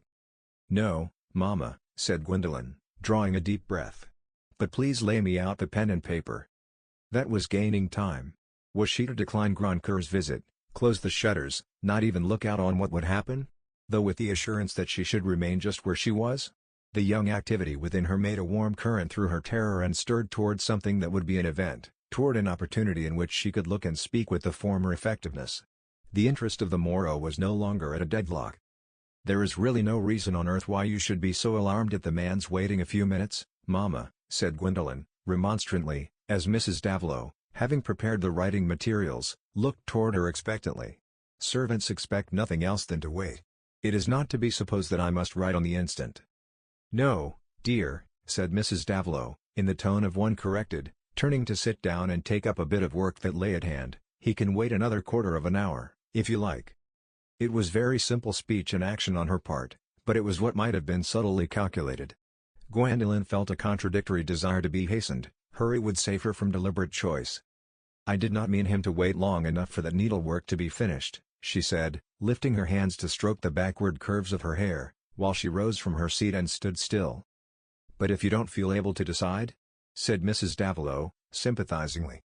"I must decide," said Gwendolen, walking to the writing table and seating herself. All the while there was a busy undercurrent in her, like the thought of a man who keeps up a dialogue while he is considering how he can slip away. Why should she not let him come? It bound her to nothing. He had been to Leubronn after her. Of course he meant a direct unmistakable renewal of the suit which before had been only implied. What then? She could reject him. Why was she to deny herself the freedom of doing this, which she would like to do? "If Mr. Grandcoeur has only just returned from Leubronn," said Mrs. Davilow, observing that Gwendolen leaned back in her chair after taking the pen in her hand, "I wonder whether he has heard of our misfortunes?" "That could make no difference to a man in his position," said Gwendolen, rather contemptuously. "It would to some men," said Mrs. Davilow. "They would not like to take a wife from a family in a state of beggary almost, as we are. Here we are at Offendon with a great shell over us, as usual. But just imagine his finding us at Sawyer's cottage. Most men are afraid of being bored or taxed by a wife's family. If Mr. Grandcoeur did know, I think it a strong proof of his attachment to you." Mrs. Davilow spoke with unusual emphasis. It was the first time she had ventured to say anything about Grandcoeur which would necessarily seem intended as an argument in favor of him, her habitual impression being that such arguments would certainly be useless and might be worse. The effect of her words now was stronger than she could imagine. They raised a new set of possibilities in Gwendolen's mind, a vision of what Grandcoeur might do for her mother if she, Gwendolen, did what she was not going to do. She was so moved by a new rush of ideas that, like one conscious of being urgently called away, she felt that the immediate task must be hastened, the letter must be written, else it might be endlessly deferred. After all, she acted in a hurry, as she had wished to do. To act in a hurry was to have a reason for keeping away from an absolute decision, and to leave open as many issues as possible. She wrote, "Miss Harleth presents her compliments to Mr. Grandcoeur. She will be at home after 2 o'clock tomorrow." Before addressing the note she said, "Pray ring the bell, Mamma, if there is anyone to answer it." She really did not know who did the work of the house.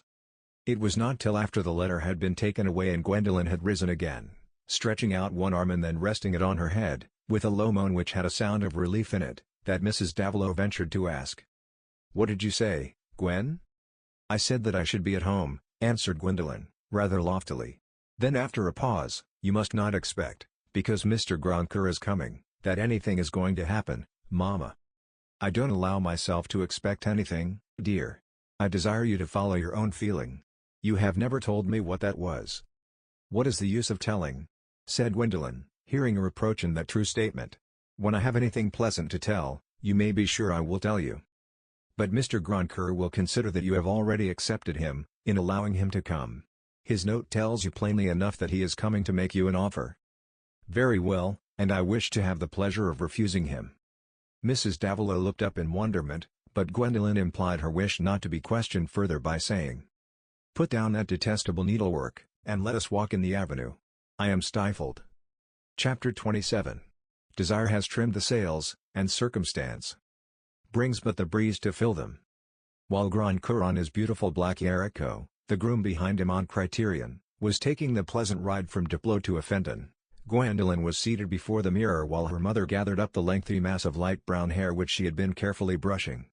"Only gather it up easily and make a coil, Mama," said Gwendolen. "Let me bring you some earrings, Gwen," said Mrs. Davilow, when the hair was adjusted, and they were both looking at the reflection in the glass. It was impossible for them not to notice that the eyes looked brighter than they had done of late, that there seemed to be a shadow lifted from the face, leaving all the lines once more in their placid youthfulness. The mother drew some inference that made her voice rather cheerful. "You do want your earrings?" "No, Mama, I shall not wear any ornaments, and I shall put on my black silk." "Black is the only wear when one is going to refuse an offer," said Gwendolen, with one of her old smiles at her mother, while she rose to throw off her dressing gown. "Suppose the offer is not made after all," said Mrs. Davilow, not without a sly intention. "Then that will be because I refuse it beforehand," said Gwendolen. "It comes to the same thing." There was a proud little toss of the head as she said this, and when she walked downstairs in her long black robes, there was just that firm poise of head and elasticity of form which had lately been missing, as in a parched plant. Her mother thought, "She is quite herself again. It must be pleasure in his coming. Can her mind be really made up against him?" Gwendolen would have been rather angry if that thought had been uttered, perhaps all the more because through the last 20 hours, with a brief interruption of sleep, she had been so occupied with perpetually alternating images and arguments for and against the possibility of her marrying Grandcoeur, that the conclusion which she had determined on beforehand ceased to have any hold on her consciousness. The alternate dip of counterbalancing thoughts begotten of counterbalancing desires had brought her into a state in which no conclusion could look fixed to her. She would have expressed her resolve as before, but it was a form out of which the blood had been sucked, no more a part of quivering life than the gods will be done of one who is eagerly watching chances. She did not mean to accept Grandcoeur. From the first moment of receiving his letter she had meant to refuse him. Still, that could not but prompt her to look the unwelcome reasons full in the face until she had a little less awe of them, could not hinder her imagination from filling out her knowledge in various ways, some of which seemed to change the aspect of what she knew. By dint of looking at a dubious object with a constructive imagination, one can give it 20 different shapes. Her indistinct grounds of hesitation before the interview at the Whispering Stones, at present counted for nothing. They were all merged in the final repulsion. If it had not been for that day in Cardle Chase, she said to herself now, there would have been no obstacle to her marrying Grandcoeur. On that day and after it, she had not reasoned and balanced, she had acted with a force of impulse against which all questioning was no more than a voice against a torrent. The impulse had come, not only from her maidenly pride and jealousy, not only from the shock of another woman's calamity thrust close on her vision, but, from her dread of wrongdoing, which was vague, it was true, and aloof from the daily details of her life, but not the less strong. Whatever was accepted as consistent with being a lady she had no scruple about, but from the dim region of what was called disgraceful, wrong, guilty, she shrunk with mingled pride and terror, and even apart from shame, her feeling would have made her place any deliberate injury of another in the region of guilt. But now, did she know exactly what was the state of the case with regard to Mrs. Glasher and her children? She had given a sort of promise, had said, "I will not interfere with your wishes." But would another woman who married Grandcoeur be in fact the decisive obstacle to her wishes, or be doing her and her boy any real injury? Might it not be just as well, nay better, that Grandcoeur should marry? For what could not a woman do when she was married, if she knew how to assert herself? Here all was constructive imagination. Gwendolen had about as accurate a conception of marriage, that is to say, of the mutual influences, demands, duties of man and woman in the state of matrimony, as she had of magnetic currents and the law of storms. "Mama managed it badly," was her way of summing up what she had seen of her mother's experience. She herself would manage quite differently. And the trials of matrimony were the last theme into which Mrs. Davilow could choose to enter fully with this daughter. "I wonder what Mama and my uncle would say if they knew about Mrs. Glasher," thought Gwendolen in her inward debating, Not that she could imagine herself telling them, even if she had not felt bound to silence. I wonder what anybody would say, or what they would say to Mr. Grandcour's marrying someone else and having other children. To consider what anybody would say, was to be released from the difficulty of judging where everything was obscure to her when feeling had ceased to be decisive. She had only to collect her memories, which proved to her that anybody regarded the illegitimate children as more rightfully to be looked shy on and deprived of social advantages than illegitimate fathers. The verdict of anybody seemed to be that she had no reason to concern herself greatly on behalf of Mrs. Glasher and her children. But there was another way in which they had caused her concern. What others might think could not do away with a feeling which in the first instance would hardly be too strongly described as indignation and loathing that she should have been expected to unite herself with an outworn life, full of backward secrets which must have been more keenly felt than any association with her. True, the question of love on her own part had occupied her scarcely at all in relation to Grandcour. The desirability of marriage for her had always seemed due to other feeling than love, and to be enamored was the part of the man, on whom the advances depended. Gwendolen had found no objection to Grandcour's way of being enamored before she had had that glimpse of his past, which she resented as if it had been a deliberate offense against her. His advances to her were deliberate, and she felt a retrospective disgust for them.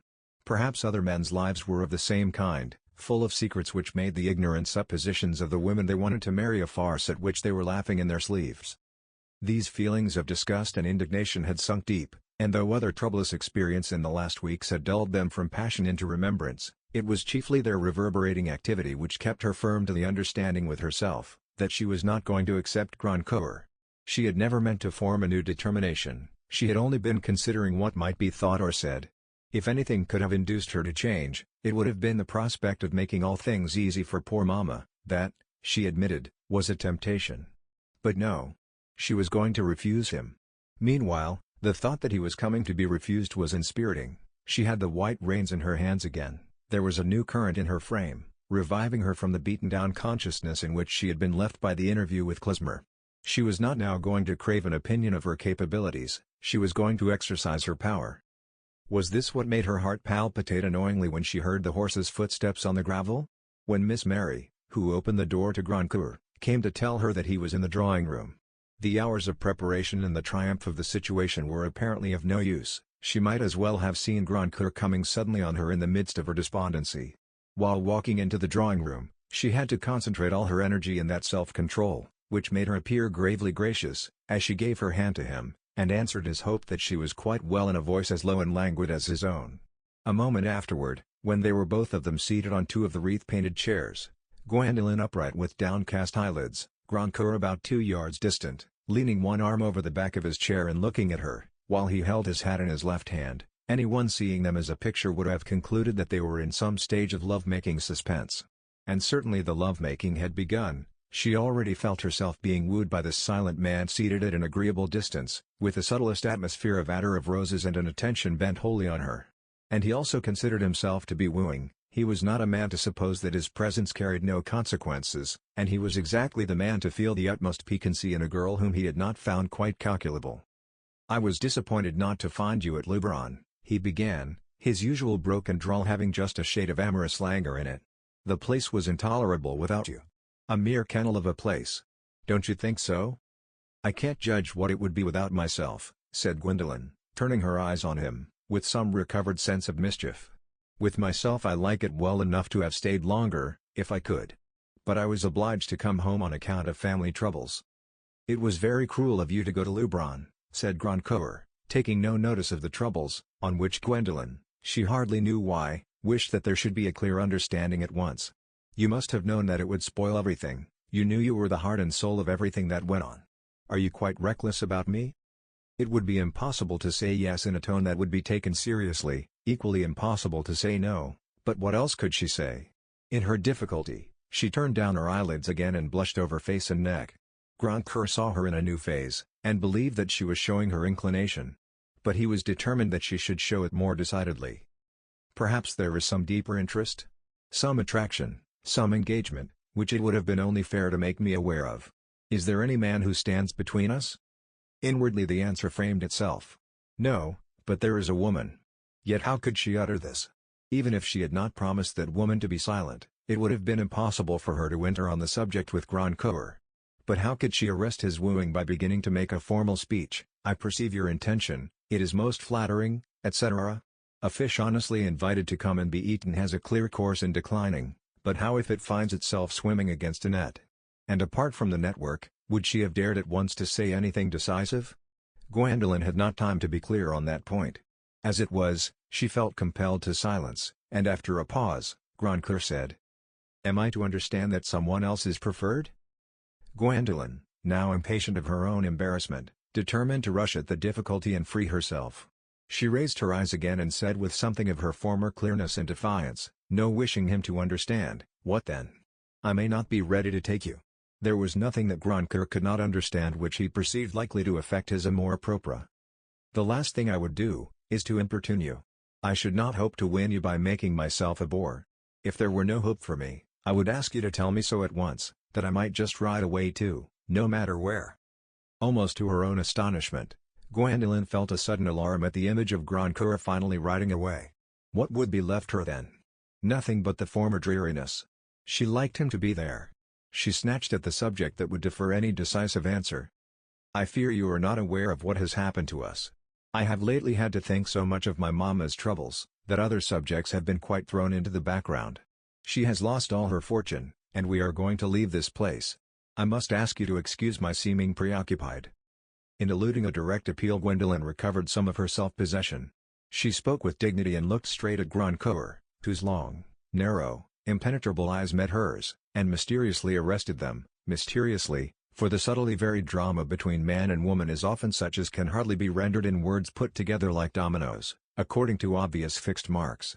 The word of all work, love, will no more express the myriad modes of mutual attraction, than the word thought can inform you what is passing through your neighbor's mind. It would be hard to tell on which side, Gwendolen's or Grandcoeur's, the influence was more mixed. At that moment his strongest wish was to be completely master of this creature, this piquant combination of maidenliness and mischief, that she knew things which had made her start away from him, spurred him to triumph over that repugnance, and he was believing that he should triumph. And she, piteous equality in the need to dominate. She was overcome like the thirsty one who is drawn toward the seeming water in the desert, overcome by the suffused sense that here in this man's homage to her lay the rescue from helpless subjection to an oppressive lot. All the while they were looking at each other, and Grandcoeur said, slowly and languidly, as if it were of no importance, other things having been settled, "You will tell me now, I hope, that Mrs. Davilow's loss of fortune will not trouble you further. You will trust me to prevent it from weighing upon her. You will give me the claim to provide against that." The little pauses and refined drawlings with which this speech was uttered, gave time for Gwendolen to go through the dream of a life. As the words penetrated her, they had the effect of a draught of wine, which suddenly makes all things easier, desirable things not so wrong, and people in general less disagreeable. She had a momentary phantasmal love for this man who chose his words so well, and who was a mere incarnation of delicate homage. Repugnance, dread, scruples, these were dim as remembered pains, while she was already tasting relief under the immediate pain of hopelessness. She imagined herself already springing to her mother, and being playful again. Yet when Grandcoeur had ceased to speak, there was an instant in which she was conscious of being at the turning of the ways. "You are very generous," she said, not moving her eyes, and speaking with a gentle intonation. "You accept what will make such things a matter of course?" said Grandcoeur, without any new eagerness. "You consent to become my wife?" This time Gwendolen remained quite pale. Something made her rise from her seat in spite of herself and walk to a little distance. Then she turned and with her hands folded before her stood in silence. Grandcoeur immediately rose too, resting his hat on the chair, but still keeping hold of it. The evident hesitation of this destitute girl to take his splendid offer stung him into a keenness of interest such as he had not known for years. None the less because he attributed her hesitation entirely to her knowledge about Mrs. Glasher. In that attitude of preparation, he said, "Do you command me to go?" No familiar spirit could have suggested to him more effective words. "No," said Gwendolen. She could not let him go, that negative was a clutch. She seemed to herself to be, after all, only drifted toward the tremendous decision, but drifting depends on something besides the currents when the sails have been set beforehand. "You accept my devotion?" said Grandcoeur, holding his hat by his side and looking straight into her eyes, without other movement. Their eyes meeting in that way seemed to allow any length of pause, but wait as long as she would, how could she contradict herself? What had she detained him for? He had shut out any explanation. "Yes," came as gravely from Gwendolyn's lips as if she had been answering to her name in a court of justice. He received it gravely, and they still looked at each other in the same attitude. Was there ever such a way before of accepting the bliss-giving yes? Grandcoeur liked better to be at that distance from her, and to feel under a ceremony imposed by an indefinable prohibition that breathed from Gwendolyn's bearing. But he did at length lay down his hat and advance to take her hand, just pressing his lips upon it and letting it go again. She thought his behavior perfect, and gained a sense of freedom which made her almost ready to be mischievous. Her yes entailed so little at this moment that there was nothing to screen the reversal of her gloomy prospects. Her vision was filled by her own release from the Momperts, and her mother's release from Sawyer's Cottage. With a happy curl of the lips, she said, "Will you not see Mamma? I will fetch her." "Let us wait a little," said Grandcoeur, in his favorite attitude, having his left forefinger and thumb in his waistcoat pocket, and with his right hand caressing his whisker, while he stood near Gwendolyn and looked at her, not unlike a gentleman who has a felicitous introduction at an evening party. "Have you anything else to say to me?" said Gwendolyn, playfully. "Yes, I know having things said to you is a great bore," said Grandcoeur, rather sympathetically. "Not when they are things I like to hear." "Will it bother you to be asked how soon we can be married?" "I think it will, today," said Gwendolyn, putting up her chin saucily. "Not today, then, but tomorrow. Think of it before I come tomorrow. In a fortnight, or 3 weeks, as soon as possible." "Ah, you think you will be tired of my company," said Gwendolyn. "I notice when people are married the husband is not so much with his wife as when they are engaged. But perhaps I shall like that better, too." She laughed charmingly. "You shall have whatever you like," said Grandcoeur. "And nothing that I don't like? Please say that, because I think I dislike what I don't like more than I like what I like," said Gwendolyn, finding herself in the woman's paradise, where all her nonsense is adorable. Grandcoeur paused. These were subtleties in which he had much experience of his own. "I don't know, this is such a brute of the world, things are always turning up that one doesn't like. I can't always hinder your being bored. If you like to ride Criterion, I can't hinder his coming down by some chance or other." "Ah, my friend Criterion, how is he?" "He is outside, I made the groom ride him, that you might see him. He had the side saddle on for an hour or 2 yesterday. Come to the window and look at him." They could see the 2 horses being taken slowly round the sweep, and the beautiful creatures, in their fine grooming, sent a thrill of exultation through Gwendolyn. They were the symbols of command and luxury, in delightful contrast with the ugliness of poverty and humiliation at which she had lately been looking close. "Will you ride Criterion tomorrow?" said Grandcoeur. "If you will, everything shall be arranged." "I should like it of all things," said Gwendolyn. "I want to lose myself in the gallop again. But now I must go and fetch Mamma." "Take my arm to the door, then," said Grandcoeur, and she accepted. Their faces were very near each other, being almost on a level, and he was looking at her. She thought his manners as a lover more agreeable than any she had seen described. She had no alarm lest he meant to kiss her, and was so much at her ease, that she suddenly paused in the middle of the room and said half archly, half earnestly, "Oh, while I think of it, there is something I dislike that you can save me from. I do not like Mr. Lush's company." "You shall not have it. I'll get rid of him." "You are not fond of him yourself?" "Not in the least. I let him hang on me because he has always been a poor devil," said Grandcoeur, in an adagio of utter indifference. "They got him to travel with me when I was a lad. He was always that coarse-haired kind of brute, sort of cross between a hog and a dilettante." Gwendolyn laughed. All that seemed kind and natural enough. Grandcoeur's fastidiousness enhanced the kindness. And when they reached the door, his way of opening it for her was the perfection of easy homage. Really, she thought, he was likely to be the least disagreeable of husbands. Mrs. Davilow was waiting anxiously in her bedroom when Gwendolyn entered, stepped toward her quickly, and kissing her on both cheeks said in a low tone, "Come down, Mamma, and see Mr. Grandcoeur. I am engaged to him." "My darling child," said Mrs. Davilow, with a surprise that was rather solemn than glad. "Yes," said Gwendolyn, in the same tone, and with a quickness which implied that it was needless to ask questions. "Everything is settled. You are not going to Sawyer's Cottage, I am not going to be inspected by Mrs. Mompert, and everything is to be as I like. So come down with me immediately." Book 4, Gwendolyn Gets Her Choice. Chapter 28. Il est plus aise de connaître l'homme en général que de connaître un homme en particulier. La Rochefoucauld.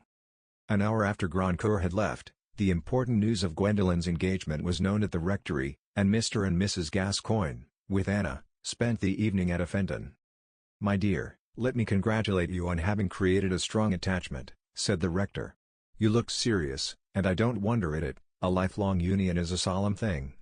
But from the way Mr. Grandcoeur has acted and spoken, I think we may already see some good arising out of our adversity. It has given you an opportunity of observing your future husband's delicate liberality." Mr. Gascoigne referred to Grandcoeur's motive, implying that he would provide for Mrs. Davilow, a part of the love-making which Gwendolen had remembered to cite to her mother with perfect accuracy. "But I have no doubt that Mr. Grandcoeur would have behaved quite as handsomely if you had not gone away to Germany, Gwendolen, and had been engaged to him, as you no doubt might have been, more than a month ago," said Mrs. Gascoigne, feeling that she had to discharge a duty on this occasion.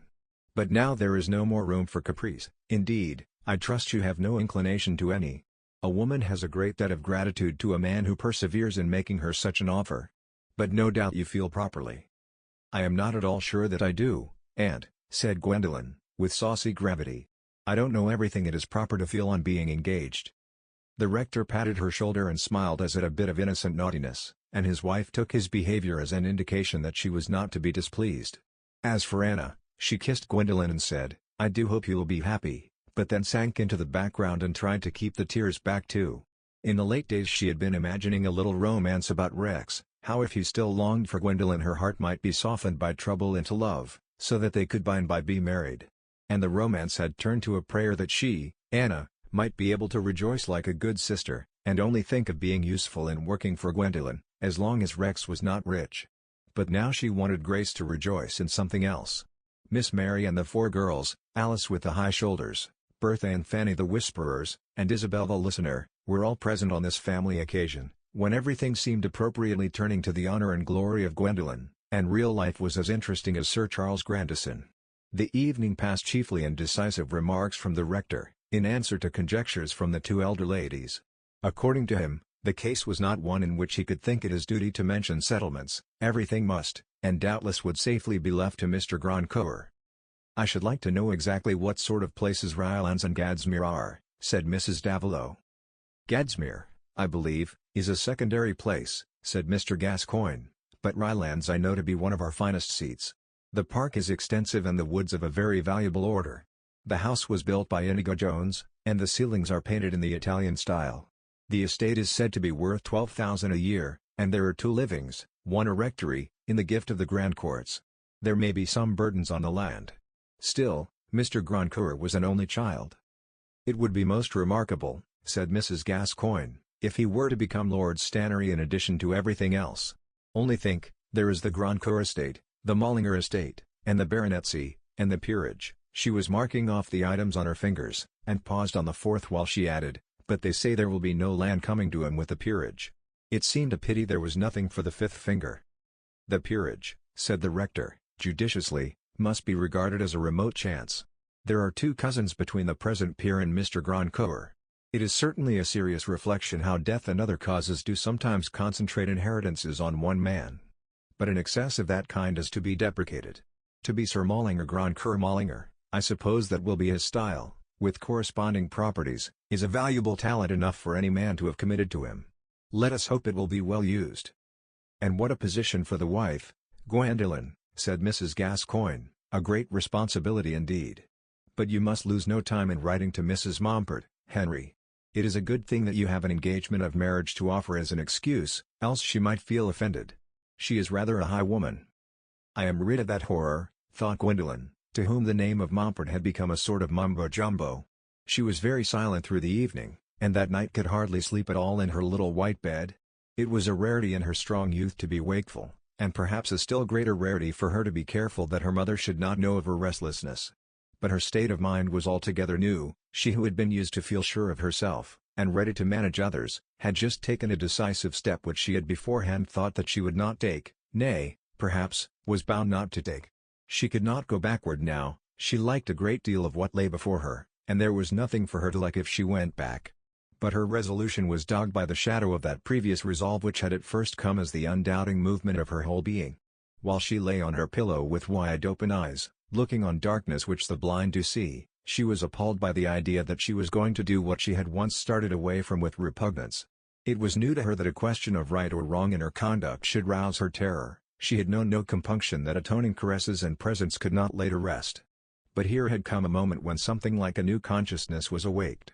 She seemed on the edge of adopting deliberately, as a notion for all the rest of her life, what she had rashly said in her bitterness, when her discovery had driven her away to Lubron, that it did not signify what she did, she had only to amuse herself as best she could.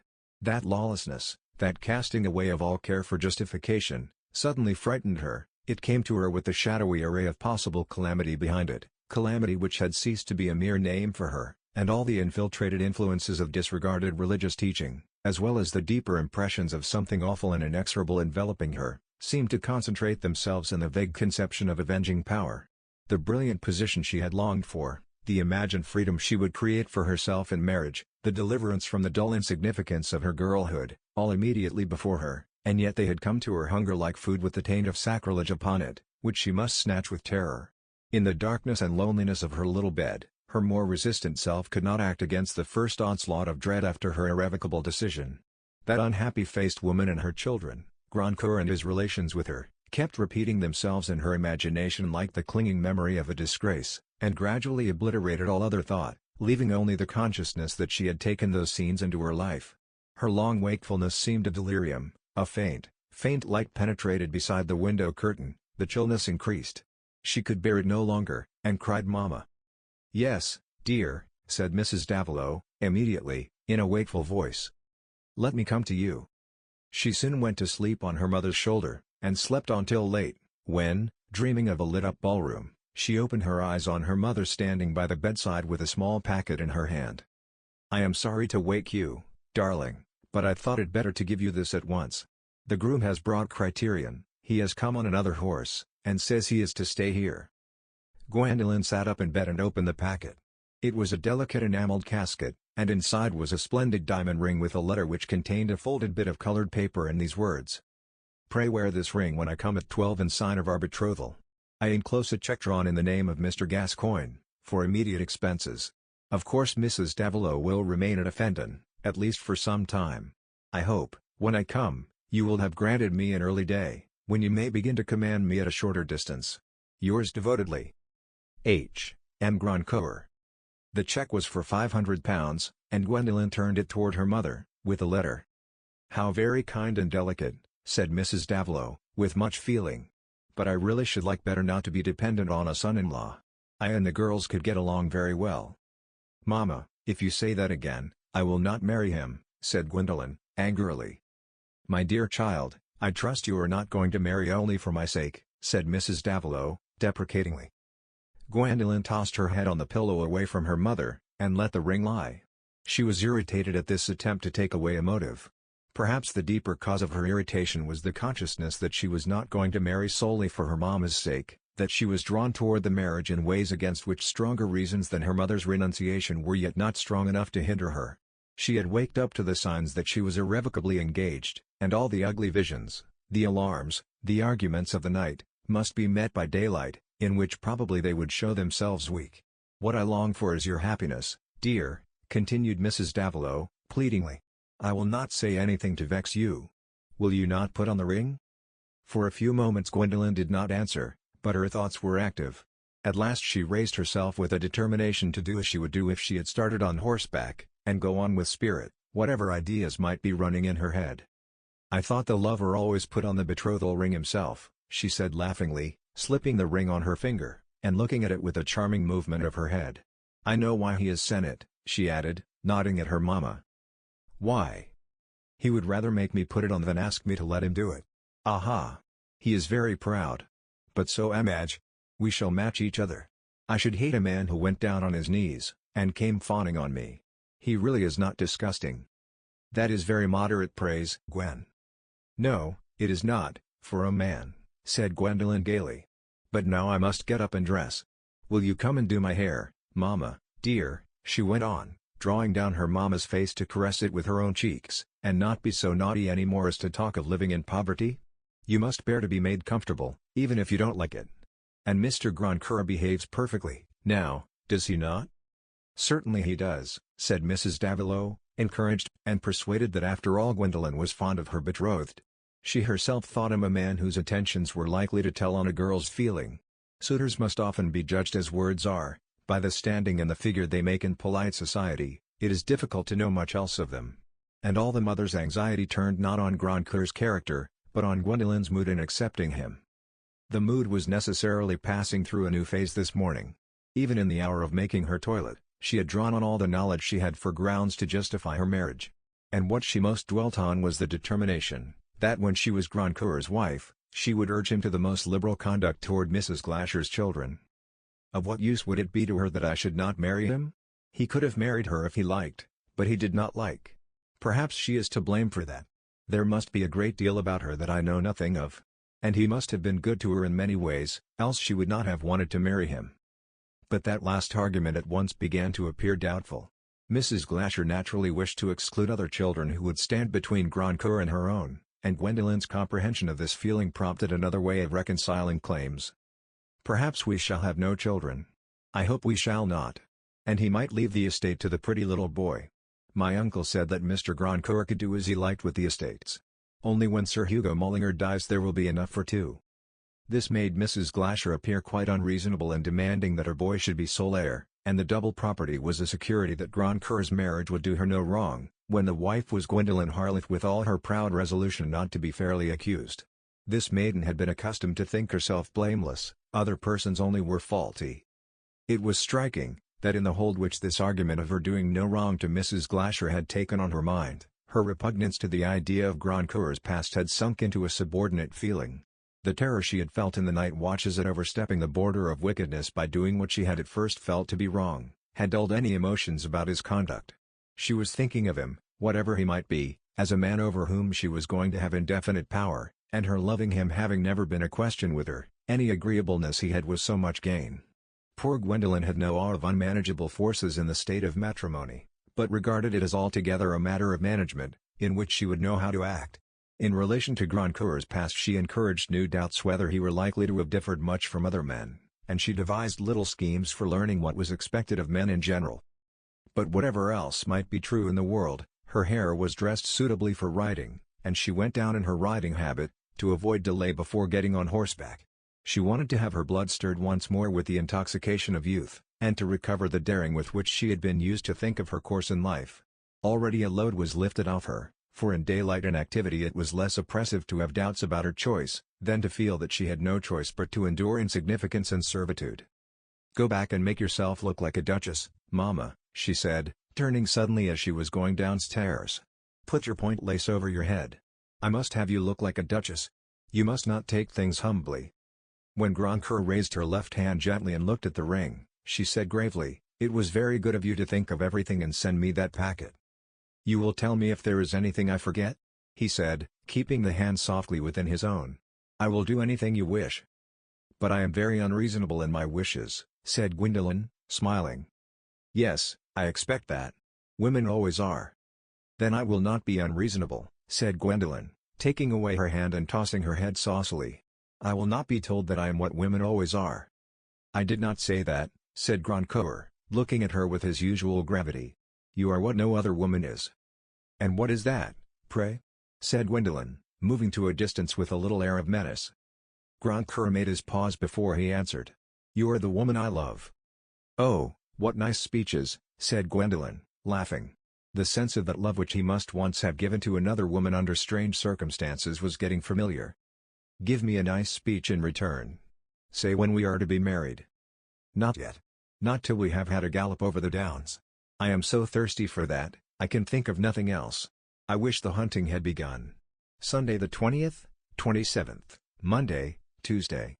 Gwendolen was counting on her fingers with the prettiest knot while she looked at Grandcoeur, and at last swept one palm over the other while she said triumphantly, "It will begin in 10 days." "Let us be married in 10 days, then," said Grandcoeur, "and we shall not be bored about the stables." "What do women always say in answer to that?" said Gwendolen, mischievously. "They agree to it," said the lover, rather off his guard. "Then I will not," said Gwendolen, taking up her gauntlets and putting them on, while she kept her eyes on him with gathering fun in them. The scene was pleasant on both sides.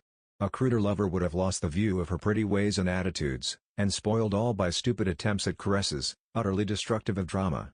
Grandcoeur preferred the drama, and Gwendolen, left at ease, found her spirits rising continually as she played at Raining. Perhaps if Klezmer had seen more of her in this unconscious kind of acting, instead of when she was trying to be theatrical, he might have rated her chance higher. When they had had a glorious gallop, however, she was in a state of exhilaration that disposed her to think well of hastening the marriage which would make her life all of a piece with this splendid kind of enjoyment. She would not debate any more about an act to which she had committed herself, and she consented to fix the wedding on that day 3 weeks, notwithstanding the difficulty of fulfilling the customary laws of the trousseau. Lush, of course, was made aware of the engagement by abundant signs, without being formally told. But he expected some communication as a consequence of it, and after a few days he became rather impatient under Grandcoeur's silence, feeling sure that the change would affect his personal prospects, and wishing to know exactly how. His tactics no longer included any opposition, which he did not love for its own sake. He might easily cause Grandcoeur a great deal of annoyance, but it would be to his own injury, and to create annoyance was not a motive with him. Miss Gwendolen he would certainly not have been sorry to frustrate a little, but, after all there was no knowing what would come. It was nothing new that Grandcoeur should show a perverse willfulness, yet in his freak about this girl he struck Lush rather newly as something like a man who was led on by an ominous fatality, and that one born to his fortune should make a worse business of his life than was necessary, seemed really pitiable. Having protested against the marriage, Lush had a second sight for its evil consequences. Grandcoeur had been taking the pains to write letters and give orders himself instead of employing Lush, and appeared to be ignoring his usefulness, even choosing, against the habit of years, to breakfast alone in his dressing-room. But a tete-a-tete was not to be avoided in a house empty of guests, and Lush hastened to use an opportunity of saying, it was one day after dinner, for there were difficulties in Grandcoeur's dining at Offendon. "And when is the marriage to take place?" Grandcoeur, who drank little wine, had left the table and was lounging, while he smoked, in an easy chair near the hearth, where a fire of oak boughs was gaping to its glowing depths, and edging them with a delicate tint of ashes delightful to behold. The chair of red-brown velvet brocade was a becoming background for his pale-tinted, well-cut features and exquisite long hands.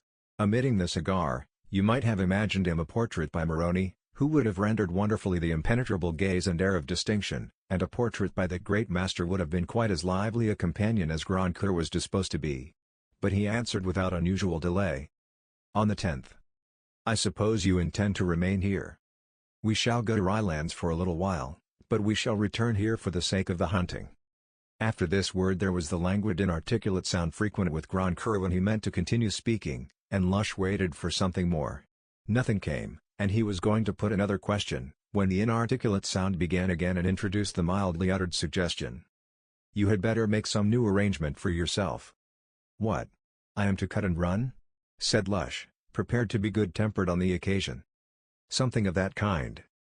The bride objects to me. I hope she will make up to you for the want of my services." "I can't help your being so damnably disagreeable to women," said Grandcoeur, in soothing apology. "To one woman, if you please. It makes no difference since she is the one in question. I suppose I am not to be turned adrift after 15 years without some provision. You must have saved something out of me." "Deuce little. I have often saved something for you." "You can have 300 a year. But you must live in town and be ready to look after things when I want you. I shall be rather hard up. If you are not going to be at Rylands this winter, I might run down there and let you know how Swinton goes on." "If you like. I don't care a toss where you are, so that you keep out of sight." "Much obliged," said Lush, able to take the affair more easily than he had expected. He was supported by the secret belief that he should by and by be wanted as much as ever. "Perhaps you will not object to packing up as soon as possible," said Grandcoeur. "The Torringtons are coming, and Miss Harleth will be riding over here." "With all my heart. Can't I be of use in going to Gadsmere?" "No. I am going myself." "About your being rather hard up. Have you thought of that plan?" "Just leave me alone, will you?" said Grandcoeur, in his lowest audible tone, tossing his cigar into the fire, and rising to walk away. He spent the evening in the solitude of the smaller drawing-room, where, with various new publications on the table of the kind a gentleman may like to have on hand without touching, he employed himself, as a philosopher might have done, in sitting meditatively on the sofa and abstaining from literature, political, comic, cynical, or romantic. In this way hours may pass surprisingly soon, without the arduous invisible chase of philosophy, not from love of thought, but from hatred of effort, from a state of the inward world, Something like premature age, where the need for action lapses into a mere image of what has been, is, and may or might be, where impulse is born and dies in a phantasmal world, pausing in rejection of even a shadowy fulfillment. That is a condition which often comes with whitening hair, and sometimes, too, an intense obstinacy and tenacity of rule, like the main trunk of an exorbitant egoism, conspicuous in proportion as the varied susceptibilities of younger years are stripped away. But Grandcoeur's hair, though he had not much of it, was of a fine, sunny blonde, and his moods were not entirely to be explained as ebbing energy. We mortals have a strange spiritual chemistry going on within us, so that a lazy stagnation or even a cottony milkiness may be preparing one knows not what biting or explosive material.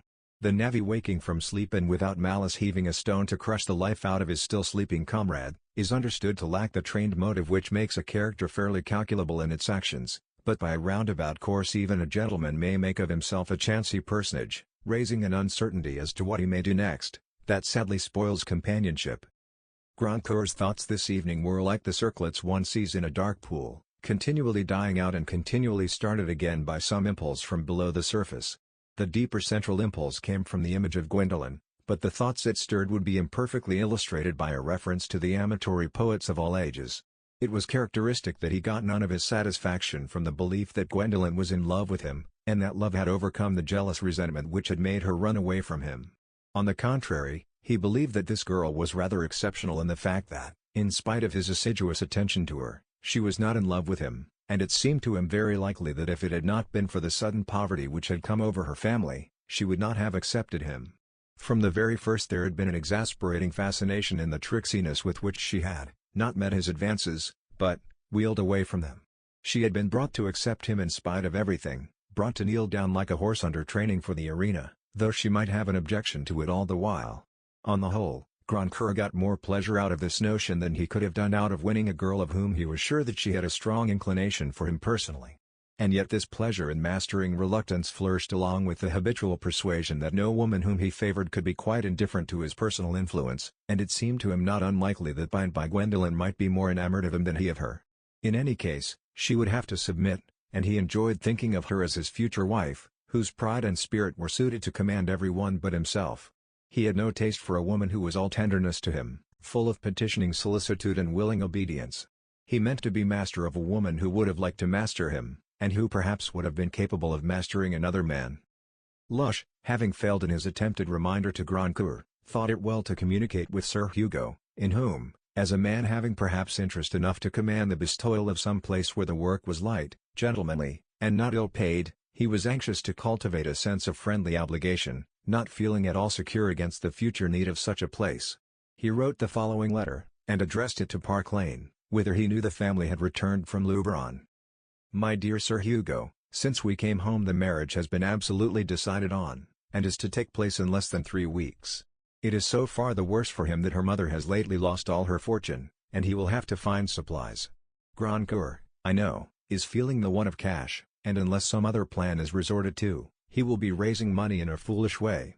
I am going to leave Diplo immediately, and I shall not be able to start the topic. What I should advise is, that Mr. Deronda, who I know has your confidence, should propose to come and pay a short visit here. According to invitation, there are going to be other people in the house, and that you should put him fully in possession of your wishes and the possible extent of your offer. Then, that he should introduce the subject to Grandcoeur so as not to imply that you suspect any particular want of money on his part, but only that there is a strong wish on yours. What I have formerly said to him has been in the way of a conjecture that you might be willing to give a good sum for his chance of Diplo, but if Mr. Deronda came armed with a definite offer, that would take another sort of hold. 10 to 1 he will not close for some time to come, but the proposal will have got a stronger lodgment in his mind, and though at present he has a great notion of the hunting here, I see a likelihood, under the circumstances, that he will get a distaste for the neighborhood, and there will be the notion of the money sticking by him without being urged. I would bet on your ultimate success. As I am not to be exiled to Siberia, but am to be within call, it is possible that, by and by, I may be of more service to you. But at present I can think of no medium so good as Mr. Deronda.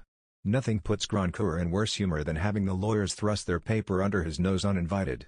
Trusting that your visit to Lubron has put you in excellent condition for the winter, I remain, my dear Sir Hugo, yours very faithfully, Thomas Cranmer Lush. Sir Hugo, having received this letter at breakfast, handed it to Deronda, who, though he had chambers in town, was somehow hardly ever in them, Sir Hugo not being contented without him.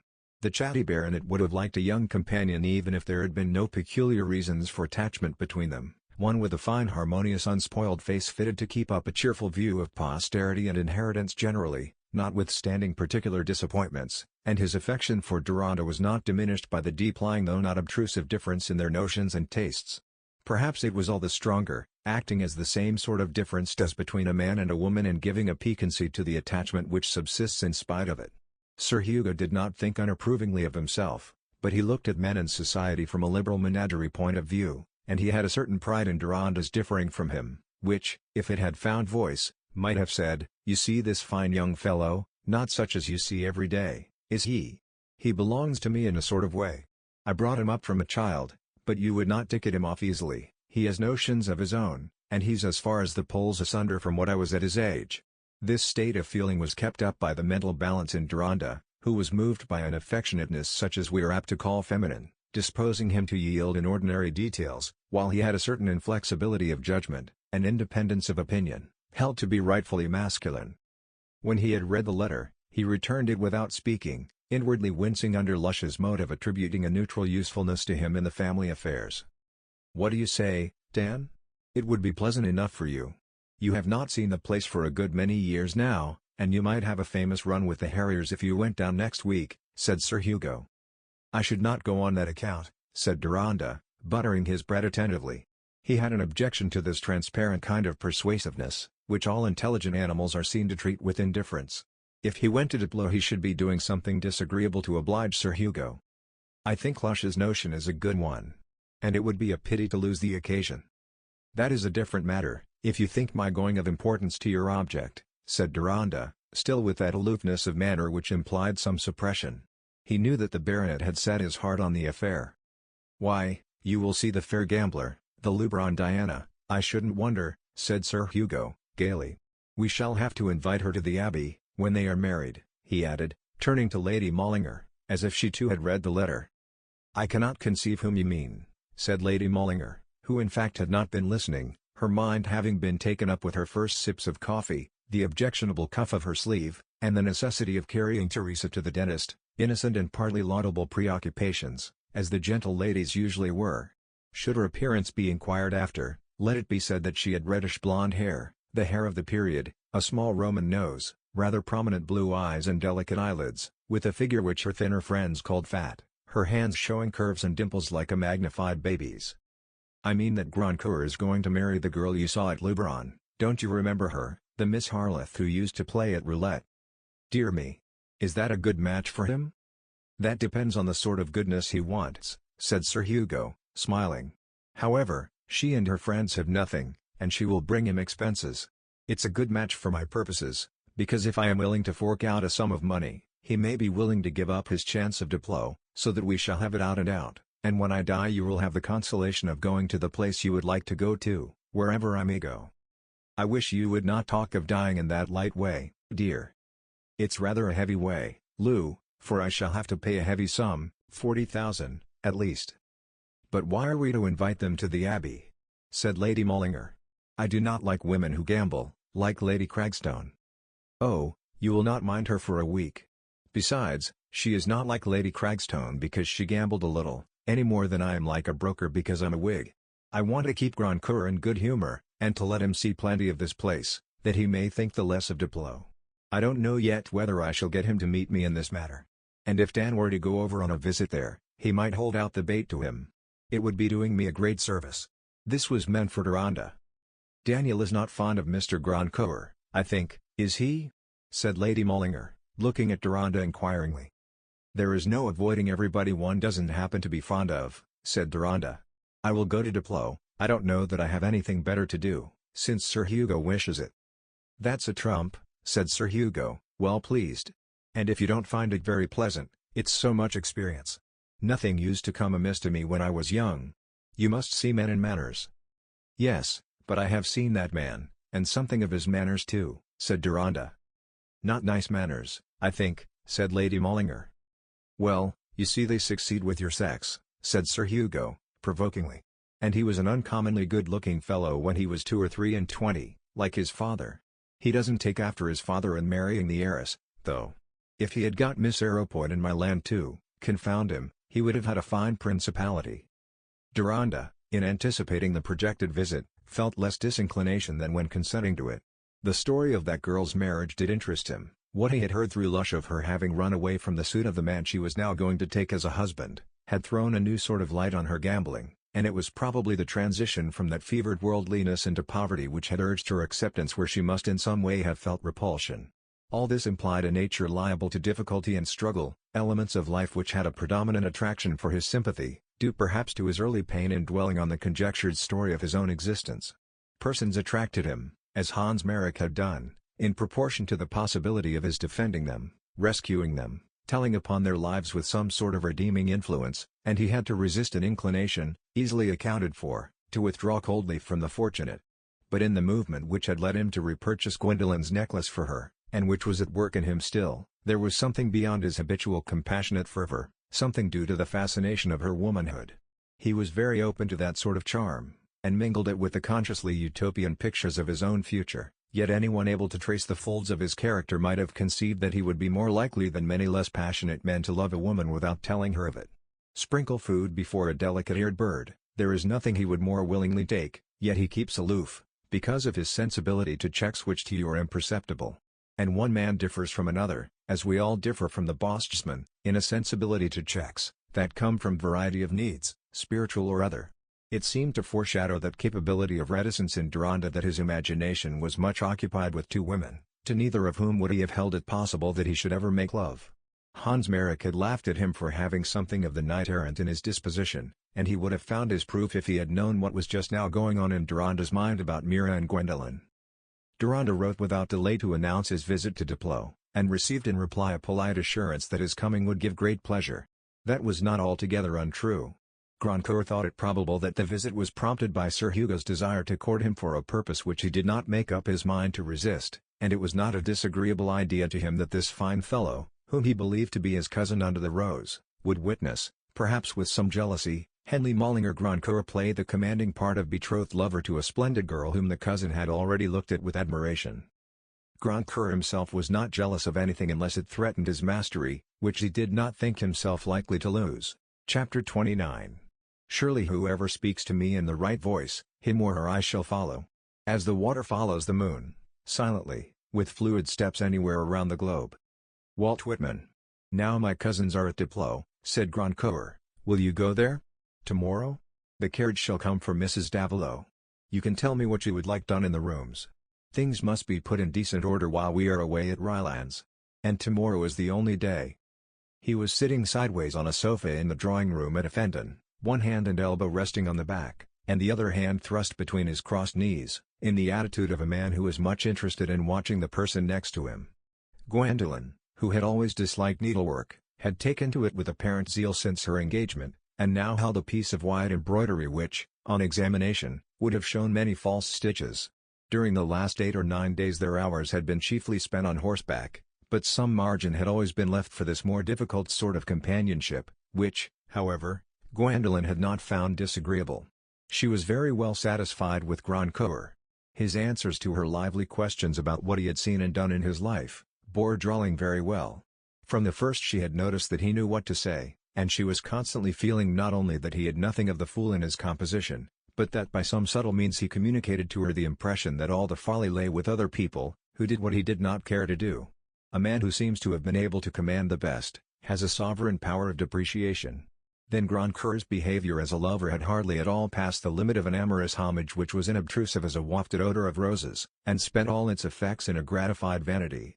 One day, indeed, he had kissed not her cheek but her neck a little below her ear, and Gwendolen, taken by surprise, had started up with a marked agitation which made him rise too and say, "I beg your pardon, did I annoy you?" "Oh, it was nothing," said Gwendolen, rather afraid of herself, "only I cannot bear to be kissed under my ear."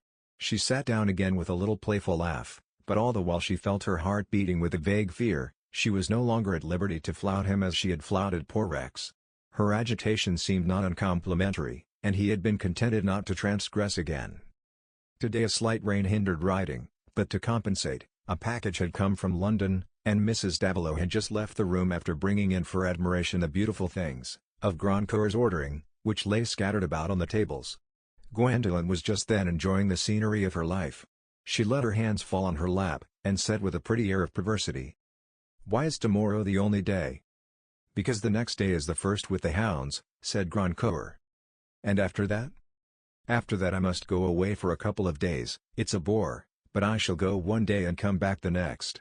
Grandcour noticed a change in her face, and releasing his hand from under his knees, he laid it on hers, and said, "You object to my going away?" "It's no use objecting," said Gwendolen, coldly. She was resisting to the utmost her temptation to tell him that she suspected to whom he was going, the temptation to make a clean breast, speaking without restraint.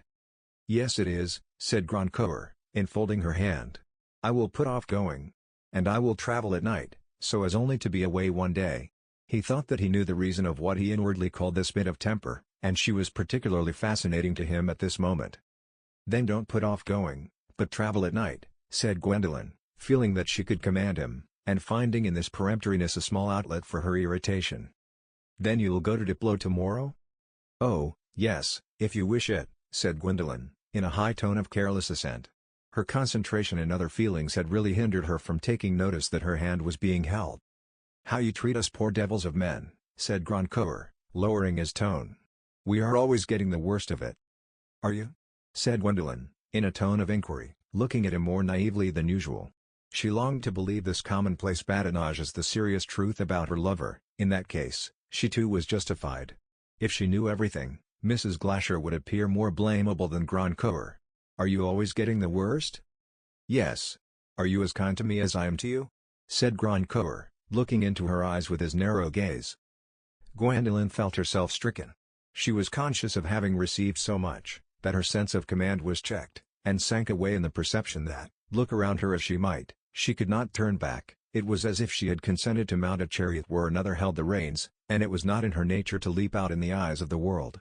She had not consented in ignorance, and all she could say now would be a confession that she had not been ignorant. Her right to explanation was gone. All she had to do now was to adjust herself, so that the spikes of that unwilling penance which conscience imposed should not gall her. With a sort of mental shiver, she resolutely changed her mental attitude. There had been a little pause, during which she had not turned away her eyes, and with a sudden break into a smile, she said, "If I were as kind to you as you are to me, that would spoil your generosity. It would no longer be as great as it could be, and it is that now." "Then I am not to ask for one kiss," said Grandcour, contented to pay a large price for this new kind of love-making, which introduced marriage by the finest contrast. "Not one?" said Gwendolen, getting saucy, and nodding at him defiantly. He lifted her little left hand to his lips, and then released it respectfully. Clearly it was faint praise to say of him that he was not disgusting, he was almost charming, and she felt at this moment that it was not likely she could ever have loved another man better than this one. His reticence gave her some inexplicable, delightful consciousness.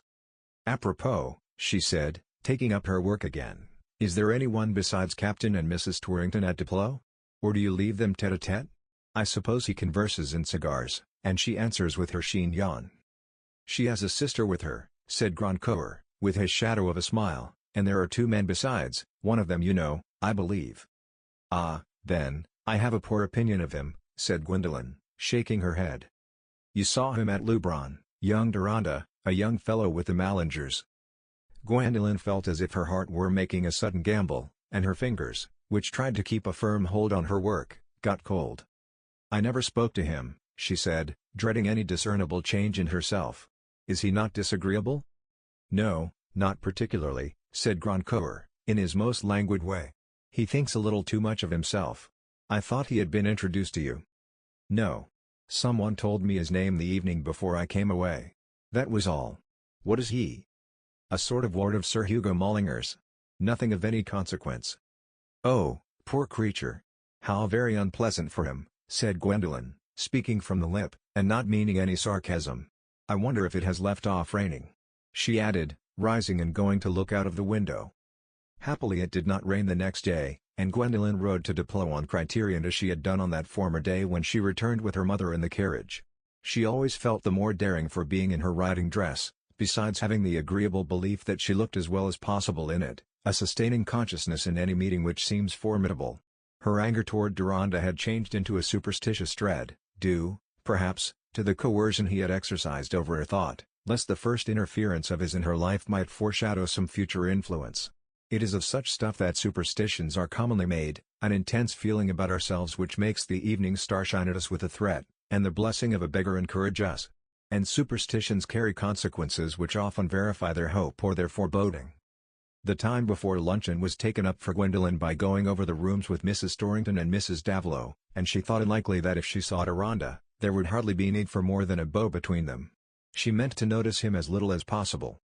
And after all, she found herself under an inward compulsion too strong for her pride.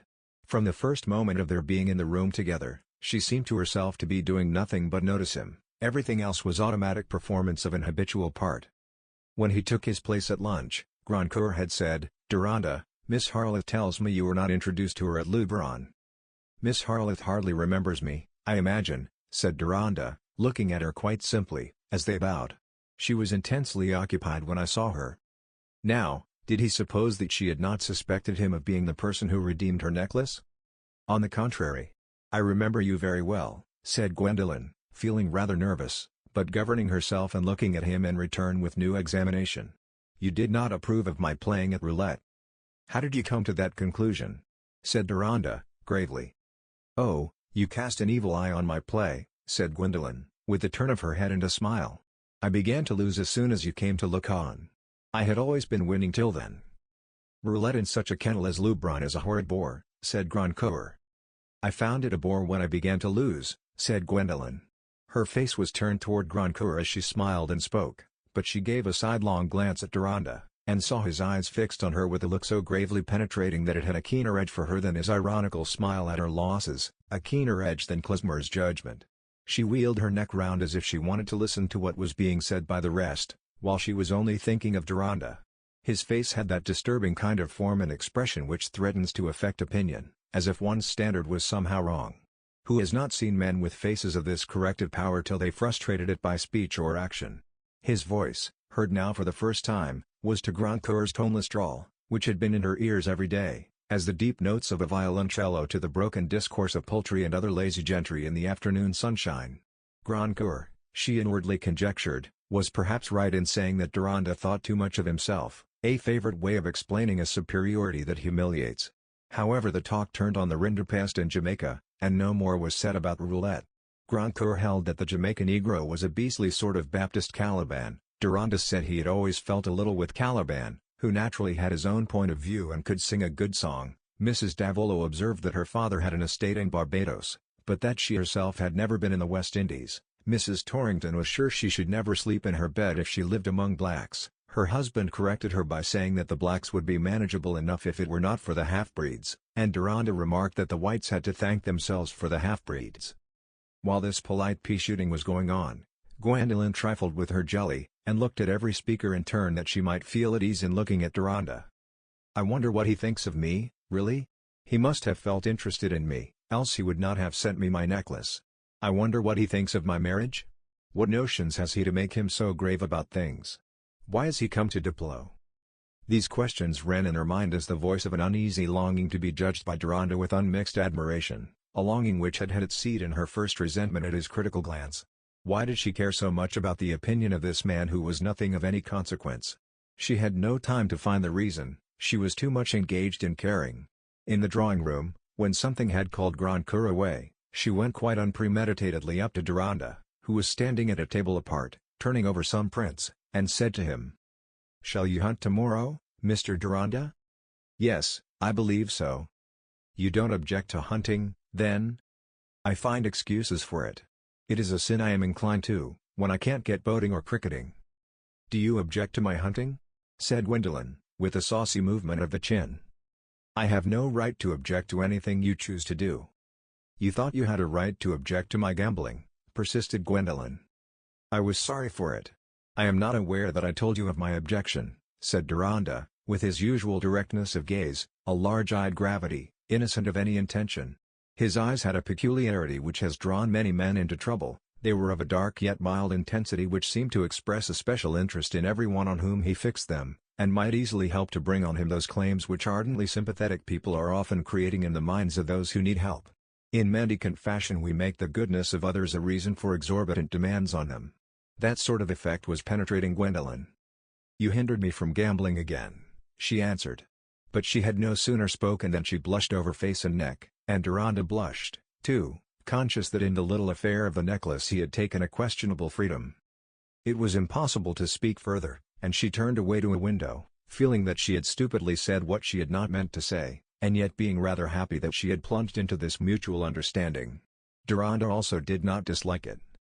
Gwendolen seemed more decidedly attractive than before, and certainly there had been changes going on within her since that time at Luberon. The struggle of mind attending a conscious error had wakened something like a new soul, which had better, but also worse, possibilities than her former poise of crude self-confidence. Among the forces she had come to dread was something within her that troubled satisfaction. That evening Mrs. Davila said, "Was it really so, or only a joke of yours, about Mr. Deronda's spoiling your play, Gwen?"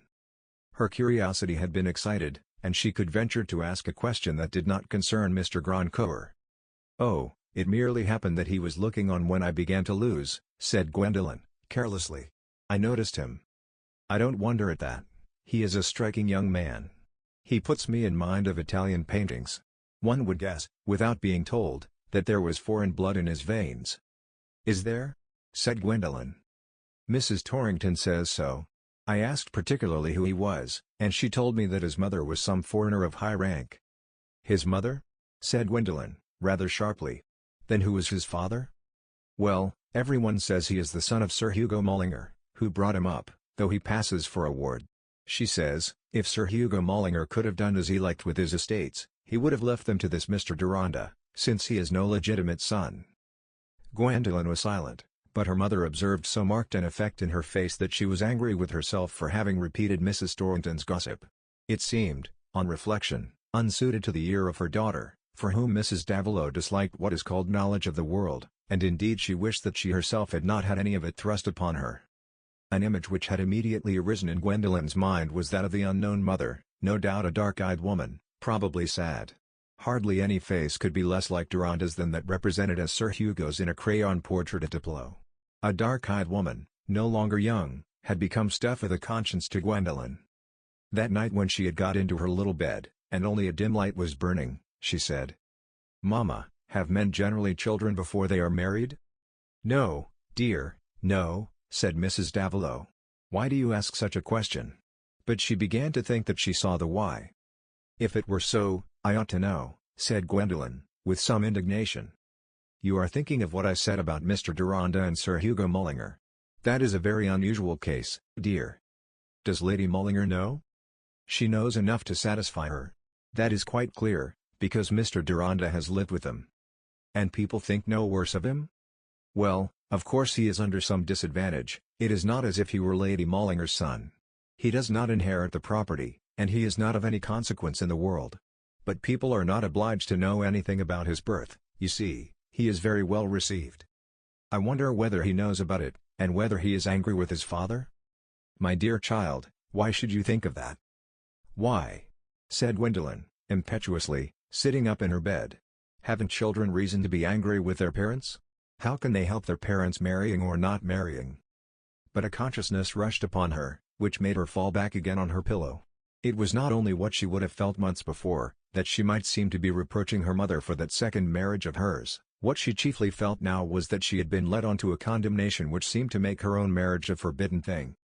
There was no further talk, and till sleep came over her Gwendolen lay struggling with the reasons against that marriage, reasons which pressed upon her newly now that they were unexpectedly mirrored in the story of a man whose slight relations with her had, by some hidden affinity, bitten themselves into the most permanent layers of feeling.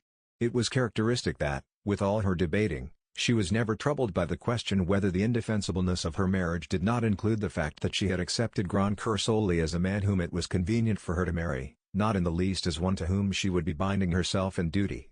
Gwendolen's ideas were pitiably crude, but many grand difficulties of life are apt to force themselves on us in our crudity. And to judge wisely, I suppose we must know how things appear to the unwise, that kind of appearance making the larger part of the world's history. In the morning there was a double excitement for her. She was going to hunt, from which scruples about propriety had threatened to hinder her, until it was found that Mrs. Torrington was horsewoman enough to accompany her, going to hunt for the first time since her escapade with Rex, and she was going again to see Deronda, in whom, since last night, her interest had so gathered that she expected, as people do about revealed celebrities, to see something in his appearance which she had missed before. What was he going to be? What sort of life had he before him, he being nothing of any consequence? And with only a little difference in events he might have been as important as Grand Coeur, nay, her imagination inevitably went into that direction, might have held the very estates which Grand Coeur was to have. But now, Deronda would probably some day see her mistress of the abbey at Topping, see her bearing the title which would have been his own wife's.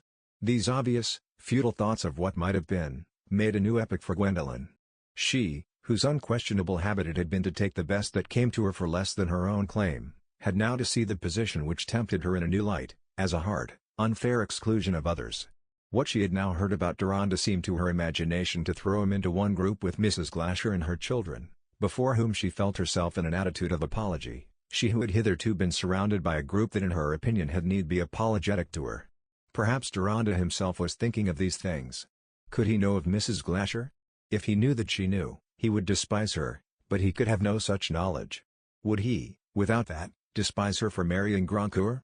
His possible judgment of her actions was telling on her as importunately as Klesmer's judgment of her powers, but she found larger room for resistance to a disapproval of her marriage, because it is easier to make our conduct seem justifiable to ourselves than to make our ability strike others.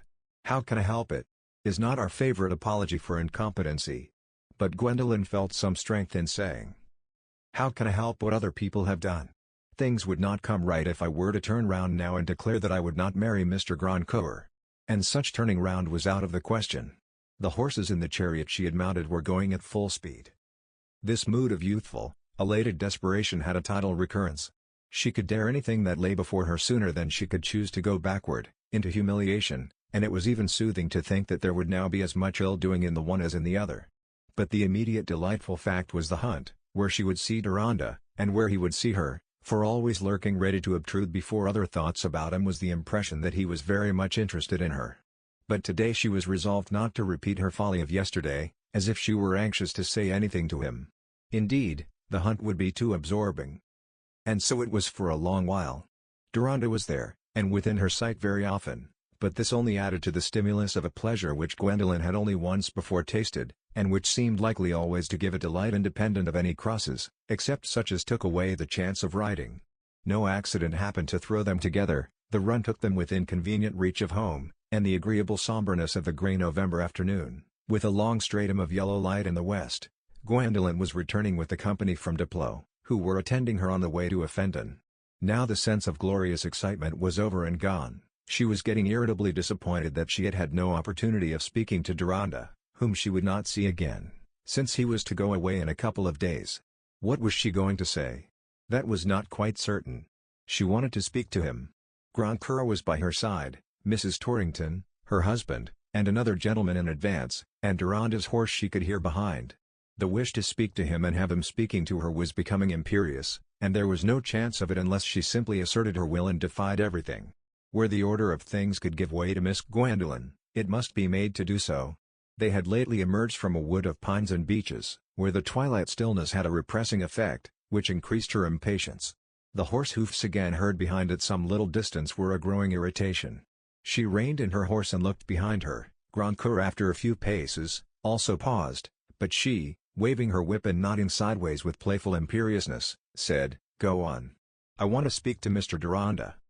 Grand Coeur hesitated, but that he would have done after any proposition. It was an awkward situation for him. No gentleman, before marriage, could give the emphasis of refusal to a command delivered in this playful way. He rode on slowly, and she waited till Deronda came up. He looked at her with tacit inquiry, and she said at once, letting her horse go alongside of his, "Mr. Deronda, you must enlighten my ignorance. I want to know why you thought it wrong for me to gamble. Is it because I am a woman?" "Not altogether, but I regretted it the more because you were a woman," said Deronda, with an irrepressible smile. Apparently it must be understood between them now that it was he who sent the necklace. "I think it would be better for men not to gamble. It is a besotting kind of taste, likely to turn into a disease. And, besides, there is something revolting to me in raking a heap of money together, and internally chuckling over it, when others are feeling the loss of it. I should even call it base, if it were more than an exceptional lapse. There are enough inevitable turns of fortune which force us to see that our gain is another's loss. That is one of the ugly aspects of life. One would like to reduce it as much as one could, not get amusement out of exaggerating it. Deronda's voice had gathered some indignation while he was speaking. "But you do admit that we can't help things," said Gwendolyn, with a drop in her tone. The answer had not been anything like what she had expected. "I mean that things are so in spite of us, we can't always help it that our gain is another's loss. Clearly. Because of that, we should help it where we can." Gwendolyn, biting her lip inside, paused a moment, and then forcing herself to speak with an air of playfulness again, said, "But why should you regret it more because I am a woman? Perhaps because we need that you should be better than we are." "But suppose we need that men should be better than we are," said Gwendolyn with a little air of check. "That is rather a difficulty," said Deronda, smiling. "I suppose I should have said, we each of us think it would be better for the other to be good. You see, I needed you to be better than I was, and you thought so," said Gwendolyn, nodding and laughing, while she put her horse forward and joined Grandcoeur, who made no observation. "Don't you want to know what I had to say to Mr. Deronda?" said Gwendolyn, whose own pride required her to account for her conduct. No," said Grandcoeur, coldly. "Now that is the first impolite word you have spoken, that you don't wish to hear what I had to say," said Gwendolyn, playing at a pout. "I wish to hear what you say to me, not to other men," said Grandcoeur. "Then you wish to hear this. I wanted to make him tell me why he objected to my gambling, and he gave me a little sermon." "Yes, but excuse me the sermon." If Gwendolyn imagined that Grandcoeur cared about her speaking to Deronda, he wished her to understand that she was mistaken. But he was not fond of being told to ride on. She saw he was piqued, but did not mind. She had accomplished her object of speaking again to Deronda before he raised his hat and turned with the rest toward Diplo, while her lover attended her to Fenton, where he was to bid farewell before a whole day's absence on the unspecified journey. Grandcoeur had spoken truth in calling the journey a bore. He was going by train to Gadsmere. Chapter 30. No penitence and no confessional. No priest ordains it, yet they're forced to sit amid deep ashes of their vanished years. Imagine a rambling, patchy house, the best part built of grey stone, and red-tiled, a round tower jutting at one of the corners, the mellow darkness of its conical roof surmounted by a weathercock making an agreeable object either amidst the gleams and greenth of summer or the low-hanging clouds and snowy branches of winter, the ground shady with spreading trees, a great tree flourishing on one side, backward some Scotch firs on a broken bank where the roots hung naked, and beyond, a rookery, on the other side a pool overhung with bushes, where the waterfowl fluttered and screamed, all around, a vast meadow which might be called a park, bordered by an old plantation and guarded by stone lodges which looked like little prisons. Outside the gate the country, once entirely rural and lovely, now black with coal mines, was chiefly peopled by men and brethren with candles stuck in their hats, and with a diabolic complexion which laid them peculiarly open to suspicion in the eyes of the children at Gadsmere, Mrs. Glasher's 4 beautiful children, who had dwelt there for about 3 years. Now, in November, when the flower beds were empty, the trees leafless, and the pool blackly shivering, one might have said that the place was somberly in keeping with the black roads and black mounds which seemed to put the district in mourning, except when the children were playing on the gravel with the dogs for their companions. But Mrs. Glasher, under her present circumstances, liked Gadsmere as well as she would have liked any other abode. The complete seclusion of the place, which the unattractiveness of the country secured, was exactly to her taste. When she drove her 2 ponies with a wagonette full of children, there were no gentry in carriages to be met, only men of business in gigs. At church there were no eyes she cared to avoid, for the curate's wife and the curate himself were either ignorant of anything to her disadvantage, or ignored it. To them she was simply a widow lady, the tenant of Gadsmere, and the name of Grandcoeur was of little interest in the district compared with the names of Fletcher and Gauckham, the lessees of the collieries. It was full 10 years since the elopement of an Irish officer's beautiful wife with young Grandcoeur, and a consequent duel where the bullets wounded the air only, had made some little noise. Most of those who remembered the affair now wondered what had become of that Mrs. Glasher, whose beauty and brilliancy had made her rather conspicuous to them in foreign places, where she was known to be living with young Grandcoeur. That he should have disentangled himself from that connection seemed only natural and desirable. As to her, it was thought that a woman who was understood to have forsaken her child along with her husband had probably sunk lower. Grandcoeur had of course got weary of her. He was much given to the pursuit of women, but a man in his position would by this time desire to make a suitable marriage with the fair young daughter of a noble house. No one talked of Mrs. Glasher now, any more than they talked of the victim in a trial for manslaughter 10 years before. She was a lost vessel after whom nobody would send out an expedition of search, but Grandcoeur was seen in harbor with his colors flying, registered as seaworthy as ever. Yet, in fact, Grandcoeur had never disentangled himself from Mrs. Glasher. His passion for her had been the strongest and most lasting he had ever known, and though it was now as dead as the music of a cracked flute, it had left a certain dull disposedness, which, on the death of her husband 3 years before, had prompted in him a vacillating notion of marrying her, in accordance with the understanding often expressed between them during the days of his first ardor. At that early time Grandcoeur would willingly have paid for the freedom to be won by a divorce, but the husband would not oblige him, not wanting to be married again himself, and not wishing to have his domestic habits printed in evidence. The altered poise which the years had brought in Mrs. Glasher was just the reverse. At first she was comparatively careless about the possibility of marriage. It was enough that she had escaped from a disagreeable husband and found a sort of bliss with a lover who had completely fascinated her, young, handsome, amorous, and living in the best style, with equipage and conversation of the kind to be expected in young men of fortune who have seen everything. She was an impassioned, vivacious woman, fond of adoration, exasperated by 5 years of marital rudeness, and the sense of release was so strong upon her that it stilled anxiety for more than she actually enjoyed.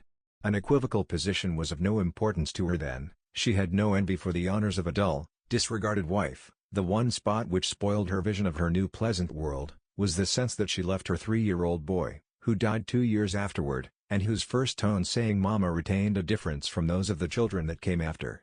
But now the years had brought many changes besides those in the contour of her cheek and throat, and that Grandcoeur should marry her had become her dominant desire.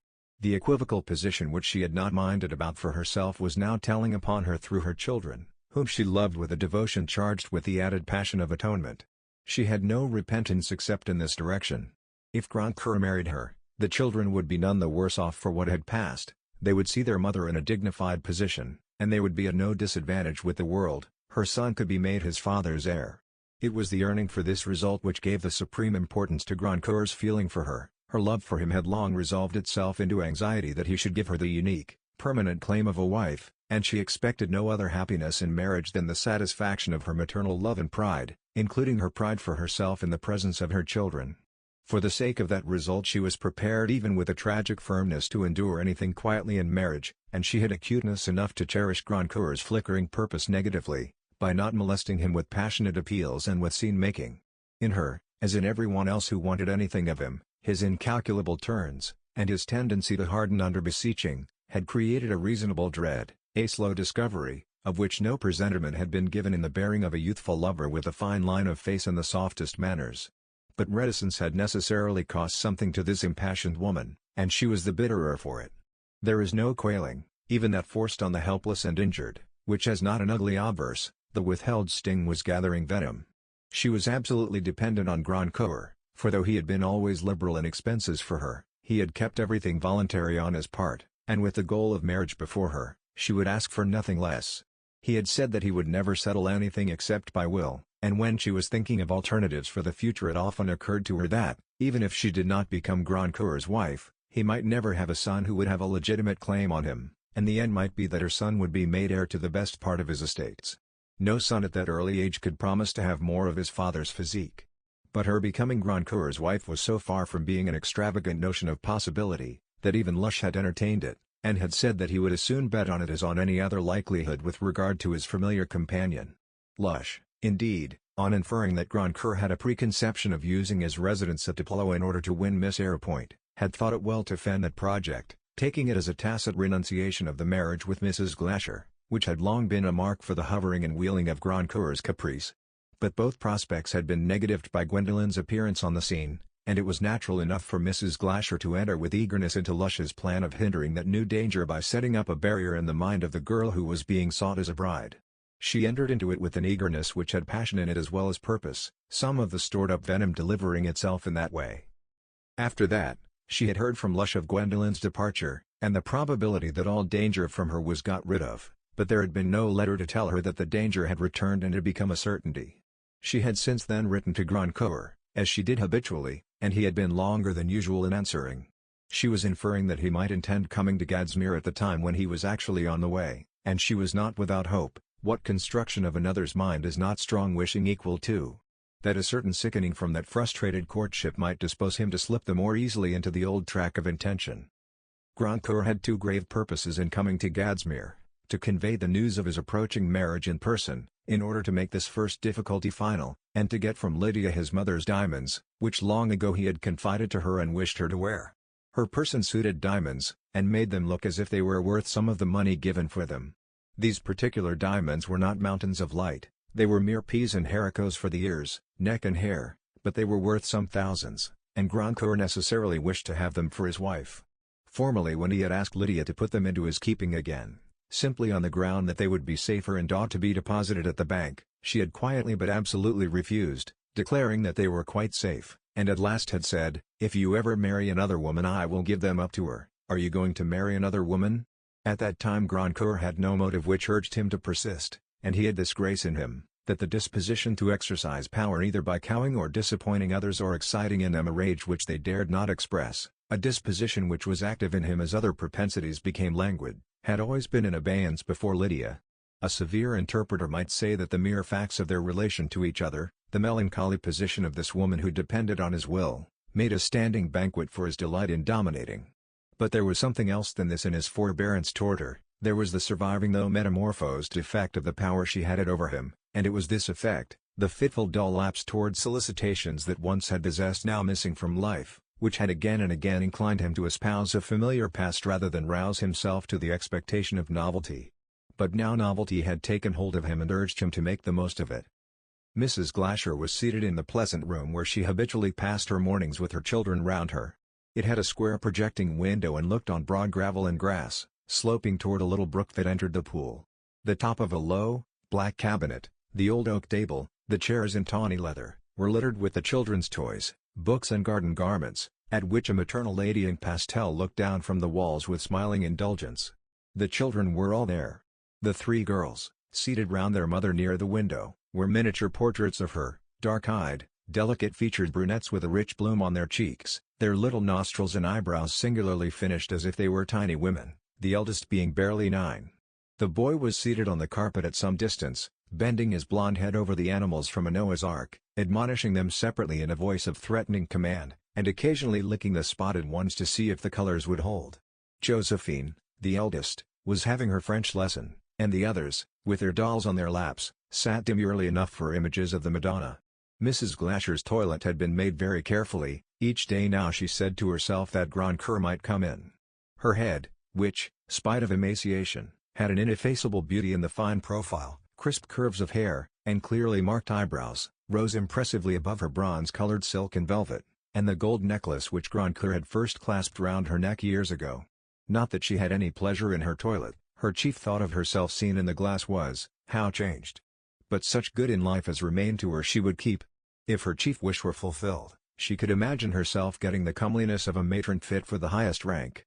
The little faces beside her, almost exact reductions of her own, seemed to tell of the blooming curves which had once been where now was sunken pallor. But the children kissed the pale cheeks and never found them deficient. That love was now the one end of her life. Suddenly Mrs. Glasher turned away her head from Josephine's book and listened. "Hush, dear. I think someone is coming." Henley the boy jumped up and said, "Mamma, is it the miller with my donkey?" He got no answer, and going up to his mamma's knee repeated his question in an insistent tone. But the door opened, and the servant announced Mr. Grandcoeur. Mrs. Glasher rose in some agitation. Henley frowned at him and disgusted his not being the miller, and the three little girls lifted up their dark eyes to him timidly. They had none of them any particular liking for this friend of mamma's. In fact, when he had taken Mrs. Glasher's hand and then turned to put his other hand on Henley's head, that energetic scion began to beat the friend's arm away with his fists. The little girls submitted bashfully to be patted under the chin and kissed, but on the whole it seemed better to send them into the garden, where they were presently dancing and chatting with the dogs on the gravel. "How far are you come?" said Mrs. Glasher, as Grandcoeur put away his hat and overcoat. "From Diplow," he answered slowly, seating himself opposite her and looking at her with an unnoting gaze which she noted. "You are tired, then?" "No, I rested at the junction, a hideous hole. These railway journeys are always a confounded bore. But I had coffee and smoked." Grandcoeur drew out his handkerchief, rubbed his face, and in returning the handkerchief to his pocket looked at his crossed knee and blameless boot, as if any stranger were opposite to him, instead of a woman quivering with a suspense which every word and look of his was to incline toward hope or dread. But he was really occupied with their interview and what it was likely to include.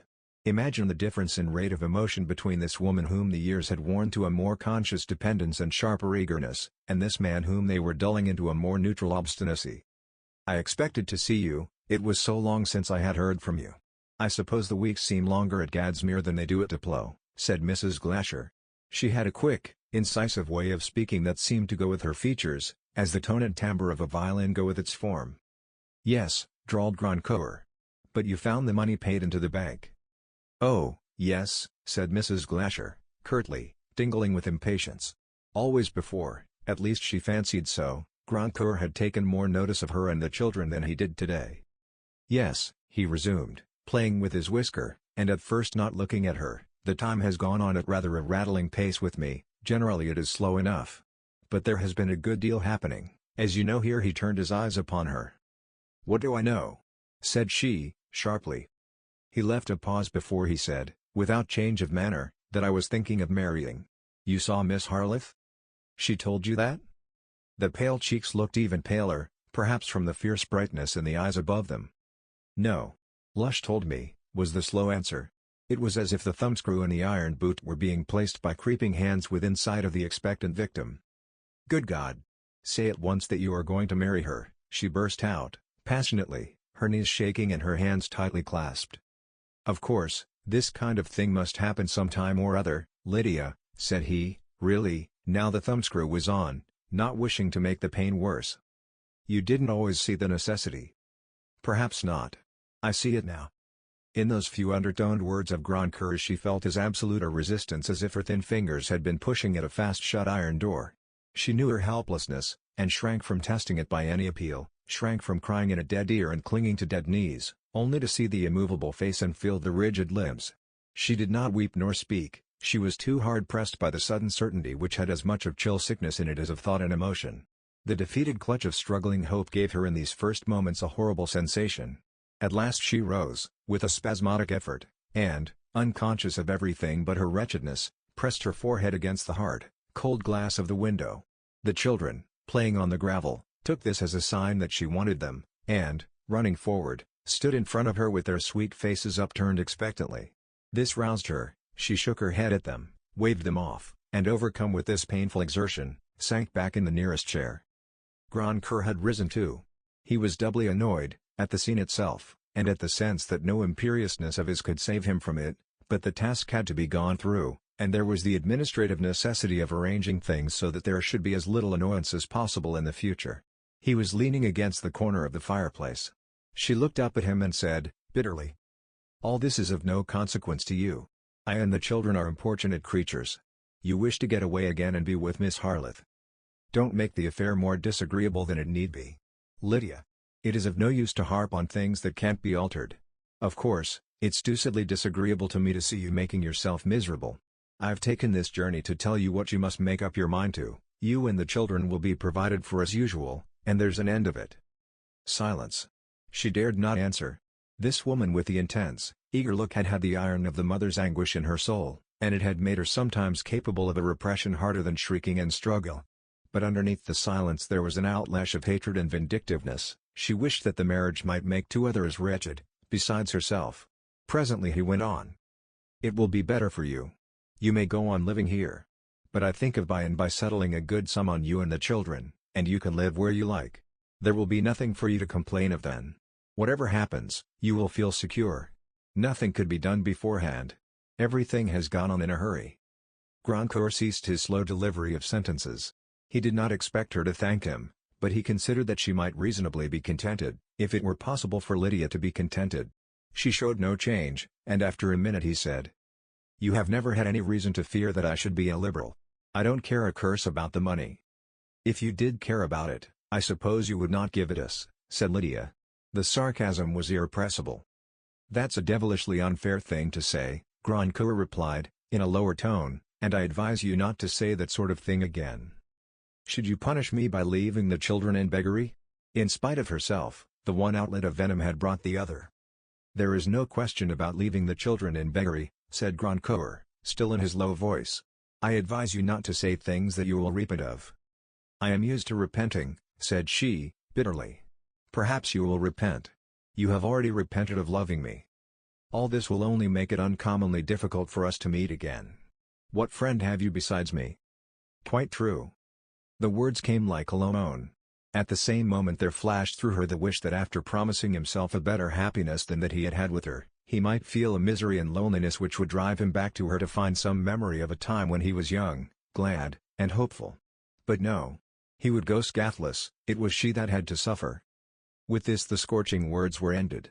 Grandcoeur had meant to stay till evening, he wished to curtail his visit, but there was no suitable train earlier than the one he had arranged to go by, and he had still to speak to Lydia on the second object of his visit, which like a second surgical operation seemed to require an interval. The hours had to go by, there was eating to be done, the children came in, all this mechanism of life had to be gone through with the dreary sense of constraint which is often felt in domestic quarrels of a commoner kind. To Lydia it was some slight relief for her stifled fury to have the children present, she felt a savage glory in their loveliness, as if it would taunt Grandcoeur with his indifference to her and them, a secret darting of venom which was strongly imaginative. He acquitted himself with all the advantage of a man whose grace of bearing has long been molded on an experience of boredom, nursed the little Antonia, who sat with her hands crossed and eyes upturned to his bald head, which struck her as worthy of observation, and propitiated Henley by promising him a beautiful saddle and bridle. It was only the two eldest girls who had known him as a continual presence, and the intervening years had overlaid their infantine memories with a bashfulness which Grandcoeur's bearing was not likely to dissipate.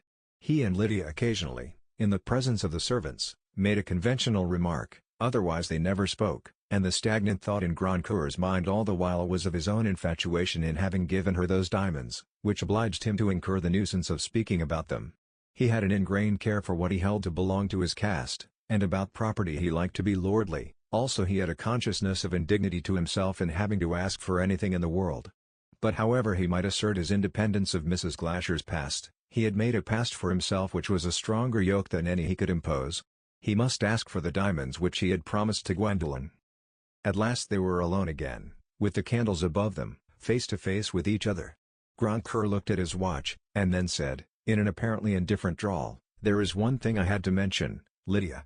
My diamonds, you have them."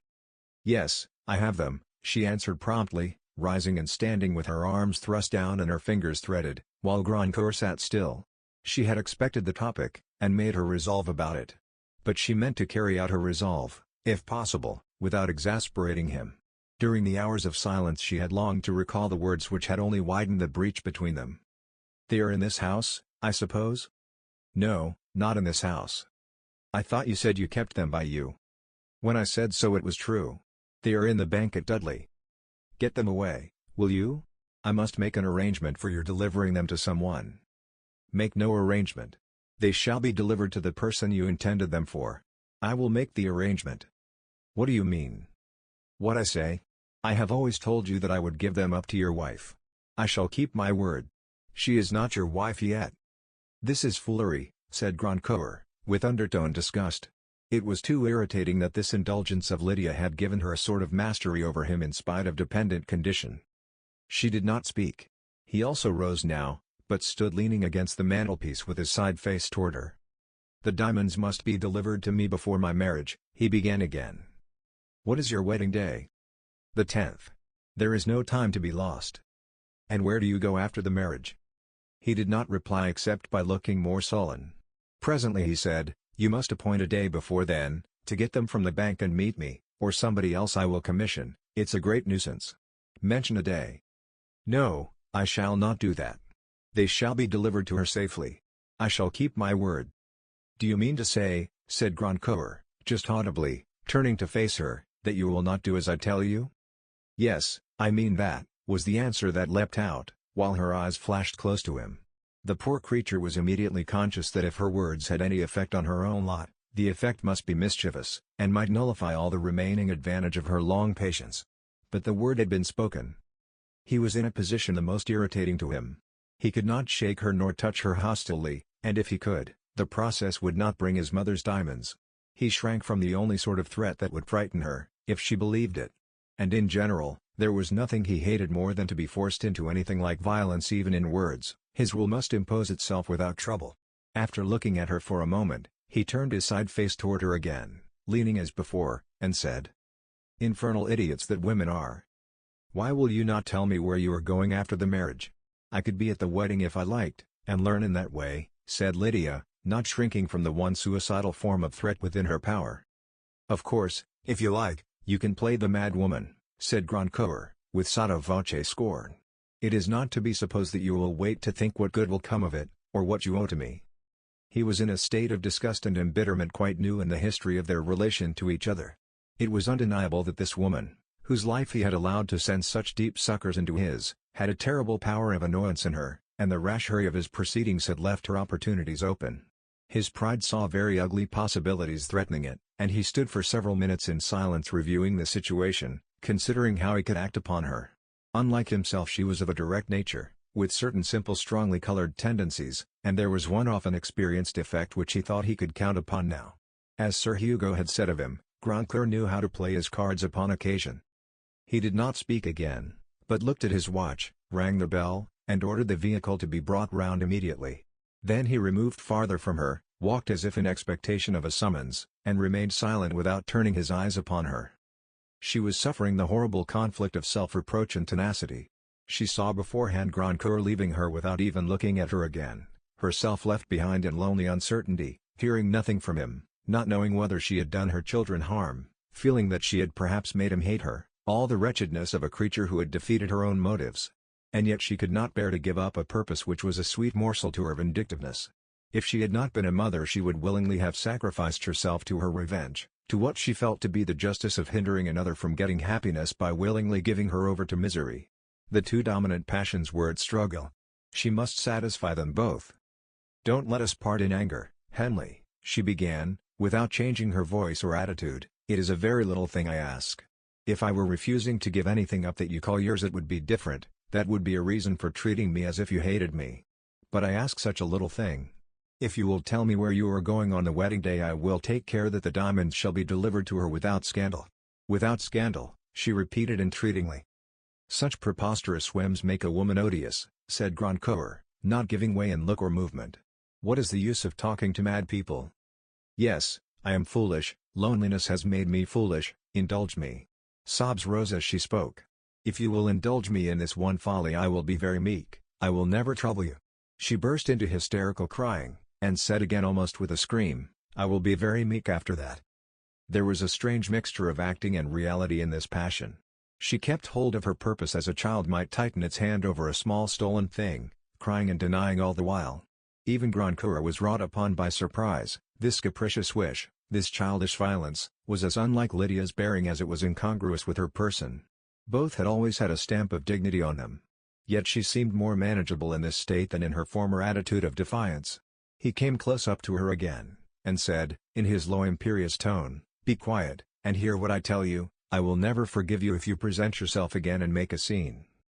She pressed her handkerchief against her face, and when she could speak firmly said, in the muffled voice that follows sobbing, "I will not, if you will let me have my way. I promise you not to thrust myself forward again.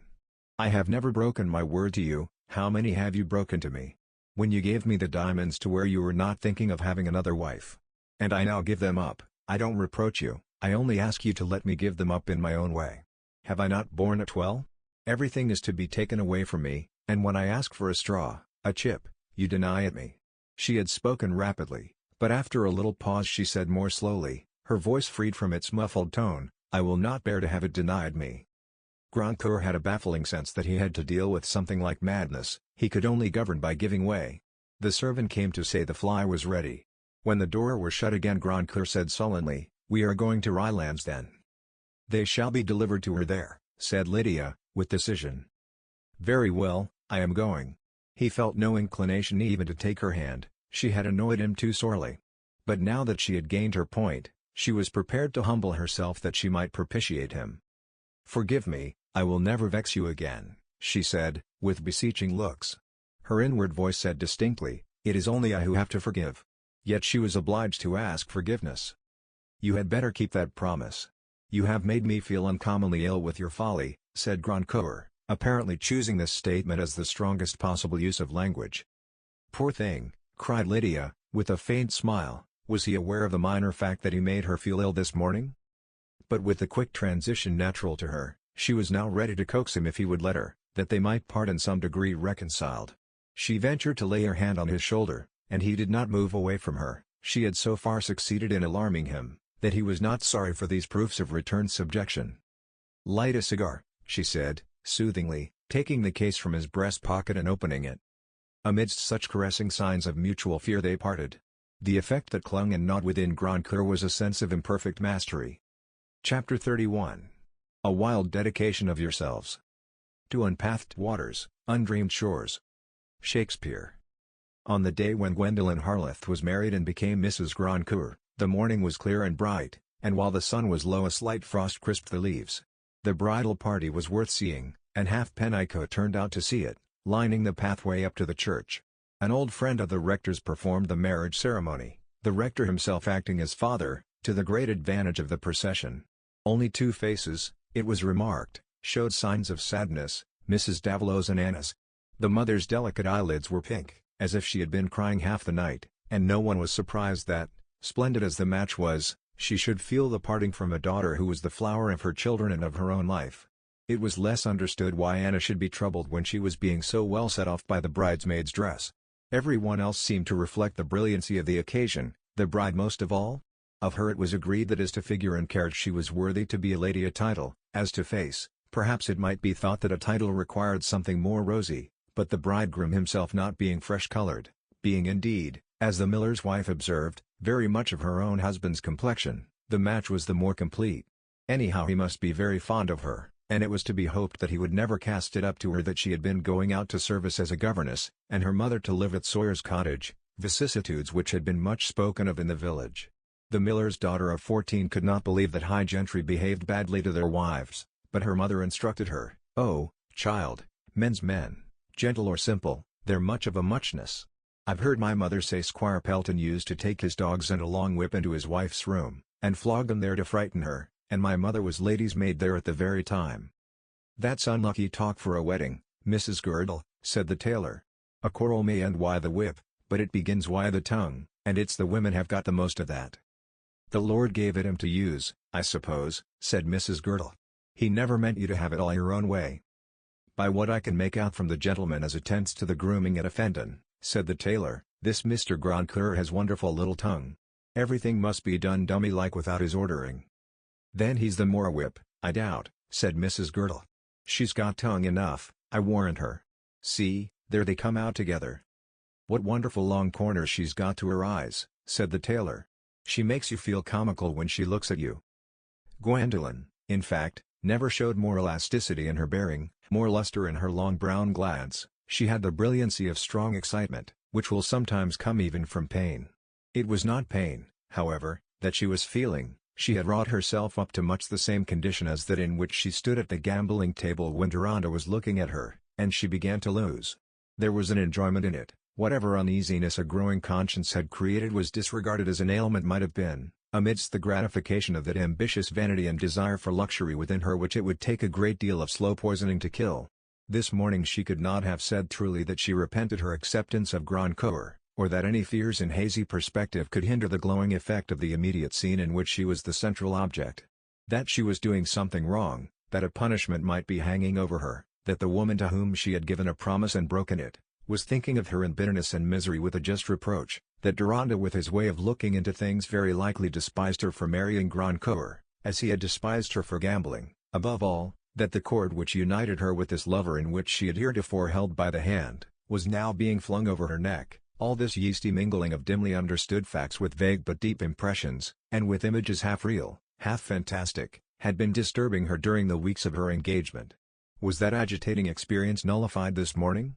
No, it was surmounted and thrust down with a sort of exulting defiance as she felt herself standing at the game of life with many eyes upon her, daring everything to win much, or if to lose, still with éclat and a sense of importance. But this morning a losing destiny for herself did not press upon her as a fear. She thought that she was entering on a fuller power of managing circumstances, with all the official strength of marriage, which some women made so poor a use of. That intoxication of youthful egoism out of which she had been shaken by trouble, humiliation, and a new sense of culpability, had returned upon her under a newly fed strength of the old fumes. She did not in the least present the ideal of the tearful, tremulous bride. Poor Gwendolen, whom some had judged much too forward and instructed in the world's ways. With her erect head and elastic footsteps she was walking among illusions, and yet, too, there was an underconsciousness of her that she was a little intoxicated. "Thank God you bear it so well, my darling," said Mrs. Davilow, when she had helped Gwendolen to doff her bridal white and put on her traveling dress. All the trembling had been done by the poor mother, and her agitation urged Gwendolen doubly to take the morning as if it were a triumph. "Why, you might have said that, if I had been going to Mrs. Mompert's, you dear, sad, incorrigible mamma," said Gwendolen, just putting her hands to her mother's cheeks with laughing tenderness, then retreating a little and spreading out her arms as if to exhibit herself. "Here am I, Mrs. Grandcoeur. What else would you have me, but what I am sure to be?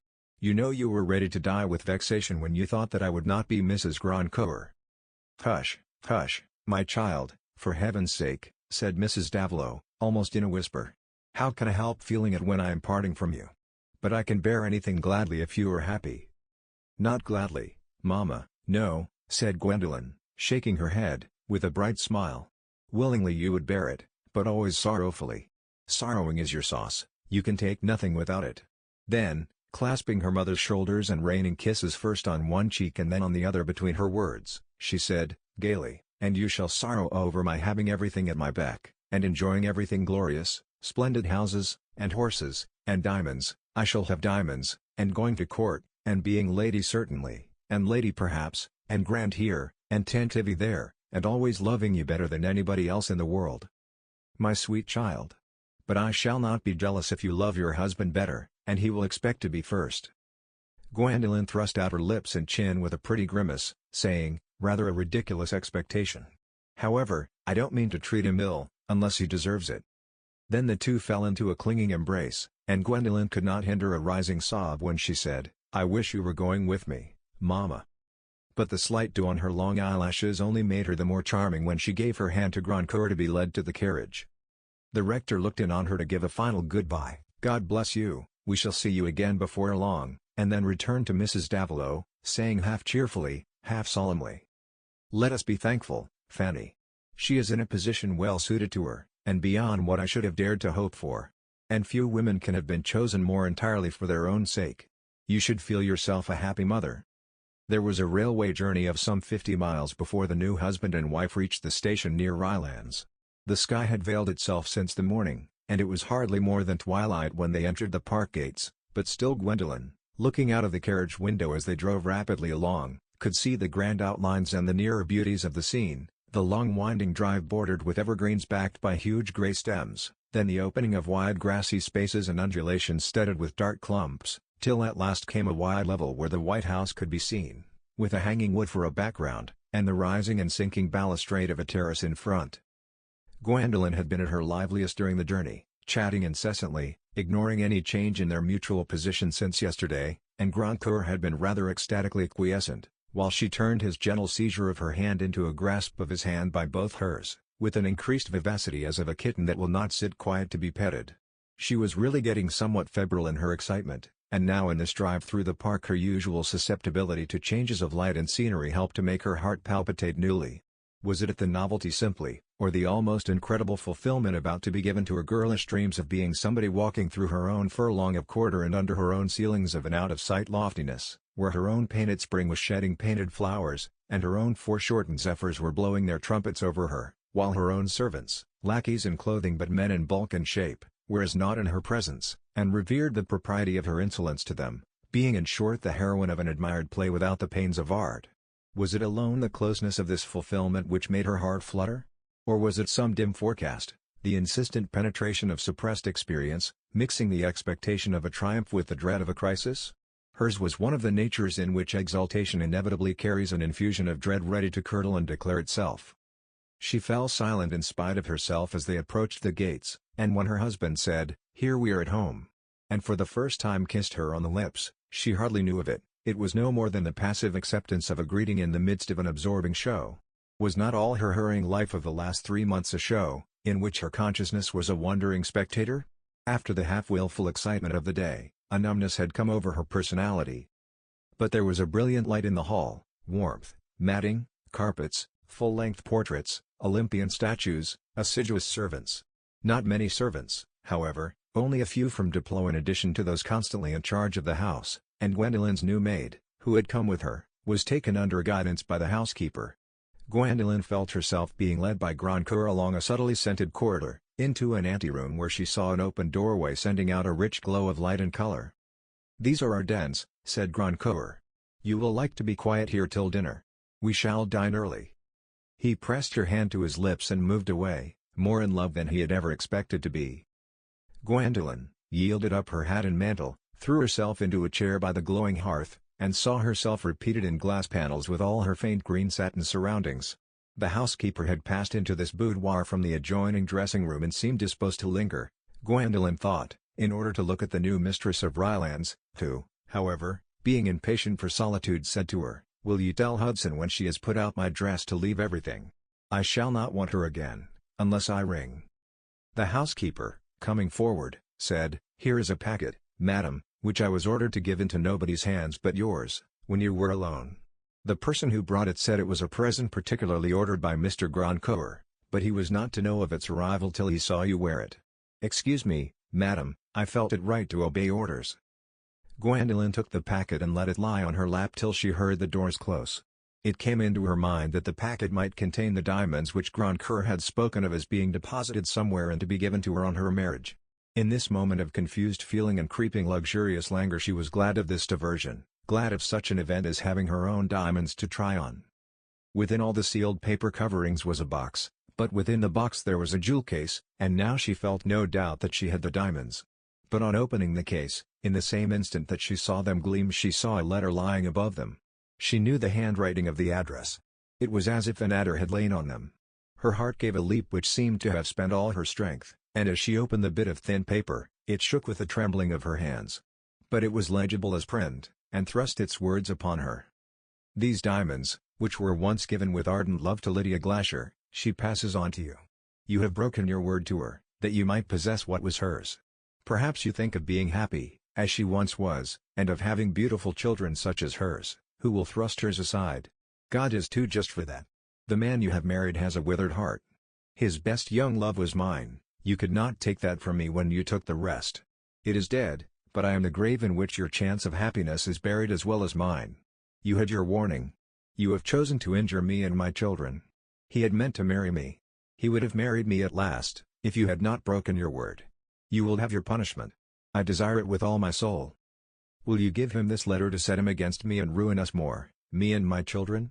Shall you like to stand before your husband with these diamonds on you, and these words of mine in his thoughts and yours?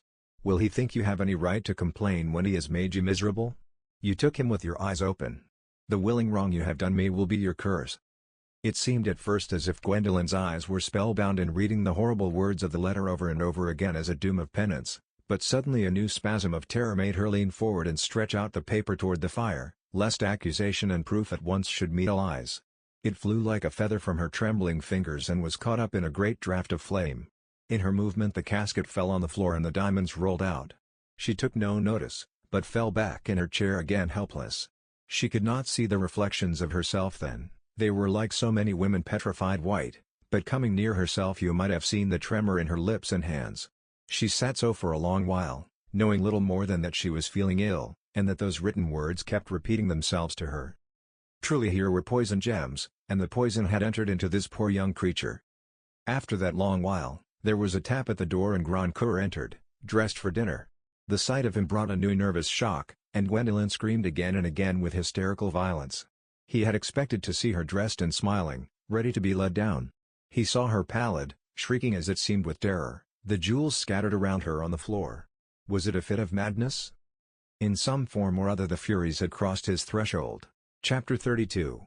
In all ages it hath been a favorite text that a potent love hath the nature of an isolated fatality, whereto the mind's opinions and wanted resolves are altogether alien, as, for example, Daphnis' frenzy, wherein it had little availed him to have been convinced of Heraclitus's doctrine, or the filter-bred passion of Tristan, who, though he had been as deep as Duns Scotus, would have had his reasoning marred by that cup too much, or Romeo in his sudden taking for Juliet, wherein any objections he might have held against Ptolemy had made little difference to his discourse under the balcony. Yet all love is not such, even though potent, nay, this passion hath as large scope as any for allying itself with every operation of the soul, so that it shall acknowledge an effect from the imagined light of unproven firmaments, and have its scale set to the grander orbits of what hath been and shall be. Deronda, on his return to town, could assure Sir Hugo of his having lodged in Grandcour's mind a distinct understanding that he could get £50,000 by giving up a prospect which was probably distant, and not absolutely certain, but he had no further sign of Grandcour's disposition in the matter than that he was evidently inclined to keep up friendly communications. "And what did you think of the future bride on a nearer survey?" said Sir Hugo. "I thought better of her than I did in Luberon. Roulette was not a good setting for her, it brought out something of the demon. At Diplo she seemed much more womanly and attractive, less hard and self-possessed. I thought her mouth and eyes had quite a different expression." "Don't flirt with her too much, Dan," said Sir Hugo, meaning to be agreeably playful. "If you make Grandcour savage when they come to the Abbey at Christmas, it will interfere with my affairs." "I can stay in town, sir." "No, no. Lady Mullinger and the children can't do without you at Christmas. Only don't make mischief, unless you can get up a duel, and manage to shoot Grandcour, which might be worth a little inconvenience."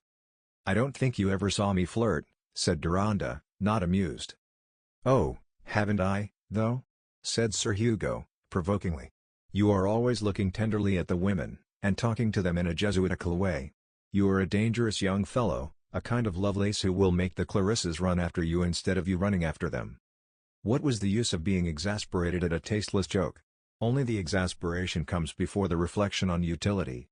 Few friendly remarks are more annoying than the information that we are always seeming to do what we never mean to do. Sir Hugo's notion of flirting, it was to be hoped, was rather peculiar. For his own part, Deronda was sure that he had never flirted. But he was glad that the baronet had no knowledge about the repurchase of Gwendolen's necklace to feed his taste for this kind of rallying. He would be on his guard in future, for example, in his behavior at Mrs. Merrick's, where he was about to pay his first visit since his arrival from Luberon. For Mira was certainly a creature in whom it was difficult not to show a tender kind of interest both by looks and speech. Mrs. Merrick had not failed to send Deronda a report of Mira's well-being in her family. "We are getting fonder of her every day," she had written. "At breakfast time we all look toward the door with expectation to see her come in, and we watch her and listen to her as if she were a native from a new country. I have not heard a word from her lips that gives me a doubt about her. She is quite contented and full of gratitude. My daughters are learning from her, and they hope to get her other pupils, for she is anxious not to eat the bread of idleness, but to work, like my girls. Mab says our life has become like a fairy tale, and all she is afraid of is that Mira will turn into a nightingale again and fly away from us. Her voice is just perfect, not loud and strong, but searching and melting, like the thoughts of what has been. That is the way old people like me feel a beautiful voice."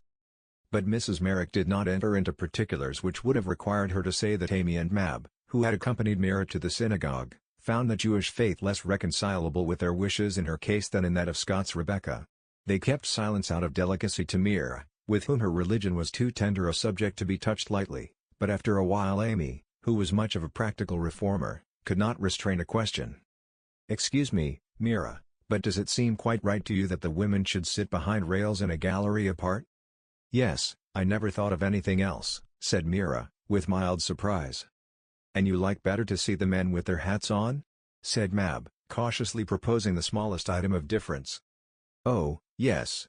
I like what I have always seen there, because it brings back to me the same feelings, the feelings I would not part with for anything else in the world." After this, any criticism, whether of doctrine or practice, would have seemed to these generous little people an inhospitable cruelty.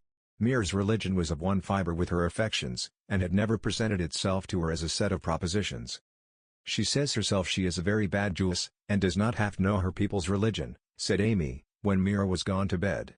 "Perhaps it would gradually melt away from her, and she would pass into Christianity like the rest of the world, if she got to love us very much, and never found her mother. It is so strange to be of the Jews' religion now." "Oh, oh, oh," cried Mab.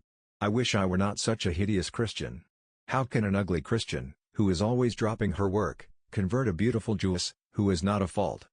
"It may be wicked of me," said shrewd Kate, "but I cannot help wishing that her mother may not be found. There might be something unpleasant." "I don't think it. "My dear," said Mrs. Merrick, "I believe Mira is cut out after the pattern of her mother. And what a joy it would be to her to have such a daughter brought back again. But a mother's feelings are not worth reckoning, I suppose." She shot a mischievous glance at her own daughters. "And a dead mother is worth more than a living one?" "Well, and so she may be, little mother," said Kate, "but we would rather hold you cheaper, and have you alive." Not only the Merricks, whose various knowledge had been acquired by the irregular foraging to which clever girls have usually been reduced, but Deronda himself, with all his masculine instruction, had been roused by this apparition of Mira to the consciousness of knowing hardly anything about modern Judaism or the inner Jewish history. The chosen people have been commonly treated as a people chosen for the sake of somebody else, and their thinking as something, no matter exactly what, that ought to have been entirely otherwise, and Deronda, like his neighbors, had regarded Judaism as a sort of eccentric fossilized form which an accomplished man might dispense with studying, and leave to specialists. But Mira, with her terrified flight from one parent, and her yearning after the other, had flashed on him the hitherto neglected reality that Judaism was something still throbbing in human lives, still making for them the only conceivable vesture of the world, and in the idling excursion on which he immediately afterwards set out with Sir Hugo he began to look for the outsides of synagogues, and the title of books about the Jews. This awakening of a new interest, this passing from the supposition that we hold the right opinions on a subject we are careless about, to a sudden care for it, and a sense that our opinions were ignorance, is an effectual remedy for ennui, which, unhappily, cannot be secured on a physician's prescription, but Deronda had carried it with him, and endured his weeks of lounging all the better. It was on this journey that he first entered a Jewish synagogue, at Frankfurt, where his party rested on a Friday. In exploring the Judengasse, which he had seen long before, he remembered well enough its picturesque old houses. What his eyes chiefly dwelt on now were the human types there, and his thought, busily connecting them with the past phases of their race, stirred that fiber of historic sympathy which had helped to determine in him certain traits worth mentioning for those who are interested in his future. True, when a young man has a fine person, no eccentricity of manners, the education of a gentleman, and a present income, it is not customary to feel a prying curiosity about his way of thinking, or his peculiar tastes. He may very well be settled in life as an agreeable clever young fellow without passing a special examination on those heads. Later, when he is getting rather slovenly and portly, his peculiarities are more distinctly discerned, and it is taken as a mercy if they are not highly objectionable. But anyone wishing to understand the effect of after events on Deronda should know a little more of what he was at 25 than was evident in ordinary intercourse. It happened that the very vividness of his impressions had often made him the more enigmatic to his friends, and had contributed to an apparent indefiniteness in his sentiments. His early wakened sensibility and reflectiveness had developed into a many-sided sympathy, which threatened to hinder any persistent course of action. As soon as he took up any antagonism, though only in thought, he seemed to himself like the Sabine warriors in the memorable story, with nothing to meet his spear but flesh of his flesh, and objects that he loved. His imagination had so wrought itself to the habit of seeing things as they probably appeared to others, that a strong partisanship, unless it were against an immediate oppression, had become an insincerity for him. His plenteous, flexible sympathy had ended by falling into one current with that reflective analysis which tends to neutralize sympathy. Few men were able to keep themselves clearer of vices than he, yet he hated vices mildly, being used to think of them less in the abstract than as a part of mixed human natures having an individual history, which it was the bent of his mind to trace with understanding and pity. With the same innate balance he was fervidly democratic in his feeling for the multitude, and yet, through his affections and imagination, intensely conservative, voracious of speculations on government and religion, yet loath to part with long-sanctioned forms which, for him, were quick with memories and sentiments that no argument could lay dead. We fall on the leaning side, and Deronda suspected himself of loving too well the losing causes of the world. Martyrdom changes sides, and he was in danger of changing with it, having a strong repugnance to taking up that clue of success which the order of the world often forces upon us and makes it treason against the common weal to reject. And yet his fear of falling into an unreasoning narrow hatred made a check for him. He apologized for the airs of privilege, he shrank with dislike from the loser's bitterness and the denunciatory tone of the unaccepted innovator. A too reflective and diffusive sympathy was in danger of paralyzing in him that indignation against wrong and that selectness of fellowship which are the conditions of moral force, and in the last few years of confirmed manhood he had become so keenly aware of this that what he most longed for was either some external event, or some inward light, that would urge him into a definite line of action, and compress his wandering energy. He was ceasing to care for knowledge, He had no ambition for practice, unless they could both be gathered up into one current with his emotions, and he dreaded, as if it were a dwelling place of lost souls, that dead anatomy of culture which turns the universe into a mere ceaseless answer to queries, and knows, not everything, but everything else about everything, as if one should be ignorant of nothing concerning the scent of violets except the scent itself for which one had no nostril. But how and whence was the needed event to come? The influence that would justify partiality, and make him what he longed to be, yet was unable to make himself, an organic part of social life, instead of roaming in it like a yearning disembodied spirit, stirred with a vague social passion, but without fixed local habitation to render fellowship real? To make a little difference for the better was what he was not contented to live without, but how to make it. It is one thing to see your road, another to cut it. He found some of the fault in his birth and the way he had been brought up, which had laid no special demands on him and had given him no fixed relationship except one of a doubtful kind, but he did not attempt to hide from himself that he had fallen into a meditative numbness, and was gliding farther and farther from that life of practically energetic sentiment which he would have proclaimed, if he had been inclined to proclaim anything, to be the best of all life, and for himself the only way worth living. He wanted some way of keeping emotion and its progeny of sentiments, which make the savors of life, substantial and strong in the face of a reflectiveness that threatened to nullify all differences. To pound the objects of sentiment into small dust, yet keep sentiment alive and active, was something like the famous recipe for making cannon, to first take a round hole and then enclose it with iron, whatever you do keeping fast hold of your round hole. Yet how distinguish what our will may wisely save in its completeness, from the heaping of cat mummies and the expensive cult of enshrined putrefactions? Something like this was the common undercurrent in Deronda's mind while he was reading law or imperfectly attending to polite conversation. Meanwhile he had not set about one function in particular with zeal and steadiness. Not an admirable experience, to be proposed as an ideal, but a form of struggle before break of day which some young men since the patriarch have had to pass through, with more or less of bruising if not laming. I have said that under his calm exterior he had a fervor which made him easily feel the presence of poetry in everyday events, and the forms of the Udangasa, rousing the sense of union with what is remote, set him musing on two elements of our historic life which that sense raises into the same region of poetry, the faint beginnings of faiths and institutions, and their obscure lingering decay, the dust and withered remnants with which they are apt to be covered, only enhancing for the awakened perception the impressiveness either of a sublimely penetrating life, as in the twin green leaves that will become the sheltering tree, or of a pathetic inheritance in which all the grandeur and the glory have become a sorrowing memory. This imaginative stirring, as he turned out of the Udangasa, and continued to saunter in the warm evening air, meaning to find his way to the synagogue, neutralized the repellent effect of certain ugly little incidents on his way. Turning into an old bookshop to ask the exact time of service at the synagogue, he was affectionately directed by a precocious Jewish youth, who entered cordially into his wanting, not the fine new building of the Reformed but the old rabbinical school of the Orthodox, and then cheated him like a pure Teuton, only with more amenity, in his charge for a book quite out of request as one nicht so liked Subo common. Meanwhile at the opposite counter a deaf and grisly tradesman was casting a flinty look at certain cards, apparently combining advantages of business with religion, and shoutingly proposed to him in Jew dialect by a dingy man in a tall coat hanging from neck to heel, a bag in hand, and a broad low hat surmounting his chosen nose, who had no sooner disappeared than another dingy man of the same pattern issued from the background glooms of the shop and also shouted in the same dialect. In fact, Deronda saw various queer-looking Israelites not altogether without guile, and just distinguishable from queer-looking Christians of the same mixed morale. In his anxiety about Mira's relatives, he had lately been thinking of vulgar Jews with a sort of personal alarm. But a little comparison will often diminish our surprise and disgust at the aberrations of Jews and other dissidents whose lives do not offer a consistent or lovely pattern of their creed, and this evening Deronda, becoming more conscious that he was falling into unfairness and ridiculous exaggeration, began to use that corrective comparison. He paid his dollar too much, without prejudice to his interests in the Hebrew destiny, or his wish to find the rabbinish shula, which he arrived at by sunset, and entered with a good congregation of men. He happened to take his seat in a line with an elderly man from whom he was distant enough to glance at him more than once as rather a noticeable figure, his ample white beard and felt hat framing a profile of that fine contour which may as easily be Italian as Hebrew. He returned Deronda's notice till at last their eyes met, an undesirable chance with unknown persons, and a reason to Deronda for not looking again.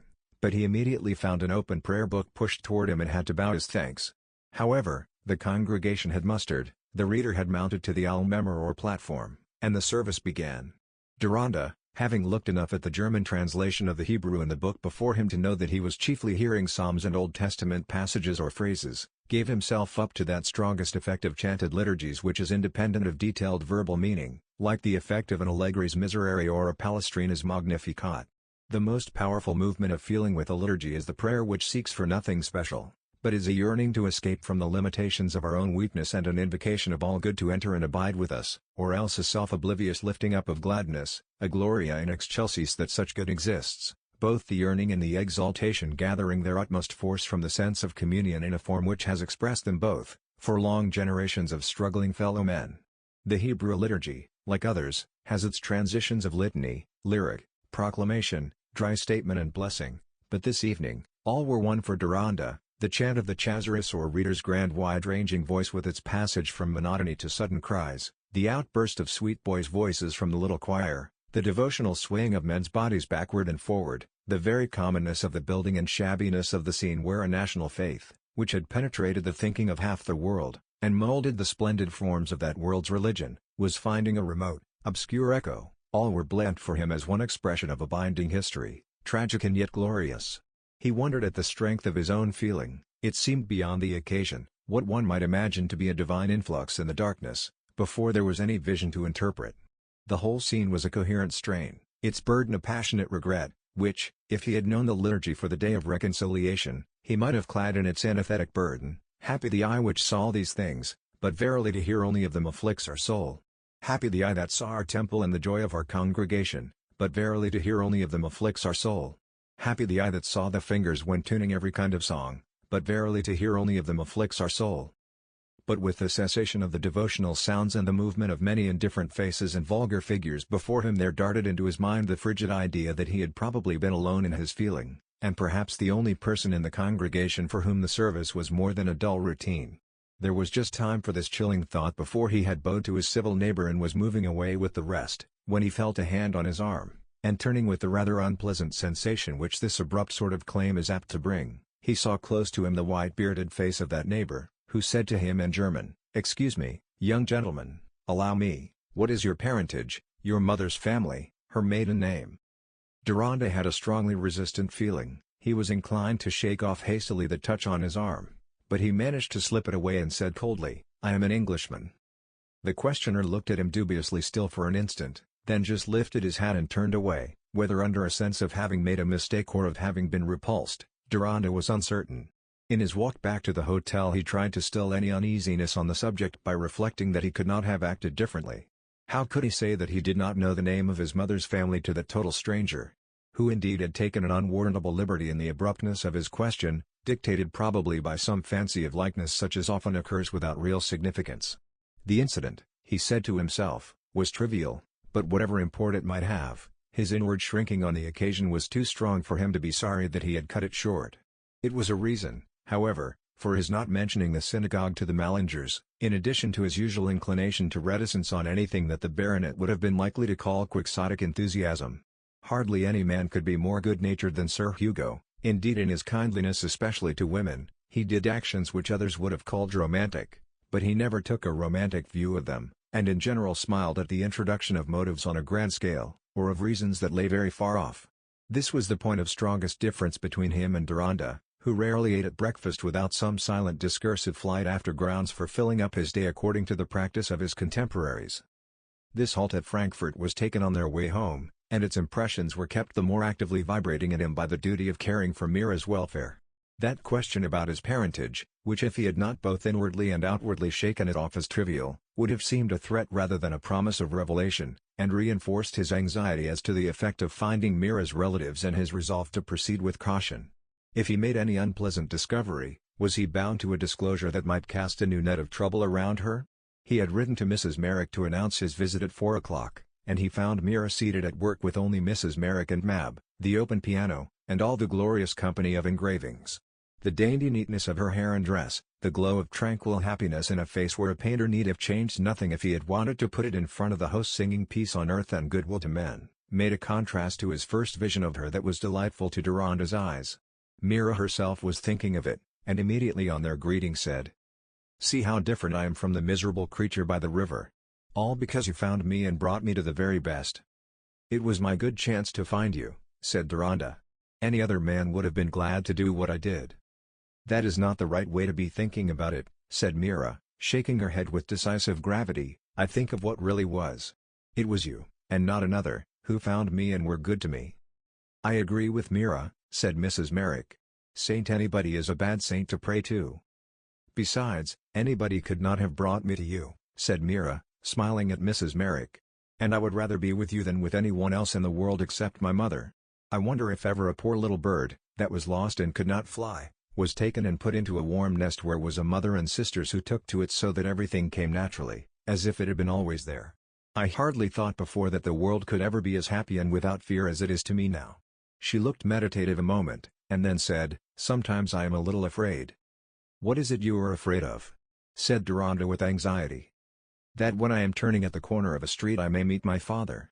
It seems dreadful that I should be afraid of meeting him. That is my only sorrow," said Mira, plaintively. "It is surely not very probable," said Deronda, wishing that it were less so. "Then, not to let the opportunity escape, would it be a great grief to you now if you were never to meet your mother?" She did not answer immediately, but meditated again, with her eyes fixed on the opposite wall. Then she turned them on Deronda and said firmly, as if she had arrived at the exact truth, "I want her to know that I have always loved her, and if she is alive I want to comfort her. She may be dead.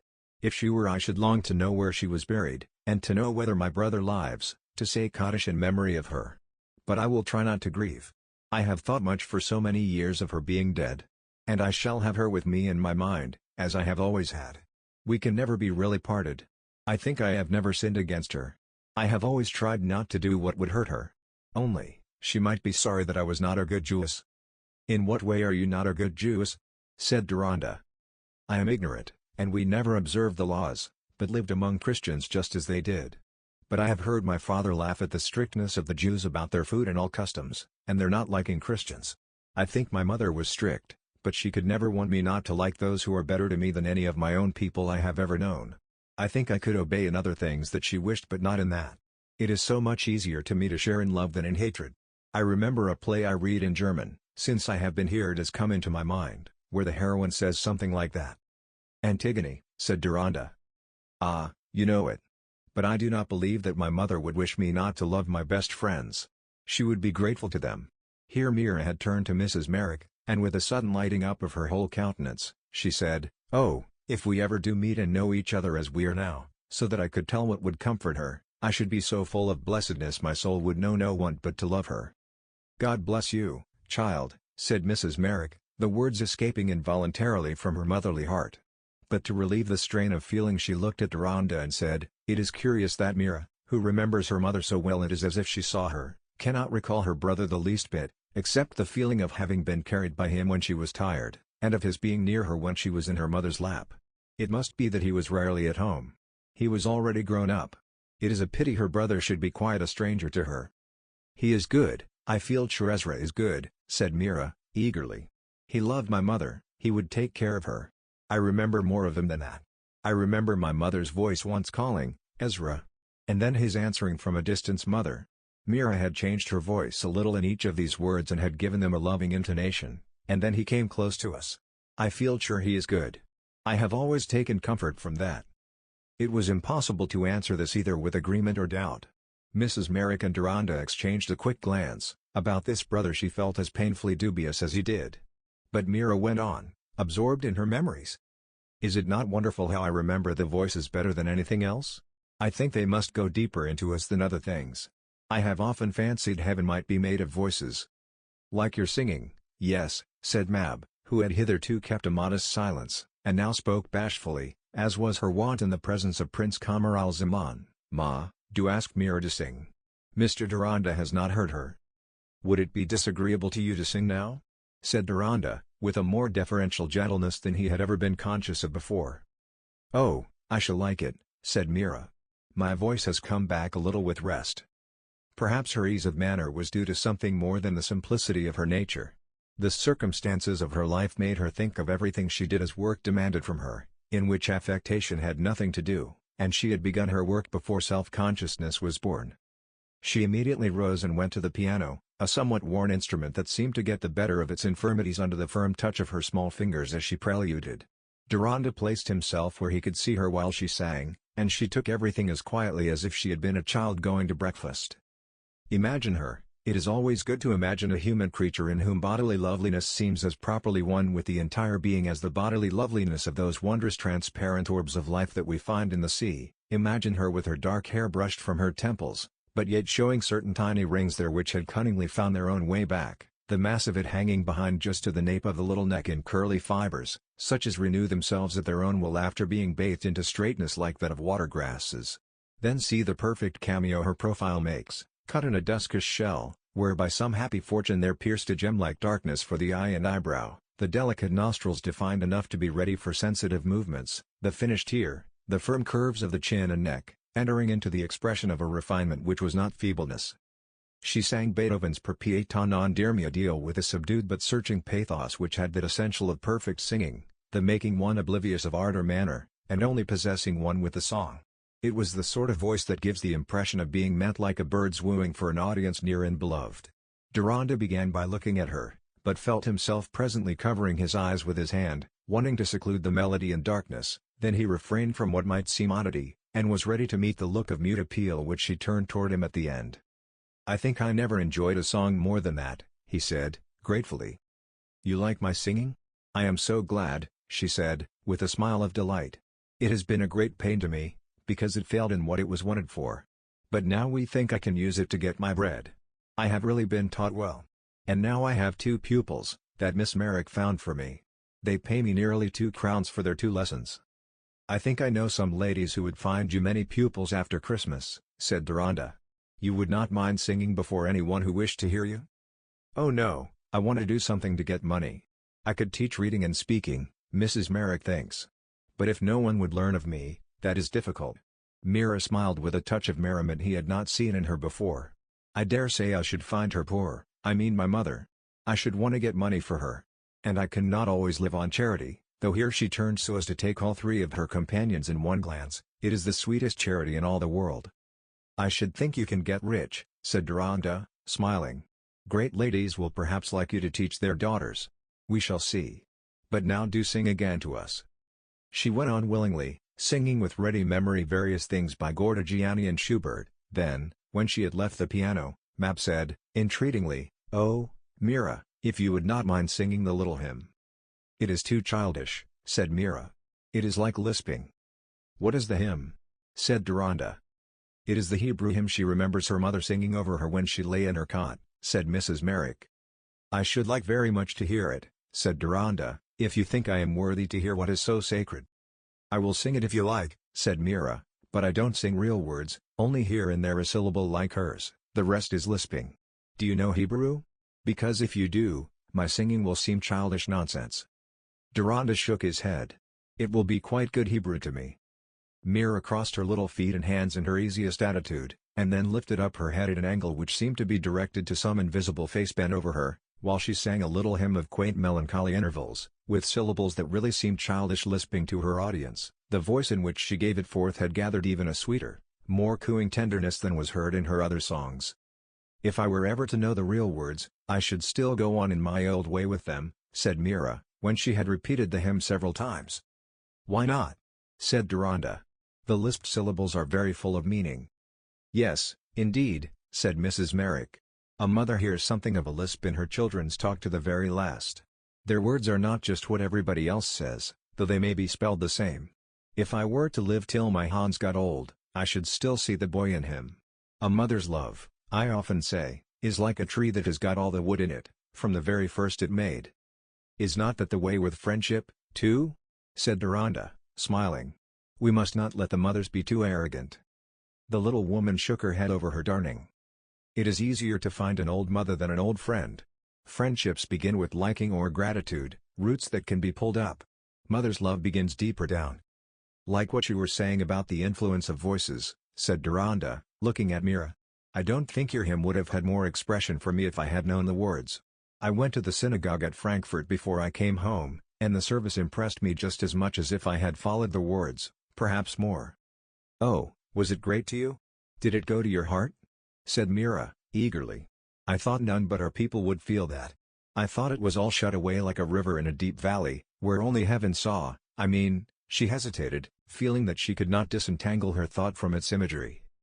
I understand, said Deronda. But there is not really such a separation, deeper down, as Mrs. Merrick says. Our religion is chiefly a Hebrew religion, and since Jews are men, their religious feelings must have much in common with those of other men, just as their poetry, though in one sense peculiar, has a great deal in common with the poetry of other nations. Still, it is to be expected that a Jew would feel the forms of his people's religion more than one of another race, and yet here Deronda hesitated in his turn. That is perhaps not always so. Ah no, said Mira, sadly. I have seen that. I have seen them mock. Is it not like mocking your parents? Like rejoicing in your parents' shame? Some minds naturally rebel against whatever they were brought up in, and like the opposite, they see the faults in what is nearest to them, said Deronda apologetically. But you are not like that, said Mira, looking at him with unconscious fixedness. No, I think not, said Deronda, but you know I was not brought up as a Jew. Ah, I am always forgetting, said Mira, with a look of disappointed recollection, and slightly blushing.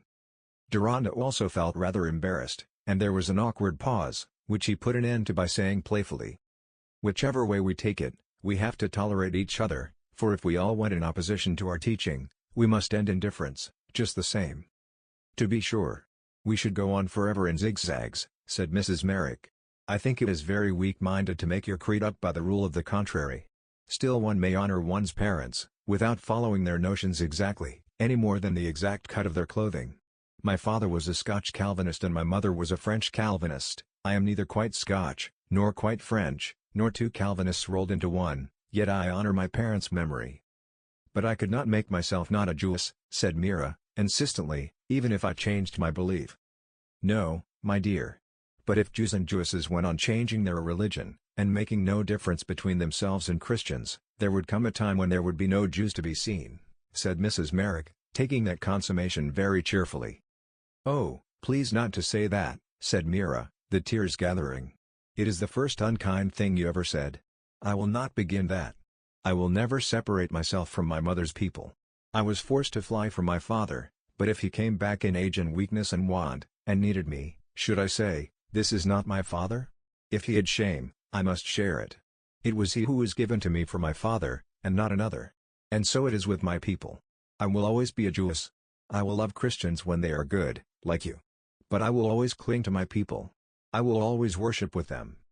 As Mira had gone on speaking, she had become possessed with a sorrowful passion, fervent, not violent. Holding her little hands tightly clasped and looking at Mrs. Merrick with beseeching, she seemed to Deronda a personification of that spirit which impelled men after a long inheritance of professed Catholicism to leave wealth and high place and risk their lives in flight, that they might join their own people and say, I am a Jew. Mira, my dear child, you mistake me, said Mrs. Merrick, alarmed. God forbid I should want you to do anything against your conscience. I was only saying what might be if the world went on. But I had better have left the world alone, and not wanted to be overwise. Forgive me, come. We will not try to take you from anybody you feel has more right to you. I would do anything else for you. I owe you my life, said Mira, not yet quite calm. Hush, now, said Mrs. Merrick.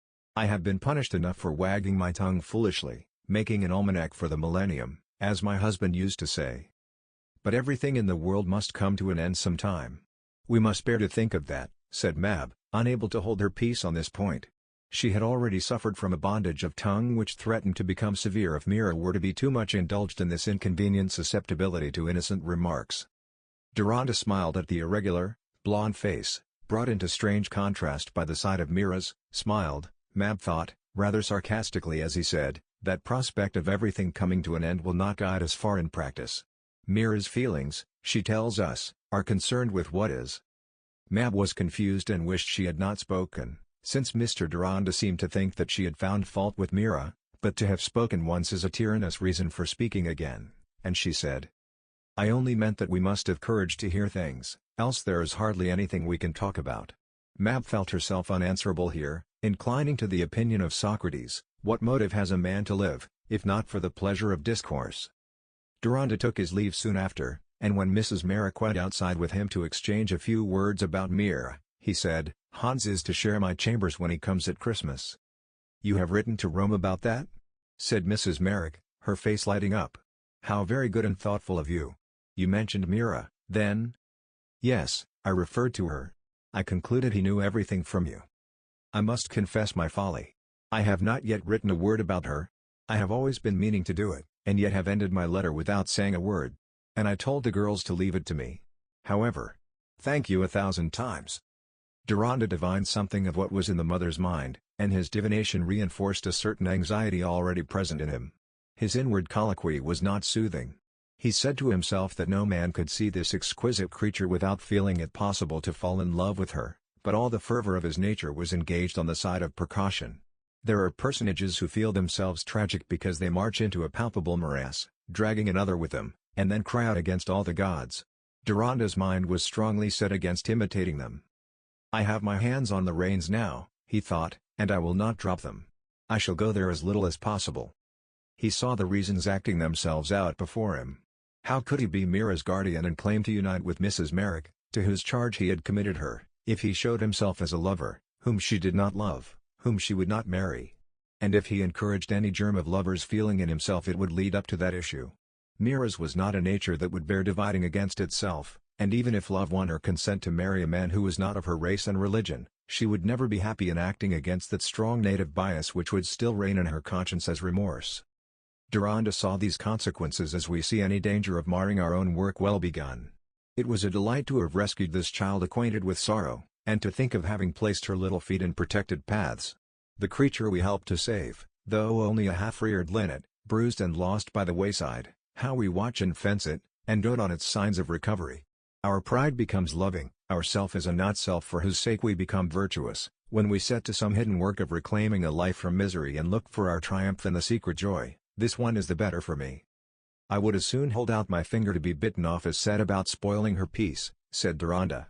It was one of the rarest bits of fortune that I should have had friends like the Merricks to place her with, generous, delicate friends without any loftiness in their ways, so that her dependence on them is not only safety but happiness. There could be no refuge to replace that, if it were broken up. But what is the use of my taking the vows and settling everything as it should be, if that marplot Hans comes and upsets it all? Few things were more likely. Hans was made for mishaps, his very limbs seemed more breakable than other people's, his eyes more of a resort for uninvited flies and other irritating guests. But it was impossible to forbid Hans's coming to London. He was intending to get a studio there and make it his chief home, and to propose that he should defer coming on some ostensible ground, concealing the real motive of winning time for Mira's position to become more confirmed and independent, was impracticable. Having no other resource, Deronda tried to believe that both he and Mrs. Merrick were foolishly troubling themselves about one of those endless things called probabilities, which never occur, but he did not quite succeed in his trying. On the contrary, he found himself going inwardly through a scene where on the first discovery of Hans's inclination he gave him a very energetic warning, suddenly checked, however, by the suspicion of personal feeling that his warmth might be creating in Hans. He could come to no result, but that the position was peculiar, and that he could make no further provision against dangers until they came nearer. To save an unhappy Jewess from drowning herself, would not have seemed a startling variation among police reports, but to discover in her so rare a creature as Mira, was an exceptional event which might well bring exceptional consequences. Deronda would not let himself for a moment dwell on any supposition that the consequences might enter deeply into his own life. The image of Mira had never yet had that penetrating radiation which would have been given to it by the idea of her loving him. When this sort of effluence is absent from the fancy, whether from the fact or not, a man may go far in devotedness without perturbation. As to the search for Mira's mother and brother, Deronda took what she had said today as a warrant for deferring any immediate measures. His conscience was not quite easy in this desire for delay, any more than it was quite easy in his not attempting to learn the truth about his own mother. In both cases he felt that there might be an unfulfilled duty to a parent, but in both cases there was an overpowering repugnance to the possible truth, which threw a turning weight into the scale of argument. At least, I will look about, was his final determination. I may find some special Jewish machinery. I will wait till after Christmas. What should we all do without the calendar, when we want to put off a disagreeable duty? The admirable arrangements of the solar system, by which our time is measured, always supply us with a term before which it is hardly worthwhile to set about anything we are disinclined to. Chapter 33. No man, says a rabbi, by way of indisputable instance, may turn the bones of his father and mother into spoons sure that his hearers felt the checks against that form of economy. The market for spoons has never expanded enough for anyone to say, why not? And to argue that human progress lies in such an application of material. The only check to be alleged is a sentiment, which will coerce none who do not hold that sentiments are the better part of the world's wealth. Deronda meanwhile took to a less fashionable form of exercise than riding in Rotten Row. He went off on rambling in those parts of London which are most inhabited by common Jews. He walked to the synagogues at times of service, he looked into shops, he observed faces, a process not very promising of particular discovery. Why did he not address himself to an influential rabbi or other member of a Jewish community, to consult on the chances of finding a mother named Cohen, with a son named Ezra, and a lost daughter named Mira? He thought of doing so, after Christmas. The fact was, notwithstanding all his sense of poetry and common things, Deronda, where a keen personal interest was aroused, could not, more than the rest of us, continuously escape suffering from the pressure of that hard unaccommodating actual, which has never consulted our taste and is entirely unselect.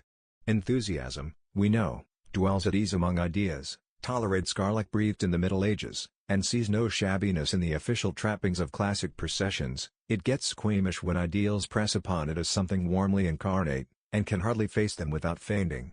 Lying dreamily in a boat, imagining oneself in quest of a beautiful maiden's relatives in Cordova elbowed by Jews in the time of Ibn Gabirol, all the physical incidents can be borne without shock. Or if the scenery of St. Mary Axe and Whitechapel were imaginatively transported to the borders of the Rhine at the end of the 11th century, when in the ears listening for the signals of the Messiah, the hep, hep, hep of the Crusaders came like the bay of bloodhounds, and in the presence of those devilish missionaries with sword and firebrand the crouching figure of the reviled Jew turned round erect, heroic, flashing with sublime constancy in the face of torture and death, what would the dingy shops and unbeautiful faces signify to the thrill of contemplative emotion? But the fervor of sympathy with which we contemplate a grandiose martyrdom is feeble compared with the enthusiasm that keeps unslacked where there is no danger, no challenge, nothing but impartial midday falling on commonplace, perhaps half repulsive, objects which are really the beloved ideas made flesh. Here undoubtedly lies the chief poetic energy, in the force of imagination that pierces or exalts the solid fact, instead of floating among cloud pictures. To glory in a prophetic vision of knowledge covering the earth, is an easier exercise of believing imagination than to see its beginning in newspaper placards, staring at you from the bridge beyond the cornfields, and it might well happen to most of us dainty people that we were in the thick of the Battle of Armageddon without being aware of anything more than the annoyance of a little explosive smoke and struggling on the ground immediately about us. It lay in Deronda's nature usually to contemn the feeble, fastidious sympathy which shrinks from the broad life of mankind, but now, with Mira before him as a living reality, whose experience he had to care for, he saw every common Jew and Jewess in the light of a comparison with her, and had a presentiment of the collision between her idea of the unknown mother and brother and the discovered fact, a presentiment all the keener in him because of a suppressed consciousness that a not unlike possibility of collision might lie hidden in his own lot. Not that he would have looked with more complacency of expectation at wealthy Jews, outdoing the lords of the Philistines in their sports, but since there was no likelihood of Mira's friends being found among that class, their habits did not immediately affect him. In this mood he rambled, without expectation of a more pregnant result than a little preparation of his own mind, perhaps for future theorizing as well as practice, very much as if, Mira being related to Welsh miners, he had gone to look more closely at the ways of those people, not without wishing at the same time to get a little light of detail on the history of strikes. He really did not long to find anybody in particular, and when, as his habit was, he looked at the name over a shop door, he was well content that it was not Ezra Cohen. I confess, he particularly desired that Ezra Cohen should not keep a shop. Wishes are held to be ominous, according to which belief the order of the world is so arranged that if you have an impious objection to a squint, your offspring is the more likely to be born with one, also, that if you happen to desire a squint you would not get it. This desponding view of probability the hopeful entirely reject, taking their wishes as good and sufficient security for all kinds of fulfillment. Who is absolutely neutral? Deronda, happening one morning to turn into a little side street out of the noise and obstructions of Holborn, felt the scale dip on the desponding side. He was rather tired of the streets and had paused to hail a hansom cab which he saw coming, when his attention was caught by some fine old clasps in chased silver displayed in the window at his right hand. His first thought was that Lady Mallinger, who had a strictly Protestant taste for such Catholic spoils, might like to have these missile clasps turned into a bracelet. Then his eyes travelled over the other contents of the window, and he saw that the shop was that kind of pawnbrokers where the lead is given to jewelry, lace and all equivocal objects introduced as bric-a-brac. A placard in one corner announced, "Watches and jewelry exchanged and repaired." But his survey had been noticed from within, and a figure appeared at the door, looking round at him and saying in a tone of cordial encouragement, "Good day, sir." The instant was enough for Deronda to see the face, unmistakably Jewish, belonged to a young man about 30, and wincing from the shopkeeper's persuasiveness that would probably follow, he had no sooner returned the good day, than he passed to the other side of the street and beckoned to the cabman to draw up there. From that station he saw the name over the shop window, Ezra Cohen. There might be 100 Ezra Cohens lettered above shop windows, but Deronda had not seen them. Probably the young man interested in a possible customer was Ezra himself, and he was about the age to be expected in Mira's brother, who was grown up while she was still a little child. But Deronda's first endeavor as he drove homeward was to convince himself that there was not the slightest warrantable presumption of this Ezra being Mira's brother, and next, that even if, in spite of good reasoning, he turned out to be that brother, while on inquiry the mother was found to be dead, it was not his, Deronda's, duty to make known the discovery to Mira. In inconvenient disturbance of this conclusion there came his lately acquired knowledge that Mira would have a religious desire to know of her mother's death, and also to learn whether her brother were living. How far was he justified in determining another life by his own notions?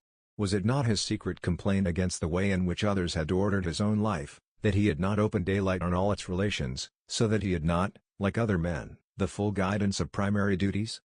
The immediate relief from this inward debate was the reflection that he had not yet made any real discovery, and that by looking into the facts more closely he should be certified that there was no demand on him for any decision whatever.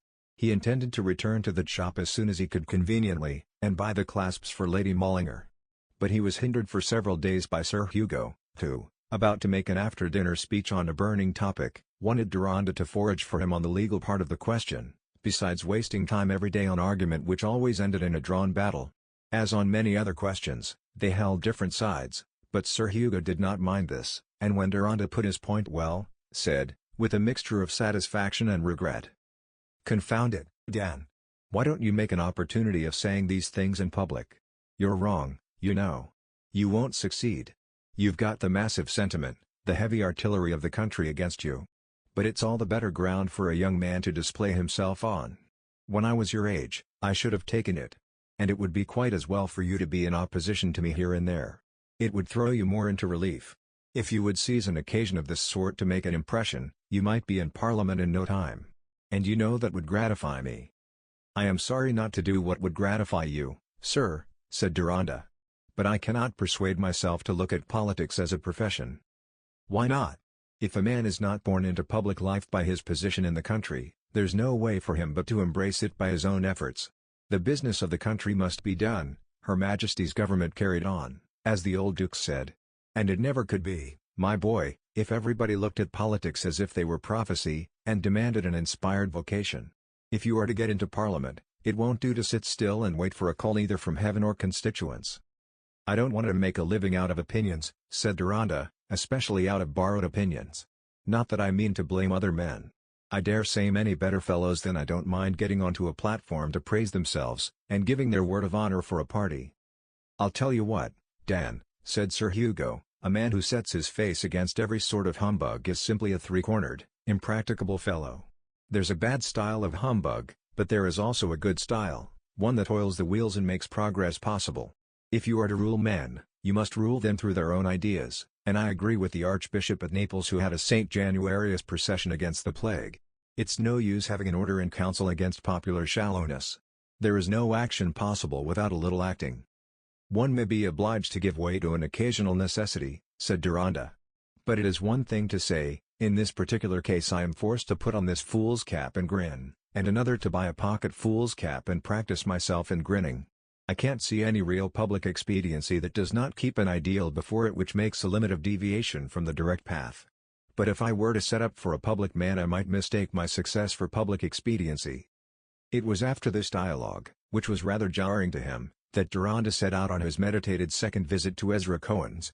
He entered the street at the end opposite to the Holborn entrance, and an inward reluctance slackened his pace while his thoughts were transferring what he had just been saying about public expediency to the entirely private difficulty which brought him back again into this unattractive thoroughfare.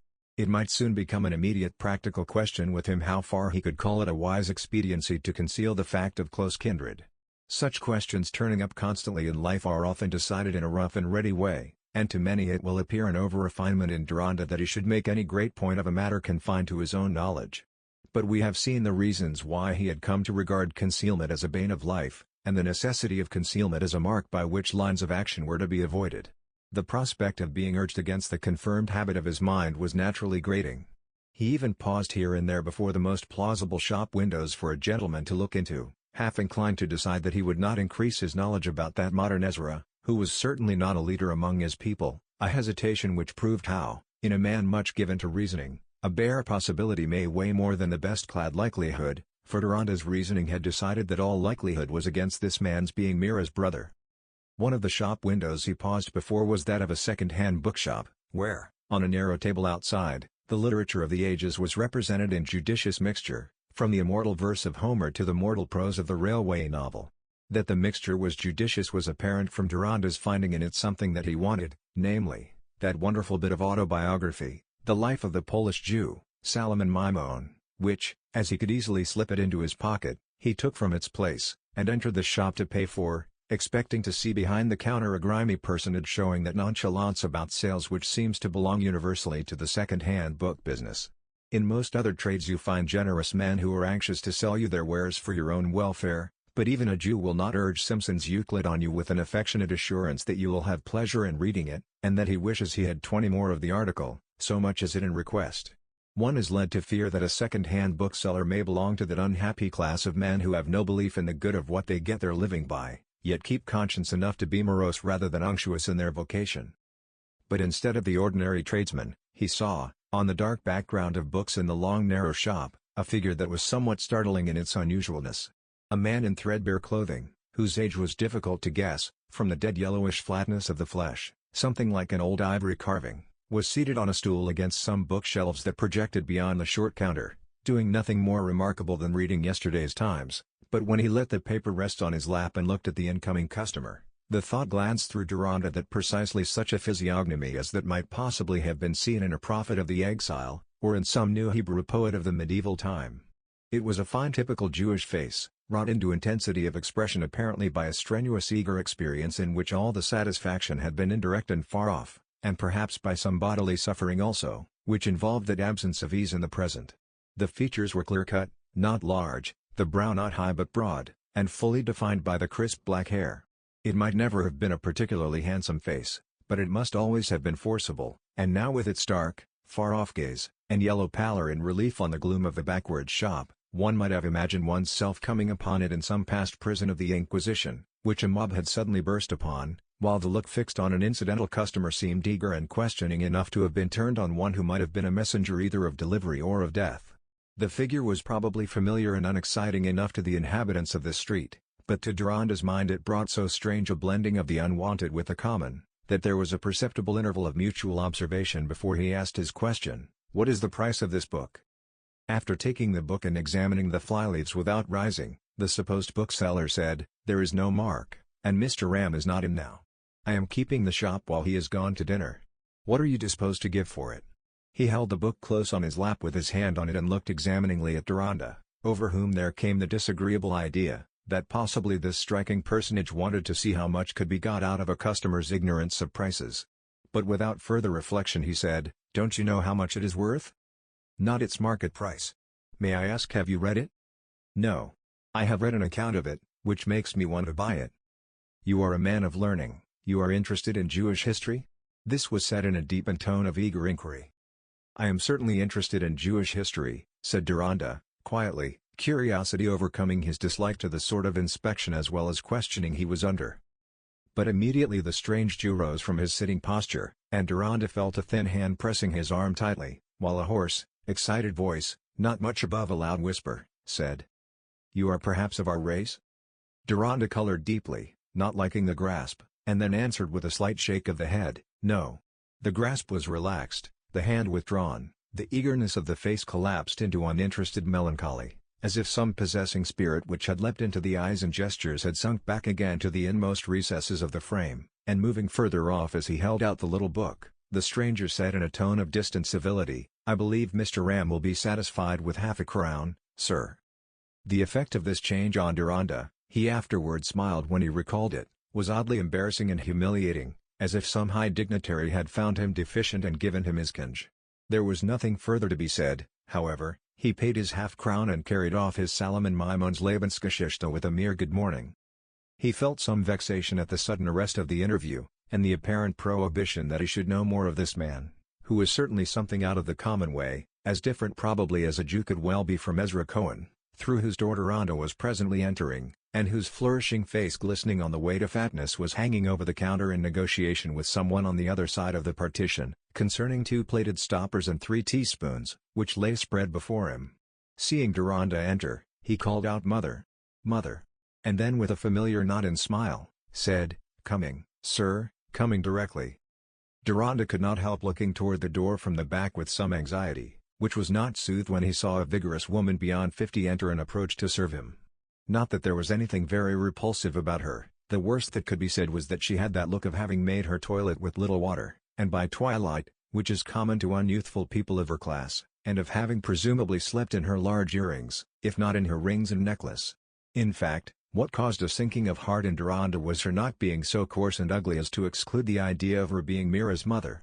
Anyone who has looked at a face to try and discern signs of known kinship in it will understand his process of conjecture, how he tried to think away the fat which had gradually disguised the outlines of youth, and to discern what one may call the elementary expressions of the face.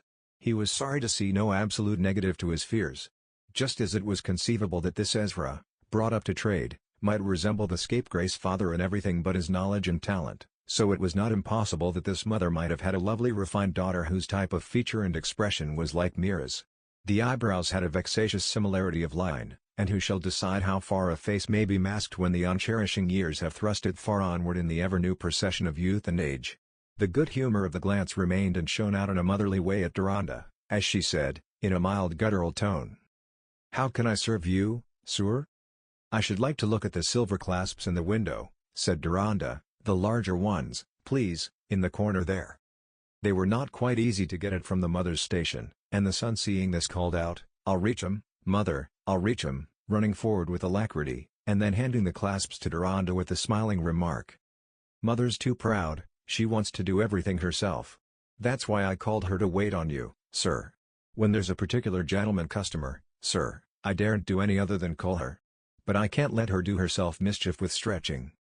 Here Mr. Cohen made way again for his parent, who gave a little guttural, amiable laugh while she looked at Deronda, as much as to say, "This boy will be at his jokes, but you see he's the best son in the world," and evidently the son enjoyed pleasing her, though he also wished to convey an apology to his distinguished customer for not giving him the advantage of his own exclusive attention.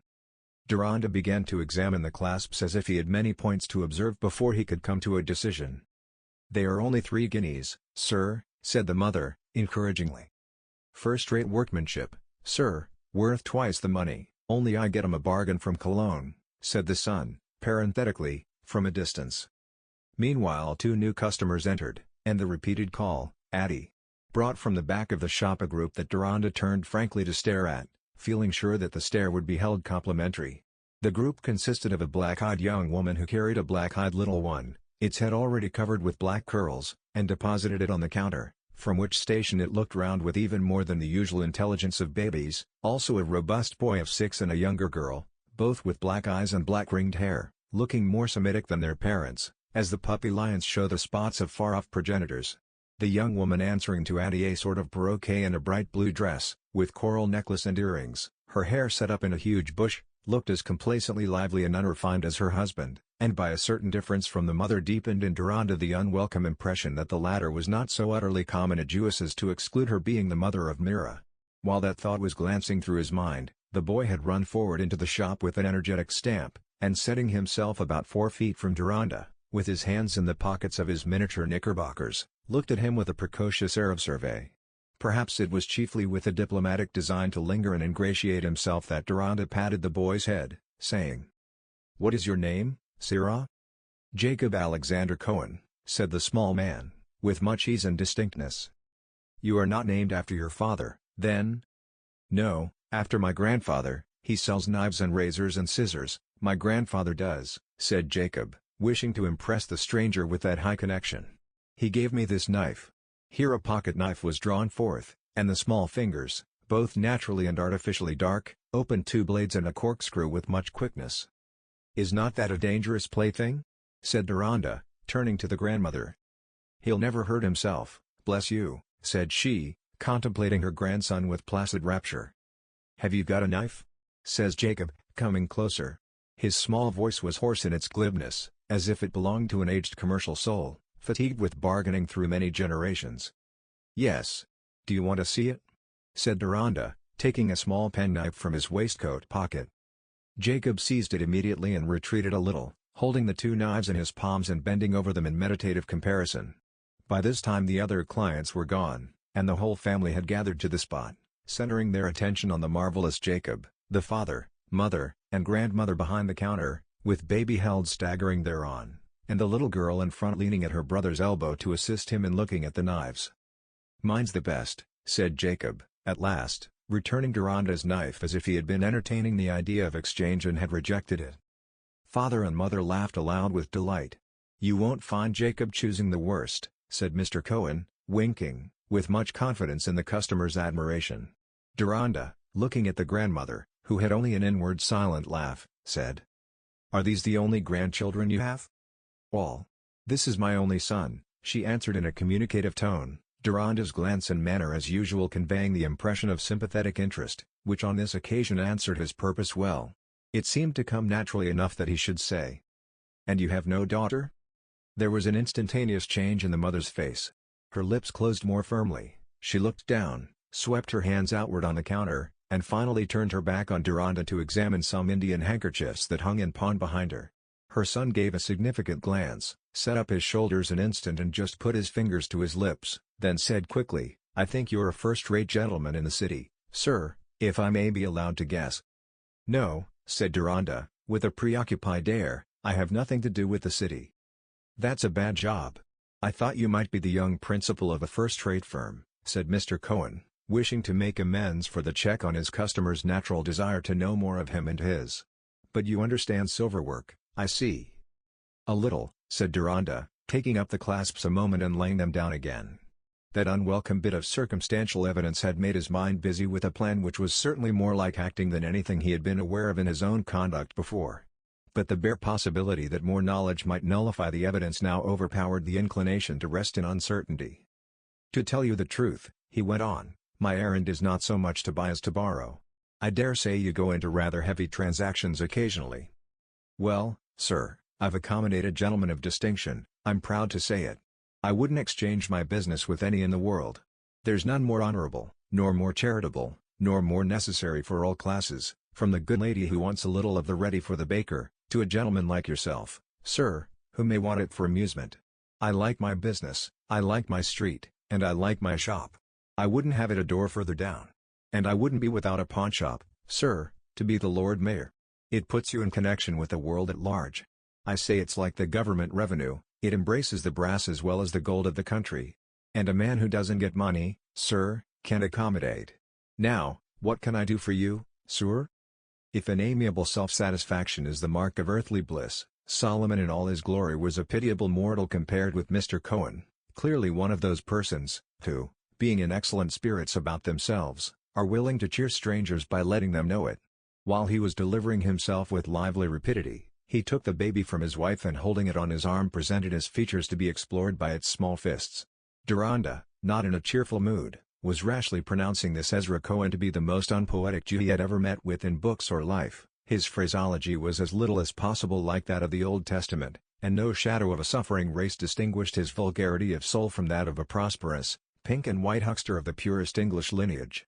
It is naturally a Christian feeling that a Jew ought not to be conceited. However, this was no reason for not persevering in his project, and he answered at once in adventurous ignorance of technicalities.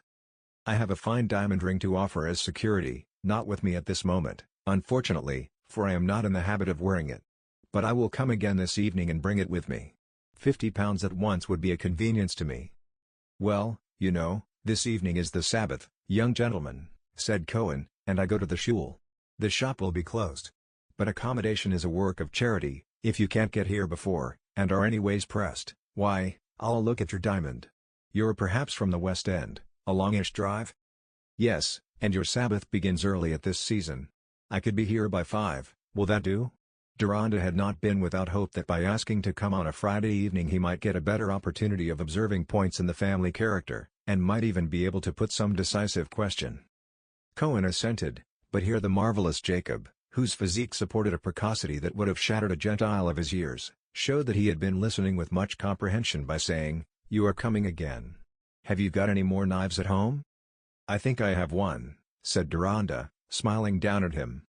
"Has it 2 blades and a hook, and a wide handle like that?" said Jacob, pointing to the waistcoat pocket. "I dare say it has." "Do you like a corkscrew?" said Jacob, exhibiting that article in his own knife again, and looking up with serious inquiry. "Yes," said Deronda, experimentally.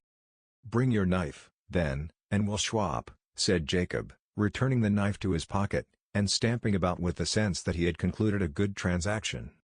The grandmother had now recovered her usual manners, and the whole family watched Deronda radiantly when he caressingly lifted the little girl, to whom he had not hitherto given attention, and seating her on the counter, asked for her name also. She looked at him in silence, and put her fingers to her gold earrings, which he did not seem to have noticed. "Adelaide Rebecca is her name," said her mother, proudly. "Speak to the gentleman, lovey." "Shlav Shabbos Fyakan," said Adelaide Rebecca. "Her Sabbath frock, she means," said the father, in explanation. "She'll have her Sabbath frock on this evening." "And will you let me see you in it, Adelaide?" said Deronda, with that gentle intonation which came very easily to him. "Say yes, lovey, yes, if you please, sir," said her mother, enchanted with this handsome young gentleman, who appreciated remarkable children. "And will you give me a kiss this evening?" said Deronda with a hand on each of her little brown shoulders. Adelaide Rebecca, her miniature crinoline and monumental features corresponded with the combination of her names, immediately put up her lips to pay the kiss in advance, whereupon her father, rising in still more glowing satisfaction with the general meritoriousness of his circumstances, and with the stranger who was an admiring witness, said cordially, "You see there's somebody will be disappointed if you don't come this evening, sir. You won't mind sitting down in our family place and waiting a bit for me, if I'm not in when you come, sir? I'll stretch a point to accommodate a gent of your sort. Bring the diamond, and I'll see what I can do for you." Deronda thus left the most favorable impression behind him, as a preparation for more easy intercourse. But for his own part those amenities had been carried on under the heaviest spirits. If these were really Mira's relatives, he could not imagine that even her fervid filial piety could give the reunion with them any sweetness beyond such as could be found in the strict fulfillment of a painful duty. What did this vaunting brother need? And with the most favorable supposition about the hypothetic mother, Deronda shrank from the image of a first meeting between her and Mira, and still more from the idea of Mira's domestication with his family. He took refuge in disbelief. To find an Ezra Cohen when the name was running in your head was no more extraordinary than to find a Josiah Smith under like circumstances, and as to the coincidence about the daughter, it would probably turn out to be a difference. If, however, further knowledge confirmed the more undesirable conclusion, what would be wise expediency? To try and determine the best consequences by concealment, or to brave other consequences for the sake of that openness which is the sweet fresh air of our moral life. Chapter 34. Erst geheißen. Israel. Ihn hat verwandelt. Hexensprüche in einen Hund. Aber jeden Freitagabend. In der Dammerungstunde, plötzlich. Weicht der Zauber, und der Hund. Wird aufs Neue ein menschlich Wesen. Heine, Prinzessin Sabbath. When Deronda arrived at 5 o'clock, the shop was closed and the door was opened for him by the Christian servant. When she showed him into the room behind the shop he was surprised at the prettiness of the scene. The house was old, and rather extensive at the back. Probably the large room he now entered was gloomy by daylight, but now it was agreeably lit by a fine old brass lamp with 7 oil lights hanging above the snow-white cloth spread on the central table. The ceiling and walls were smoky, and all the surroundings were dark enough to throw into relief the human figures, which had a Venetian glow of coloring. The grandmother was arrayed in yellowish-brown with a large gold chain in lieu of the necklace, and by this light her yellow face with its darkly marked eyebrows and framing roll of gray hair looked as handsome as was necessary for picturesque effect. Young Mrs. Cohen was clad in red and black, with a string of large artificial pearls wound round and round her neck. The baby lay asleep in the cradle under a scarlet counterpane. Adelaide Rebecca was in braided amber, and Jacob Alexander was in black velveteen with scarlet stockings. As the 4 pairs of black eyes all glistened to welcome at Deronda, He was almost ashamed of the supercilious dislike these happy-looking creatures had raised in him by daylight. Nothing could be more cordial than the greeting he received, and both mother and grandmother seemed to gather more dignity from being seen on the private hearth, showing hospitality. He looked round with some wonder at the old furniture. The oaken bureau and high side table must surely be mere matters of chance and economy, and not due to the family taste. A large dish of blue and yellow ware was set up on the side table, and flanking it were two old silver vessels, in front of them a large volume in darkened vellum with a deep ribbed back. In the corner at the farther end was an open door into an inner room, where there was also a light. Deronda took in these details by parenthetic glances while he met Jacob's pressing solicitude about the knife. He had taken the pains to buy one with the requisites of the hook and white handle, and produced it on demand, saying, "Is that the sort of thing you want, Jacob?" It was subjected to a severe scrutiny, the hook and blades were opened, and the article of barter with the corkscrew was drawn forth for comparison. "Why do you like a hook better than a corkscrew?" said Deronda. "'Cause I can get hold of things with a hook. A corkscrew won't go into anything but corks. But it's better for you, you can draw corks." "You agree to change, then?" said Deronda, observing that the grandmother was listening with delight. "What else have you got in your pockets?" said Jacob, with deliberative seriousness. "Hush, hush, Jacob, love," said the grandmother. And Deronda, mindful of discipline, answered, "I think I must not tell you that. Our business was with the knives." Jacob looked up into his face scanningly for a moment or two, and apparently arriving at his conclusions, said gravely, "I'll swap," handing the corkscrew knife to Deronda, who pocketed it with corresponding gravity. Immediately the small son of Shem ran off into the next room, whence his voice was heard in rapid chat, and then ran back again, when, seeing his father enter, he seized a little velveteen hat which lay on a chair and put it on to approach him. Cohen kept on his own hat, and took no notice of the visitor, but stood still while the two children went up to him and clasped his knees. Then he laid his hands on each in turn and uttered his Hebrew benediction, whereupon the wife, who had lately taken baby from the cradle, brought it up to her husband and held it under his outstretched hands, to be blessed in its sleep. For the moment, Deronda thought that this pawnbroker, proud of his vocation, was not utterly prosaic. "Well, sir, you found your welcome in my family, I think," said Cohen, putting down his hat and becoming his former self. "And you've been punctual. Nothing like a little stress here," he added, tapping his side pocket as he sat down. "It's good for us all in our turn. I've felt it when I've had to make up payments. I began to fit every sort of box. It's bracing to the mind. Now then. Let us see, let us see. That is the ring I spoke of," said Deronda, taking it from his finger. "I believe it cost £100. It will be a sufficient pledge to you for 50, I think. I shall probably redeem it in a month or so."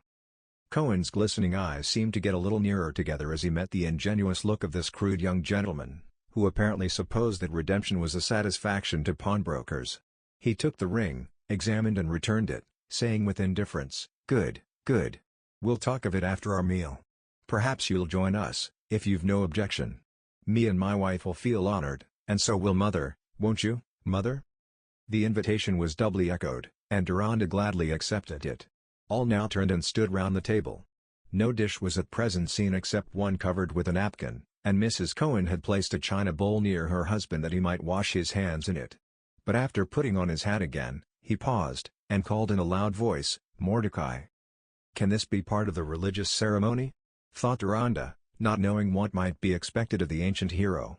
But he heard a yes from the next room, which made him look toward the open door, and there, to his astonishment, he saw the figure of the enigmatic Jew whom he had this morning met with in the bookshop.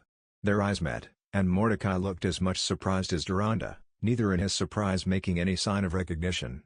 But when Mordecai was seating himself at the end of the table, he just bent his head to the guest in a cold and distant manner, as if the disappointment of the morning remained a disagreeable association with this new acquaintance. Cohen now washed his hands, pronouncing Hebrew words the while. Afterward, he took off the napkin covering the dish and disclosed the two long flat loaves besprinkled with seed, the memorial of the manna that fed the wandering forefathers, and breaking off small pieces gave one to each of the family, including Adelaide Rebecca, who stood on the chair with her whole length exhibited in her amber-colored garment, her little Jewish nose lengthened by compression of the lip in the effort to make a suitable appearance. Cohen then uttered another Hebrew blessing, and after that, the male heads were uncovered, all seated themselves, and the meal went on without any peculiarity that interested Deronda. He was not very conscious of what dishes he ate from, being preoccupied with a desire to turn the conversation in a way that would enable him to ask some leading question, and also thinking of Mordecai, between whom and himself there was an exchange of fascinated, half-furtive glances. Mordecai had no handsome Sabbath garment, but instead of the threadbare rusty black coat of the morning he wore one of light drab, which looked as if it had once been a handsome loose paletoe now shrunk with washing, and this change of clothing gave a still stronger accentuation to his dark-haired, eager face which might have belonged to the prophet Ezekiel, also probably not modish in the eyes of contemporaries. It was noticeable that the thin tails of the fried fish were given to Mordecai, and in general the sort of share assigned to a poor relation, no doubt a survival of prehistoric practice, not yet generally admitted to be superstitious. Mr. Cohen kept up the conversation with much liveliness, introducing as subjects always in taste: the Jew is proud of his loyalty, the Queen and the royal family, the Emperor and Empress of the French, into which both grandmother and wife entered with zest. Mrs. Cohen the younger showed an accurate memory of distinguished birthdays, and the elder assisted her son in informing the guest of what occurred when the Emperor and Empress were in England and visited the city 10 years before. "I dare say you know all about it better than we do, sir," said Cohen, repeatedly, by way of preface to full information, and the interesting statements were kept up in a trio. "Our baby is named Eugenie Esther," said young Mrs. Cohen, vivaciously. "It's wonderful how the Emperor's like a cousin of mine in the face," said the grandmother. "It struck me like lightning when I caught sight of him. I couldn't have thought it." "Mother and me went to see the Emperor and Empress at the Crystal Palace," said Mr. Cohen. "I had a fine piece of work to take care of, Mother." She might have been squeezed flat, though she was pretty near as lusty then as she is now. "I said if I had 100 mothers I'd never take one of 'em to see the Emperor and Empress at the Crystal Palace again, and you may think a man can't afford it when he's got but one mother, not if he'd ever so big an insurance on her." He stroked his mother's shoulder affectionately, and chuckled a little at his own humor. "Your mother has been a widow a long while, perhaps," said Deronda, seizing his opportunity.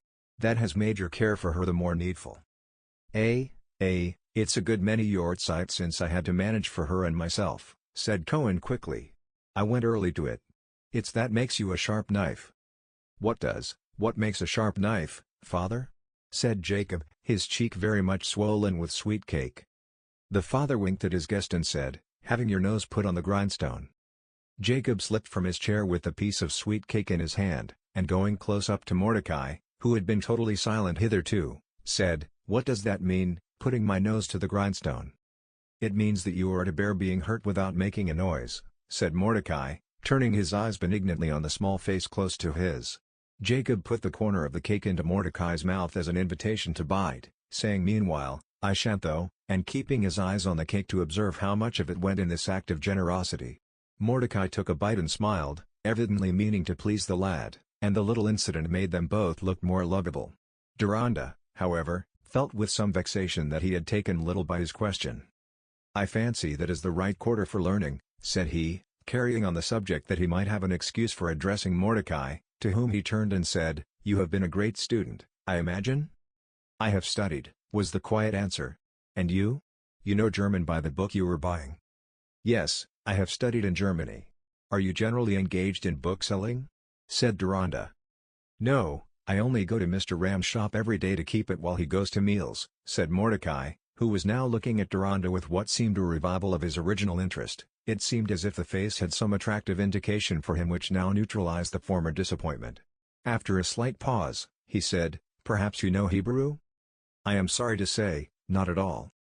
Mordecai's countenance fell, he cast down his eyelids, looking at his hands, which lay crossed before him, and said no more. Deronda had now noticed more decisively than in their former interview a difficulty in breathing, which he thought must be a sign of consumption.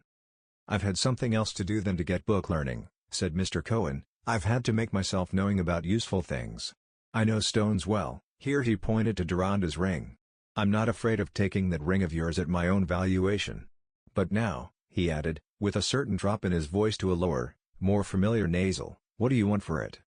"50 or 60 pounds, Deronda answered, rather too carelessly.